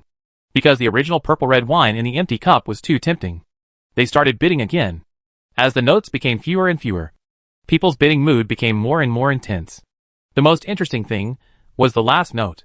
The winner of this note had never drank wine. It was just because the bidding was so fierce among the people in front of them that their curiosity was aroused. What if there is a secret? Otherwise, why are there so many people bidding on it? And why is it written about a wine I have never heard of? Under the influence of this kind of thinking, the note in Chapter 5 was eventually sold at a high price of 1 gold coin and 50 silver coins. No one could have imagined that 5 ordinary notes were manipulated by Gervais and lured by wine. It sold for an incredible price of 5 gold coins and 90 silver coins. As the dust of the note auction below settled, the maid also began to serve food to Gervais and the 2 of them. Warcraft barbecue and exquisite specialties were all brought to the table. Gervais, you're welcome. Have a taste of this barbecue. Let me tell you, in addition to the auction, this Snowy Manor's production of this Warcraft meat is also their signature. Because the taste of snow-eating rabbit is not good, I tried a lot of ways to improve the taste of the snow-eating rabbit. And along the way I figured out how to make other World of Warcraft meat. When the golden brown and fragrant monster meat was brought to the dining table, Pat couldn't wait to move. He raised his knife and fork and cut a large piece of monster meat. He moved his hands and urged. Gervais also moves faster. In fact, no need for Pat to say. Gervais had already smelled the aroma emanating from the Warcraft barbecue. And without hesitation, he raised his knife and fork to cut off the barbecue and put it on his plate, and ate it with relish. 2 adults. This is the payment you received from the auction. The 5 notes bought a total of 5 gold coins and 90 silver coins. After deducting the 29 silver coins and 50 copper plates from the manor, there are a total of 5 gold coins, 60 silver coins, and 50 copper plates. Please check it. When Gervais and the 2 were feasting on the table, there was a knock on the door, and then a maid walked in. The maid held a delicate little tray in her hands, and there were 5 pieces of paper placed in the tray. Auction proceeds. Is the winner of the note still in the manor? Gervais did not expect that the money from the auction would also be sent to him. After all, Caroline was the most effective person to speak here. If he wanted to give a few gold coins to Kevin, he did not need to discuss it with him at all. He could just take it away. However, the gold coins brought to him were certainly not too many. After checking the number, Gervais did not hesitate to put all the gold coins and silver coins into his purse. Only 50 copper plates were left in the maid's tray. Moved. Chapter 190. Anna is missing. You're still here, dear sir. I just saw them resting in the lobby on the first floor after taking the note. And they didn't leave. The maid looked at the 50 yellow and orange copper plates in the tray, her eyes burning, and she quickly answered Gervais's question. Very good. Then I need you to help me with something. Go downstairs and tell the 5 people who took the note to come to Rose Castle to find me at night. I will bring out what they want. By the way, my name is Gervais Gale. Remember, everyone must be notified. As Gervais expected, those people would definitely not leave easily since they took the note. But because they had allowed him to win the bet, Gervais would certainly not treat them badly. Yes, sir. I promise to bring your words to them, and they will never miss them. The maid nodded quickly in agreement. This was easy for her. Even if Gervais didn't reward her, she still needed to fulfill this simple request for Gervais seriously. Okay, then you go now. These copper coins are your reward. Thank you, sir. I wish you a pleasant meal. After finally hearing these words from Gervais, the maid immediately saluted him respectfully and then withdrew. These 50 copper coins were equivalent to her income for a week. When Gervais and Pat came out of the snowy manor, it was already an hour later. Both of them walked out of the manor with their swollen bellies feeling satisfied. The reason why it took so long to eat was not only that the 2 of them could eat, but also that Gervais wanted to see if there was any gift for Alice at the next auction. However, after the auction, the gift was not found. But Gervais' joy of just winning the store was diluted a lot, because he felt that he was really too poor. When the elf bugs were auctioned at the auction, the wealthy people bid 10 gold coins for 10 gold coins, which made Gervais a little suspicious of life. It turned out that these nobles were so rich, but he was still a few days ago, feeling smug about selling ice cubes and golden oysters for dozens of gold coins. I didn't expect that I couldn't even get a fraction of what others paid. Others could get hundreds of gold coins with just a wave of their hands. After leaving the gate of the manor, Gervais and Pat returned directly to Rose Castle. Because the sun was too strong at the moment, Gervais did not go to check the store situation, and planned to go out for activities in the afternoon when the sun was not so strong. Besides, you have to give Kevin some time to free up the store. Right?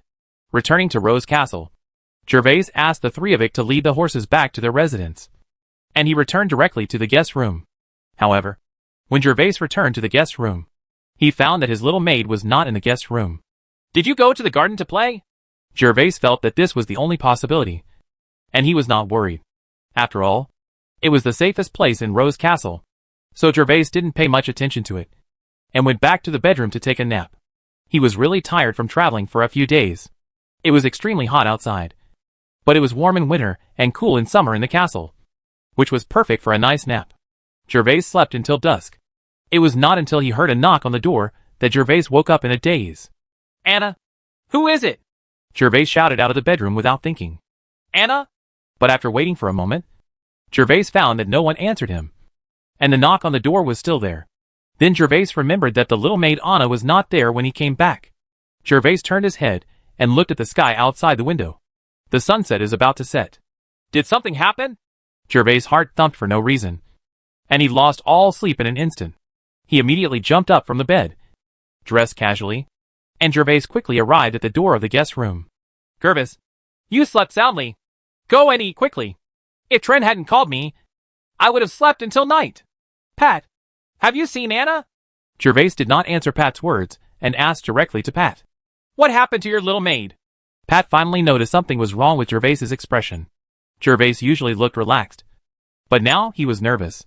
When I came back, Anna was not in the room. His bedroom was always open, and there was no one inside. I thought she had gone to the castle, but she hasn't come back yet. After explaining to Pat, Gervais quickly walked to the front of the valet on duty. Before the valet could salute, Gervais quickly asked, Have you seen the maid in my room? Named Anna? Looking like 14 or 15 years old. Dear sir, I have never seen one. I came here after lunch to change my shift. I have been on duty here. I have never seen a maid come in or out of your room. Seeing Gervais's anxious tone, the servant did not dare to neglect and quickly bowed and answered Gervais. Gervais, don't worry. This is Rose Castle. There shouldn't be any problems. Just wait a moment. I'll ask Trin. If nothing is found, I'll go to Butler Lena. Pat was next to Gervais. Seeing how anxious he was, he admired Gervais. Although he was a little lecherous, he was also an emotional person. Some nobles were equally lecherous, but they were indifferent to women, especially women. How could his own maid be like Gervais? He would immediately look for her anxiously when she disappeared. After listening to Pat's words, Gervais had no choice but to nod. If Tren didn't know, he really had no choice but to go find Lena. Tren, you idiot. Come out quickly. Pat knew that Gervais was anxious, so he did not dare to neglect and walked quickly to the door of his room and shouted into it. Sir, the little one is here. Did you see Lord Gervais's personal maid this afternoon? Lord Gervais's personal maid is missing. Quickly walking out of the door, Taran was stunned when he heard Pat's words. He didn't realize what it meant that Baron Gervais's personal servant was missing. Could he be lost in Rose Castle? Oops. However, after being kicked hatefully by Pat, he immediately reacted, and after recalling for a while, he replied, Sir, I have never seen Baron Gervais since he returned to his room. Lord Sri Lanka's personal maid. As he said this, he saw Pat's face full of disappointment and was about to turn around. He swallowed his saliva and continued. However, after you went to the garden, when the villain went to eat in the restaurant outside the castle, he saw housekeeper Lena knocking on Lord Gervais' door, and the other villains didn't know anything. You idiot.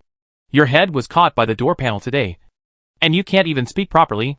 Pat was so angry at Trin that he threw a stick on Trin's head in dissatisfaction and cursed him fiercely. Then he turned to Gervais and said, Gervais, it seems that we can only go to Lily. Nah. Let me accompany you to find Lena. No. Pat, you go to eat first.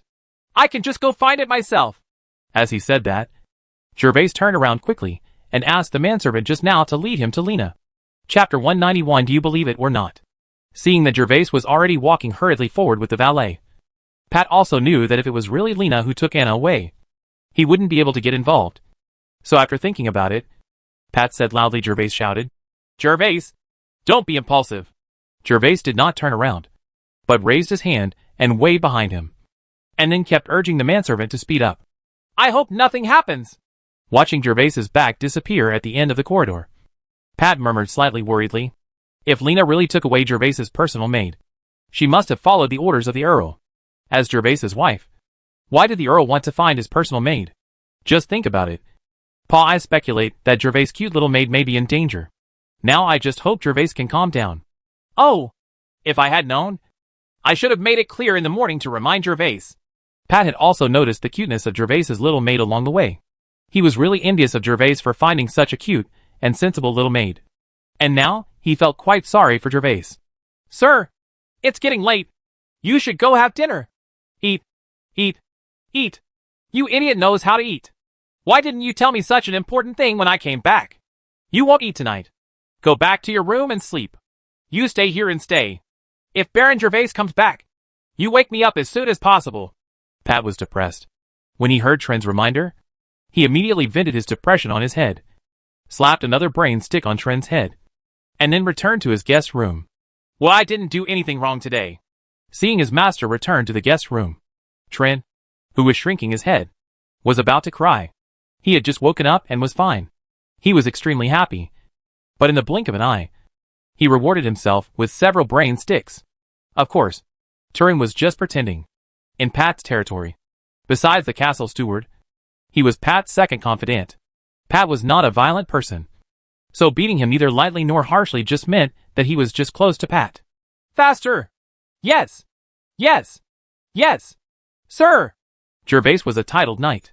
This short period of fast running could not even make him change the rhythm of his breathing. But he suffered the pain of being captured by him, and used as a manservant to lead the party. This manservant was a little aggrieved. Once upon a time, he had always been proud of being a manservant in a majestic and spacious castle like Roseburg. But until this moment, Gervais kept urging him to use all his strength. After running through the hundreds of meters long corridor and the long staircase, he realized why the corridor was so long, why the stairs had so many steps, and why he was so proud in the first place. Of course, Gervais didn't care about the valet's grievance at the moment. He was full of anxiety. He regretted why he left Anna alone in Rose Castle. Alice had mentioned Anna in the morning, so he should have been careful at that time. Although he didn't know what was wrong with Anna, Gervais had a bad premonition after hearing that Anna might be taken away by Lena. This scene reminded him of an ancient costume drama on Earth. There was a queen who was in trouble. She would often send one of her nuns named Roan to catch the emperor's daughter. After catching her, she would take her to a deserted room and beat her severely. The method made her body itch. When he thought of this, Gervais had to be anxious. Although his reason told Gervais that Alice's cold goddess style should not be able to do such vicious things, the TV plots that came to his mind kept filling Gervais's mind. We've arrived, my lord. Finally, the valet panted and took Gervais to the third floor. Normally, the valet could not come up to the third floor because their Earl Alice was a countess, and only certain maids were qualified to go to the third floor. But the manservant had no choice. Gervais didn't give him a chance to explain, and pushed him directly and ran up. What's more important is that the housekeeper had already told him in the morning that the Earl's husband lived on the second floor, named Gervais. See, he just heard the fat baron calling Lord Gervais' name. He already knew his identity, so he didn't dare to disobey him. Dong dong dong. Master Butler. Housekeeper Lena. However, the more anxious you are, the more God will take care of you. Although they arrived at the door of Lena's room, Gervais and the valet knocked and called for a long time, but no one responded. Gervais was almost afraid of breaking in. Lord Gervais, maybe the housekeeper is not in the room. You go down first. I'll go find Alice. Gervais had no choice but to give instructions to the servant, and then ran towards the corridor. Since Lena is not here, Gervais can only go to Alice now, for the sake of his cute little maid. Even if Alice is angry again, Gervais is ready to bite the bullet and hope that his guess is wrong. Otherwise, in the future, Gervais didn't even know how to treat Alice. Soon Gervais ran around the corner, and just when Gervais was about to reach Alice's study, he stopped because he heard some movement. Ah! I heard housekeeper Lena. It hurt so much. Gervais stood still and listened carefully, and found that the sound came from a room next to him. Although it was not very clear due to the obstruction of the heavy wooden door, Gervais was certain that it was Anna's sound. For an instant, Gervais imagined Anna being tied to a chair. And then Lena inserted a thin needle into Anna's hand with a smirk. And Anna screamed in pain. Gervais felt his blood surge. And he was so angry that he couldn't care anymore. He summoned up his fighting spirit and kicked the heavy wooden door in front of him. Boom. Gervais originally thought that the wooden door was locked from the inside, and the door panel would be broken when he kicked it. However, as soon as his foot hit the door panel, the door opened with the force of Gervais. And then, there was a bang. It hit the wall hard, stirring up a lot of dust on the board and wall. When the door was kicked open, Gervais was about to rush in. But when he saw the scene in the room clearly, he looked shocked. I saw that Anna was in the room. In addition to Anna, there were Alice and Lena. However, the scene in the room was very different from the scene in Gervais's mind. This should be Alice's dressing room.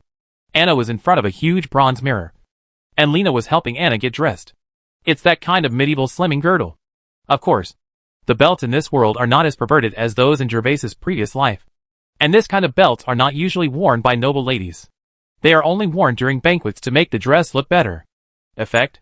At this moment, Lena was helping Anna tighten the belt around her waist, while Alice was sitting on the sofa behind the two of them, sipping a drink while looking at Lena and Anna in front of them. The three people at this moment were obviously frightened by the sound of Gervais' sudden kick. All three of them stared at the door, and were stunned on the spot. Cough! Cough! Well, would you believe it if I said I went to the wrong room? After being stunned for a long time, Gervais saw the eyes of the three women, especially Alice's originally surprised eyes, which were slowly turning cold. He felt a little numb, and couldn't help but swallowed his saliva, and asked weakly. Chapter 192 The Virtue of Nobility. Sir, why are you here? The first person to react was Anna. Anna's little maid's face was a little blushing. After all, she was pretending to be herself now. She didn't expect to be caught by her own adults. Well, I just heard something inside. I thought someone was stealing something in the castle, so I came in to take a look. Gervais had the urge to run away immediately. But when he saw Alice's frosty face, he knew that he had no choice but to run away. So he could only make up a random excuse in embarrassment. Lena, please continue to help Anna try. At this moment, Alice took a deep breath, glanced at the cup in her hand, suppressed the original impulse to smash Gervais, then stood up with the wine glass, walked out of the room, and opened the door of the dressing room. Brought it to. After arriving in the corridor, Alice did not talk to Gervais, but just gave him a deep look, full of coldness, and then walked to her study with elegant steps. Gervais looked at the door that had been closed, and then looked in the direction of the study. The corner of his mouth couldn't help but twitch. God was planning to play with him today, and he didn't follow the script at all. Of course, this can only be blamed on Gervais being suspicious after watching too many movies. In the scene just now, the castle butler helped Anna try on clothes, and the Earl was watching. If this matter was told, people would probably spit on Gervais. Let you talk nonsense in broad daylight. My wife will kill even my lovers one by one, let alone your little maid. Oh, I committed a big sin today. As a man, you still have to admit your mistakes. After standing like this with random thoughts for a moment, Gervais finally let out a sigh of relief. He had indeed misunderstood Alice about what had just happened. Gervais was still very clear about this, thinking that although Alice's marriage to him was only in name, it had given him so many benefits. Gervais felt that he could not be an ungrateful person, so it was still necessary to go and say sorry. It's not about dignity. It's about right and wrong. Thinking about it, Gervais took a step forward and came to Alice's study. The study was not closed. Alice was sitting on the luxurious sofa in the center of the study, holding a book and looking through it carefully. He would take a sip of the drink from the cup from time to time. Gervais walked directly to the sofa without knocking and sat down face to face with Alice. Alice is wearing a lavender dress today, with her golden hair hanging around her shoulders. She looks intellectual and elegant. Her sapphire blue eyes are deep and tranquil. Her eyelashes blink from time to time when she turns the book. It actually makes Gervais feel like a family. My dear wife. What more could a husband ask for? Of course, if she wasn't so cold and cold. Ahem. Do you believe me when I said it was just a misunderstanding? Although he had already thought about apologizing to Alice in the corridor, when he saw the beauty in front of him, Gervais found that he didn't know where to start. Did he tell Alice that he had watched too many movies in his past life? Or care and chaos? The problem is that in terms of relationship, Alice is his wife. So isn't it obvious who she should care about more? Pa. Alice did not pay attention to Gervais's words. but suddenly slapped the book in her hand in front of Gervais's face. The book was still open. Gervais was confused for a moment. And he was explaining to him. Believe it or not, there is always an answer. What does it mean to have a book in front of him? In doubt, Gervais lowered his head and looked at the book that was still open. 356 Rules of Cultivation of Nobles. Isn't this a book similar to the traditional virtues of the previous life? This book is a book that teaches nobles in this different world how to become an outstanding, qualified, and positive noble. It contains the cultivation qualities that all types of nobles need to adhere to. Of course, the reality is that few nobles will actually read it. After all, if this book does everything it describes, it can become the second glorious boss. Noble couples should be loyal, equal, and friendly.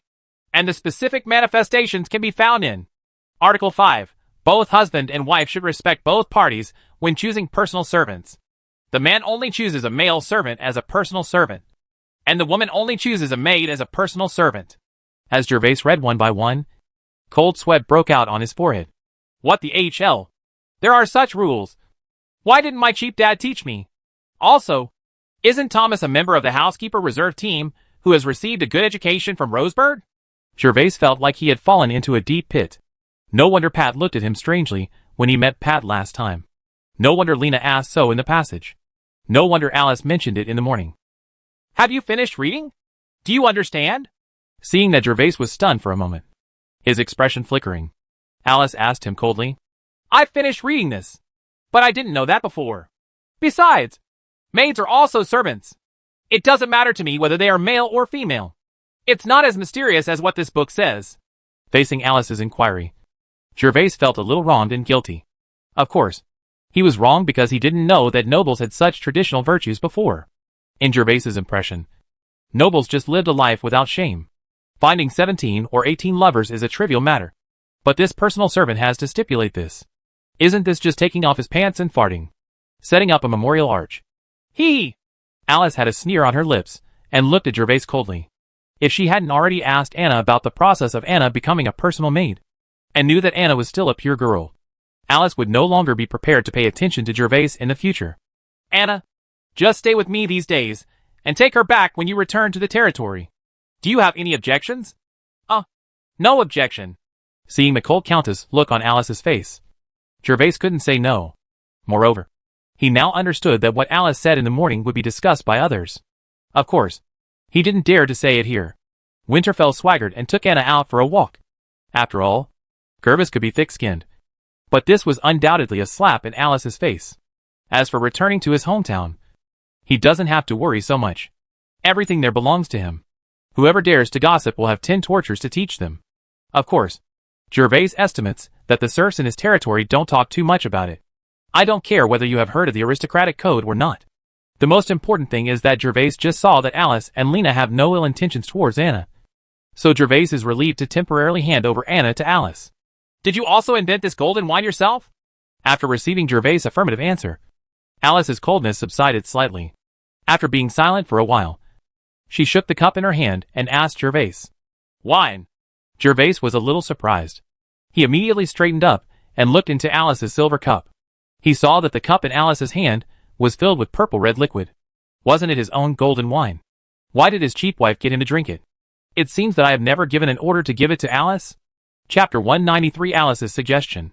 But the strange thing is that Gervais is not a stingy person. He had prepared some to give to Alice. But he only arrived in the morning and had not had time to go to the motorcade to take them out. So he was delayed. Yes. How about it? It tastes pretty good. Regarding wine, Gervais is full of confidence and pride. After all, he brewed this otherworldly version of wine based on his childhood memories. Now he can be regarded as a pioneer in this world, contributing to the aristocratic life of this world. Alice did not answer Gervais immediately, but carefully looked up and down at her husband, whom she had only met twice. To be honest, Alice was really curious about Gervais now.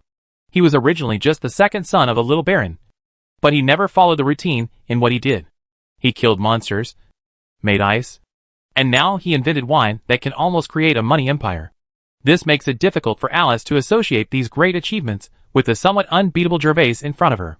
Do you want to say he is excellent? He used to be a useless person in cultivation. Although he is getting better now.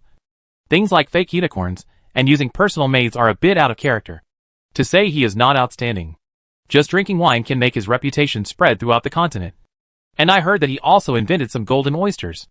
Although he has never eaten it, Anna admires it so much, and can use this technology in exchange for gold coins. Come to think of it, it is a rare and delicious food, which can completely prove a person's excellence. I heard that you are going to sell these wines for 10 silver coins a jug. Alice did not deny Gervais's question, which was regarded as acquiescing to the deliciousness of the wine. Of course, if Gervais hadn't angered her today, Alice wouldn't be stingy with compliments. After all, this wine really made her a little intoxicated. After Lena brought Anna at noon, through questioning, Alice learned a lot about what Gervais did in the Storm territory from Anna. Of course, this cannot be blamed on Anna, because in Anna's understanding, Alice is the wife of her master and her mistress. When a wife asks her husband about things, of course she should answer them as a servant. There is no need to hide them. And these things the whole castle knew it. Anna admired Gervais very much. When faced with Alice's questions, she basically chose the most outstanding and praiseworthy things about Gervais. For example, making ice cream, inventing grilled oysters, and wine, etc. At first, Alice didn't believe that Gervais actually invented wine. But after Anna's insistence, Alice took Anna to find the residence of Gervais's subordinates, and took a bottle from the carriage. After tasting wine, you have to believe that Gervais really invented a new wine. This wine tasted countless times better than beer. It was purple in color, and looked very noble. It tasted sweet, and full of alcohol. When she tasted the wine for the first time, Alice knew that this was a product that was about to become popular across the continent. Yes, in order to allow as many people as possible to drink wine and afford wine, I set the price at 10 silver coins, so that I can make small profits but quick turnover. And the cost of gold wine is not high. 10 silver coins. As long as the energy source by selling more and more, I can grow my territory with wine. When Gervais saw Alice asking these questions, he couldn't help but take it a little seriously. Gervais guessed that since Alice specifically mentioned the price to herself, she must have some suggestions or opinions. Alice was born into a noble family, and her vision is not comparable to that of Gervais. After all, Gervais was an ordinary person in his previous life, let alone this life. Your idea is correct, but you underestimated the wealth of the nobles, and even more underestimated the value of wine. As expected, Alice had objections to Gervais's pricing, and bluntly pointed out Gervais's cognitive error. In this world, except for the church, the nobles control all the land and all resources.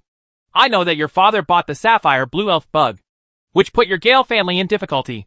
But there are only a few examples of your father. The reason why the Gale family is in difficulty can actually be said to be because of your father's kindness. Your father's territory is considered fertile in the earldom of Jones. Both the weather and the land and water are very suitable for farming, and the crop yield is also very high. However, your father did not increase taxes. This is why the Gale family is trapped in gold coins. Main cause of tension. Did you know that there are 3 Seignior territories around your father? They are as fertile as the Gaelic territory, but they live a better quality of life because they collect an additional level of tax than your father. As she said this, Alice glanced at Gervais and saw Gervais looking at her in astonishment. So she continued, Of course, I also admire your father's qualities. I am telling you this not to ask you to go back and call me. Your father is raising taxes, but he wants to tell you that there are only a few nobles like your father. And most of the nobles are very rich. They will never wrong themselves. Even if the serfs are about to starve to death, they can still live a luxurious life. Life. What the HL? It turns out that the reason I've been eating salted fish and ham for a month is because of my cheap daddy. After listening to Alice's words, Gervais's views were really ruined. Gandalf turned out to be a seigneur who loved his people like a son, which was a bit unexpected.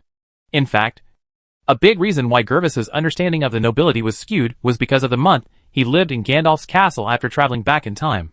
Gervais did not have a good time after traveling through time for a month, and then ran away to the remote Storm territory. This made Gervais think that 5 out of 10 little nobles in this world were as poor as Gandalf. It takes years to save for anything expensive. There is a rule for taxation in this world, which is to set a minimum limit. This is also set up to prevent some noble seigneur from maliciously robbing serfs. After all, for seigneur, population is a vital resource. If there is no minimum limit, if so, low taxes can be used to attract serfs to seek refuge. Gandalf is using this minimum amount of tax. Although it is the minimum amount, the tax is actually not too small. It is just that given the state of the land in Gandalf's territory, if an extra layer of tax is added, the serfs will not starve to death. And it was much better than the serfs in Gervais' territory, because they could cultivate double crop crops. And even with the second level of taxation, their living standards could reach the level of serfs in Stormland. Who would have thought that Gandalf, who looked like a tall and powerful man, was actually a benevolent seigneur? The nobles are so rich. You can take a stroll in Winterfell when you have time. But let me tell you, although the nobles in Winterfell are rich, they are not as rich as the royal capital. The royal capital is the real place of wealth. Do you know what beer tastes like? After explaining how wealthy the nobles were, Alice changed the subject and asked Gervais directly. Only then did she pull Gervais out of his thoughts, who was admiring his cheap father. Of course I know. But Alice, you don't have to say it. I invented the golden wine. And I'm very confident about its taste. Just tell me how much this golden wine should cost. Alice's words were so clear. And Gervais also understood that he had underestimated these noble lords. In fact, Gervais saw a clue from the auction at the Snowy Manor during the day. The nobles could take out a gold coin for an uncertain note. And even more so for the dozens of elf bugs auctioned, with a bid of 100 gold coins. If Gervais's 2,300 jugs of wine continue to be sold at the original price, the total value will be only 230. And it is estimated that the wealthy person can cover the price. 1 gold coin and 1 pot. Chapter 194 Alice's Purpose. Hiss. Gervais took a breath of air. He really didn't notice that Alice, a cold goddess, killed pigs without mercy. This was the price of 10 pounds of Warcraft meat. Of course, Gervais was originally just worried that the small nobles could not afford it. Now after listening to Alice's words, most of the small nobles still have great spending power. And Gervais is in such need of money now that it is of course inevitable to raise the price. Okay. Why are you helping me? Gervais asked about the doubts in his heart. Alice wanted to eat him in the morning, but she didn't expect to help him with advice in the afternoon. If it was because she was his husband, Gervais was not a 3-year-old child, and knew that she didn't have that charm. I would like to make a request for your golden wine. I hope that your wine can only be traded within Jones territory, whether it is in Winterfell or Storm territory, as long as it is within Jones territory. Alice did not hide her intentions, and directly stated what she wanted. Seeing Gervais deep in thought, Alice continued, But don't worry. I only have this one request. Who should you sell your golden wine to? I will do nothing to interfere, and I will not ask for your share of the golden wine. The Jones family already possesses rose powder. The rose powder has made the Jones family the richest family in the Principality of Jean. However, it is precisely because of the rose powder that it attracted the prying eyes of the surrounding seigneurs. They began to suppress the Jones family's caravan.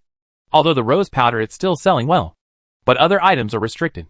At this point, Gervais finally understood why Alice was so interested in her golden wine. Alcohol was an indispensable item for aristocratic communication. But golden wine was countless times better tasting than beer. And it was bound to become popular among the entire aristocracy circle, which is why Alice talked to him about wine. As long as the wine is promoted, there will definitely be an endless stream of people buying it. But if Gervais only trades in the Earl of Jones, and other nobles want to buy, they can only send caravans there. How to deal with these caravans at that time will all depend on Alice's wishes. There is even an advantage. That is, these caravans coming to Rose Castle can greatly stimulate the consumption of the Jones earldom. After all, there is always food and drink along the way. Transportation in this world is inconvenient. Except for caravans, civilians' activities are not far away. Many people don't even know what their own homes look like 10 miles away. The Jones family is rich, but the small nobles and commoners below do not get the dividends brought by the rose powder. Even because other families suppress the Jones family, their situation becomes even more difficult. Gervais did not answer Alice immediately, but continued to meditate, because wine is the greatest boost to the rise of the Storm territory, and it is also the guarantee for him to quickly improve his own strength, and a strong reliance to survive in this dangerous world. Gervais, although C, is also willing to help Alice. After all, his ex-Alice has a lot of favors. But the premise of all this is that it does not endanger himself. Gervais is currently worried that the wine has not yet been popularized. Will following Alice's request cause the wine to be unable to get out of the Jones territory?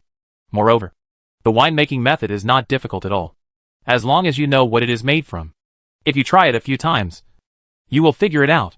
Gervais is worried that his wine will be copied by others and seize the market. While Gervais was meditating, Alice was also thinking about how to convince Gervais that Gervais was her husband in name only. But even as a vassal, Alice, as an earl, could not help in this aspect of production. He was dictating to the vassals, so he could not force Gervais now, but was negotiating with Gervais. Alice was not angry at Gervais's silence, and could only continue to speak. I have also learned about the kind of vines in your territory. Only a small amount of them grow in the dark forest and the storm territory. So the wine will be your exclusive business from now on. You don't have to worry about the future sales of the wine or other people competing with you. As long as the delicious taste of wine is known to everyone, it will be as popular as beer across the continent. This is destined to happen. After Alice's words fell, Gervais's brows finally dispersed. He raised his head and looked at Alice's fair cheeks, looked into her royal blue eyes, and then said, "Okay, I promise you." Alice's words have reached this point. Gervais has no reason to reject this cheap wife. Moreover, although Alice's appearance is still the same as when Gervais saw her, from the depths of her sapphire blue pupils, Gervais could see a hint of fatigue. Alice is only 20 years old. In her previous life, a girl of this age was in full bloom. It was the best time in her life, especially with Alice's outstanding and dazzling appearance. But now, for the sake of her family, she could only stay in this castle for the sake of her family, planning and fighting for the future. Hearing Gervais's straightforward agreement, Alice's eyes fluctuated for a moment. Then she looked away from Gervais, picked up the wine in her hand and took a sip. "If you don't have the money to buy a shop in Winterfell now, I can rent you one temporarily as compensation for you." "No, I already have a store." Gervais raised the corner of his mouth slightly and directly rejected the compensation. Alice said, "Now that we also own a store, we no longer need to take advantage of Alice." Gervais only feels that his waist is very hard now.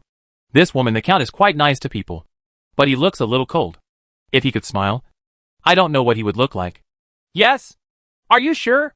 Alice was stunned. A few days ago, she was setting up a stall in the square to sell goods. How could there be a shop in the blink of an eye? Could it be that Gervais went to buy a shop this morning? This was unexpected to Alice. After all, it was winter. Shops in the city are not cheap, especially those in the south and east districts. "Yes, there is already a store in the east district, but I haven't visited it yet." Gervais saw Alice's slightly surprised expression, which was quite helpful. He suddenly remembered the hat issue that he had not yet finished talking about in the morning. Thinking that Alice must be in a good mood now, he rolled his eyes and said, "There is no need to compensate. Yes. After all, you gave me my title and territory." "But it's about the hat." Without any suspense, under Alice's cold eyes, Gervais exited the study again, arriving at the corridor on the second floor extremely depressed. Gervais couldn't figure out why Alice couldn't agree to her request, which was not too much. The hat issue had become an obsession in Gervais's heart. "Lord Gervais, you are back." When Gervais was wandering in the sky and came to the door of his guest room unconsciously, he heard Trin's cry. "Oh, Turin, where is Pat? Is he back?" Pat just wanted to go out for dinner with him, but because Anna was missing, he hurriedly ran to the third floor, and he is probably still eating out now. "Baron Gervais, my master did not go to dinner and is sleeping in the guest room. Please wait a moment. I will call him now." "Oh, go ahead and wake Pat up. I'll wash up and come out right away." Gervais nodded to Turin and then opened his door. "I just got up by myself and was eager to find Anna. I put on my clothes haphazardly and didn't even have time to wash up. Now I have to come back and tidy up before going out for dinner. However, it's getting dark now, so I can only hang out in the restaurant in Roseburg." Paused. Chapter 195. Adventure. "So, your little maid has been following the Earl these days?" "There are 2 restaurants in Rose Castle. One is used by the owner of Rose Castle, and the other is prepared for guests. In this restaurant prepared for guests, the owner does not need to be present. Gervais and others can come by themselves when they are hungry. It is here all day. There are servants waiting to serve these guests. And Gervais and Pat were having dinner in this restaurant tonight. Pat inserted a piece of meat, and his eyes were round. It was a bit incredible that the Earl actually favored Gervais so much. Not only did he not punish the little maid, but took it with him. Normally, wouldn't it be the mistress who found these little goblins and beat them all to death? Gervais did not answer verbally, but just ate the barbecue and nodded to Pat, indicating that this was the case. "Ahem. Gervais, I have a curious question to ask you." After receiving the affirmation, Pat finally stuffed the piece of meat on the fork into his mouth, chewed it hard for a few times, and then stared at Gervais and continued. Baron Gervais, did you not know about personal servants before you came here? Pat had never thought about this question before. But in the afternoon, the more Pat thought about it, the more something seemed wrong. So he asked it now. Have no idea. Gervais was also a little speechless. If he had known that there was such a thing, then he would have let Anna stay with the convoy. After all, it didn't matter that he was talked about by others. But he was blatantly brought into Rose Castle. If other nobles knew about it, Alicey's face is not good looking either. You're awesome. Pat was speechless, and could only give Gervais a big roll of his eyes. And 2 big words of cow popped out in his heart. Lord Gervais, there are a few people outside the castle who want to see you. They said you made an appointment with them when you were at the Snowy Manor. At this moment, a male servant came next to Gervais. He respectfully came to Gervais and reported to him. Oh, I'm going to take a look now. You go down first. At noon, Gervais asked the maid to bring a message to the 5 people who took the note. Now these people probably came to him with the note. Gervais did not hesitate and picked up the square towel on the side to wipe his hands. Then stood up to say goodbye to Pat. But unexpectedly Pat stood up as well. I'll go take a look too. Hee hee. When he thought of wine, Pat got a little excited. He was ready to drink a few glasses at noon. Unexpectedly, he met Kevin and others and asked Gervais to share it with the auction guests. He only drank 1 glass and was already a little drunk. Greedy, I planned to buy a few pots from Gervais later and put them in my guest room to enjoy. Of course Gervais had no objection. So he and Pat walked side by side to the gate of the castle leading to Winterfell. After arriving at the door, Gervais saw 5 luxuriously dressed nobles, 2 of whom were barons. The 3 of them were lords. They were holding notes and discussing from time to time. Baron Gervais? When Gervais and Pat walked in front of several people, one of them immediately asked Gervais. They had never met Gervais, but they had already met Pat when they were given the wine, and they immediately understood that the owner of the note was here. Yes, I am Gervais. Thank you for your support at noon. Gervais saw that several people were holding notes in their hands, which were the 5 he had written at noon. So he politely thanked the 5 people. After all, without them bidding, he would not have won thousands of gold coins as store. You're welcome, Baron Gervais. We would also like to thank Baron Gervais for sharing the delicious wine. When several people took the note, they also had the mentality of taking a gamble. But when the maid brought Gervais's words, they all felt happy, no matter what Gervais's final purpose was. Besides being able to take out beer, he was definitely a remarkable person. And they later found out that Gervais was actually the Earl's husband. I won't say any more words of thanks. Please follow me in. I prepared the golden wine. Grown-ups. Gervais led several people directly to the place where the motorcade was parked. At this moment, 2 personal guards were sitting on chairs next to the carriage on duty. When they saw Gervais, they immediately stood up and greeted Gervais with a military salute. Well, go get me some cups. Although the Rose Castle is safe, there are many people, and the wine is a valuable item. So of course someone needs to be sent to guard it. Gervais ordered 2 personal guards, and then led everyone to a carriage containing a wine jug, and took out a jug of wine. 5 of you. The name of this wine is golden wine. It is a specialty of my territory. Storm territory. It was only successfully brewed this year. However, the raw materials for brewing golden wine are limited, so only a few of them have seen so much. Gervais pointed to the 5 carriages next to him and explained to several people. At this moment, the guard had already brought the cup with a tray. After placing the tray on the stool, Gervais poured wine directly into the cup. Although all golden wines are for sale, because they are scarce in quantity, in order for more people to taste the delicious wine, I will limit the sales of wine this year. That is, each person can only purchase 5 bottles. Gervais has already thought about it. Since the price has been increased to 1 gold coin per pot, it can no longer be like selling cabbage. The only way to increase the value of the product is through hunger marketing. And at the same time, more people can taste it.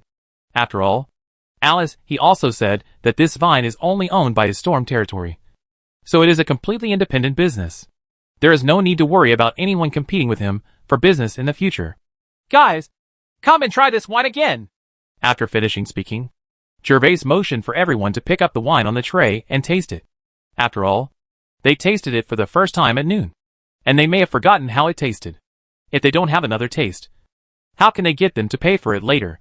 Where are the gold coins? In fact, a few people had long been jealous of the wine in the tray. They just pretended to be indifferent out of respect for their dignity. After hearing Gervais's words, they quickly picked up the wine glasses from the tray and started drinking. After the wine was in their mouths, several people were in deep aftertaste. They looked at the carriages in the field from time to time, and they all wanted to rush home with a few barrels of wine. Especially since one of the 5 people had not had a drink at noon. Special wine.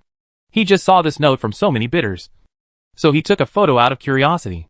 Unexpectedly, they actually got an adventure. Several people drank wine one by one. In just a while, they drank up a glass of wine. After drinking, they all looked at Gugu with bright eyes. Wise, waiting for Gervais to speak. Other people have a limit of 5 bottles of wine per person. But since you can buy this note, you are considered to be destined to me. You can buy 10 bottles, and the note from the auction can also be used to pay. Gervais originally wanted to let them exchange the note with him directly for a bottle of wine. But then he thought about it, and realized that the price was different when they took the note. The lowest was only 90 silver coins, while the highest was 50 silver for 1 gold coin. So let them use the note to replace the gold coins spent on taking the note during the day. This is fair to all 5 people. Chapter 196 1 gold coin and 1 pot. Baron Gervais, I don't know how much a jug of wine is. After hearing that the note could be used to redeem money, several people were full of affection for Gervais. Although they did not care too much about such a small amount of money, Gervais's way of doing things was recognized by them. The first person to speak was the one who had not tasted the wine at noon. The other people had already known about the existence of wine at noon. After an afternoon of waiting, they were no longer so anxious. Anyway, it was not short of a few minutes. But the person who spoke had just tasted it, and was immediately shocked by the presence of the wine. He wanted to buy it back, and drink it thoroughly. The price of this wine. To be honest, after the increase from 10 silver coins to 1 gold coin, a 10-fold increase, Gervais was still a little cautious, especially when Pat was still present. But he remembered Alice's conversation with him, and knew that he had the price set was indeed a bit low. So in the expectant eyes of the 5 people, Gervais said slowly, 1 gold coin per pot. Cough. Cough. Pat didn't know that Gervais had temporarily increased the price. He almost choked when he heard the price Gervais said. However, after coughing, Pat noticed that everyone was looking at him. So he immediately explained awkwardly, Sorry, I just knew the price of this wine. I was a little surprised that it was so cheap at 1 gold coin. I thought it would cost at least 4 or 5 gold coins for a pot. After all, the taste is so good. Even the best beer cannot compare with this wine. Fortunately, Pat thought faster. Otherwise he would have screwed up Gervais today, and he would probably never want to taste wine again in the future. Baron Pat is right. 1 gold coin is indeed a great deal. After hearing what Pat said, the 5 people all nodded in agreement. Baron Gervais, I want to buy 10 pots. This is my note. After several people agreed with Pat's words, they didn't hesitate and immediately started buying wine with the notes in hand. Baron Gervais, I also want 10 pots. After a while feeling the heavy money bag, Gervais asked his personal guards to help the 5 people deliver the wine out of Rose Castle. Their servants were waiting outside the castle, so the personal guards only had to help them deliver it to the door. Gervais, I also want to buy 5 pots. After a few people left, Pat carried the cup, and Gervais poured him another cup. Pat took this opportunity to speak. Didn't I sell you 2 large cans last time? Do you still want to buy them? I didn't bring any wine. Aren't we going to stay in Winterfell for several days? So I bought it to satisfy my craving. Pat was a little embarrassed. The price Gervais sold to others today was 1 gold coin per pot. But there were 10 pots in his 2 pots, and each pot only counted 10 silver coins. On the contrary, he took up most of Gervais's money. Cheap. I thought you had finished the 2 cans. Are you worried about having no wine to drink while I'm here in Winterfell? Bring 2 cans up later. And don't ask me for money. Gervais was quite satisfied with Pat's performance today and regarded him as his first friend in the world. So of course Gervais would not ask him to collect money for these 2 bottles of wine. After all, at noon in the end, Pat invited us for lunch, which cost a total of 7 gold coins. 5 gold coins for 5 kilograms of Warcraft meat, 3 side dishes, and 2 gold coins for the use of the private room. The next day, Gervais got up early, because it was getting late last night. He did not go to check how the store he won from Kevin was. Today he had to check it anyway, because Gervais, they were all a little impatient. A shop worth thousands of gold coins. But Gervais tossed and turned all night without sleeping well, before he set off to Winterfell this time. He never thought that he could own a shop in the East District. Gervais only had 30 gold coins in his pocket when he came. This was all his belongings. So he originally planned to see if there were any more remote shops for sale in the South District. If there was a suitable one, he could consider buying it. Not having enough money, Gervais planned to sell ice cubes or ice cream in the square again. Even if it was not enough, he was prepared to shamelessly borrow some from Pat temporarily and return it to Pat when the wine was sold out. But God's calculations are not as good as those of man. God sent him a boy named Kevin who was giving away money. Not only did he win a shop, but he also earned more than 10 gold coins.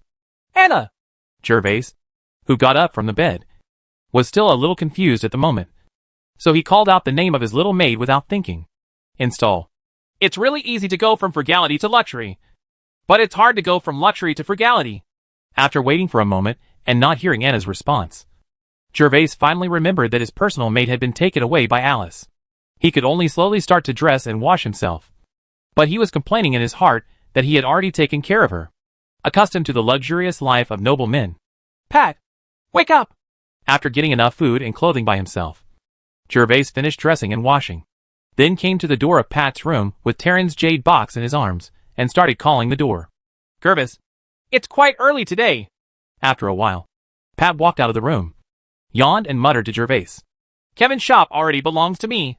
I have to go and have a look early. This shop is worth thousands of gold coins. If rented out, it would be worth dozens of silver coins a day. Gervais ignored Pat's complaints and took him directly to the restaurant downstairs. After a hasty breakfast, Gervais ran to the place where the unicorns were stored and used Trin to take out his unicorn. Beast. Gervais, why are you riding a unicorn? It's inconvenient for you to be a unicorn in the city. You might as well ride a horse like yesterday. Pat asked curiously when he saw that Gervais was planning to ride a unicorn to Winterfell today. You don't understand this. We are going to collect the store today. If Kevin Garbage tries to push back, I'm at a lower level than them. Although I'm not afraid of them. I can't do anything to them. But I will be alone. If anyone dares to say no, I will let him enjoy the unicorn's horn. Riding on the unicorn, Gervais did not hide the reason and directly explained it to Pat. Although the Warcraft mount is majestic, it is very inconvenient for Gervais not to have his own brown elf bug. Even if he leaves the unicorn for a short while, he does not feel at ease. After all, Warcraft is not a joke. Ordinary people face it. A gold medal thug like Unicorn may have a few holes in his body if he is rubbed against him. Today he is going to close the store. If Kevin dares to play tricks, Gervais is not going to be polite to him. Soon Gervais and Pat came to the East District. Standing in the square of the East District, Gervais opened the house deed. Number 6. Rose Place. Champagne Avenue. East District. This is number 12. Gervais. And the store over there should be number 6. The two stood in the square, looking at the house numbers of the surrounding shops. This square was where Thomas and others originally set up a stall to sell ice cream. The environment was beautiful and quiet. Although it was early morning, there were many pedestrians coming and going. But compared to the square covering an area of about 2 acres, it seems a bit sparse. After Pat heard the address of the store mentioned by Gervais, his sharp eyes immediately discovered where store number 6 was. Gervais looked in the direction Pat pointed. That place was at the corner of the avenue in front. And it was also the other entrance to the square. Chapter 197 Shop. Let's go over and have a look. Gervais suddenly became excited. He originally thought that he was lucky to have this shop in the square of the East District. But he didn't expect that it was not only on the square, but also right at the entrance, which was next to the main street of the East District. In fact, this can't be blamed on Gervais. After all, even Pat never thought that the store was in that prime location. They were both young seigneurs in the countryside, and they knew little about the house prices in Winterfell. A man with over 1,000 gold coins was one of them. Seignior has paid taxes for several years. How can a store with such a high value be so bad? If it were at the inner end of the square and not close to the main street, the price would differ by at least several hundred gold coins. And the Larkin family was an earl family after all. Since they were buying a store, they would certainly choose a good one rather than a bad one. Hey, I didn't expect Kevin to be quite smart and didn't wait for me to chase people away. When Gervais arrived at the door of the shop and looked at the 2-story marble building in front of him, he found that the place was empty and the door was ajar. Gervais, you will make a lot of money now. Gervais was paying attention to the scene in the store. But Pat looked up and down the marble house with his head held high. He saw that the whole house was white. and the exterior walls were carved with exquisite murals. It must have cost a lot of money when designing it. A lot of thought and gold. There is also a diving platform above the gate, using 2 thick white marble pillars as pillars, just like the design of those buildings in previous generations, which can both block the sun and rain. Let's go inside and have a look. Gervais looked around. The shops in this square were all single-family stores. The design and decoration of other shops were similar to Gervais's one, but most of them were not as exquisite in appearance as Gervais's one. Gervais couldn't sit still anymore and wanted to go inside quickly to see what was going on. He hoped that the house would be the same as it looks on the inside. Moreover, Gervais was very worried that Kevin would make the inside a mess. After all, the appearance was because of the appearance of Winterfell. The rules cannot be broken, but no one can control it inside. The owner can do whatever he wants. Gervais immediately rolled off the unicorn's back, then tied the unicorn to a special horse bolt at the door, and told the unicorn to wait where he was and not to hurt anyone. And then he got on the unicorn. 2 steps to the door. There were not many people in the square, and there were 3 personal guards who followed him to look after him. So Gervais dared to leave the unicorn outside the gate. Gervais, did Kevin take the wrong medicine and leave it to you so intact? When Gervais and Pat opened the ajar door and walked into the store, they found that the furnishings inside were intact, including the lighting on the ceiling and walls. I do think there is a possibility. Gervais looked at the intact decoration of the store and said to Pat thoughtfully, What? Kevin probably wants to take the shop back from me. Otherwise, he would never be able to leave it to me intact so happily. You must know that these lamps and decorations are made of copper and are worth a lot of money. It's just that taking them down would damage the wall. So Kevin left them here. Gervais felt that this was the only possibility for the scene in front of him. Otherwise, with the look in Kevin's eyes that hated him that day, if it weren't for Winterfell's regulations, the house would probably have been demolished. It's really possible. Kevin's pretty face is extremely sinister at first glance.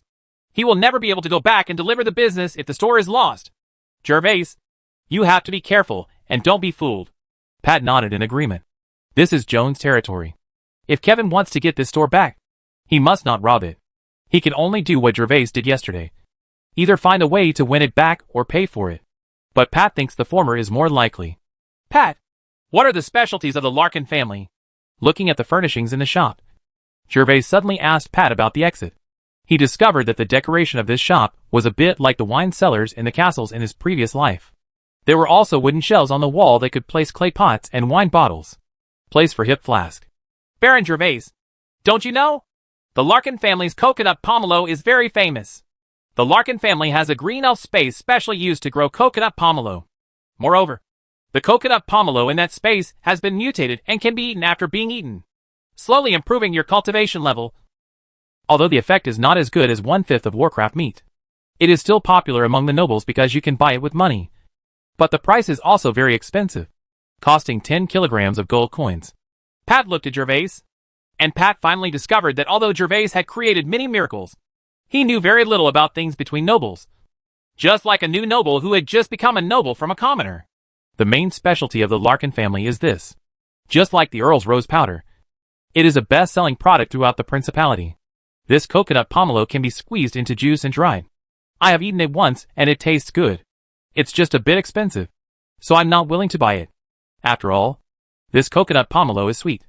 It's not as comfortable as eating Warcraft meat directly, and Warcraft meat is better for cultivation. I see. Pat's words confirmed Gervais's guess. Since it can be squeezed into juice, it must be sold by jugs or cans. It also makes him cheaper. He doesn't need to renovate to sell the golden wine. He just waits for this batch of wine to be sold. You can exchange it into money to develop your own territory. While talking to Pat, the two of them walked towards the store while looking around. When they reached the deepest part of the store, there was a small door. Gervais opened the small door casually and saw a backyard behind it. The backyard was not an open space, but a garden with flooring, including square tables, chairs and lawns. This shop worth thousands of gold coins is really different. It also has its own garden. This garden is probably bigger than a castle hall. This is the East District of Winterfell. When Pat saw the scene outside the door, he couldn't help but sigh. Baron Gervais, I also want to win a shop like this. Can you take me with you when you bet again in the future?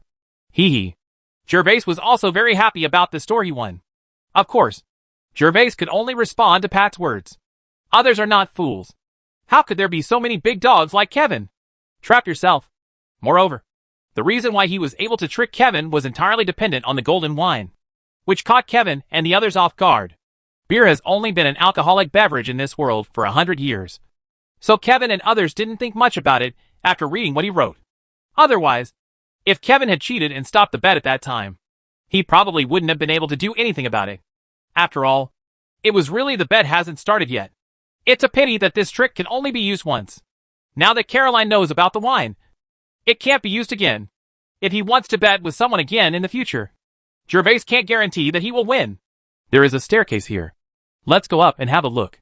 There is a staircase on the left side of the door frame, which leads to the second floor of the cabin.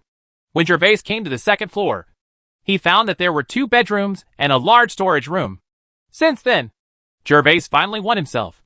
The inspection of this store worth thousands of gold coins has been completed. Overall, Gervais is very satisfied with this store, which definitely exceeded his psychological expectations. Chapter 198 Arena. Alec, Carlay, you two stay here and don't let anyone go in and destroy it. I will have people come to clean it later. And you can return to Rose Castle by yourself. Yes, sir. Standing at the door of the store, Gervais left Alec and Care behind. Now the store belonged to him. Of course, he had to send someone to guard it to prevent anyone from entering the store and causing damage. This was also to meet the convoy waiting for him. Arrival. Since the store decorations are already made, Gervais is not going to redecorate it. He is preparing to open it in the next few days. Thinking of those gold coins, Gervais is already hungry and thirsty. After Alec and the two agreed, Gervais headed towards the South District with only Ike and Pat. Gervais's next stop was the Orc Arena. In his previous life, he had seen a lot of videos about those gladiators on the internet. And in this world, people were fighting orcs. So Gervais was very interested. And there is another reason for Gervais to go. That is, to see what other types of Warcraft there are, and whether orc leaders can be produced in all orc spaces. This is related to the great cause of Gervais's energy points. He must to understand clearly. The Orc Arena was only built early last year, and Winterfell has been built for many years. With its development, there is not much space left in the city, so the location of the arena was finally chosen in the Southern District. As for why they are not placed in the West and North Districts, this is of course to facilitate the safety of the aristocratic men in the East District, and to facilitate their viewing. The West District and the North District are populated by common people, and it goes without saying that they are dirty and messy. Moreover, many people only live in subsistence and clothing. Online. How can I have spare money to buy tickets to watch the competition? Gervais and Pat rode horses, and came directly to the South District along Champagne Avenue. Walking on the streets of the South District, Gervais immediately felt the hustle and bustle here. Just across the street from the East District, it was like stepping into the South District. A completely different world. The main street in the Southern District is called Hunga Street. Hunga Street is actually as spacious as Champagne Street. But at this moment, the street is crowded with people passing by. In addition to shops on both sides of the street, there are also a row of street stalls outside, which makes the originally spacious street. The main street takes up half of it. When Gervais and Pat passed by on horseback, with heavily armed guards behind them, all passers-by moved aside as quickly as possible after seeing them. Most of the people were even more so when Gervais and Pat passed by. Will bend down and salute. Pat, do you know how much gold coins a store in this Southern District costs? Seeing the busy streets with people coming and going, Gervais was a little moved. Although he already had a store in the East District, Gervais would not underestimate the spending power of the common people and wealthy businessmen in the South District. Less can make more. As Thomas sells ice on the South Side. Gervais, do you want to buy a store in the South District? Pat was a little surprised. To be honest, he didn't like the South District. The streets were crowded and dirty, and the sour smell could be smelled from time to time in the people passing by. If it weren't for going to the arena, Pat would I never come to Southside events. I've heard about this shop on Hunga Street in the Southern District. A shop costs more than 200 gold coins, and a shop in a different location costs more than 100 gold coins. Although Pat didn't like the South Side, Gervais asked, and he told what he knew. Oh, it's not cheap either. I'm just asking around now. If there's anyone suitable, I'd like to buy a room and sell ice cubes here. Gervais made some calculations in his mind. The shops in the South District were not cheap.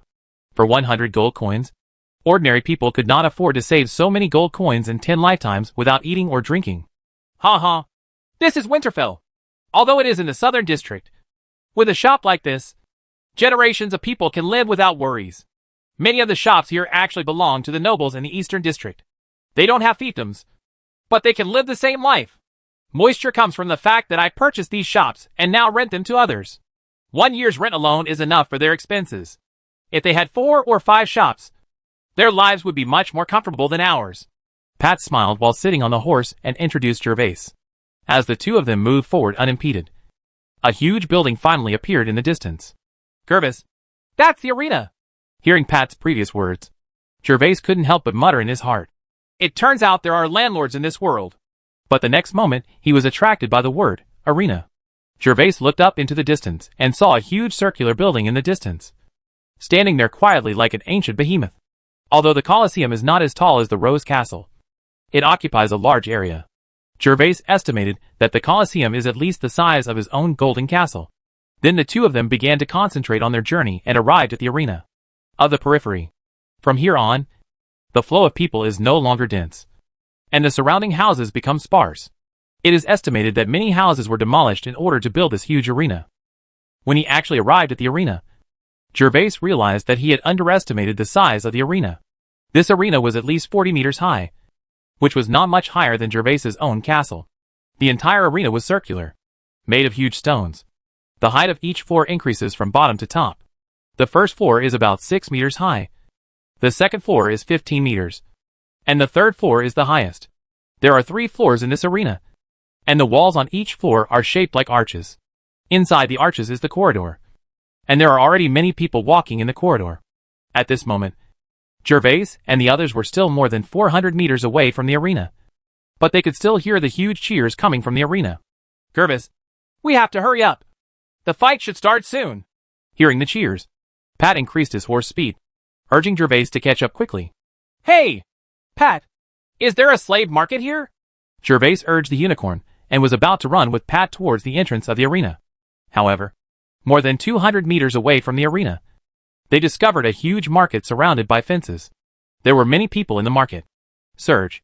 Thanks to the nearly 2-meter height of the unicorn, Gervais looked through the crowd in the market and saw many people in tattered clothes, unkempt hair, and wearing shackles and bracelets. These people were either locked up in wooden cages or tied to posts.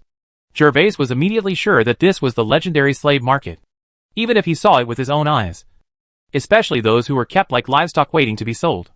Gervais was still shocked by this scene. Yes, the slave market. Gervais, come quickly. I don't know how many gladiatorial fights there are today. If there is only one, we will be late and our visit will be in vain. We will come back to the slave market after watching the gladiatorial games later. Pat's face was filled with excitement as he listened to the cheers from the arena. When he saw Gervais stopping outside the slave market, he immediately said that this slave market was already normal in Pat's opinion. It's as common as people seeing grocery markets on Earth. Seeing that Pat was so impatient, Gervais stopped delaying. After all, if there was really only one wrestling match, it would have to wait until tomorrow, because this arena is newly built and belongs to the Jones family. It even has space to store Warcraft, which saves Gervais a lot of trouble. Of course, the price was also high, requiring 1 silver coin per day. For safety, Gervais could only take out the silver coins and bring the unicorn into the space for storage. When Gervais stored the unicorn, Pat had already bought the tickets. 1 ticket costs 30 copper coins. This price is for a seat on the 3rd floor. It is spacious and comfortable, although it is not a box. It also has a roof to protect it from wind and rain. And the sight is good. Plenty too. The prices on the 1st and 2nd floors are slightly lower, with tickets for 5 coppers and 1 copper. Seats for 5 coppers are on the 2nd floor. As for 1 copper, it is the cheapest standing ticket. Demon Hunter! Demon Hunter! Demon Hunter! When Gervais and others arrived on the 3rd floor, the battle in the arena was about to begin. The space for the purple elf worm was opening. At this moment, the elf worm had risen into the air and turned into a ball of light. The space where the elf worm was located was the location is opposite Gervais and the others. There were also 15 human warriors wearing leather armor and iron helmets standing in the field on Gervais's side. Each of them had different weapons. 5 of them had spears and bucklers, and 8 of them had spears and bucklers. The man held a long sword, and behind him, there were 2 archers holding long bows. Gervais looked at these 15 people carefully and found that these people faced the orc space in front. And there was no fear on their faces. It was obviously not the first time they faced such a battle. Bang. As the elf bugs gathered energy, the orc space was opened, and a 2-meter-long and undulating space door appeared in the field. Orcs! Orcs! Orcs! As the orc space was officially opened, both the civilians below and the nobles around Gervais and the others stood up and started cheering, including Pat, who also stood up dancing. Chapter 199 Transformation. This arena can accommodate 10,000 people to watch at the same time. Gervais looked around and saw that they were all full. It would be great if I could open a gladiatorial arena like this. Compared to the battle on the field, Gervais had a clear mind, but he thought of making money first. Gervais, stand up quickly. The orcs are coming out soon. Pat waved his arms and shouted loudly because of excitement. His face was already red. Although he didn't like to fight the orcs himself, he quite liked seeing others fighting the orcs. When he saw Gervais still sitting in his seat, he immediately waved, while shouting at Gervais. At this moment, everyone around Gervais stood up and raised their hands. Gervais's sight was blocked a lot, so he had no choice but to stand up. After getting up, when Gervais looked towards the field, the first orc was slowly walking out of the space door. Hugh gasped. Pig-headed man! Pig-headed man! Kill him! The demon hunter! When the first orc walked out of the space, people finally saw the full picture of the orc. It turned out to be a pig-headed man with a pig's head and long fangs. Obviously, this was not the first time for these viewers to see this pig-headed man. Names were screamed. Pig-headed man? Gervais also saw the appearance of the pig-headed man in the field. The appearance of the pig-headed man reminded Gervais of the second Seignior brother. However, the second Seignior brother did not look vicious to Gervais, but rather cute and funny. But the pig-headed man in this scene is far from cute. He looks like a beast. The huge fangs are pointed and long, about 10 centimeters in length. He is much taller than the dog-headed man, at least 1.8 meters tall. And this pig-headed man not only has thick legs and thick arms, but also has a belly the size of a water tank. The huge mace in his hand is terrifying to see. 1, 2, 9. When the pig-headed men walked out of the space one by one, Gervais counted. There were 9 pig-headed men in total. Why isn't there a leader-level pig-headed man? Here's another one. Here's another one. Gervais thought silently in his mind. This was not because Gervais was evil-minded and wanted to bring in more pig-headed men to kill the humans in the field. He is just worried about his energy points now. After all, if the orc leader does not appear in the orc space this time, it means that the orc leader appears randomly, and he will have to rely on luck if he wants to earn energy points through the orc space. 10. I don't know if Gervais' thoughts were received by the glory boss. A moment later, a leader-level pig-headed man who was larger, taller, more powerful, and had obviously different skin colors appeared in the space. The skin of ordinary pig-headed men is slightly gray, but the whole body of this leader-level pig-headed man is reddish, and he is wearing a vest made of iron sheets, just because of the pig-headed man's belly the size of a water tank. To be honest, the iron vest could not completely cover the front of the body, and it only managed to cover most of the belly with a few iron chains. Hugas! Damn it! Roar! When the pig-headed leader came to the scene, he looked around and immediately raised the huge stone hammer in his hand and roared. He first roared angrily at the surroundings, but the arena was 10 meters underground, and there was no way to climb out and hurt the cheering crowd. In the end, the pig-headed leader could only look at the 15 humans opposite with scarlet eyes. It is the demon hunter team that will fight them today. This team should be mercenaries. I guess this isn't their first time. So many people know their names. There will definitely be a good show today. With the situation on the verge of breaking out between the two sides, Pat was completely in a state of madness at this moment. His words should have been said to Gervais, but his eyes did not leave the scene when he spoke, and he just shouted in his mouth. Fortunately, Pat shouted the above words. Otherwise Gervais really wouldn't be able to hear them clearly, because the cheers have been going on all day long, just like in the nightclub in his previous life, which can make people's hearts tremble. Dead ground! As the pig-headed man gave the order, all the pig-headed men started to move. The weapons of the pig-headed men were not as uniform as the kobolds Gervais encountered. There were maces, stone hammers, and thick wooden sticks, although they looked at it simple, but because of its terrifyingly huge weight, if it were hit hard, it would either kill or be disabled. Kill! As the pig-headed man rushed forward, the 15 members of the demon hunting team were not timid. At the captain's order, they also rushed out together. The two longbowmen had already set their bows and arrows. As the bowstrings swayed, they were sharp with blood grooves. The incomparable arrows flew towards the target at extremely fast speeds in the air. How courageous! Watching the actions of the demon hunter team, Gervais sighed. The performance of these people was much better than that of his personal guards. Although they did not face as many orcs as he did that time. The personal guards were armed to the teeth and/or mithril equipment. Woo! The two longbowmen were obviously very skilled in archery. Both arrows were inserted into the same pig-headed man, and they were shot on the pig-headed man's left arm and belly respectively. However, this small arrow hit the pig's head. The person didn't seem to be that badly hurt. The pig-headed man howled in pain the moment he was shot, but his body still didn't stop moving forward. As the arrow hit the pig-headed man, the two parties finally came into contact with each other. The demon hunter team charged at a slow speed. But the moment they collided with the pig-headed man, they all changed their bodies and dispersed in all directions. After all, the pig-headed men have a great size advantage. If they are hit by their bodies, it will be like being hit by a charging horse. Several swordsmen rushed to the front and avoided the attack of the pig-headed man. But the spearmen took the lead and took advantage of the spear, directly heading towards the pig-headed man's belly. Although the pig-headed man was tall, his movements were relatively slow. Immediately, a pig-headed man was hit by a bucket, and bright red blood immediately flowed from the wound. However, before the spearman had time to be happy about the hit, the pig-headed man who was stabbed by him picked up the mace in his hand and swung it towards him fiercely. When the spearman saw the pig-headed man attacking, it was too late to pull out the spear, so he had to give up the spear, hold up the shield in one hand, and retreat. Boom! But because the distance was too close, the mace in the pig-headed man's hand was about 1.5 meters long, and it hit the spearman's round shield directly. Suddenly, the spearman felt a heartbreaking pain in his arm. Obviously, with his strength, he cannot withstand the huge power of the pig-headed man. At the very least, this arm will be dislocated. For a moment, the field fell into a bloody fight, and everyone in the audience, whether nobles or civilians, was extremely excited, and from time to time, they exclaimed because the orcs or humans were injured and died. Gervais was also staring at the field intently at this moment.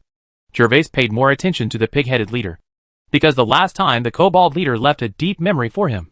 He wanted to see the pig-headed leader. Will it also emit any spells like the kobolds?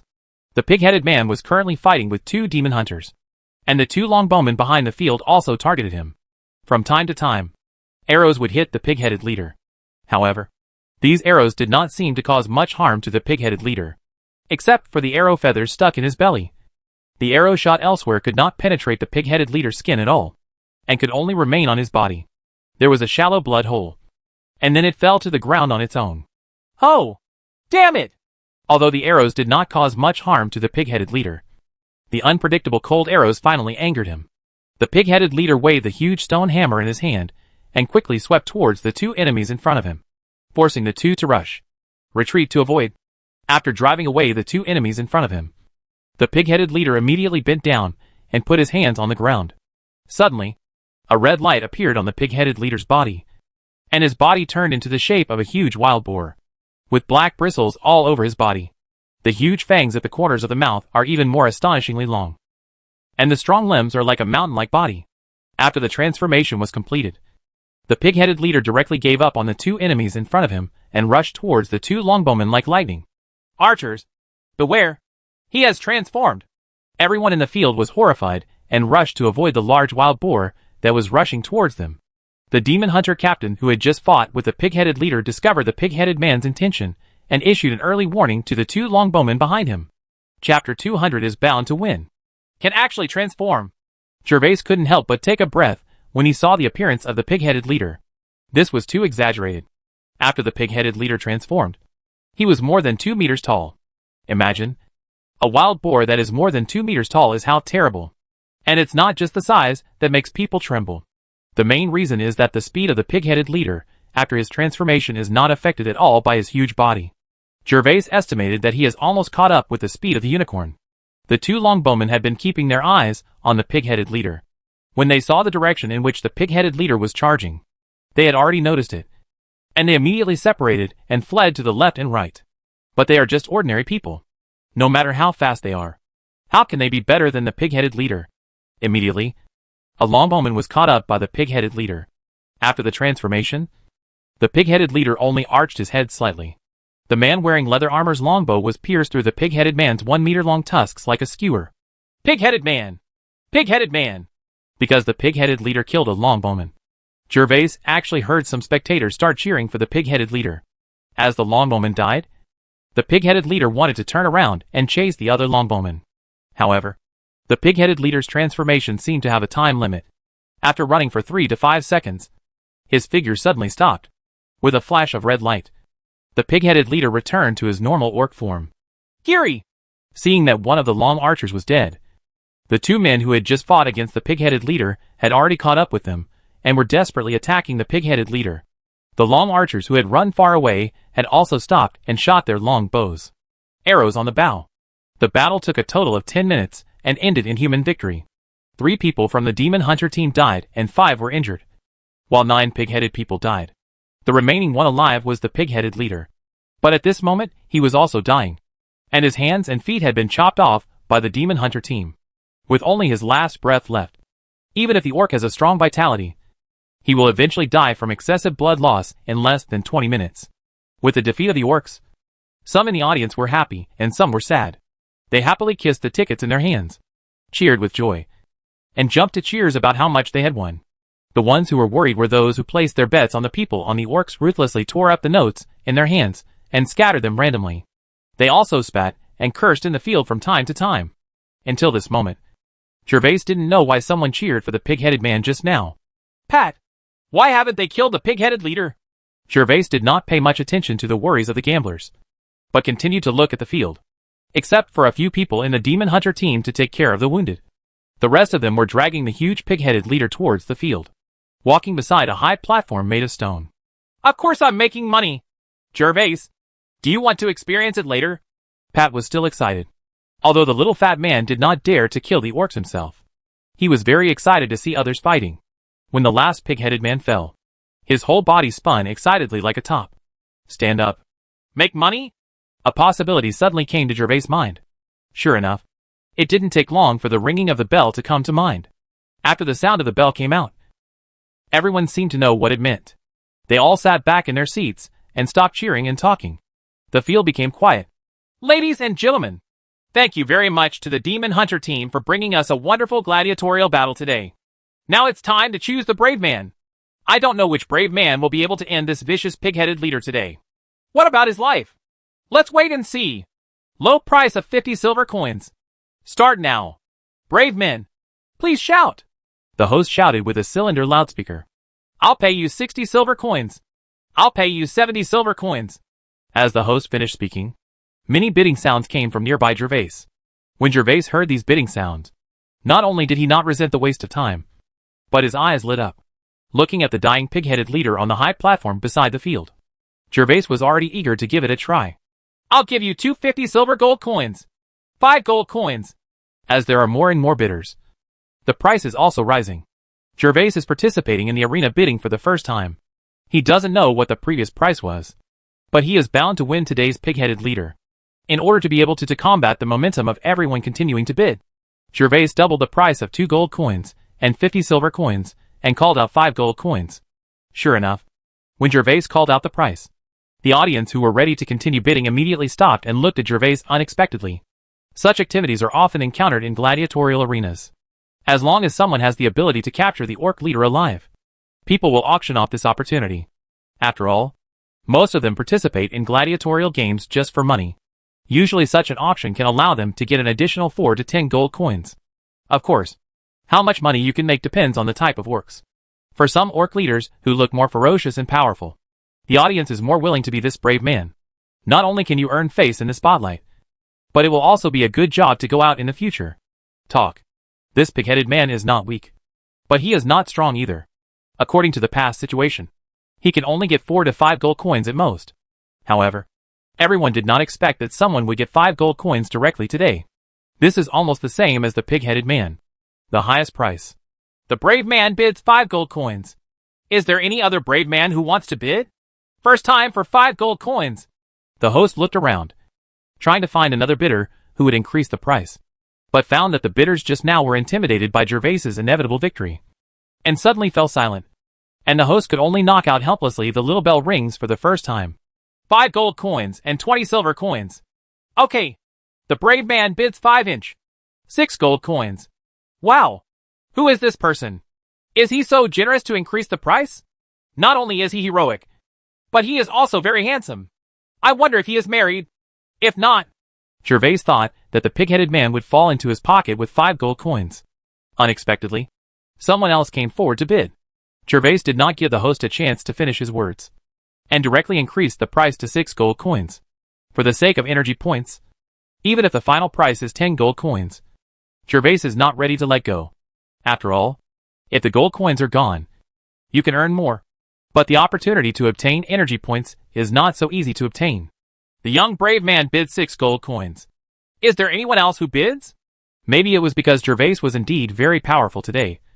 Or maybe the pig-headed man was only worth so much in people's minds. No one came forward to continue bidding. When the bronze bell was rung for the 3rd time by the host, the pig-headed man, the right to kill the leader, fell into the hands of Gervais, who also made a guest appearance as a hero. Sir, please come with me. After the bidding was settled, an attendant from the arena immediately came to Gervais and respectfully led Gervais toward the rear corridor. He wanted to go to the central square of the arena. The only passage was underground, so this will ensure the safety of all viewers.